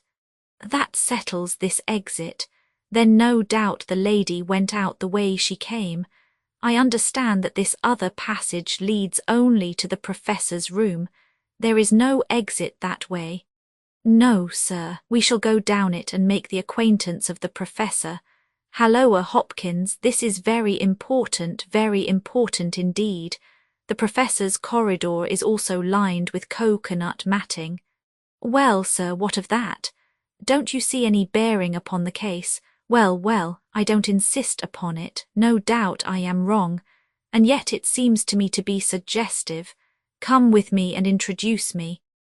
We passed down the passage, which was of the same length as that which led to the garden. At the end was a short flight of steps ending in a door. Our guide knocked and then ushered us into the professor's bedroom. It was a very large chamber, lined with innumerable volumes which had overflowed from the shelves and lay in piles in the corners, or were stacked all round at the base of the cases. The bed was in the centre of the room, and in it, propped up with pillows, was the owner of the house. I have seldom seen a more remarkable-looking person. It was a gaunt, aquiline face which was turned towards us with piercing dark eyes, which lurked in deep hollows under overhung and tufted brows. His hair and beard were white, save that the latter was curiously stained with yellow around his mouth. A cigarette glowed amid the tangle of white hair, and the air of the room was fetid with stale tobacco smoke. As he held out his hand to Holmes, I perceived that it was also stained with yellow nicotine. "A smoker, Mr. Holmes," said he, speaking in well-chosen English with a curious little mincing accent. "Pray take a cigarette. And you, sir, I can recommend them, for I have them especially prepared by Ionides of Alexandria. He sends me 1,000 at a time, and I grieve to say that I have to arrange for a fresh supply every fortnight. Bad, sir, very bad, but an old man has few pleasures. Tobacco and my work, that is all that is left to me." Holmes had lit a cigarette and was shooting little darting glances all over the room. "Tobacco and my work, but now only tobacco," the old man exclaimed. Alas, what a fatal interruption! Who could have foreseen such a terrible catastrophe, so estimable a young man? I assure you that after a few months' training he was an admirable assistant. What do you think of the matter, Mr. Holmes? I have not yet made up my mind. I shall indeed be indebted to you if you can throw a light where all is so dark to us. To a poor bookworm and invalid like myself, such a blow is paralyzing. I seem to have lost the faculty of thought. But you are a man of action, you are a man of affairs. It is part of the everyday routine of your life. You can preserve your balance in every emergency. We are fortunate indeed in having you at our side. Holmes was pacing up and down one side of the room whilst the old professor was talking. I observed that he was smoking with extraordinary rapidity. It was evident that he shared our host's liking for the fresh Alexandrian cigarettes. "Yes, sir, it is a crushing blow," said the old man. "That is my magnum opus, the pile of papers on the side table yonder. It is my analysis of the documents found in the Coptic monasteries of Syria and Egypt, a work which will cut deep at the very foundation of revealed religion. With my enfeebled health, I do not know whether I shall ever be able to complete it, now that my assistant has been taken from me. Dear me, Mr. Holmes, why, you are even a quicker smoker than I am myself." Holmes smiled. "I am a connoisseur," said he, taking another cigarette from the box, his fourth, and lighting it from the stub of that which he had finished. "I will not trouble you with any lengthy cross-examination, Professor Coram, since I gather that you were in bed at the time of the crime and could know nothing about it. I would only ask this: what do you imagine that this poor fellow meant by his last words? The professor, it was she." The professor shook his head. "Susan is a country girl," said he, "and you know the incredible stupidity of that class. I fancy that the poor fellow murmured some incoherent, delirious words, and that she twisted them into this meaningless message. I see, you have no explanation yourself of the tragedy. Possibly an accident, possibly. I only breathe it among ourselves, a suicide. Young men have their hidden troubles, some affair of the heart, perhaps, which we have never known. It is a more probable supposition than murder. But the eyeglasses. Ah, I am only a student, a man of dreams. I cannot explain the practical things of life. But still we are aware, my friend, that love gauges may take strange shapes. By all means take another cigarette. It is a pleasure to see anyone appreciate them so. A fan, a glove, glasses. Who knows what article may be carried as a token or treasured when a man puts an end to his life? This gentleman speaks of footsteps in the grass, but after all it is easy to be mistaken on such a point. As to the knife, it might well be thrown far from the unfortunate man as he fell. It is possible that I speak as a child, but to me it seems that Willoughby Smith has met his fate by his own hand. Holmes seemed struck by the theory thus put forward, and he continued to walk up and down for some time, lost in thought and consuming cigarette after cigarette. "Tell me, Professor Coram," he said at last, "what is in that cupboard in the bureau? Nothing that would help a thief. Family papers, letters from my poor wife, diplomas of universities which have done me honour. Here is the key, you can look for yourself." Holmes picked up the key and looked at it for an instant, then he handed it back. "No, I hardly think that it would help me," said he. "I should prefer to go quietly down to your garden and turn the whole matter over in my head. There is something to be said for the theory of suicide which you have put forward. We must apologize for having intruded upon you, Professor Coram, and I promise that we won't disturb you until after lunch. At 2 o'clock we will come again and report to you anything which may have happened in the interval." Holmes was curiously distrait, and we walked up and down the garden path for some time in silence. "Have you a clue?" I asked at last. "It depends upon those cigarettes that I smoked," said he. "It is possible that I am utterly mistaken. The cigarettes will show me." "My dear Holmes," I exclaimed, "how on earth—" "Well, well, you may see for yourself. If not, there's no harm done. Of course, we always have the optician clue to fall back upon, but I take a short-cut when I can get it. Ah, here is the good Mrs. Marker. Let us enjoy 5 minutes of instructive conversation with her." I may have remarked before that Holmes had, when he liked, a peculiarly ingratiating way with women, and that he very readily established terms of confidence with them. In half the time which he had named, he had captured the housekeeper's goodwill and was chatting with her as if he had known her for years. "Yes, Mr. Holmes, it is as you say, sir. He does smoke something terrible, all day and sometimes all night, sir. I've seen that room of a morning. Well, sir, you'd have thought it was a London fog. Poor young Mr. Smith, he was a smoker also, but not as bad as the Professor. His health, well, I don't know that it's better nor worse for the smoking." "Ah," said Holmes, "but it kills the appetite." "Well, I don't know about that, sir. I suppose the Professor eats hardly anything. Well, he is variable, I'll say that for him.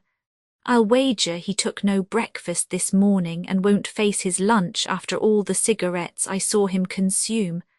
Well, you're out there, sir, as it happens, for he ate a remarkable big breakfast this morning. I don't know when I've known him make a better one, and he's ordered a good dish of cutlets for his lunch. I'm surprised myself, for since I came into that room yesterday and saw young Mr. Smith lying there on the floor, I couldn't bear to look at food. Well, it takes all sorts to make a world, and the Professor hasn't let it take his appetite away. We loitered the morning away in the garden. Stanley Hopkins had gone down to the village to look into some rumours of a strange woman who had been seen by some children on the Chatham Road the previous morning. As to my friend, all his usual energy seemed to have deserted him. I had never known him handle a case in such a half-hearted fashion. Even the news brought back by Hopkins that he had found the children, and that they had undoubtedly seen a woman exactly corresponding with Holmes's description, and wearing either spectacles or eyeglasses, failed to rouse any sign of keen interest. He was more attentive when Susan, who waited upon us at lunch, volunteered the information that she believed Mr. Smith had been out for a walk yesterday morning, and that he had only returned half an hour before the tragedy occurred. I could not myself see the bearing of this incident, but I clearly perceived that Holmes was weaving it into the general scheme which he had formed in his brain. Suddenly he sprang from his chair and glanced at his watch. 2 o'clock, gentlemen, said he. We must go up and have it out with our friend the Professor. The old man had just finished his lunch, and certainly his empty dish bore evidence to the good appetite with which his housekeeper had credited him. He was indeed a weird figure as he turned his white mane and his glowing eyes towards us. The eternal cigarette smouldered in his mouth. He had been dressed and was seated in an armchair by the fire. Well, Mr. Holmes, have you solved this mystery yet? He shoved the large tin of cigarettes which stood on a table beside him towards my companion. Holmes stretched out his hand at the same moment, and between them they tipped the box over the edge. For a minute or two we were all on our knees retrieving stray cigarettes from impossible places. When we rose again, I observed Holmes's eyes were shining, and his cheeks tinged with colour. Only at a crisis have I seen those battle signals flying. Yes, said he, I have solved it. Stanley Hopkins and I stared in amazement. Something like a sneer quivered over the gaunt features of the old professor. Indeed, in the garden, no, here. Here, when? This instant. You are surely joking, Mr. Sherlock Holmes. You compel me to tell you that this is too serious a matter to be treated in such a fashion. I have forged and tested every link of my chain, Professor Coram, and I am sure that it is sound. What your motives are, or what exact part you play in this strange business, I am not yet able to say. In a few minutes I shall probably hear it from your own lips. Meanwhile I will reconstruct what is past for your benefit, so that you may know the information which I still require. A lady yesterday entered your study. She came with the intention of possessing herself of certain documents which were in your bureau. She had a key of her own. I have had an opportunity of examining yours, and I do not find that slight discoloration which the scratch made upon the varnish would have produced. You were not an accessory, therefore, and she came, so far as I can read the evidence, without your knowledge to rob you. The professor blew a cloud from his lips. This is most interesting and instructive, said he. Have you no more to add? Surely, having traced this lady so far, you can also say what has become of her. I will endeavour to do so. In the first place, she was seized by your secretary and stabbed him in order to escape. This catastrophe I am inclined to regard as an unhappy accident, for I am convinced that the lady had no intention of inflicting so grievous an injury. An assassin does not come unarmed. Horrified by what she had done, she rushed wildly away from the scene of the tragedy. Unfortunately for her, she had lost her glasses in the scuffle, and as she was extremely short-sighted, she was really helpless without them. She ran down a corridor which she imagined to be that by which she had come. Both were lined with coconut matting, and it was only when it was too late that she understood that she had taken the wrong passage, and that her retreat was cut off behind her. What was she to do? She could not go back. She could not remain where she was. She must go on. She went on. She mounted a stair, pushed open a door, and found herself in your room. The old man sat with his mouth open, staring wildly at Holmes. Amazement and fear were stamped upon his expressive features. Now, with an effort, he shrugged his shoulders and burst into insincere laughter. "All very fine, Mr. Holmes," said he, "but there is one little flaw in your splendid theory. I was myself in my room, and I never left it during the day." "I am aware of that, Professor Coram, and you mean to say that I could lie upon that bed and not be aware that a woman had entered my room?" "I never said so. You were aware of it. You spoke with her. You recognized her. You aided her to escape." Again the professor burst into high-keyed laughter. He had risen to his feet and his eyes glowed like embers. "You are mad," he cried. "You are talking insanely. I helped her to escape. Where is she now?" "She is there," said Holmes, and he pointed to a high bookcase in the corner of the room. I saw the old man throw up his arms. A terrible convulsion passed over his grim face, and he fell back in his chair. At the same instant the bookcase at which Holmes pointed swung round upon a hinge, and a woman rushed out into the room. "You are right," she cried in a strange foreign voice. "You are right, I am here." She was brown with the dust and draped with the cobwebs which had come from the walls of her hiding place.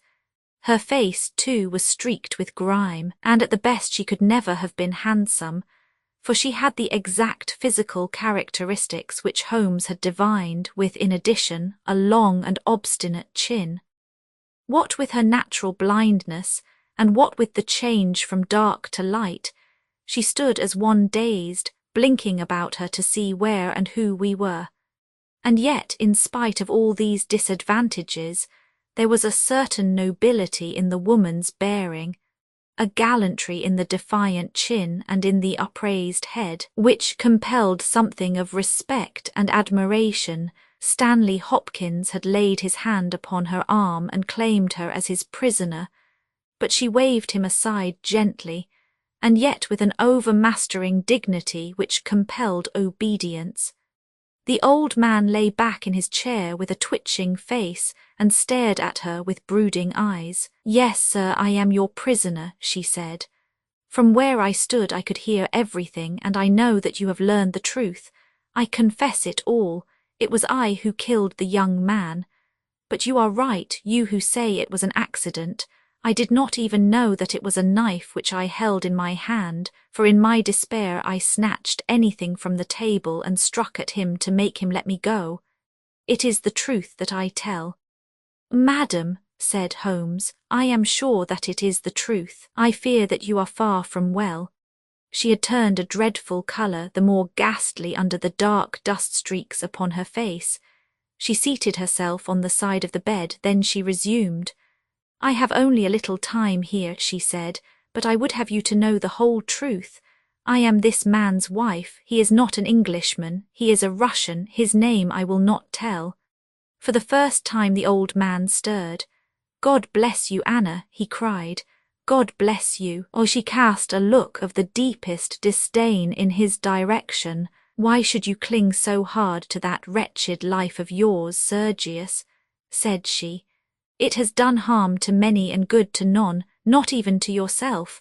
However, it is not for me to cause the frail thread to be snapped before God's time. I have enough already upon my soul since I crossed the threshold of this cursed house, but I must speak or I shall be too late. I have said, gentlemen, that I am this man's wife. He was 50 and I a foolish girl of 20 when we married. It was in a city of Russia, a university. I will not name the place." "God bless you, Anna," murmured the old man again. "We were reformers, revolutionists, nihilists, you understand. He and I and many more. Then there came a time of trouble. A police officer was killed, many were arrested, evidence was wanted, and in order to save his own life and to earn a great reward, my husband betrayed his own wife and his companions. Yes, we were all arrested upon his confession. Some of us found our way to the gallows, and some to Siberia. I was among these last, but my term was not for life. My husband came to England with his ill-gotten gains and has lived in quiet ever since. knowing well that if the Brotherhood knew where he was not a week would pass before justice would be done. The old man reached out a trembling hand and helped himself to a cigarette. "I am in your hands, Anna," said he. "You were always good to me." "I have not yet told you the height of his villainy," said she. "Among our comrades of the order there was one who was the friend of my heart. He was noble, unselfish, loving, all that my husband was not. He hated violence. We were all guilty, if that is guilt, but he was not. He wrote forever dissuading us from such a course. These letters would have saved him. So would my diary, in which from day to day I had entered both my feelings towards him and the view which each of us had taken. My husband found and kept both diary and letters. He hid them, and he tried hard to swear away the young man's life. In this he failed, but Alexis was sent a convict to Siberia, where now at this moment he works in a salt mine. Think of that, you villain, you villain! Now, at this very moment, Alexis, a man whose name you are not worthy to speak, works and lives like a slave. And yet I have your life in my hands, and I let you go." "You were always a noble woman, Anna," said the old man, puffing at his cigarette. She had risen, but she fell back again with a little cry of pain. "I must finish," she said. "When my term was over, I set myself to get the diary and letters which, if sent to the Russian government, would procure my friend's release. I knew that my husband had come to England. After months of searching, I discovered where he was. I knew that he still had the diary, for when I was in Siberia I had a letter from him once, reproaching me and quoting some passages from its pages.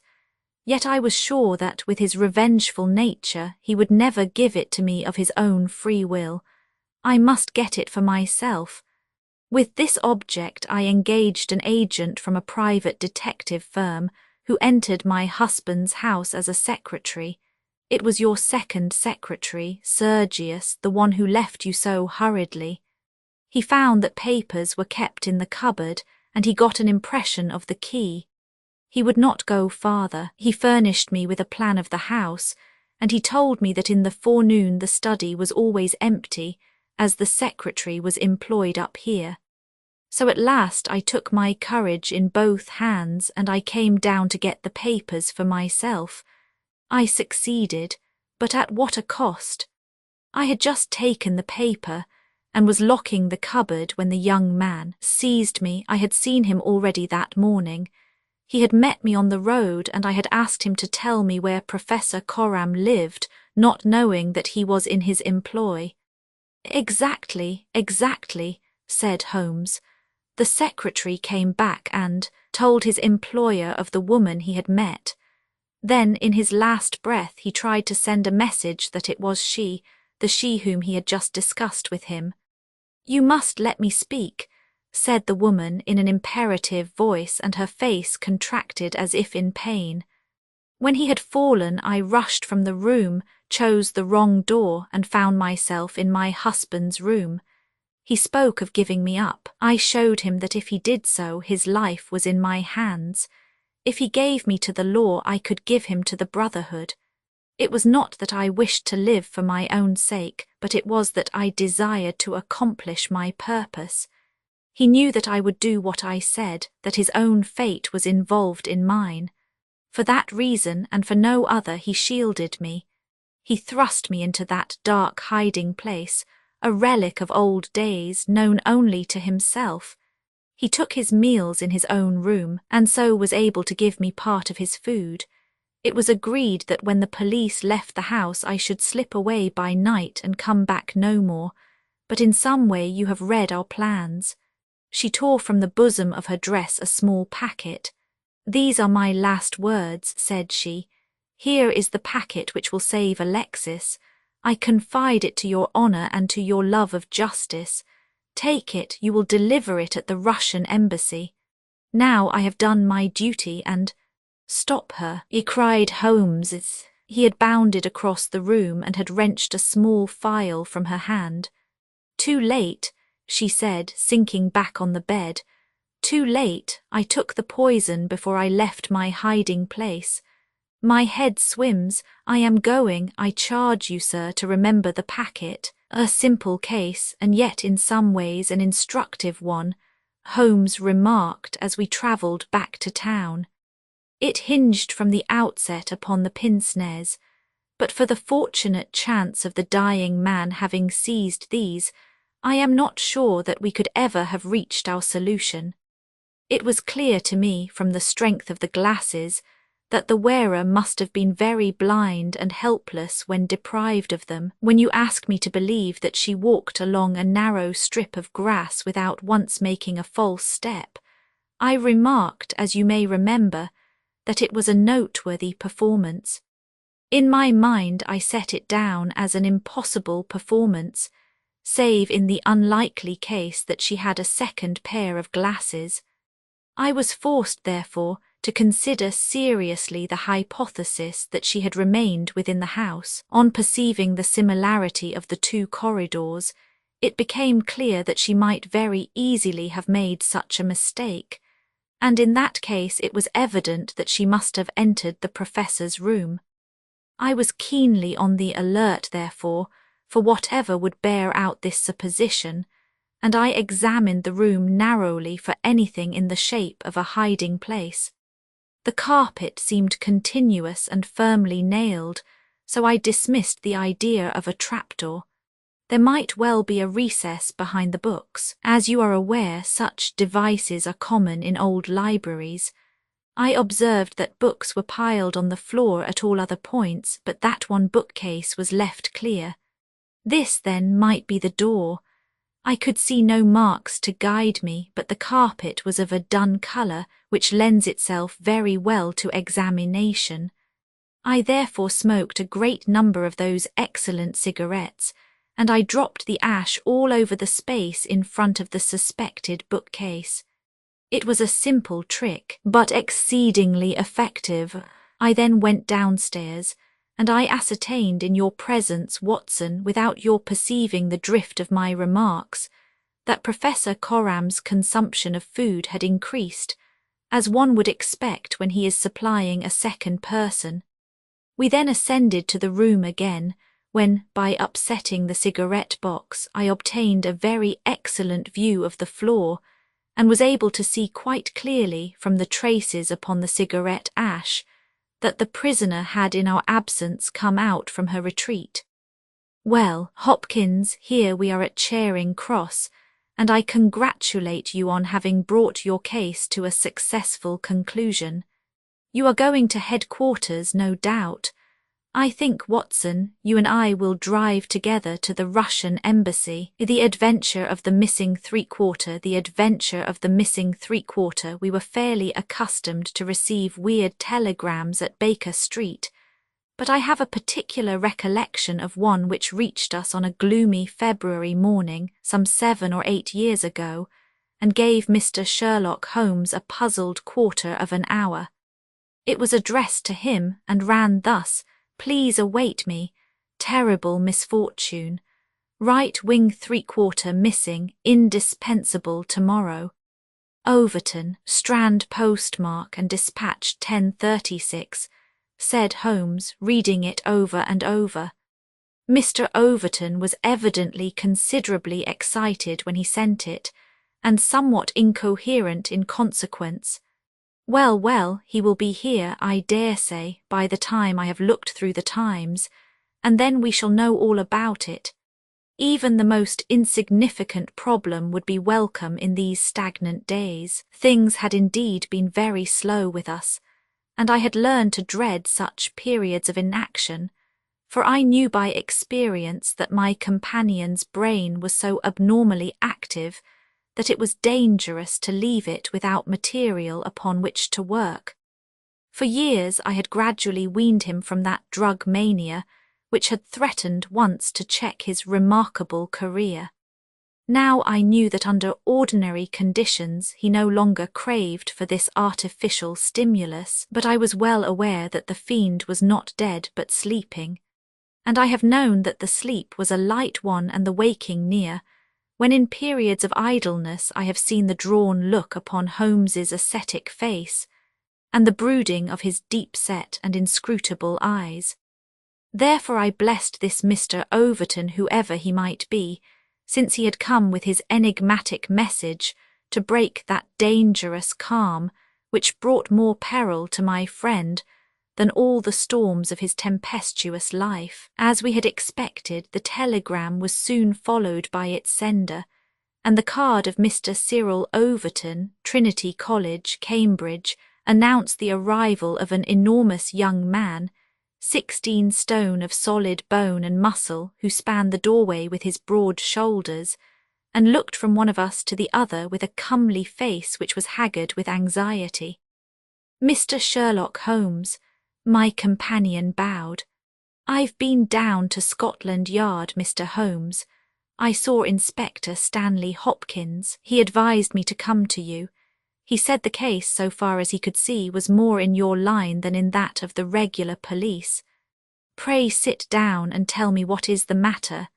It's awful, Mr. Holmes, simply awful. I wonder my hair isn't grey. Godfrey Staunton, you've heard of him, of course. He's simply the hinge that the whole team turns on. I'd rather spare 2 from the pack and have Godfrey for my 3/4 line. Whether it's passing or tackling or dribbling, there's no one to touch him, and then he's got the head and can hold us all together. What am I to do? That's what I ask you, Mr. Holmes. There's Moorhouse, first reserve, but he is trained as a half, and he always edges right in on to the scrum instead of keeping out on the touch line. He's a fine place kick, it's true, but then he has no judgment, and he can't sprint for nuts. Why, Morton or Johnson, the Oxford Flyers, could romp round him.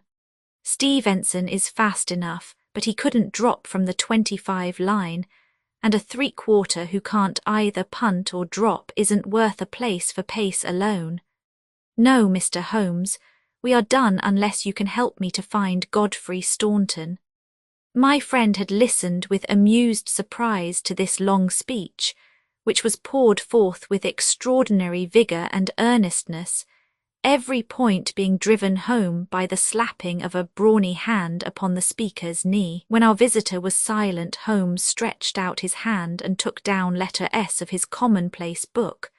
For once he dug in vain into that mine of varied information.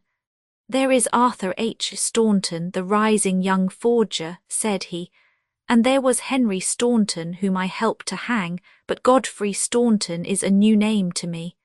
It was our visitor's turn to look surprised. Why, Mr. Holmes, I thought you knew things, said he.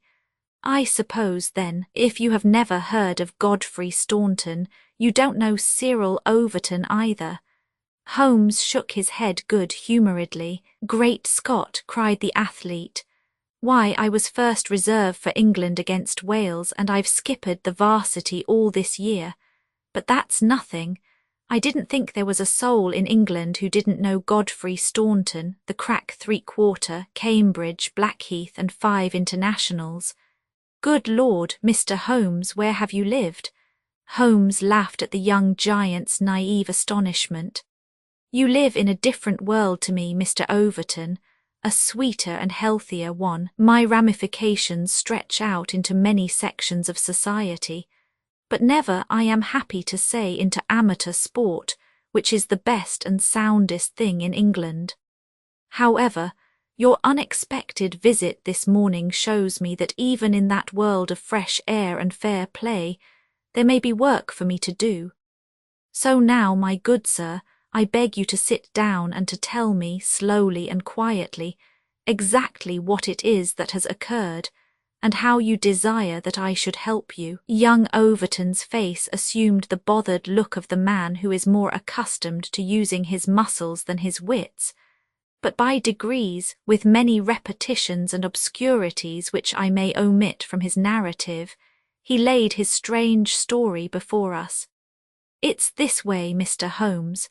As I have said, I am the skipper of the rugger team of Cambridge varsity, and Godfrey Staunton is my best man. Tomorrow we play Oxford. Yesterday we all came up, and we settled at Bentley's private hotel. At 10 o'clock I went round and saw that all the fellows had gone to roost, for I believe in strict training and plenty of sleep to keep a team fit.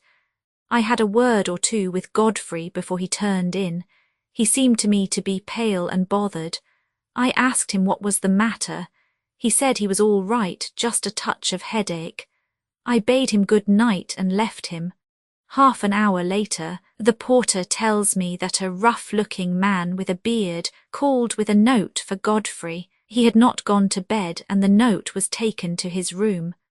Godfrey read it and fell back in a chair as if he had been poleaxed.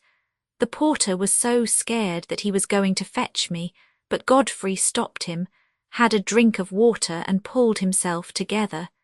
Then he went downstairs, said a few words to the man who was waiting in the hall, and the two of them went off together. The last that the porter saw of them, they were almost running down the street in the direction of the Strand. This morning Godfrey's room was empty. His bed had never been slept in, and his things were all just as I had seen them the night before. He had gone off at a moment's notice with this stranger, and no word has come from him since. I don't believe he will ever come back. He was a sportsman, was Godfrey down to his marrow, and he wouldn't have stopped his training and let in his skipper if it were not for some cause that was too strong for him. No, I feel as if he were gone for good and we should never see him again. Sherlock Holmes listened with the deepest attention to this singular narrative. "What did you do?" he asked. "I wired to Cambridge to learn if anything had been heard of him there. I have had an answer. No one has seen him. Could he have got back to Cambridge?" "Yes, there is a late train, 11:15. But so far as you can ascertain, he did not take it." "No, he has not been seen." "What did you do next?" "I wired to Lord Mount James." "Why to Lord Mount James?" "Godfrey is an orphan and Lord Mount James is his nearest relative, his uncle, I believe. Indeed, this throws new light upon the matter. Lord Mount James is one of the richest men in England. So I've heard Godfrey say. And your friend was closely related?" "Yes, he was his heir, and the old boy is nearly 80, cram full of gout too. They say he could chalk his billiard cue with his knuckles. He never allowed Godfrey a shilling in his life, for he is an absolute miser, but it will all come to him right enough. Have you heard from Lord Mount James?" "No. What motive could your friend have in going to Lord Mount James?" "Well, something was worrying him the night before, and if it was to do with money it is possible that he would make for his nearest relative who had so much of it, though from all I have heard he would not have much chance of getting it. Godfrey was not fond of the old man. He would not go if he could help it." "Well, we can soon determine that. If your friend was going to his relative, Lord Mount James, you have then to explain the visit of this rough-looking fellow at so late an hour, and the agitation that was caused by his coming." Cyril Overton pressed his hands to his head. "I can make nothing of it," said he. "Well, well, I have a clear day, and I shall be happy to look into the matter," said Holmes. "I should strongly recommend you to make your preparations for your match without reference to this young gentleman. It must, as you say, have been an overpowering necessity which tore him away in such a fashion, and the same necessity is likely to hold him away. Let us step round together to the hotel, and see if the porter can throw any fresh light upon the matter." Sherlock Holmes was a past master in the art of putting a humble witness at his ease, and very soon in the privacy of Godfrey Staunton's abandoned room, he had extracted all that the porter had to tell. The visitor of the night before was not a gentleman, neither was he a workingman. He was simply what the porter described as a medium-looking chap, a man of 50, beard grizzled, pale face, quietly dressed. He seemed himself to be agitated. The porter had observed his hand trembling when he had held out the note. Godfrey Staunton had crammed the note into his pocket. Staunton had not shaken hands with the man in the hall. They had exchanged a few sentences, of which the porter had only distinguished the one word time. Then they had hurried off in the manner described. It was just 10:30 by the hall clock. "Let me see," said Holmes, seating himself on Staunton's bed. "You are the day porter, are you not?" "Yes, sir, I go off duty at 11. The night porter saw nothing, I suppose?" "No, sir, one theatre party came in late, no one else." "Were you on duty all day yesterday?" "Yes, sir." "Did you take any messages to Mr. Staunton?" "Yes, sir, one telegram." "Ah, that's interesting. What o'clock was this?" "About 6. Where was Mr. Staunton when he received it?" "Here in his room." "Were you present when he opened it?" "Yes, sir, I waited to see if there was an answer." "Well, was there?" "Yes, sir, he wrote an answer." "Did you take it?" "No, he took it himself."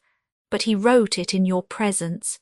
"Yes, sir, I was standing by the door and he with his back turned at that table. When he had written it, he said, 'All right, porter, I will take this myself.'" "What did he write it with?" "A pen, sir." "Was the telegraphic form one of these on the table?" "Yes, sir, it was the top one." Holmes rose. Taking the forms, he carried them over to the window and carefully examined that which was uppermost. "It is a pity he did not write in pencil," said he, throwing them down again with a shrug of disappointment. "As you have no doubt frequently observed, Watson, the impression usually goes through, a fact which has dissolved many a happy marriage. However, I can find no trace here. I rejoice, however, to perceive that he wrote with a broad-pointed quill pen, and I can hardly doubt that we will find some impression upon this blotting pad. Ah, yes, surely this is the very thing." He tore off a strip of the blotting paper and turned towards us the following hieroglyphic, the strip of blotting paper. Cyril Overton was much excited. "Hold it to the glass," he cried. "That is unnecessary," said Holmes. "The paper is thin, and the reverse will give the message. Here it is." He turned it over, and we read, "The reverse of the blotting paper." So that is the tail end of the telegram which Godfrey Staunton dispatched within a few hours of his disappearance. There are at least 6 words of the message which have escaped us, but what remains, "Stand by us for God's sake," proves that this young man saw a formidable danger which approached him, and from which someone else could protect him. Us, mark you. Another person was involved. Who should it be but the pale-faced, bearded man who seemed himself in so nervous a state? What then is the connection between Godfrey Staunton and the bearded man? And what is the third source from which each of them sought for help against pressing danger? Our inquiry has already narrowed down to that. We have only to find to whom that telegram is addressed, I suggested. Exactly, my dear Watson. Your reflection, though profound, had already crossed my mind, but I dare say it may have come to your notice that, if you walk into a post office and demand to see the counterfoil of another man's message, there may be some disinclination on the part of the officials to oblige you. There is so much red tape in these matters. However, I have no doubt that with a little delicacy and finesse the end may be attained. Meanwhile, I should like in your presence, Mr. Overton, to go through these papers which have been left upon the table. There were a number of letters, bills, and notebooks which Holmes turned over and examined with quick, nervous fingers and darting, penetrating eyes. "Nothing here," he said at last. "By the way, I suppose your friend was a healthy young fellow, nothing amiss with him. Sound as a bell. Have you ever known him ill?" "Not a day. He has been laid up with a hack, and once he slipped his kneecap, but that was nothing." "Perhaps he was not so strong as you suppose." "I should think he may have had some secret trouble. With your assent, I will put 1 or 2 of these papers in my pocket, in case they should bear upon our future inquiry." One moment. cried a querulous voice, and we looked up to find a queer little old man jerking and twitching in the doorway. He was dressed in rusty black with a very broad-brimmed top hat and a loose white necktie, the whole effect being that of a very rustic parson or of an undertaker's mute. Yet in spite of his shabby and even absurd appearance, his voice had a sharp crackle, and his manner a quick intensity which commanded attention. "Who are you, sir, and by what right do you touch this gentleman's papers?" he asked. "I am a private detective, and I am endeavouring to explain his disappearance." "Oh, you are you? And who instructed you, eh? This gentleman, Mr. Staunton's friend, was referred to me by Scotland Yard. Who are you, sir?" "I am Cyril Overton." "Then it is you who sent me a telegram." "My name is Lord Mount James. I came round as quickly as the Bayswater bus would bring me." "So you have instructed a detective?" "Yes, sir." "And are you prepared to meet the cost?" "I have no doubt, sir, that my friend Godfrey, when we find him, will be prepared to do that." "But if he is never found, answer me that." "In that case, no doubt his family." "Nothing of the sort, sir," screamed the little man. "Don't look to me for a penny, not a penny. You understand that, Mr. Detective? I am all the family that this young man has got, and I tell you that I am not responsible. If he has any expectations, it is due to the fact that I have never wasted money, and I do not propose to begin to do so now. As to those papers with which you are making so free, I may tell you that in case there should be anything of any value among them, you will be held strictly to account for what you do with them." "Very good, sir," said Sherlock Holmes. "May I ask in the meanwhile whether you have yourself any theory to account for this young man's disappearance?" "No, sir, I have not. He is big enough and old enough to look after himself, and if he is so foolish as to lose himself, I entirely refuse to accept the responsibility of hunting for him." "I quite understand your position," said Holmes with a mischievous twinkle in his eyes. "Perhaps you don't quite understand mine. Godfrey Staunton appears to have been a poor man. If he has been kidnapped, it could not have been for anything which he himself possesses. The fame of your wealth has gone abroad, Lord Mount James, and it is entirely possible that a gang of thieves have secured your nephew in order to gain from him some information as to your house, your habits, and your treasure." The face of our unpleasant little visitor turned as white as his neckcloth. "Heavens, sir, what an idea! I never thought of such villainy. What inhuman rogues there are in the world! But Godfrey is a fine lad, a staunch lad.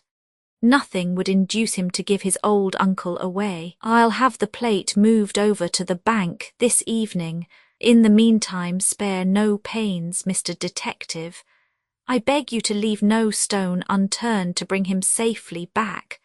As to money, well, so far as a fiver or even a tenner goes, you can always look to me, even in his chastened frame of mind. The noble miser could give us no information which could help us, for he knew little of the private life of his nephew.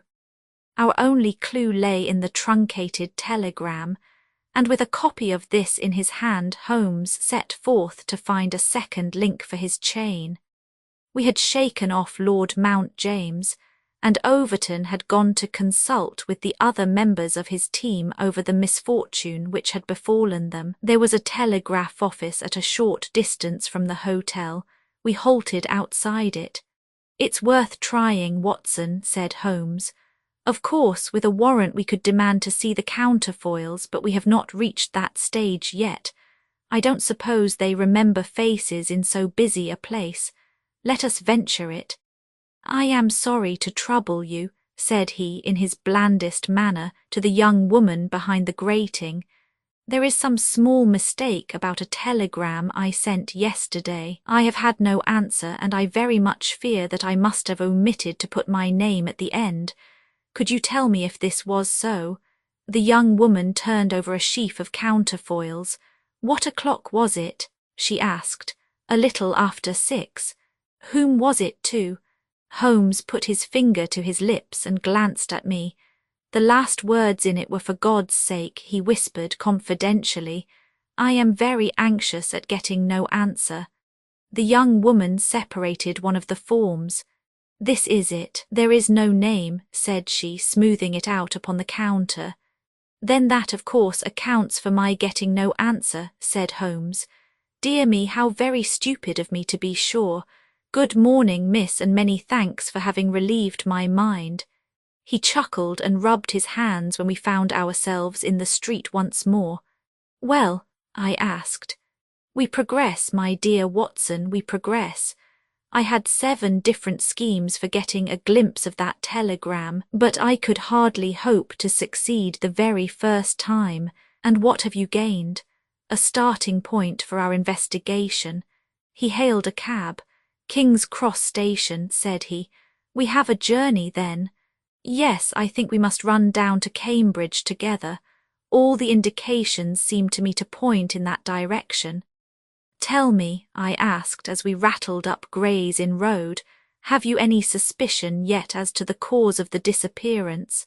I don't think that among all our cases I have known one where the motives are more obscure. Surely you don't really imagine that he may be kidnapped in order to give information against his wealthy uncle?" "I confess, my dear Watson, that does not appeal to me as a very probable explanation. It struck me, however, as being the one which was most likely to interest that exceedingly unpleasant old person." "It certainly did that, but what are your alternatives?" "I could mention several. You must admit that it is curious and suggestive that this incident should occur on the eve of this important match, and should involve the only man whose presence seems essential to the success of the side. It may, of course, be a coincidence, but it is interesting.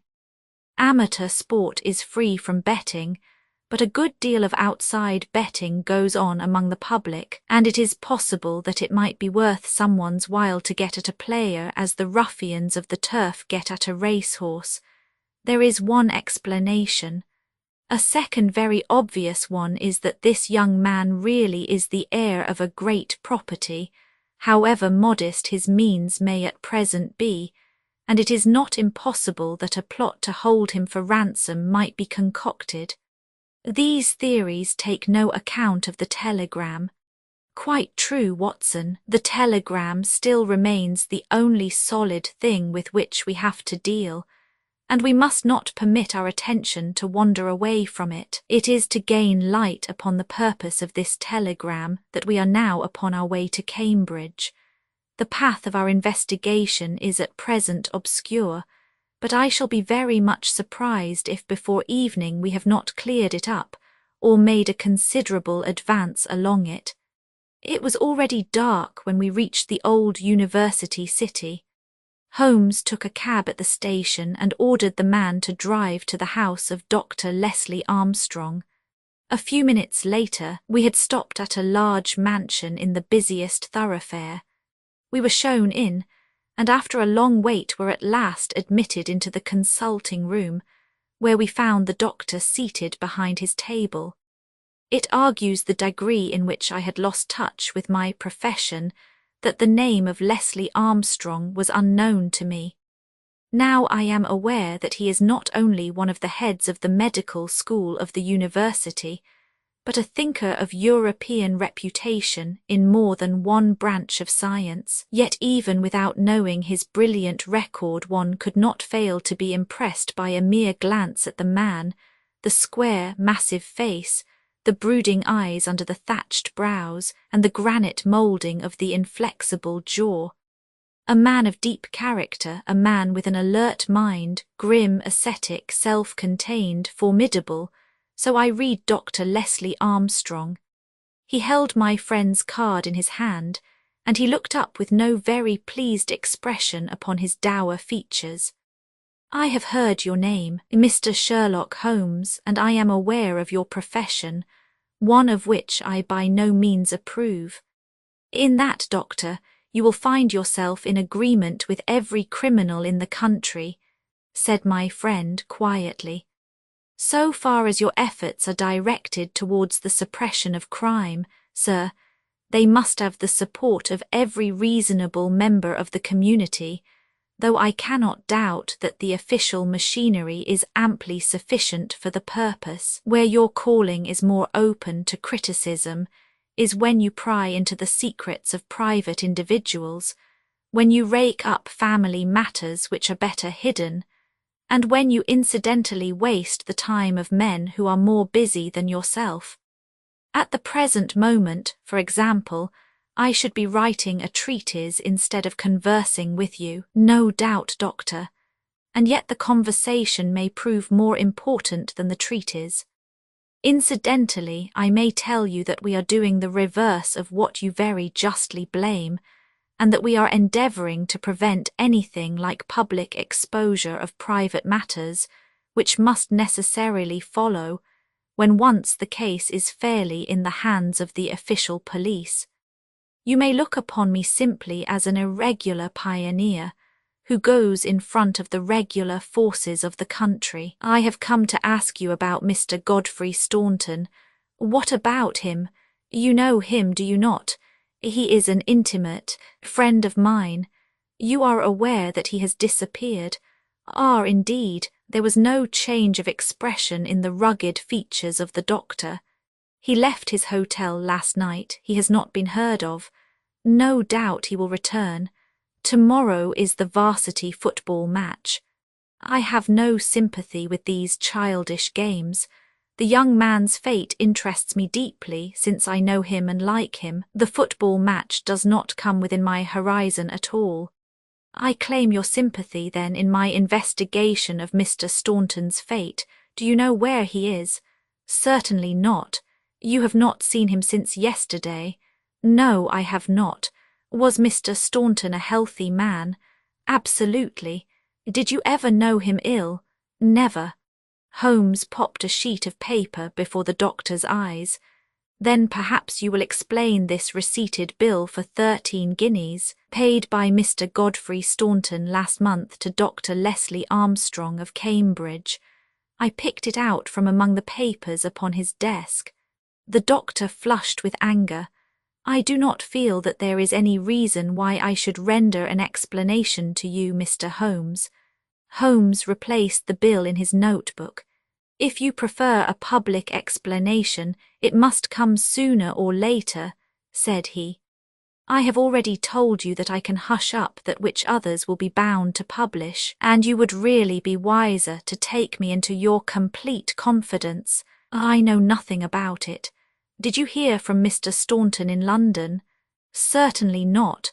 Dear me, the post office again. Holmes sighed wearily.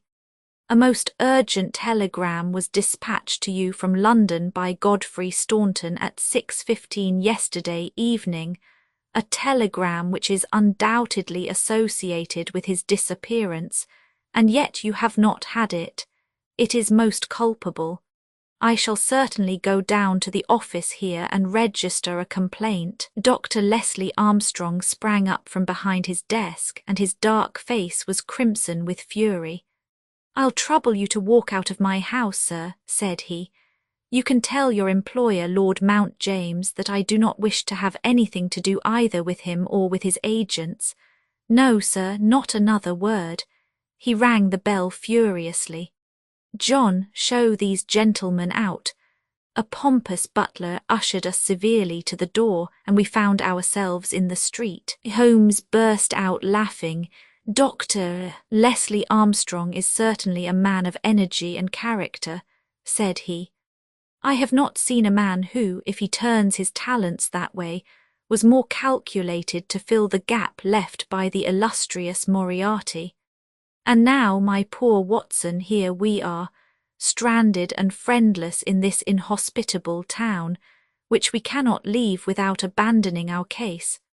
This little inn just opposite Armstrong's house is singularly adapted to our needs. If you would engage a front room and purchase the necessaries for the night, I may have time to make a few inquiries. These few inquiries proved, however, to be a more lengthy proceeding than Holmes had imagined, for he did not return to the inn until nearly 9 o'clock. He was pale and dejected, stained with dust, and exhausted with hunger and fatigue. A cold supper was ready upon the table, and when his needs were satisfied and his pipe alight, he was ready to take that half-comic and wholly philosophic view which was natural to him when his affairs were going awry. The sound of carriage wheels caused him to rise and glance out of the window. A brougham and pair of greys under the glare of a gas lamp stood before the doctor's door. "It's been out 3 hours," said Holmes. "Started at 6:30, and here it is back again. That gives a radius of 10 or 12 miles, and he does it once or sometimes twice a day. No unusual thing for a doctor in practice. But Armstrong is not really a doctor in practice. He is a lecturer and a consultant, but he does not care for general practice, which distracts him from his literary work. Why then does he make these long journeys, which must be exceedingly irksome to him, and who is it that he visits? His coachman. My dear Watson, can you doubt that it was to him that I first applied? I do not know whether it came from his own innate depravity or from the promptings of his master, but he was rude enough to set a dog at me. Neither dog nor man liked the look of my stick, however, and the matter fell through. Relations were strained after that, and further inquiries out of the question. All that I have learned I got from a friendly native in the yard of our own inn. It was he who told me of the doctor's habits and of his daily journey. At that instant, to give point to his words, the carriage came round to the door. Could you not follow it? Excellent, Watson, you are scintillating this evening. The idea did cross my mind. There is, as you may have observed, a bicycle shop next to our inn. Into this I rushed, engaged a bicycle, and was able to get started before the carriage was quite out of sight. I rapidly overtook it, and then, keeping at a discreet distance of 100 yards or so, I followed its lights until we were clear of the town. We had got well out on the country road when a somewhat mortifying incident occurred. The carriage stopped, the doctor alighted, walked swiftly back to where I had also halted, and told me in an excellent sardonic fashion that he feared the road was narrow, and that he hoped his carriage did not impede the passage of my bicycle. Nothing could have been more admirable than his way of putting it. I at once rode past the carriage, and, keeping to the main road, I went on for a few miles, and then halted in a convenient place to see if the carriage passed. There was no sign of it, however, and so it became evident that it had turned down one of several side roads which I had observed. I rode back, but again saw nothing of the carriage, and now, as you perceive, it has returned after me.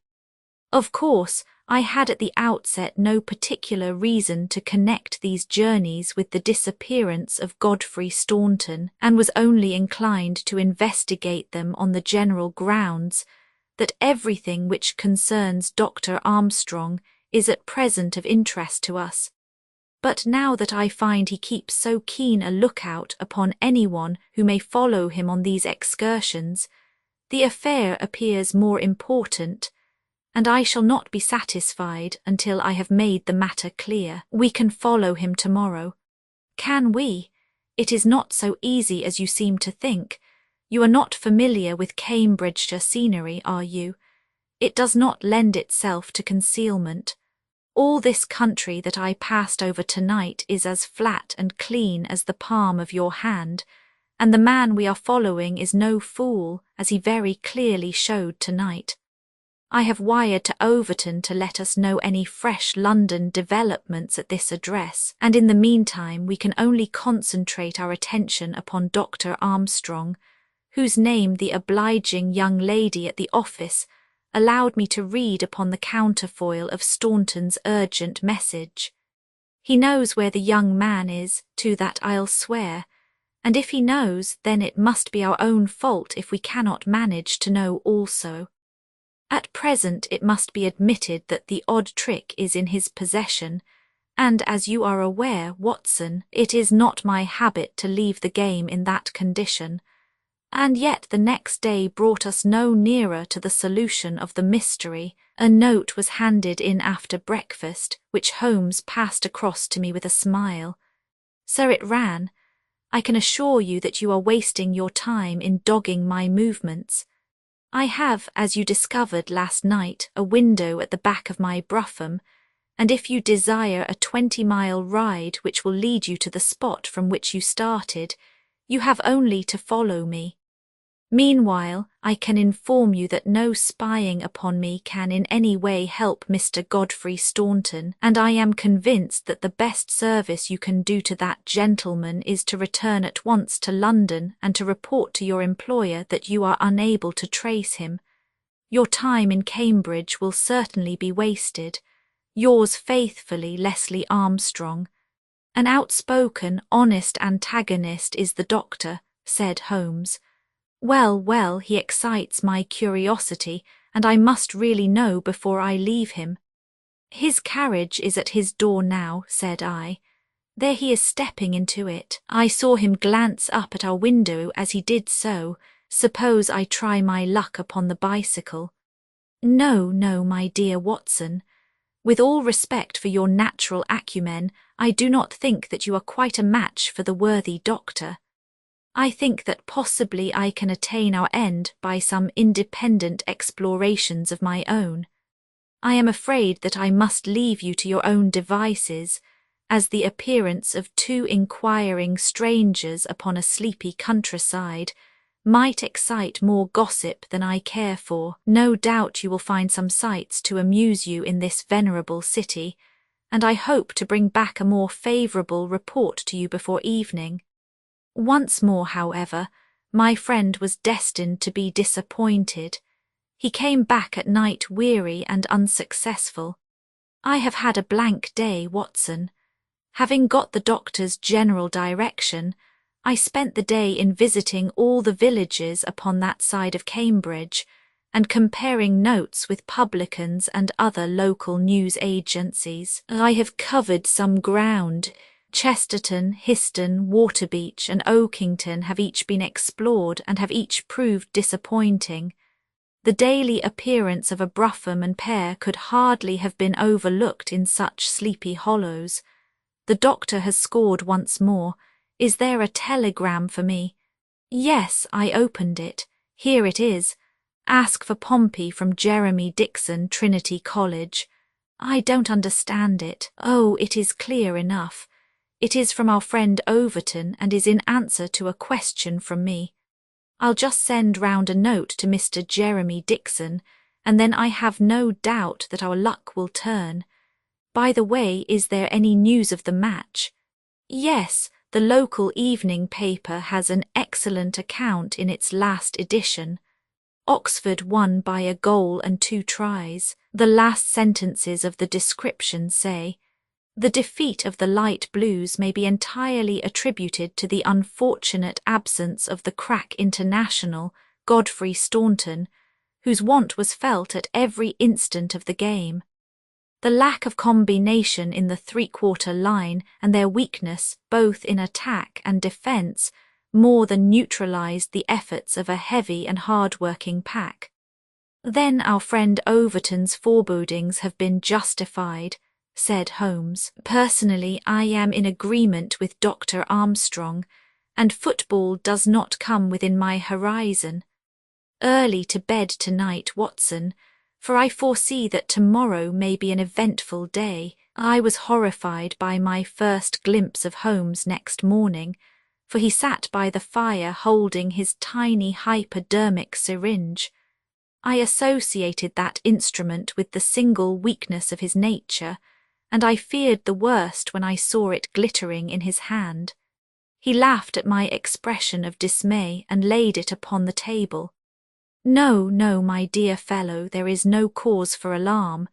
It is not upon this occasion the instrument of evil, but it will rather prove to be the key which will unlock our mystery. On this syringe I base all my hopes. I have just returned from a small scouting expedition, and everything is favourable. Eat a good breakfast, Watson, for I propose to get upon Dr. Armstrong's trail today, and once on it I will not stop for rest or food until I run him to his burrow. In that case, said I, we had best carry our breakfast with us, for he is making an early start. His carriage is at the door. Never mind, let him go. He will be clever if he can drive where I cannot follow him. When you have finished, come downstairs with me, and I will introduce you to a detective who is a very eminent specialist in the work that lies before us. When we descended, I followed Holmes into the stable yard, where he opened the door of a loose box and led out a squat, lop-eared, white and tan dog, something between a beagle and a foxhound. "Let me introduce you to Pompey," said he. Pompey is the pride of the local draghounds. No very great flyer, as his build will show, but a staunch hound on a scent. Well, Pompey, you may not be fast, but I expect you will be too fast for a couple of middle-aged London gentlemen, so I will take the liberty of fastening this leather leash to your collar. Now, boy, come along and show what you can do. He led him across to the doctor's door. The dog sniffed round for an instant, and then with a shrill whine of excitement started off down the street, tugging at his leash in his efforts to go faster. In half an hour we were clear of the town and hastening down a country road. "What have you done, Holmes?" I asked.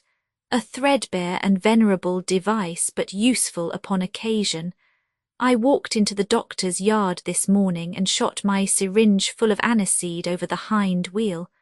A draghound will follow aniseed from here to John O'Groats, and our friend Armstrong would have to drive through the Cam before he would shake Pompey off his trail. Oh, the cunning rascal! This is how he gave me the slip the other night. The dog had suddenly turned out of the main road into a grass-grown lane. Half a mile farther this opened into another broad road, and the trail turned hard to the right in the direction of the town, which we had just quitted. The road took a sweep to the south of the town, and continued in the opposite direction to that in which we started. "This detour has been entirely for our benefit, then," said Holmes. "No wonder that my inquiries among those villagers led to nothing. The doctor has certainly played the game for all it is worth, and one would like to know the reason for such elaborate deception. This should be the village of Trumpington to the right of us, and by Jove, here is the brougham coming round the corner. Quick, Watson, quick, or we are done." He sprang through a gate into a field, dragging the reluctant Pompey after him. We had hardly got under the shelter of the hedge when the carriage rattled past.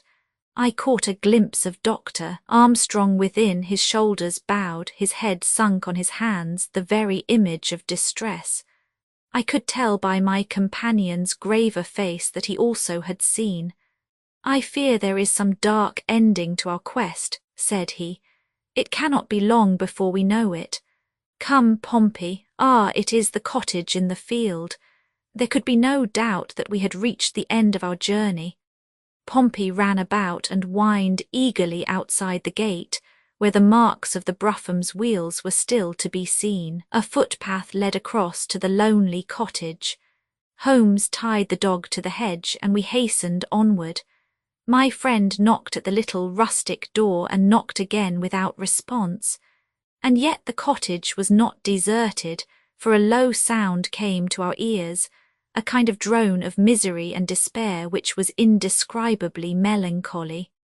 Holmes paused irresolute, and then he glanced back at the road which he had just traversed.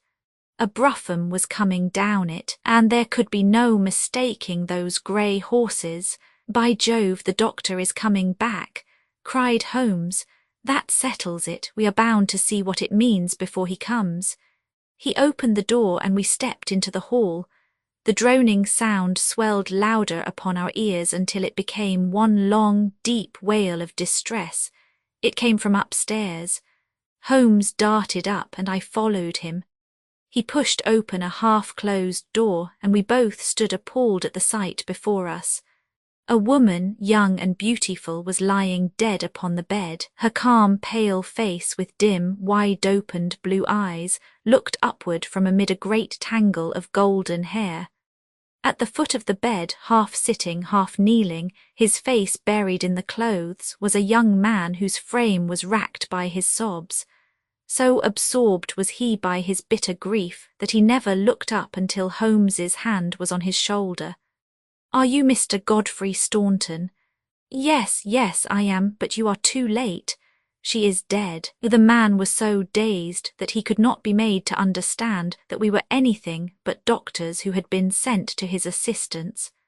Holmes was endeavouring to utter a few words of consolation, and to explain the alarm which had been caused to his friends by his sudden disappearance, when there was a step upon the stairs, and there was the heavy, stern, questioning face of Dr. Armstrong at the door. "So, gentlemen," said he, "you have attained your end and have certainly chosen a particularly delicate moment for your intrusion. I would not brawl in the presence of death, but I can assure you that if I were a younger man your monstrous conduct would not pass with impunity." "Excuse me, Dr. Armstrong, I think we are a little at cross purposes," said my friend with dignity. "If you could step downstairs with us, we may each be able to give some light to the other upon this miserable affair." A minute later, the grim doctor and ourselves were in the sitting-room below. "Well, sir," said he, "I wish you to understand in the first place that I am not employed by Lord Mount James, and that my sympathies in this matter are entirely against that nobleman.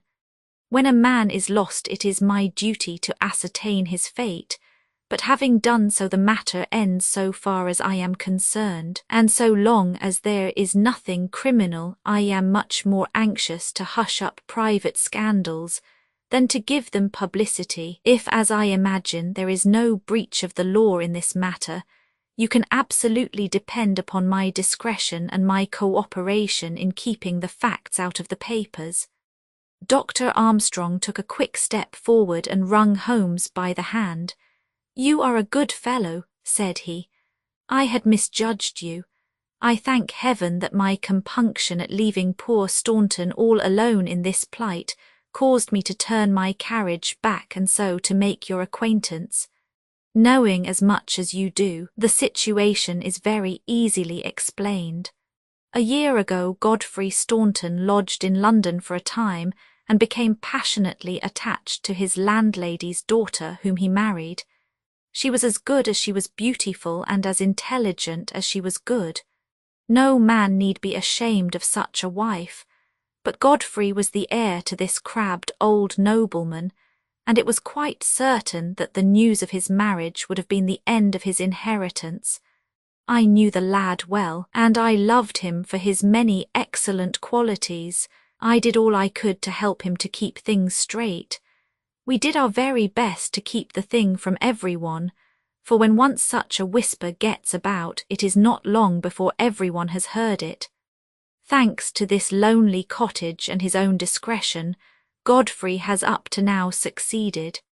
Their secret was known to no one save to me and to one excellent servant, who has at present gone for assistance to Trumpington, but at last there came a terrible blow in the shape of dangerous illness to his wife.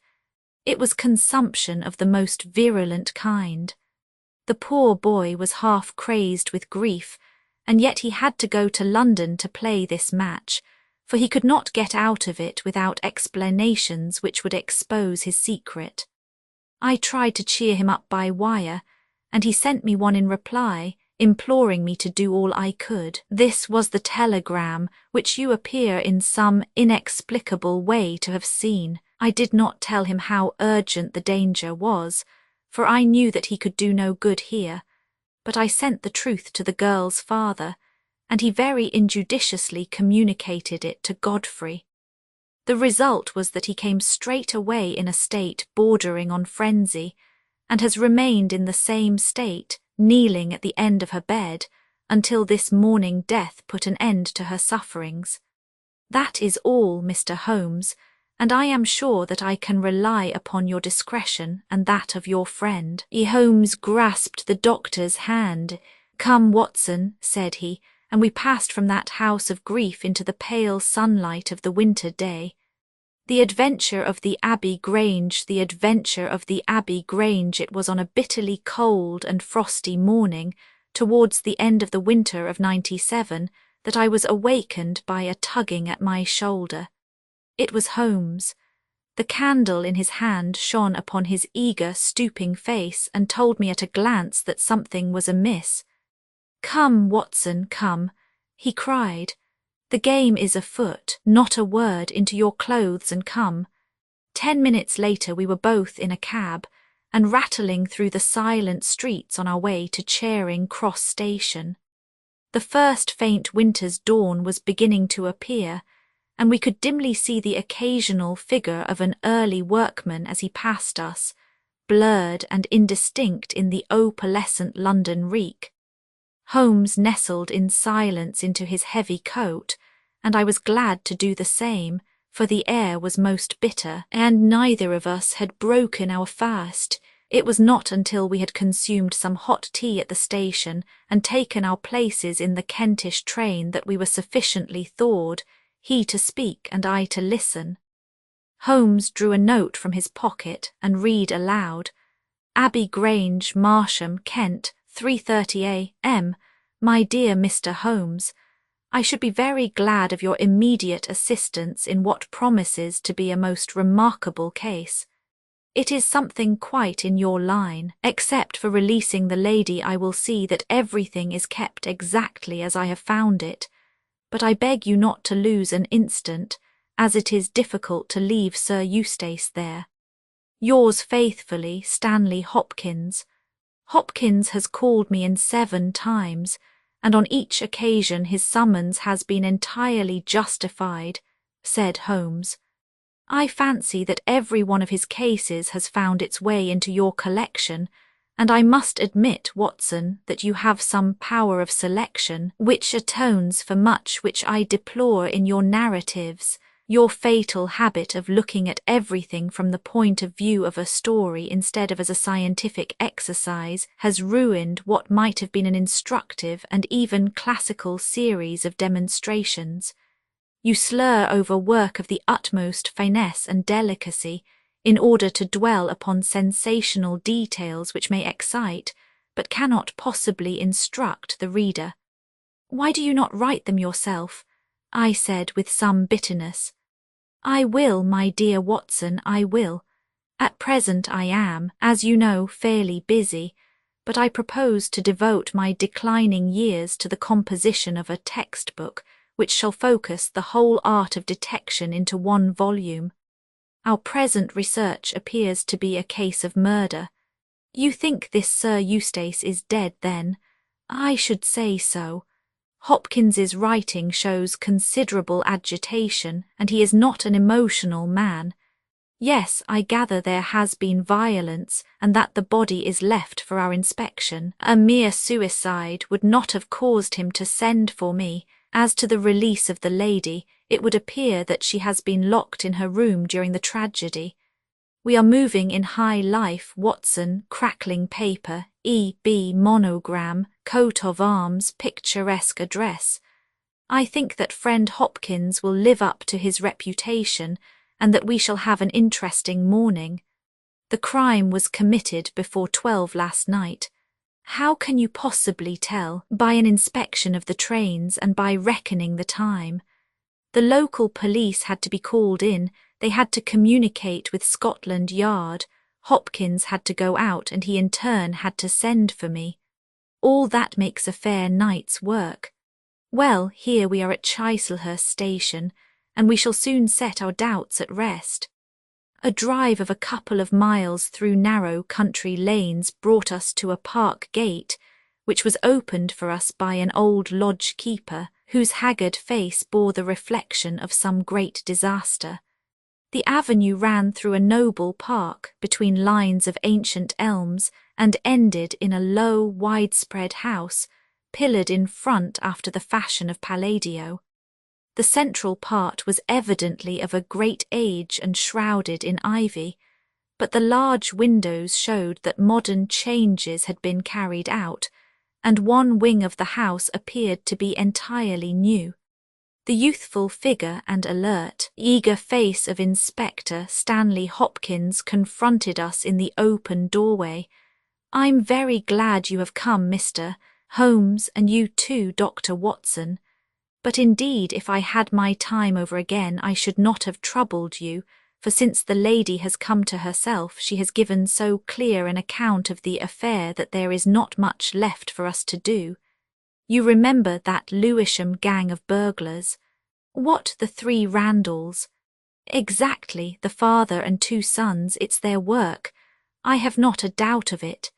They did a job at Sydenham a fortnight ago and were seen and described. Rather cool to do another so soon and so near, but it is they, beyond all doubt. It's a hanging matter this time.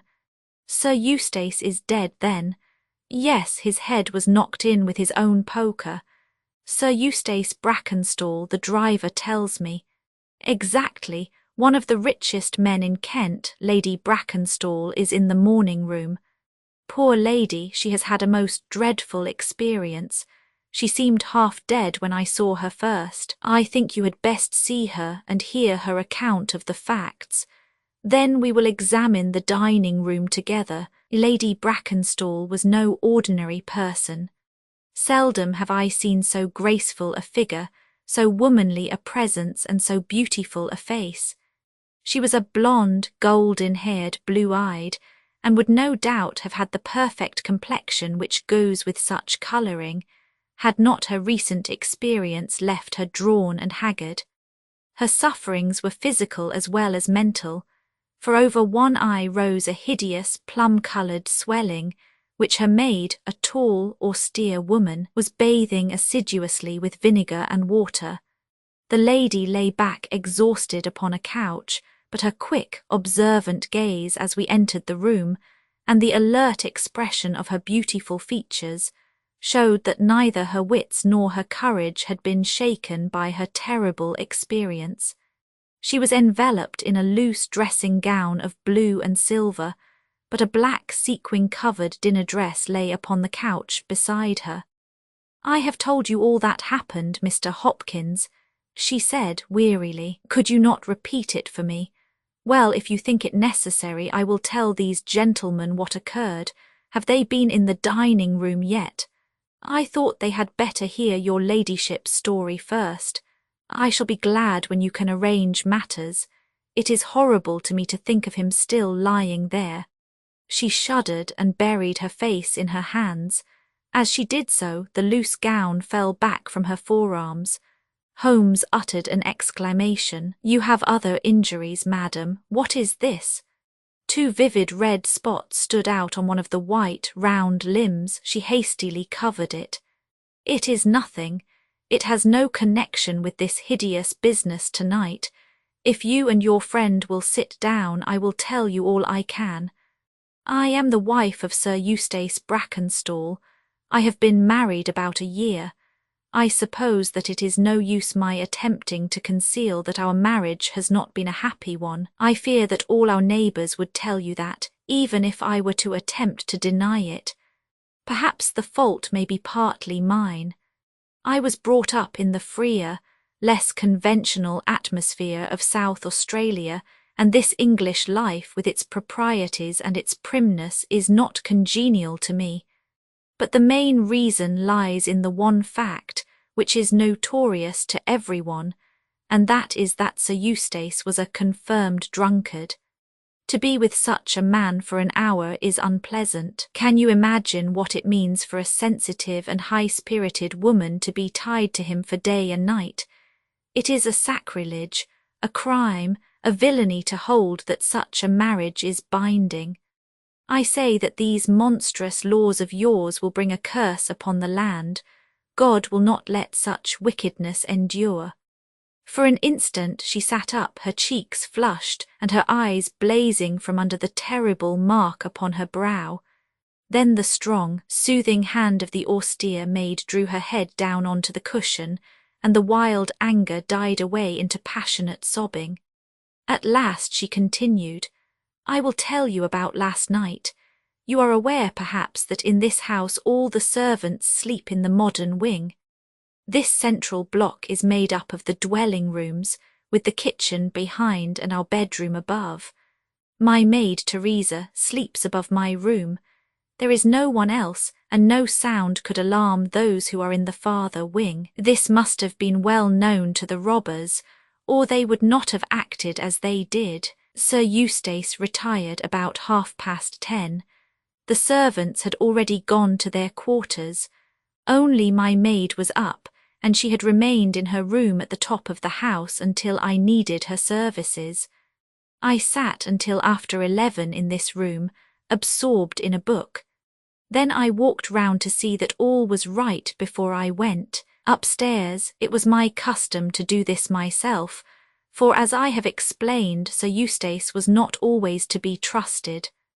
I went into the kitchen, the butler's pantry, the gun room, the billiard room, the drawing room, and finally, the dining room. As I approached the window, which is covered with thick curtains, I suddenly felt the wind blow upon my face and realized that it was open. I flung the curtain aside and found myself face to face with a broad-shouldered elderly man who had just stepped into the room. The window is a long French one, which really forms a door leading to the lawn. I held my bedroom candle lit in my hand, and by its light behind the first man I saw 2 others who were in the act of entering. I stepped back, but the fellow was on me in an instant. He caught me first by the wrist and then by the throat. I opened my mouth to scream, but he struck me a savage blow with his fist over the eye and felled me to the ground. I must have been unconscious for a few minutes, for when I came to myself, I found that they had torn down the bell rope and had secured me tightly to the oaken chair which stands at the head of the dining table. I was so firmly bound that I could not move, and a handkerchief round my mouth prevented me from uttering a sound. It was at this instant that my unfortunate husband entered the room. He had evidently heard some suspicious sounds, and he came prepared for such a scene as he found. He was dressed in nightshirt and trousers, with his favourite blackthorn cudgel in his hand. He rushed at the burglars, but another, it was an elderly man, stooped, picked the poker out of the grate and struck him a horrible blow as he passed. He fell with a groan and never moved again. I fainted once more, but again it could only have been for a very few minutes during which I was insensible. When I opened my eyes I found that they had collected the silver from the sideboard, and they had drawn a bottle of wine which stood there. Each of them had a glass in his hand. I have already told you, have I not, that one was elderly with a beard and the others young, hairless lads. They might have been a father with his 2 sons. They talked together in whispers.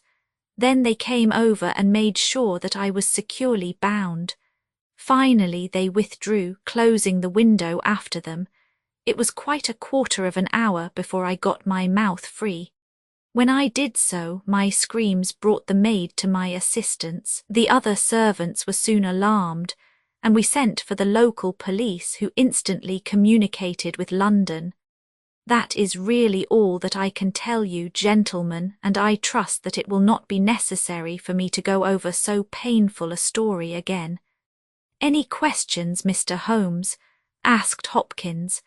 I will not impose any further tax upon Lady Brackenstall's patience and time, said Holmes. Before I go into the dining room, I should like to hear your experience. He looked at the maid. I saw the men before ever they came into the house, said she. As I sat by my bedroom window, I saw 3 men in the moonlight down by the lodge gate yonder, but I thought nothing of it at the time. It was more than an hour after that I heard my mistress scream, and down I ran to find her, poor lamb, just as she says, and him on the floor with his blood and brains over the room. It was enough to drive a woman out of her wits, tied there, and her very dress spotted with him, but she never wanted courage. Did Miss Mary Fraser of Adelaide and Lady Brackenstall of Abbey Grange hasn't learned new ways? You've questioned her long enough, you gentlemen, and now she is coming to her own room, just with her old Teresa, to get the rest that she badly needs. With a motherly tenderness, the gaunt woman put her arm round her mistress and led her from the room. She has been with her all her life, said Hopkins, nursed her as a baby, and came with her to England when they first left Australia 18 months ago. Teresa Wright is her name, and the kind of maid you don't pick up nowadays. This way, Mr. Holmes, if you please. The keen interest had passed out of Holmes's expressive face, and I knew that with the mystery all the charm of the case had departed. There still remained an arrest to be effected, but what were these commonplace rogues that he should soil his hands with them? An abstruse and learned specialist who finds that he has been called in for a case of measles would experience something of the annoyance which I read in my friend's eyes. Yet the scene in the dining room of the Abbey Grange was sufficiently strange to arrest his attention and to recall his waning interest. It was a very large and high chamber, with carved oak ceiling, oaken panelling, and a fine array of deer's heads and ancient weapons around the walls. At the further end from the door was the high French window of which we had heard. 3 smaller windows on the right-hand side filled the apartment with cold winter sunshine. On the left was a large, deep fireplace with a massive, overhanging oak mantelpiece. Beside the fireplace was a heavy oaken chair with arms and crossbars at the bottom. In and out through the open woodwork was woven a crimson cord, which was secured at each side to the crosspiece below. In releasing the lady, the cord had been slipped off her, but the knots with which it had been secured still remained. These details only struck our attention afterwards, for our thoughts were entirely absorbed by the terrible object which lay upon the tiger-skin hearthrug in front of the fire. It was the body of a tall, well-made man, about 40 years of age. He lay upon his back, his face upturned, with his white teeth grinning through his short, black beard. His 2 clenched hands were raised above his head, and a heavy blackthorn stick lay across them. His dark, handsome, aquiline features were convulsed into a spasm of vindictive hatred, which had set his dead face in a terribly fiendish expression. He had evidently been in his bed when the alarm had broken out, for he wore a foppish, embroidered nightshirt, and his bare feet projected from his trousers.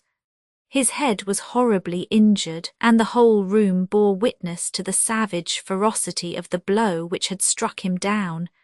Beside him lay the heavy poker, bent into a curve by the concussion. Holmes examined both it and the indescribable wreck which it had wrought. He must be a powerful man, this elder Randall, he remarked. Yes, said Hopkins, I have some record of the fellow, and he is a rough customer. You should have no difficulty in getting him, not the slightest. We have been on the lookout for him, and there was some idea that he had got away to America. Now that we know that the gang are here, I don't see how they can escape. We have the news at every seaport already, and a reward will be offered before evening. What beats me is how they could have done so mad a thing, knowing that the lady could describe them and that we could not fail to recognize the description. Exactly. One would have expected that they would silence Lady Brackenstall as well. They may not have realized, I suggested, that she had recovered from her faint. That is likely enough. If she seemed to be senseless, they would not take her life. What about this poor fellow Hopkins? I seem to have heard some queer stories about him. He was a good-hearted man when he was sober, but a perfect fiend when he was drunk, or rather when he was half drunk, for he seldom really went the whole way. The devil seemed to be in him at such times, and he was capable of anything. From what I hear, in spite of all his wealth and his title, he very nearly came our way once or twice. There was a scandal about his drenching a dog with petroleum and setting it on fire, her ladyship's dog, to make the matter worse, and that was only hushed up with difficulty. Then he threw a decanter at that maid, Teresa. Right, there was trouble about that. On the whole, and between ourselves, it will be a brighter house without him. What are you looking at now? Holmes was down on his knees, examining with great attention the knots upon the red cord with which the lady had been secured. Then he carefully scrutinized the broken and frayed end where it had snapped off when the burglar had dragged it down. When this was pulled down, the bell in the kitchen must have rung loudly, he remarked. No one could hear it. The kitchen stands right at the back of the house. How did the burglar know no one would hear it? How dared he pull at a bell rope in that reckless fashion? Exactly, Mr. Holmes, exactly. You put the very question which I have asked myself again and again. There can be no doubt that this fellow must have known the house and its habits. He must have perfectly understood that the servants would all be in bed at that comparatively early hour, and that no one could possibly hear a bell ring in the kitchen. Therefore he must have been in close league with one of the servants. Surely that is evident, but there are 8 servants and all of good character. Other things being equal, said Holmes, one would suspect the one at whose head the master threw a decanter, and yet that would involve treachery towards the mistress, to whom this woman seems devoted. Well, the point is a minor one, and when you have Randall you will probably find no difficulty in securing his accomplice. The lady's story certainly seems to be corroborated, if it needed corroboration, by every detail which we see before us. He walked to the French window and threw it open. There are no signs here, but the ground is iron hard, and one would not expect them. I see that these candles in the mantelpiece have been lighted. Yes, it was by their light, and that of the lady's bedroom candle, that the burglars saw their way about. And what did they take? Well, they did not take much, only half a dozen articles of plate off the sideboard. Lady Brackenstall thinks that they were themselves so disturbed by the death of Sir Eustace that they did not ransack the house as they would otherwise have done. No doubt that is true, and yet they drank some wine, I understand, to steady their nerves. Exactly. These 3 glasses upon the sideboard have been untouched, I suppose. Yes, and the bottle stands as they left it. Let us look at it. Halloa, what is this? The 3 glasses were grouped together, all of them tinged with wine, and one of them containing some dregs of beeswing. The bottle stood near them, 2/3 full, and beside it lay a long, deeply stained cork. Its appearance and the dust upon the bottle showed that it was no common vintage which the murderers had enjoyed. A change had come over Holmes's manner. He had lost his listless expression, and again I saw an alert light of interest in his keen, deep-set eyes. He raised the cork and examined it minutely. How did they draw it? He asked. Hopkins pointed to a half-open drawer. In it lay some table linen and a large corkscrew. Did Lady Brackenstall say that screw was used? No, you remember that she was senseless at the moment when the bottle was opened. Quite so. As a matter of fact, that screw was not used. This bottle was opened by a pocket screw, probably contained in a knife and not more than 1.5 inches long. If you will examine the top of the cork, you will observe that the screw was driven in 3 times before the cork was extracted. It has never been transfixed. This long screw would have transfixed it and drawn it up with a single pull. When you catch this fellow, you will find that he has one of these multiplex knives in his possession. Excellent! said Hopkins, "but these glasses do puzzle me, I confess. Lady Brackenstall actually saw the three men drinking, did she not?" "Yes, she was clear about that." "Then there is an end of it. What more is to be said? And yet you must admit that the three glasses are very remarkable, Hopkins." "What, you see nothing remarkable?" "Well, well, let it pass. Perhaps when a man has special knowledge and special powers like my own, it rather encourages him to seek a complex explanation when a simpler one is at hand. Of course, it must be a mere chance about the glasses. Well, good morning, Hopkins. I don't see that I can be of any use to you, and you appear to have your case very clear. You will let me know when Randall is arrested, and any further developments which may occur. I trust that I shall soon have to congratulate you upon a successful conclusion. Come, Watson, I fancy that we may employ ourselves more profitably at home." During our return journey, I could see by Holmes's face that he was much puzzled by something which he had observed. Every now and then, by an effort, he would throw off the impression, and talk as if the matter were clear. But then his doubts would settle down upon him again, and his knitted brows and abstracted eyes would show that his thoughts had gone back once more to the great dining room of the Abbey Grange, in which this midnight tragedy had been enacted.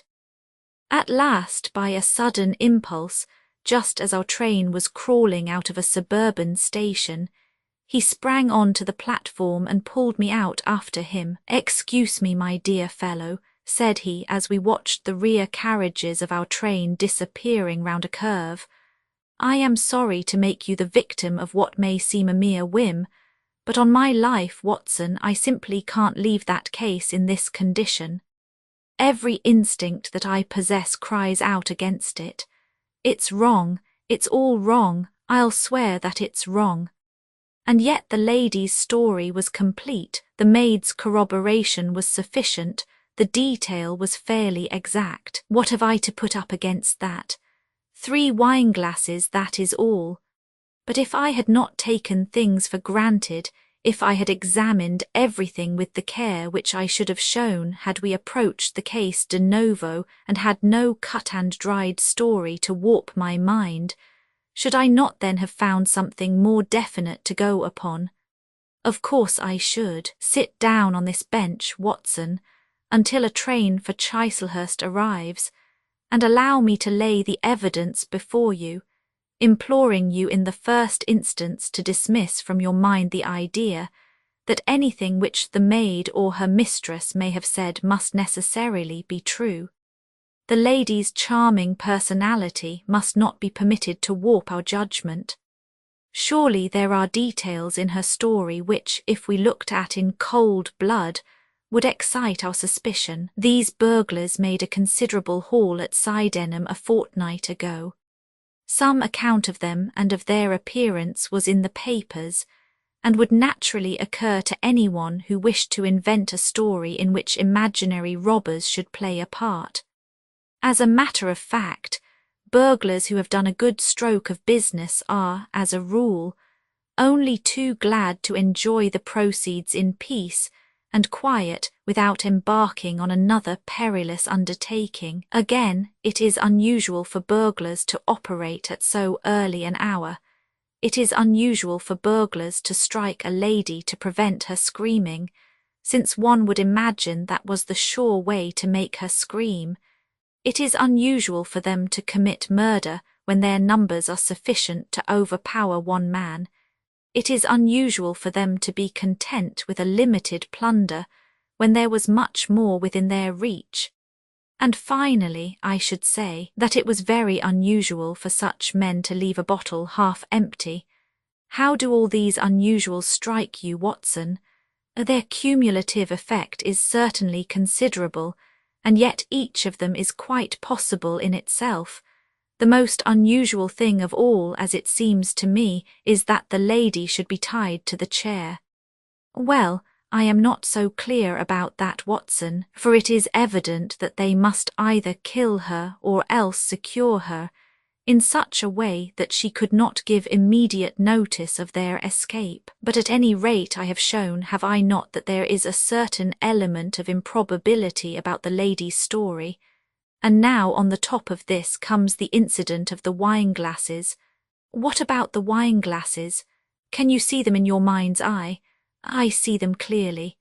We are told that 3 men drank from them. Does that strike you as likely? Why not? There was wine in each glass. Exactly, but there was beeswing only in 1 glass. You must have noticed that fact. What does that suggest to your mind?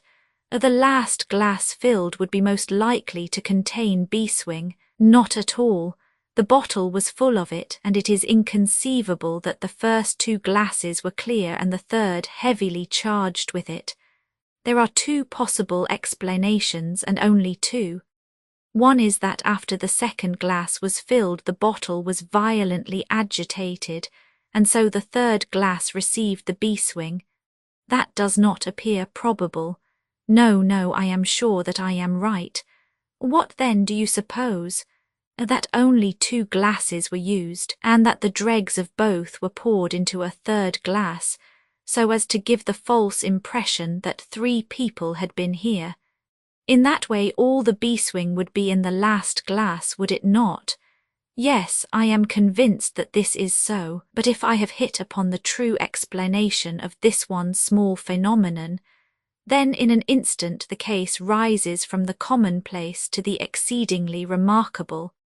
For it can only mean that Lady Brackenstall and her maid have deliberately lied to us, that not 1 word of their story is to be believed, that they have some very strong reason for covering the real criminal, and that we must construct our case for ourselves without any help from them. That is the mission which now lies before us, and here, Watson, is the Sydenham train. The household at the Abbey Grange were much surprised at our return, but Sherlock Holmes, finding that Stanley Hopkins had gone off to report to headquarters, took possession of the dining room, locked the door upon the inside, and devoted himself for 2 hours to one of those minute and laborious investigations which form the solid basis on which his brilliant edifices of deduction were reared. Seated in a corner like an interested student who observes the demonstration of his professor, I followed every step of that remarkable research. The window, the curtains, the carpet, the chair, the rope, each in turn was minutely examined and duly pondered. The body of the unfortunate baronet had been removed, and all else remained as we had seen it in the morning. Finally, to my astonishment, Holmes climbed up on to the massive mantelpiece. Far above his head hung the few inches of red cord which were still attached to the wire. For a long time he gazed upward at it, and then in an attempt to get nearer to it, he rested his knee upon a wooden bracket on the wall. This brought his hand within a few inches of the broken end of the rope, but it was not this so much as the bracket itself which seemed to engage his attention. Finally, he sprang down with an ejaculation of satisfaction. "It's all right, Watson," said he. "We have got our case, one of the most remarkable in our collection, but dear me, how slow-witted I have been, and how nearly I have committed the blunder of my lifetime. Now I think that with a few missing links my chain is almost complete. You have got your men. Man, Watson, man, only one, but a very formidable person. Strong as a lion, witness the blow that bent that poker. 6'3" in height, active as a squirrel, dexterous with his fingers finally, remarkably quick-witted, for this whole ingenious story is of his concoction. Yes, Watson, we have come upon the handiwork of a very remarkable individual, and yet in that bell rope he has given us a clue which should not have left us a doubt. Where was the clue? Well, if you were to pull down a bell rope, Watson, where would you expect it to break? Surely at the spot where it is attached to the wire. Why should it break 3 inches from the top as this one has done? Because it is frayed there. Exactly. This end which we can examine is frayed. He was cunning enough to do that with his knife. But the other end is not frayed. You could not observe that from here, but if you were on the mantelpiece you would see that it is cut clean off without any mark of fraying whatever. You can reconstruct what occurred. The man needed the rope. He would not tear it down for fear of giving the alarm by ringing the bell. What did he do? He sprang up on the mantelpiece, could not quite reach it, put his knee on the bracket, you will see the impression in the dust, and so got his knife to bear upon the cord. I could not reach the place by at least 3 inches, from which I infer that he is at least 3 inches a bigger man than I. Look at that mark upon the seat of the oaken chair. What is it? Blood. Undoubtedly it is blood. This alone puts the lady's story out of court. If she was seated on the chair when the crime was done, how comes that mark? No, she was placed in the chair after the death of her husband. I'll wager that the black dress shows a corresponding mark to this. We have not yet met our Waterloo, Watson, but this is our Marengo, for it begins in defeat and ends in victory. I should like now to have a few words with the nurse Teresa. We must be wary for a while if we are to get the information which we want. She was an interesting person, this stern Australian nurse, taciturn, suspicious, ungracious. It took some time before Holmes's pleasant manner and frank acceptance of all that she said thawed her into a corresponding amiability. She did not attempt to conceal her hatred for her late employer. Yes, sir, it is true that he threw the decanter at me. I heard him call my mistress a name, and I told him that he would not dare to speak so if her brother had been there. Then it was that he threw it at me. He might have thrown a dozen if he had but left my bonny bird alone. He was forever ill-treating her, and she too proud to complain. She will not even tell me all that he has done to her. She never told me of those marks on her arm that you saw this morning, but I know very well that they come from a stab with a hatpin. The sly devil! God forgive me that I should speak of him so now that he is dead. But a devil he was if ever one walked the earth. He was all honey when first we met him, only 18 months ago, and we both feel as if it were 18 years. She had only just arrived in London. Yes, it was her first voyage. She had never been from home before. He won her with his title and his money and his false London ways. If she made a mistake, she has paid for it, as if ever a woman did. What month did we meet him? Well, I tell you, it was just after we arrived. We arrived in June, and it was July. They were married in January of last year. Yes, she is down in the morning room again, and I have no doubt she will see you, but you must not ask too much of her, for she has gone through all that flesh and blood will stand. Lady Brackenstall was reclining on the same couch, but looked brighter than before. The maid had entered with us, and began once more to foment the bruise upon her mistress's brow. I hope, said the lady, that you have not come to cross-examine me again. No, Holmes answered in his gentlest voice. I will not cause you any unnecessary trouble, Lady Brackenstall, and my whole desire is to make things easy for you, for I am convinced that you are a much-tried woman. If you will treat me as a friend and trust me, you may find that I will justify your trust. What do you want me to do? To tell me the truth. Mr. Holmes. No, Lady Brackenstall, it is no use. You may have heard of any little reputation which I possess. I will stake it all on the fact that your story is an absolute fabrication. Mistress and maid were both staring at Holmes with pale faces and frightened eyes. You are an impudent fellow, cried Teresa. Do you mean to say that my mistress has told a lie? Holmes rose from his chair. Have you nothing to tell me? I have told you everything. Think once more, Lady Brackenstall. Would it not be better to be frank? For an instant there was hesitation in her beautiful face. Then some new strong thought caused it to set like a mask. I have told you all I know. Holmes took his hat and shrugged his shoulders.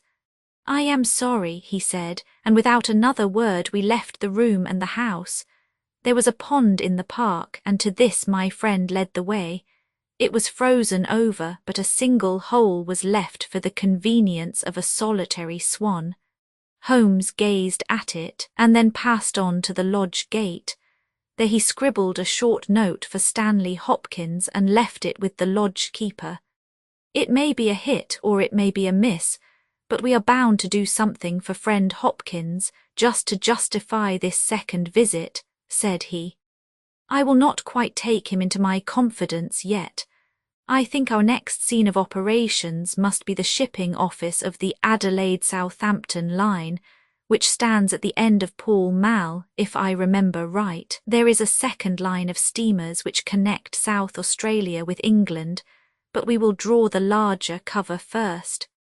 Holmes's card sent in to the manager ensured instant attention, and he was not long in acquiring all the information he needed. In June of '95, only one of their line had reached a home port. It was the Rock of Gibraltar, their largest and best boat. A reference to the passenger list showed that Miss Fraser of Adelaide, with her maid, had made the voyage in her. The boat was now somewhere south of the Suez Canal on her way to Australia. Her officers were the same as in '95, with one exception. The first officer, Mr. Jack Crocker, had been made a captain and was to take charge of their new ship, the Base Rock, sailing in 2 days' time from Southampton. He lived at Sydenham, but he was likely to be in that morning for instructions if we cared to wait for him. No, Mr. Holmes had no desire to see him, but would be glad to know more about his record and character. His record was magnificent. There was not an officer in the fleet to touch him. As to his character, he was reliable on duty, but a wild, desperate fellow off the deck of his ship, hot-headed, excitable, but loyal, honest, and kind-hearted. That was the pith of the information with which Holmes left the office of the Adelaide-Southampton Company. Thence he drove to Scotland Yard, but instead of entering, he sat in his cab with his brows drawn down, lost in profound thought. Finally he drove round to the Charing Cross telegraph office, sent off a message, and then at last we made for Baker Street once more. "No, I couldn't do it, Watson," said he, as we re-entered our room. "Once that warrant was made out, nothing on earth would save him. Once or twice in my career I feel that I have done more real harm by my discovery of the criminal than ever he had done by his crime. I have learned caution now, and I had rather play tricks with the law of England than with my own conscience. Let us know a little more before we act." Before evening we had a visit from Inspector Stanley Hopkins. Things were not going very well with him. "I believe that you are a wizard, Mr. Holmes. I really do sometimes think that you have powers that are not human. Now, how on earth could you know that the stolen silver was at the bottom of that pond? I didn't know it, but you told me to examine it. You got it then?" "Yes, I got it." "I am very glad if I have helped you, but you haven't helped me. You have made the affair far more difficult. What sort of burglars are they who steal silver and then throw it into the nearest pond? It was certainly rather eccentric behaviour. I was merely going on the idea that if the silver had been taken by persons who did not want it, who merely took it for a blind, as it were, then they would naturally be anxious to get rid of it. But why should such an idea cross your mind? Well, I thought it was possible. When they came out through the French window, there was the pond with one tempting little hole in the ice right in front of their noses. Could there be a better hiding place? "Ah, a hiding place, that is better," cried Stanley Hopkins. Yes, I see it all now. It was early, there were folk upon the roads, they were afraid of being seen with the silver, so they sank it in the pond, intending to return for it when the coast was clear." "Excellent, Mr. Holmes, that is better than your idea of a blind. Quite so, you have got an admirable theory. I have no doubt that my own ideas were quite wild, but you must admit that they have ended in discovering the silver. Yes, sir, yes, it was all your doing, but I have had a bad setback. A setback? Yes, Mr. Holmes. The Randall gang were arrested in New York this morning. Dear me, Hopkins, that is certainly rather against your theory that they committed a murder in Kent last night. It is fatal, Mr. Holmes, absolutely fatal. Still, there are other gangs of 3 besides the Randalls, or it may be some new gang of which the police have never heard. Quite so, it is perfectly possible. What, are you off? Yes, Mr. Holmes, there is no rest for me until I have got to the bottom of the business. I suppose you have no hint to give me. I have given you one. Which? Well, I suggested a blind. But why, Mr. Holmes, why? Ah, that's the question, of course, but I commend the idea to your mind. You might possibly find that there was something in it. You won't stop for dinner. Well, goodbye, and let us know how you get on. Dinner was over and the table cleared before Holmes alluded to the matter again. He had lit his pipe and held his slippered feet to the cheerful blaze of the fire. Suddenly he looked at his watch. I expect developments, Watson. When? Now, within a few minutes. I dare say you thought I acted rather badly to Stanley Hopkins just now. I trust your judgment. A very sensible reply, Watson. You must look at it this way. What I know is unofficial, what he knows is official. I have the right to private judgment, but he has none. He must disclose all, or he is a traitor to his service. In a doubtful case I would not put him in so painful a position, and so I reserve my information until my own mind is clear upon the matter. But when will that be?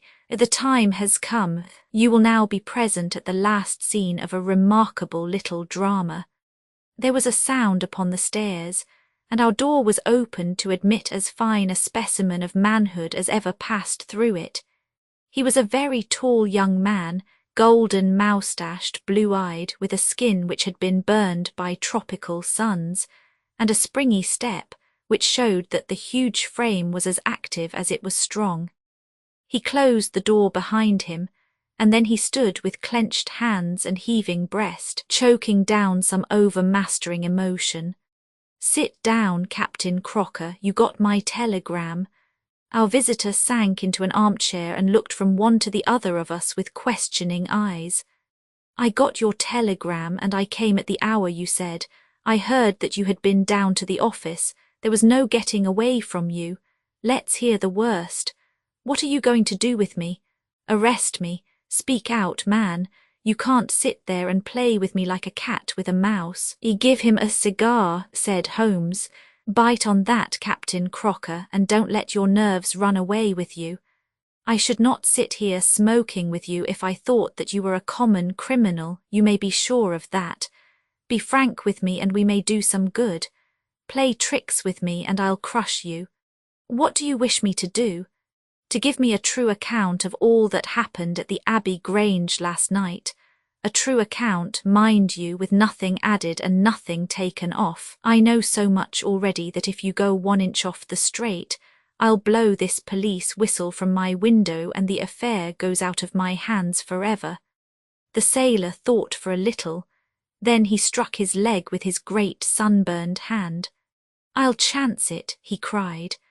"I believe you are a man of your word and a white man, and I'll tell you the whole story. But one thing I will say first. So far as I am concerned, I regret nothing and I fear nothing, and I would do it all again and be proud of the job. Damn the beast, if he had as many lives as a cat, he would owe them all to me. But it's the lady Mary Fraser, for never will I call her by that accursed name. When I think of getting her into trouble, I who would give my life just to bring one smile to her dear face, it's that turns my soul into water. And yet, what less could I do? I'll tell you my story, gentlemen, and then I'll ask you as man to man, what less could I do? I must go back a bit. You seem to know everything, so I expect that you know that I met her when she was a passenger and I was first officer of the Rock of Gibraltar. From the first day I met her, she was the only woman to me. Every day of that voyage I loved her more, and many a time since have I kneeled down in the darkness of the night watch and kissed the deck of that ship because I knew her dear feet had trod it. She was never engaged to me. She treated me as fairly as ever a woman treated a man. I have no complaint to make. It was all love on my side and all good comradeship and friendship on hers. When we parted she was a free woman, but I could never again be a free man. Next time I came back from sea I heard of her marriage. Well, why shouldn't she marry whom she liked? Title and money, who could carry them better than she? She was born for all that is beautiful and dainty. I didn't grieve over her marriage. I was not such a selfish hound as that. I just rejoiced that good luck had come her way, and that she had not thrown herself away on a penniless sailor. That's how I loved Mary Fraser. Well, I never thought to see her again, but last voyage I was promoted and the new boat was not yet launched, so I had to wait for a couple of months with my people at Sydenham. One day out in a country lane I met Teresa Wright, her old maid. She told me all about her, about him, about everything. I tell you, gentlemen, it nearly drove me mad. This drunken hound, that he should dare to raise his hand to her, whose boots he was not worthy to lick. I met Teresa again. Then I met Mary herself, and met her again. Then she would meet me no more.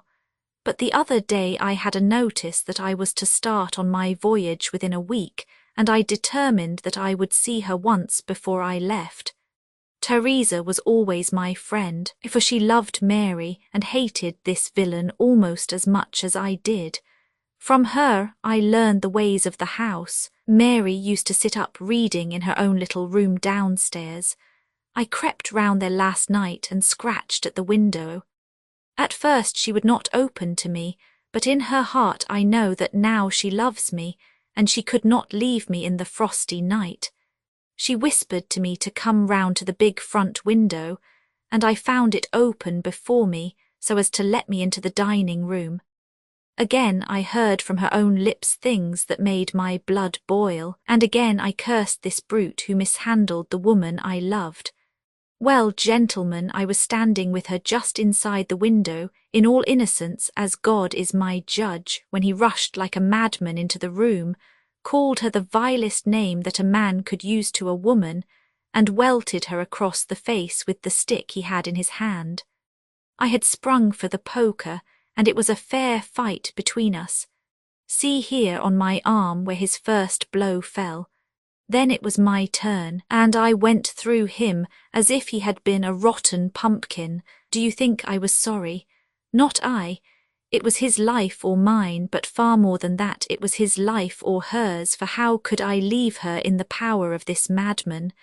That was how I killed him. Was I wrong?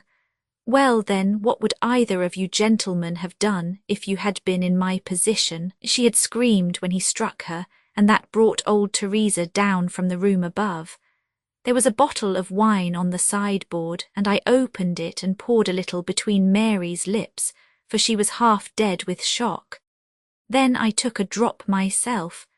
Teresa was as cool as ice, and it was her plot as much as mine.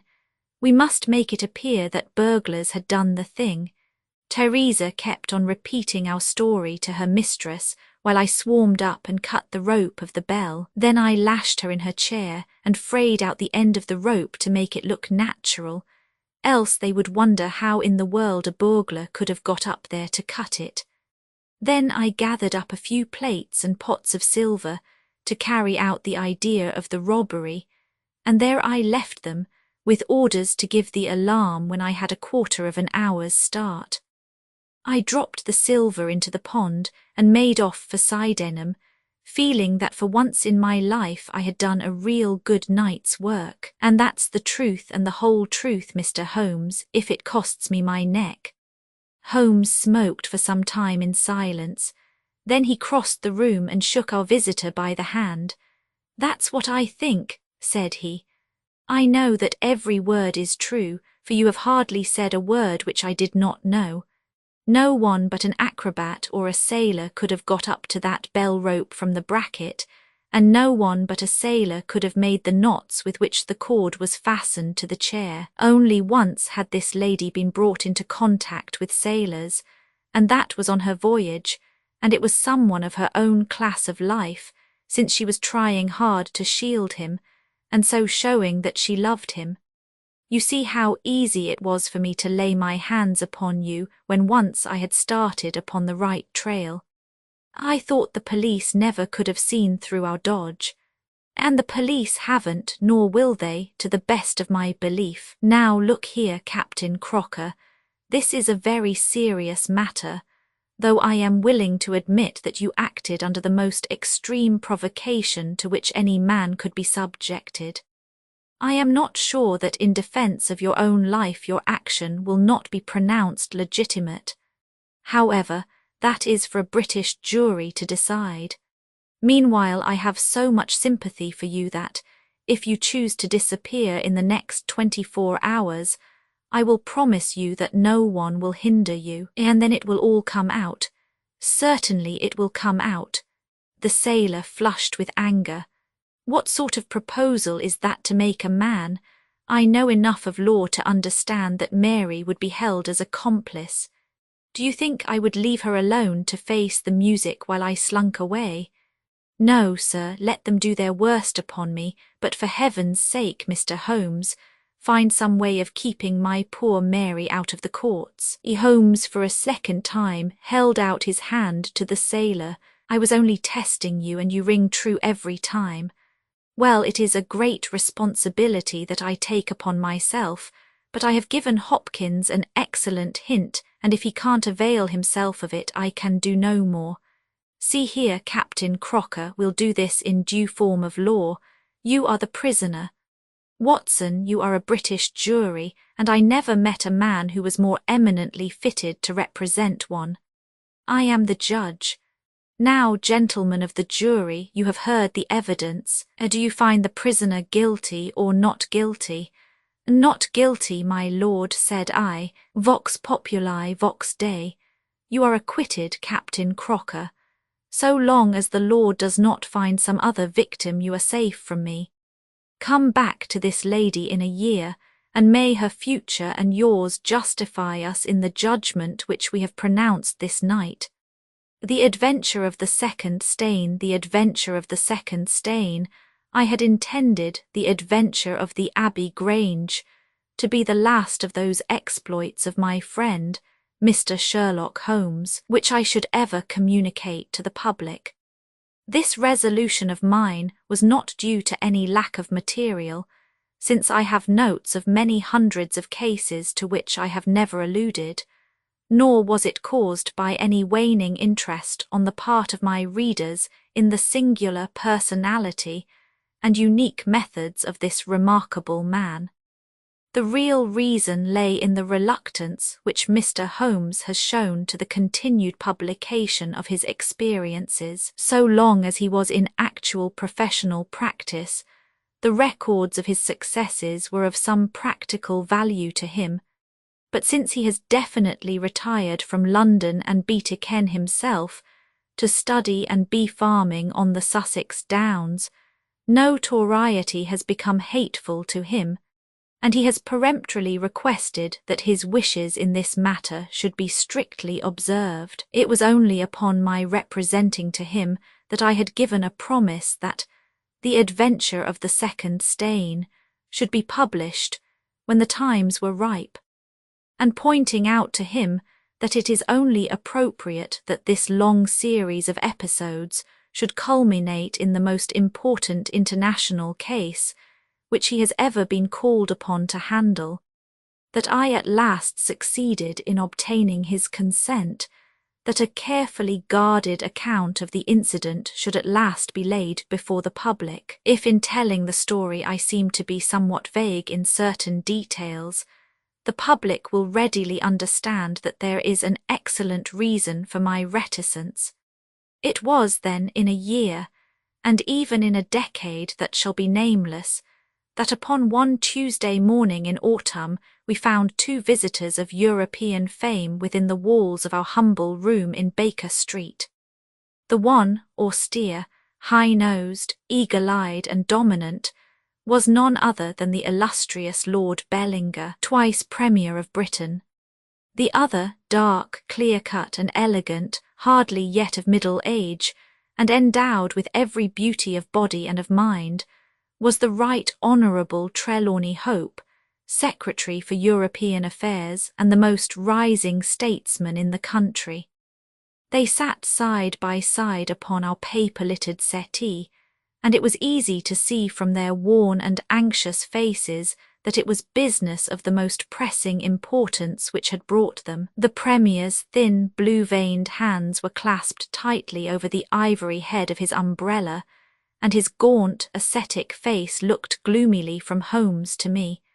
The European secretary pulled nervously at his moustache and fidgeted with the seals of his watch chain. When I discovered my loss, Mr. Holmes, which was at 8 o'clock this morning, I at once informed the Prime Minister. It was at his suggestion that we have both come to you. Have you informed the police? No, sir, said the Prime Minister with the quick, decisive manner for which he was famous. We have not done so, nor is it possible that we should do so. To inform the police must in the long run mean to inform the public. This is what we particularly desire to avoid. And why, sir? Because the document in question is of such immense importance that its publication might very easily, I might almost say probably, lead to European complications of the utmost moment. It is not too much to say that peace or war may hang upon the issue. Unless its recovery can be attended with the utmost secrecy, then it may as well not be recovered at all, for all that is aimed at by those who have taken it is that its contents should be generally known. I understand. Now, Mr. Trelawney Hope, I should be much obliged if you would tell me exactly the circumstances under which this document disappeared. That can be done in a very few words, Mr. Holmes. The letter, for it was a letter from a foreign potentate, was received 6 days ago. It was of such importance that I have never left it in my safe, but have taken it across each evening to my house in Whitehall Terrace, and kept it in my bedroom in a locked dispatch box. It was there last night. Of that I am certain. I actually opened the box while I was dressing for dinner and saw the document inside. This morning it was gone. The dispatch box had stood beside the glass upon my dressing table all night. I am a light sleeper, and so is my wife. We are both prepared to swear that no one could have entered the room during the night, and yet I repeat that the paper is gone. What time did you dine? 7:30. How long was it before you went to bed? My wife had gone to the theatre. I waited up for her. It was 11:30 before we went to our room. Then for 4 hours the dispatch box had lain unguarded. No one is ever permitted to enter that room save the housemaid in the morning and my valet or my wife's maid during the rest of the day. They are both trusty servants who have been with us for some time. Besides, neither of them could possibly have known that there was anything more valuable than the ordinary departmental papers in my dispatch box. Who did know of the existence of that letter? No one in the house. Surely your wife knew. No, sir, I had said nothing to my wife until I missed the paper this morning. The Premier nodded approvingly. I have long known, sir, how high is your sense of public duty, said he.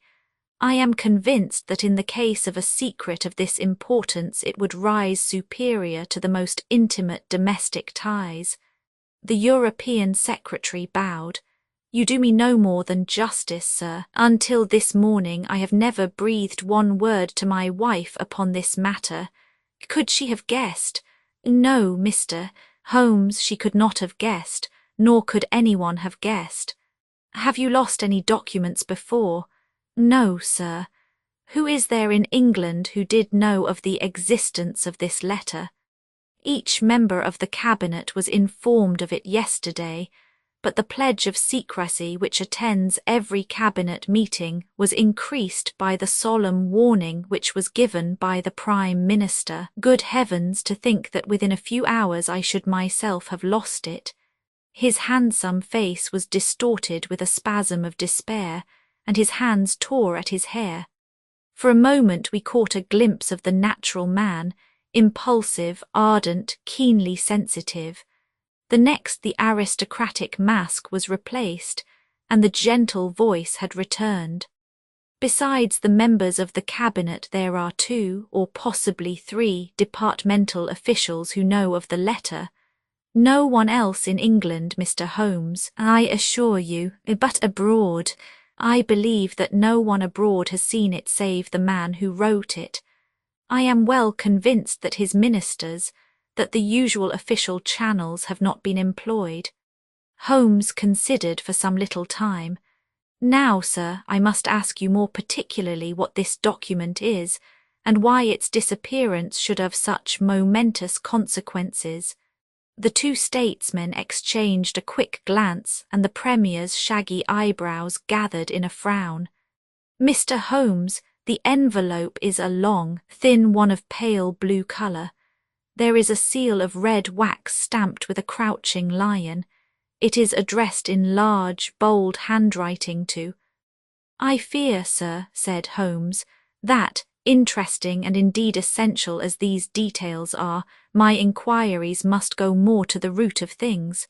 What was the letter? That is a state secret of the utmost importance, and I fear that I cannot tell you, nor do I see that it is necessary. If by the aid of the powers which you are said to possess you can find such an envelope as I describe with its enclosure, you will have deserved well of your country, and earned any reward which it lies in our power to bestow. Sherlock Holmes rose with a smile. You are 2 of the most busy men in the country, said he, and in my own small way I have also a good many calls upon me. I regret exceedingly that I cannot help you in this matter, and any continuation of this interview would be a waste of time. The Premier sprang to his feet with that quick, fierce gleam of his deep-set eyes before which a cabinet has cowered. I am not accustomed, sir, he began, but mastered his anger and resumed his seat. For a minute or more we all sat in silence. Then the old statesman shrugged his shoulders. We must accept your terms, Mr. Holmes. No doubt you are right, and it is unreasonable for us to expect you to act unless we give you our entire confidence. I agree with you, said the younger statesman. Then I will tell you, relying entirely upon your honour and that of your colleague, Dr. Watson. I may appeal to your patriotism also, for I could not imagine a greater misfortune for the country than that this affair should come out. You may safely trust us.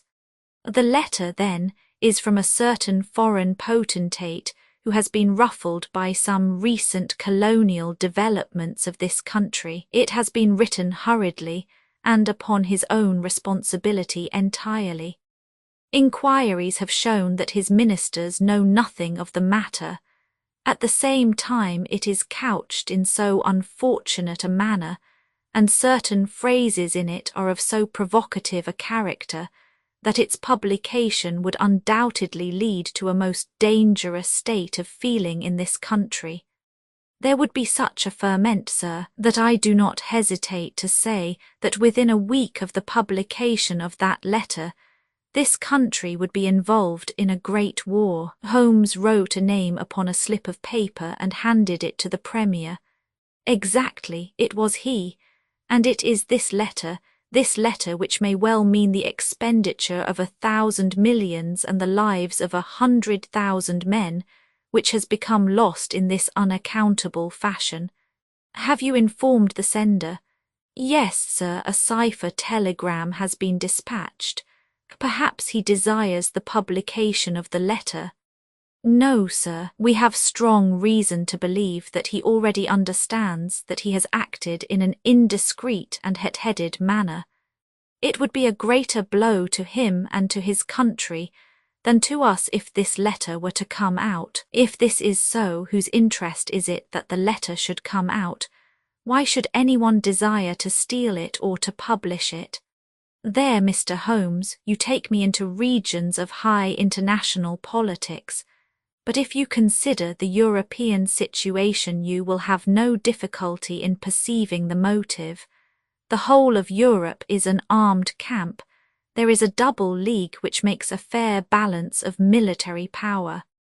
Great Britain holds the scales. If Britain were driven into war with one confederacy, it would assure the supremacy of the other confederacy, whether they joined in the war or not. Do you follow? Very clearly. It is then the interest of the enemies of this potentate to secure and publish this letter, so as to make a breach between his country and ours. Yes, sir. And to whom would this document be sent if it fell into the hands of an enemy?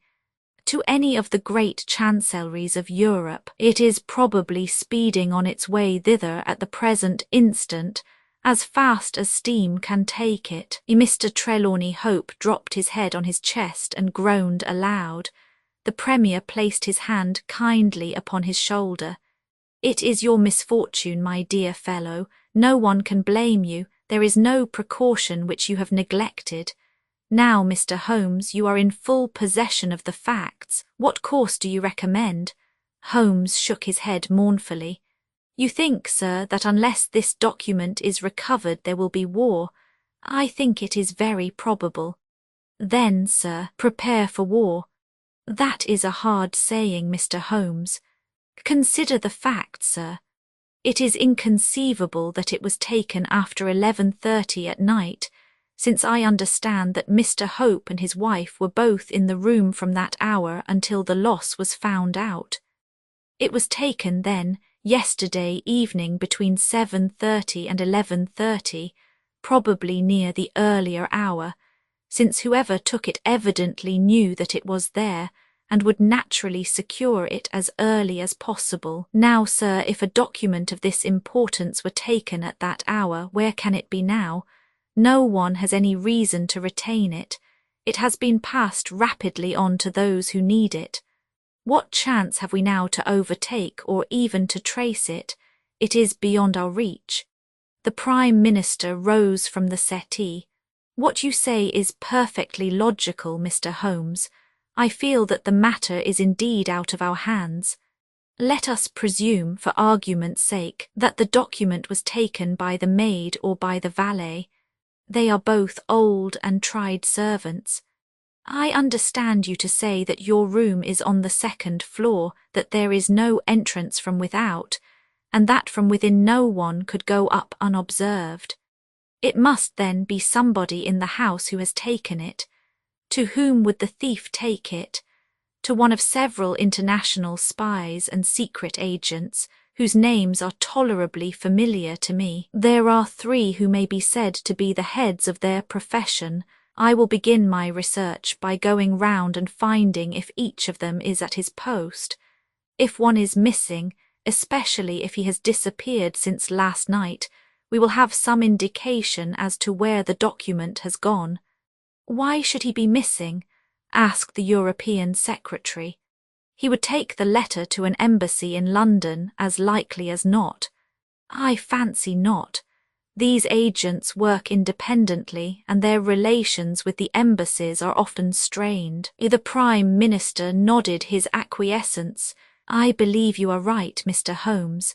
He would take so valuable a prize to headquarters with his own hands. I think that your course of action is an excellent one. Meanwhile, Hope, we cannot neglect all our other duties on account of this one misfortune. Should there be any fresh developments during the day, we shall communicate with you, and you will no doubt let us know the results of your own inquiries. The two statesmen bowed and walked gravely from the room. When our illustrious visitors had departed, Holmes lit his pipe in silence and sat for some time lost in the deepest thought. I had opened the morning paper and was immersed in a sensational crime which had occurred in London the night before, when my friend gave an exclamation, sprang to his feet, and laid his pipe down upon the mantelpiece. "Yes," said he, "there is no better way of approaching it. The situation is desperate but not hopeless. Even now, if we could be sure which of them has taken it, it is just possible that it has not yet passed out of his hands. After all, it is a question of money with these fellows, and I have the British Treasury behind me. If it's on the market, I'll buy it, if it means another penny on the income tax. It is conceivable that the fellow might hold it back to see what bids come from this side before he tries his luck on the other. There are only those three capable of playing so bold a game. There are Oberstein, La Rothière, and Eduardo Lucas. I will see each of them." I glanced at my morning paper. "Is that Eduardo Lucas of Godolphin Street?" "Yes." "You will not see him." "Why not?" "He was murdered in his house last night." My friend has so often astonished me in the course of our adventures that it was with a sense of exultation that I realized how completely I had astonished him. He stared in amazement, and then snatched the paper from my hands. This was the paragraph which I had been engaged in reading when he rose from his chair. "Murder in Westminster, a crime of mysterious character, was committed last night at 16 Godolphin Street, one of the old-fashioned and secluded rows of 18th-century houses which lie between the river and the Abbey, almost in the shadow of the great tower of the Houses of Parliament. This small but select mansion has been inhabited for some years by Mr. Eduardo Lucas, well known in society circles both on account of his charming personality and because he has the well-deserved reputation of being one of the best amateur tenors in the country. Mr. Lucas is an unmarried man, 34 years of age, and his establishment consists of Mrs. Pringle, an elderly housekeeper, and of Mitten, his valet. The former retires early and sleeps at the top of the house. The valet was out for the evening, visiting a friend at Hammersmith. From 10 o'clock onward, Mr. Lucas had the house to himself. What occurred during that time has not yet transpired, but at 11:45 Police Constable Barrett, passing along Godolphin Street, observed that the door of No. 16 was ajar. He knocked but received no answer. Perceiving a light in the front room, he advanced into the passage and again knocked but without reply. He then pushed open the door and entered. The room was in a state of wild disorder, the furniture being all swept to one side, and one chair lying on its back in the centre. Beside this chair, and still grasping one of its legs, lay the unfortunate tenant of the house. He had been stabbed to the heart and must have died instantly. The knife with which the crime had been committed was a curved Indian dagger, plucked down from a trophy of Oriental arms which adorned one of the walls. Robbery does not appear to have been the motive of the crime, for there had been no attempt to remove the valuable contents of the room. Mr. Eduardo Lucas was so well known and popular that his violent and mysterious fate will arouse painful interest and intense sympathy in a widespread circle of friends. "Well, Watson, what do you make of this?" asked Holmes after a long pause. "It is an amazing coincidence." "A coincidence? Here is one of the three men whom we had named as possible actors in this drama, and he meets a violent death during the very hours when we know that that drama was being enacted. The odds are enormous against its being coincidence. No figures could express them. No, my dear Watson, the two events are connected, must be connected. It is for us to find the connection. But now the official police must know all. Not at all. They know all they see at Godolphin Street. They know, and shall know nothing of Whitehall Terrace. Only we know of both events and can trace the relation between them. There is one obvious point which would, in any case, have turned my suspicions against Lucas. Godolphin Street, Westminster, is only a few minutes' walk from Whitehall Terrace. The other secret agents whom I have named live in the extreme West End.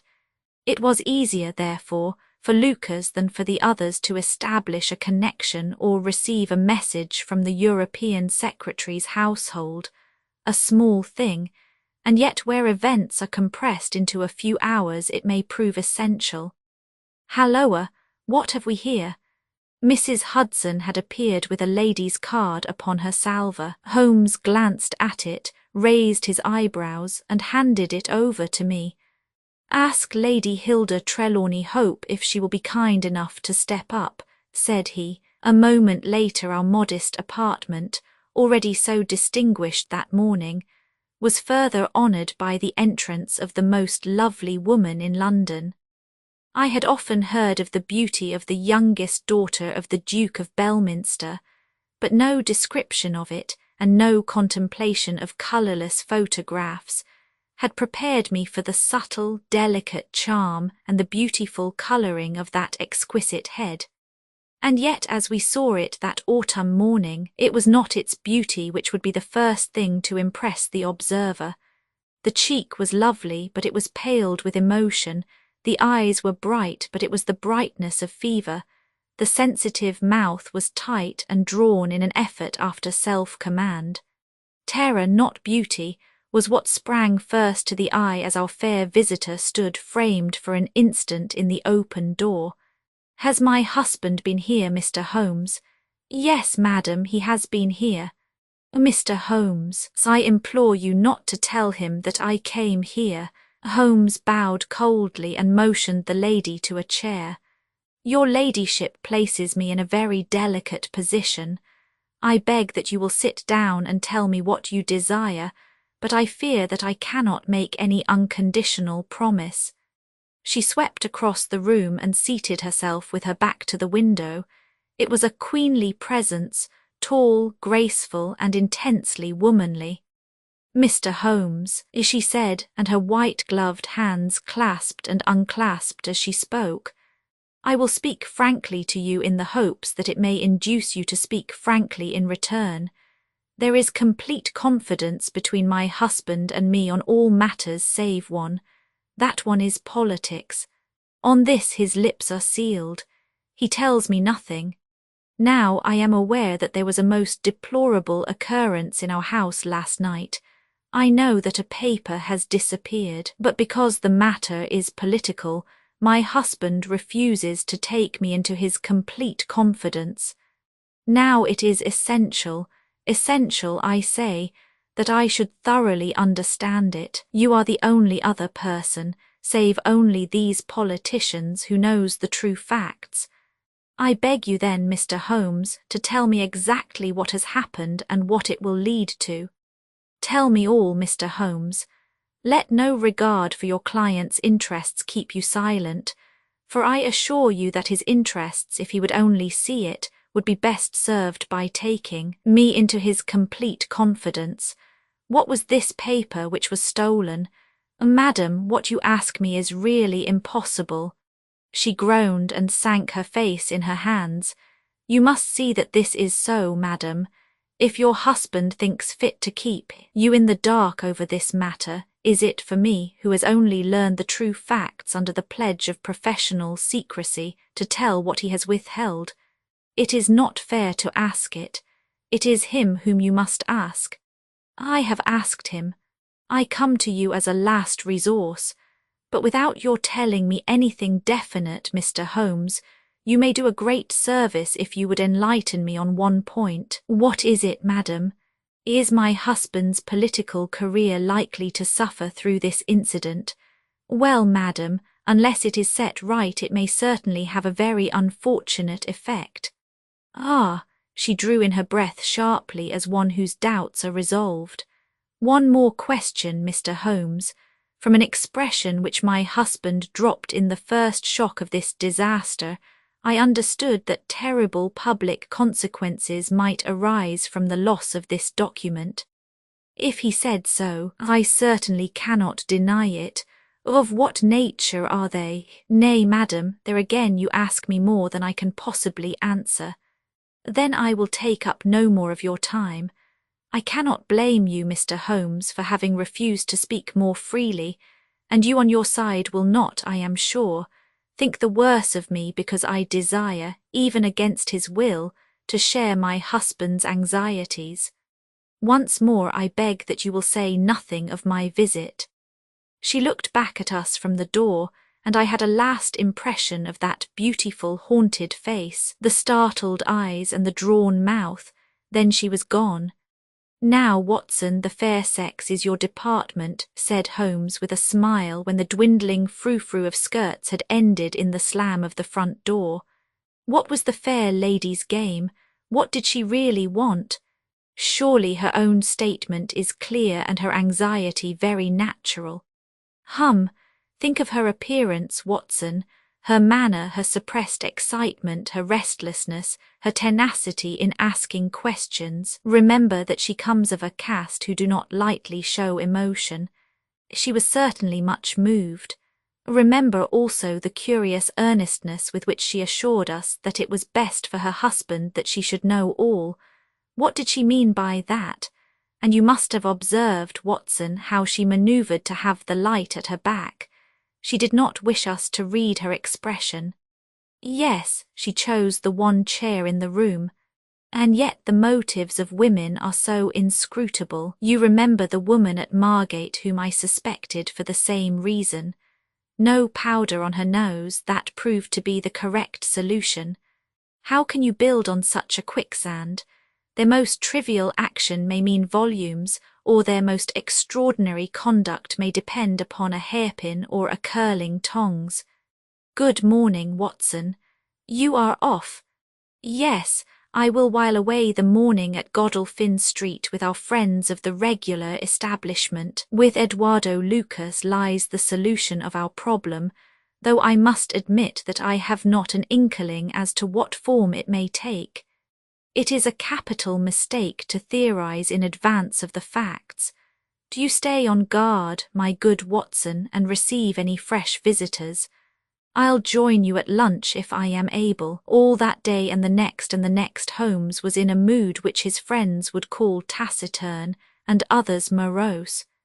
He ran out and ran in, smoked incessantly, played snatches on his violin, sank into reveries, devoured sandwiches at irregular hours, and hardly answered the casual questions which I put to him. It was evident to me that things were not going well with him or his quest. He would say nothing of the case, and it was from the papers that I learned the particulars of the inquest, and the arrest with the subsequent release of John Mitten, the valet of the deceased. The coroner's jury brought in the obvious wilful murder, but the parties remained as unknown as ever. No motive was suggested. The room was full of articles of value, but none had been taken. The dead man's papers had not been tampered with. They were carefully examined and showed that he was a keen student of international politics, an indefatigable gossip, a remarkable linguist and an untiring letter writer. He had been on intimate terms with the leading politicians of several countries, but nothing sensational was discovered among the documents which filled his drawers. As to his relations with women, they appeared to have been promiscuous but superficial. He had many acquaintances among them, but few friends, and no one whom he loved. His habits were regular, his conduct inoffensive. His death was an absolute mystery and likely to remain so. As to the arrest of John Mitten, the valet, it was a counsel of despair as an alternative to absolute inaction. But no case could be sustained against him. He had visited friends in Hammersmith that night. The alibi was complete. It is true that he started home at an hour which should have brought him to Westminster before the time when the crime was discovered, but his own explanation that he had walked part of the way seemed probable enough in view of the fineness of the night. He had actually arrived at 12 o'clock and appeared to be overwhelmed by the unexpected tragedy. He had always been on good terms with his master.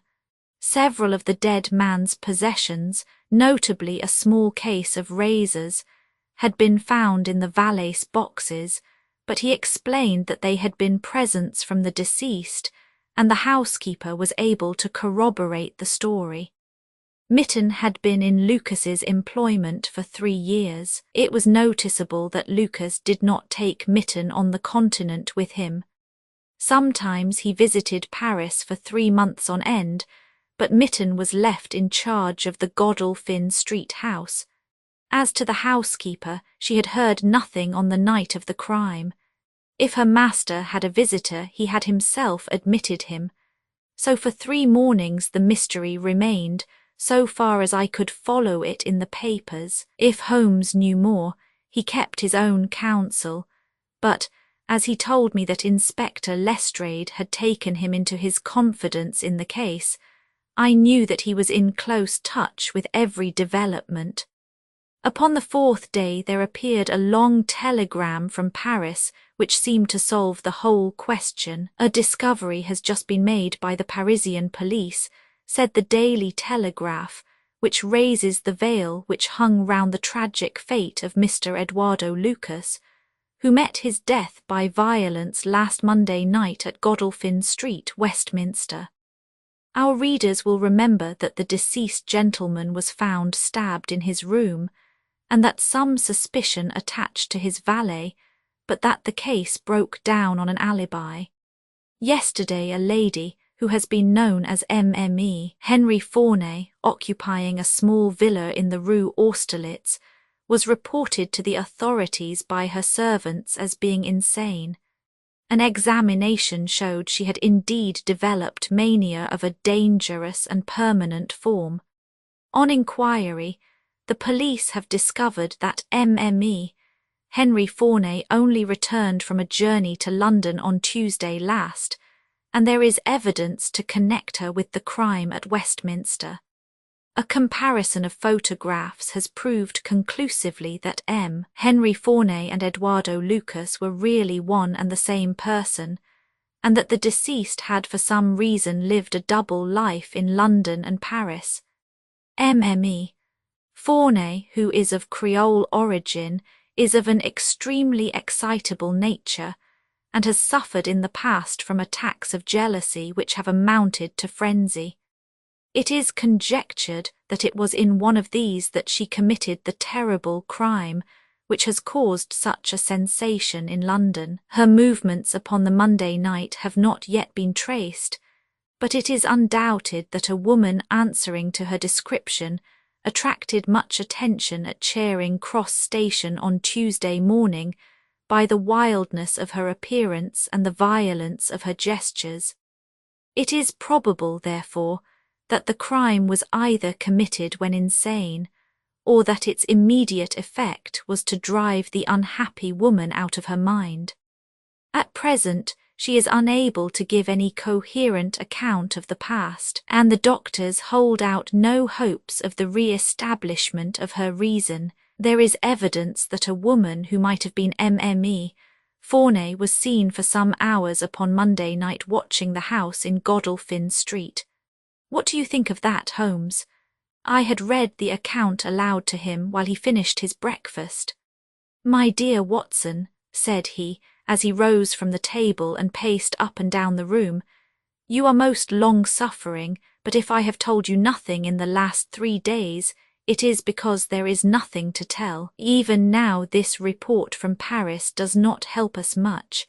Surely it is final as regards the man's death. The man's death is a mere incident, a trivial episode, in comparison with our real task, which is to trace this document and save a European catastrophe. Only one important thing has happened in the last 3 days, and that is that nothing has happened. I get reports almost hourly from the government, and it is certain that nowhere in Europe is there any sign of trouble. Now, if this letter were loose, no, it can't be loose. But if it isn't loose, where can it be? Who has it? Why is it held back? That's the question that beats in my brain like a hammer. Was it indeed a coincidence that Lucas should meet his death on the night when the letter disappeared? Did the letter ever reach him? If so, why is it not among his papers? Did this mad wife of his carry it off with her? If so, is it in her house in Paris? How could I search for it without the French police having their suspicions aroused? It is a case, my dear Watson, where the law is as dangerous to us as the criminals are. Every man's hand is against us, and yet the interests at stake are colossal. Should I bring it to a successful conclusion, it will certainly represent the crowning glory of my career. Ah, here is my latest from the front. He glanced hurriedly at the note which had been handed in. Halloa! Lestrade seems to have observed something of interest.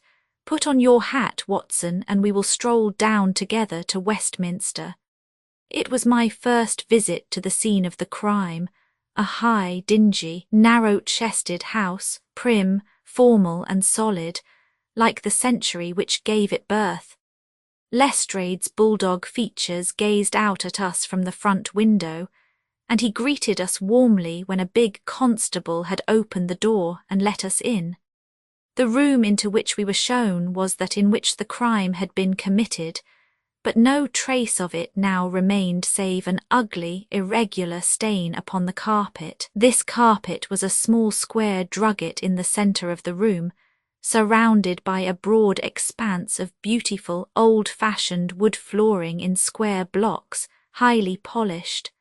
Over the fireplace was a magnificent trophy of weapons, one of which had been used on that tragic night.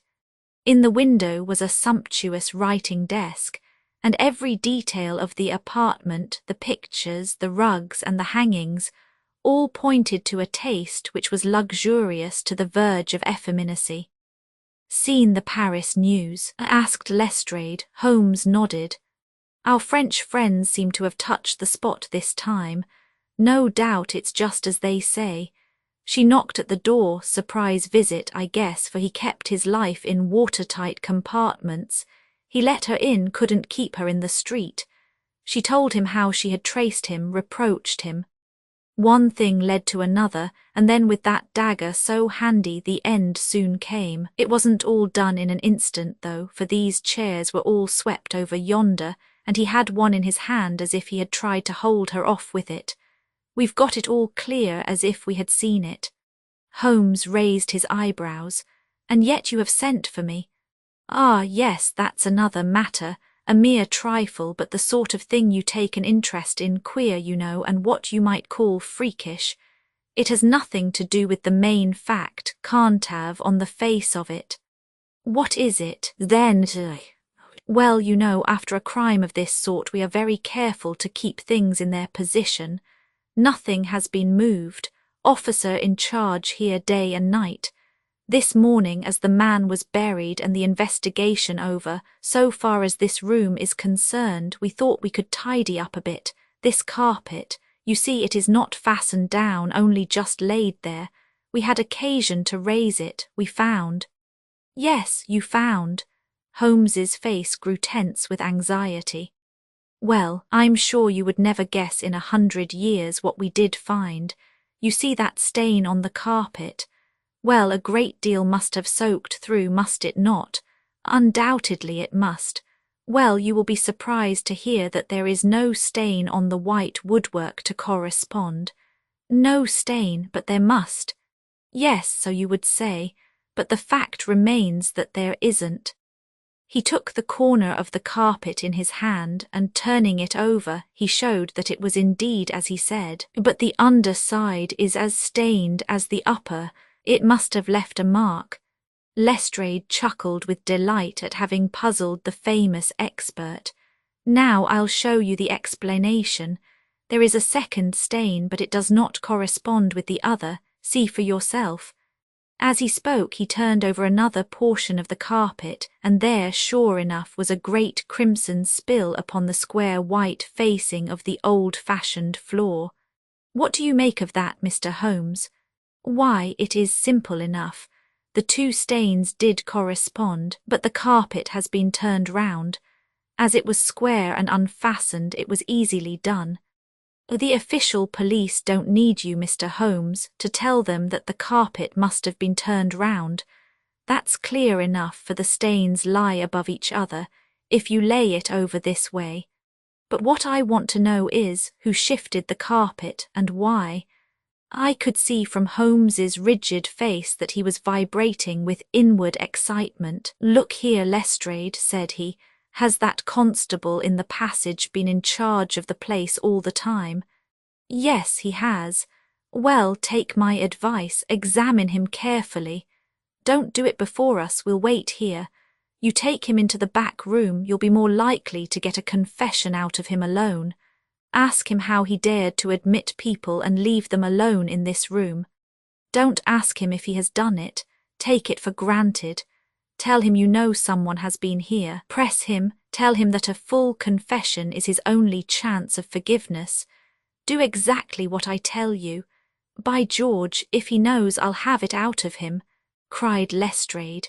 He darted into the hall, and a few moments later his bullying voice sounded from the back room. Now, Watson, now, cried Holmes with frenzied eagerness. All the demoniacal force of the man masked behind that listless manner burst out in a paroxysm of energy. He tore the drugget from the floor, and in an instant was down on his hands and knees, clawing at each of the squares of wood beneath it. One turned sideways as he dug his nails into the edge of it. It hinged back like the lid of a box. A small black cavity opened beneath it. Holmes plunged his eager hand into it and drew it out with a bitter snarl of anger and disappointment.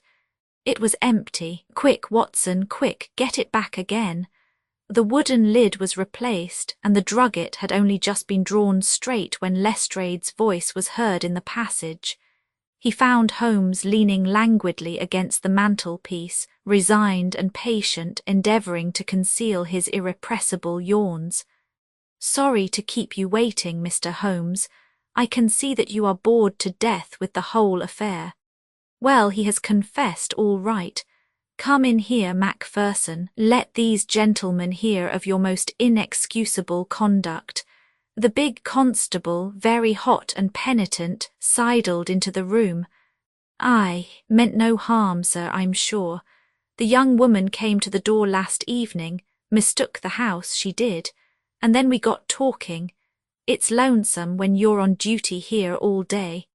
Well, what happened then? She wanted to see where the crime was done, had read about it in the papers, she said. She was a very respectable, well-spoken young woman, sir, and I saw no harm in letting her have a peep. When she saw that mark on the carpet, down she dropped on the floor and lay as if she were dead. I ran to the back and got some water, but I could not bring her to.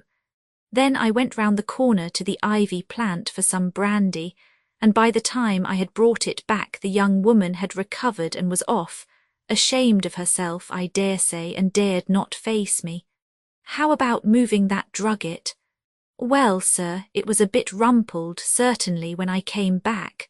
You see, she fell on it and it lies on a polished floor with nothing to keep it in place. I straightened it out afterwards. It's a lesson to you that you can't deceive me, Constable Macpherson, said Lestrade with dignity. No doubt you thought that your breach of duty could never be discovered, and yet a mere glance at that drugget was enough to convince me that someone had been admitted to the room. It's lucky for you, my man, that nothing is missing, or you would find yourself in Queer Street. I'm sorry to have called you down over such a petty business, Mr. Holmes, but I thought the point of the second stain not corresponding with the first would interest you. Certainly it was most interesting. Has this woman only been here once, Constable? Yes, sir, only once. Who was she? Don't know the name, sir. was answering an advertisement about typewriting and came to the wrong number. Very pleasant, genteel young woman, sir. Tall, handsome. Yes, sir, she was a well-grown young woman. I suppose you might say she was handsome. Perhaps some would say she was very handsome. Oh, officer, do let me have a peep, says she. She had pretty coaxing ways, as you might say, and I thought there was no harm in letting her just put her head through the door. How was she dressed? Quiet, sir, a long mantle down to her feet. What time was it? It was just growing dusk at the time. They were lighting the lamps as I came back with the brandy. Very good, said Holmes. Come, Watson, I think that we have more important work elsewhere. As we left the house, Lestrade remained in the front room, while the repentant constable opened the door to let us out. Holmes turned on the step and held up something in his hand. The constable stared intently. Good Lord, sir, he cried with amazement on his face. Holmes put his finger on his lips, replaced his hand in his breast pocket, and burst out laughing as we turned down the street. Excellent, said he. Come, friend Watson, the curtain rings up for the last act. You will be relieved to hear that there will be no war, that the Right Honourable Trelawney Hope will suffer no setback in his brilliant career, that the indiscreet sovereign will receive no punishment for his indiscretion, that the Prime Minister will have no European complication to deal with, and that with a little tact and management upon our part nobody will be a penny the worse for what might have been a very ugly incident. My mind filled with admiration for this extraordinary man. You have solved it, I cried. Hardly that, Watson. There are some points which are as dark as ever, but we have so much that it will be our own fault if we cannot get the rest. We will go straight to Whitehall Terrace and bring the matter to a head. When we arrived at the residence of the European Secretary, it was for Lady Hilda Trelawney Hope that Sherlock Holmes inquired. We were shown into the morning room. Mr. Holmes, said the lady, and her face was pink with her indignation.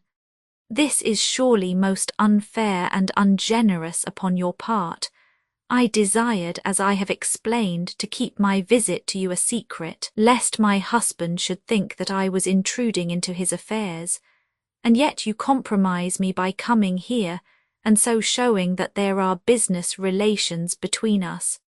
Unfortunately, madam, I had no possible alternative. I have been commissioned to recover this immensely important paper. I must therefore ask you, madam, to be kind enough to place it in my hands. The lady sprang to her feet, with the colour all dashed in an instant from her beautiful face. Her eyes glazed, she tottered. I thought that she would faint. Then with a grand effort she rallied from the shock, and a supreme astonishment and indignation chased every other expression from her features. You insult me, Mr. Holmes. Come, come, madam, it is useless. Give up the letter. She darted to the bell. The butler shall show you out. Do not ring Lady Hilda. If you do, then all my earnest efforts to avoid a scandal will be frustrated. Give up the letter and all will be set right. If you will work with me, I can arrange everything. If you work against me, I must expose you. She stood grandly defiant, a queenly figure, her eyes fixed upon his as if she would read his very soul. Her hand was on the bell, but she had forborne to ring it. You are trying to frighten me. It is not a very manly thing, Mr. Holmes, to come here and browbeat a woman. You say that you know something. What is it that you know? Pray sit down, madam. You will hurt yourself there if you fall. I will not speak until you sit down. Thank you. I give you 5 minutes, Mr. Holmes. 1 is enough, Lady Hilda.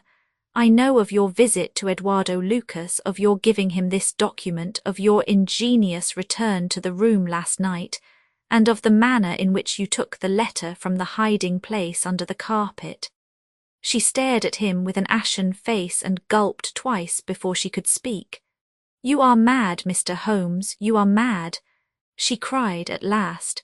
He drew a small piece of cardboard from his pocket. It was the face of a woman cut out of a portrait. "I have carried this because I thought it might be useful," said he. "The policeman has recognized it." She gave a gasp and her head dropped back in the chair. "Come, Lady Hilda, you have the letter. The matter may still be adjusted. I have no desire to bring trouble to you. My duty ends when I have returned the lost letter to your husband. Take my advice and be frank with me. It is your only chance." Her courage was admirable. Even now she would not own defeat. "I tell you again, Mr. Holmes, that you are under some absurd illusion." Holmes rose from his chair. "I am sorry for you, Lady Hilda. I have done my best for you. I can see that it is all in vain." He rang the bell. The butler entered. "Is Mr. Trelawney Hope at home?"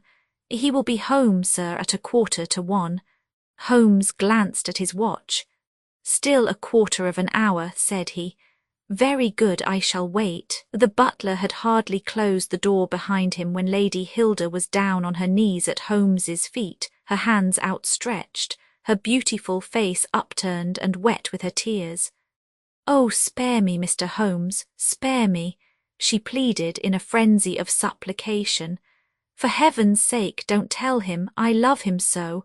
I would not bring one shadow on his life, and this I know would break his noble heart." Holmes raised the lady. "I am thankful, madam, that you have come to your senses even at this last moment. There is not an instant to lose. Where is the letter?" She darted across to a writing desk, unlocked it, and drew out a long blue envelope. "Here it is, Mr. Holmes. Would to heaven I had never seen it." "How can we return it?" Holmes muttered.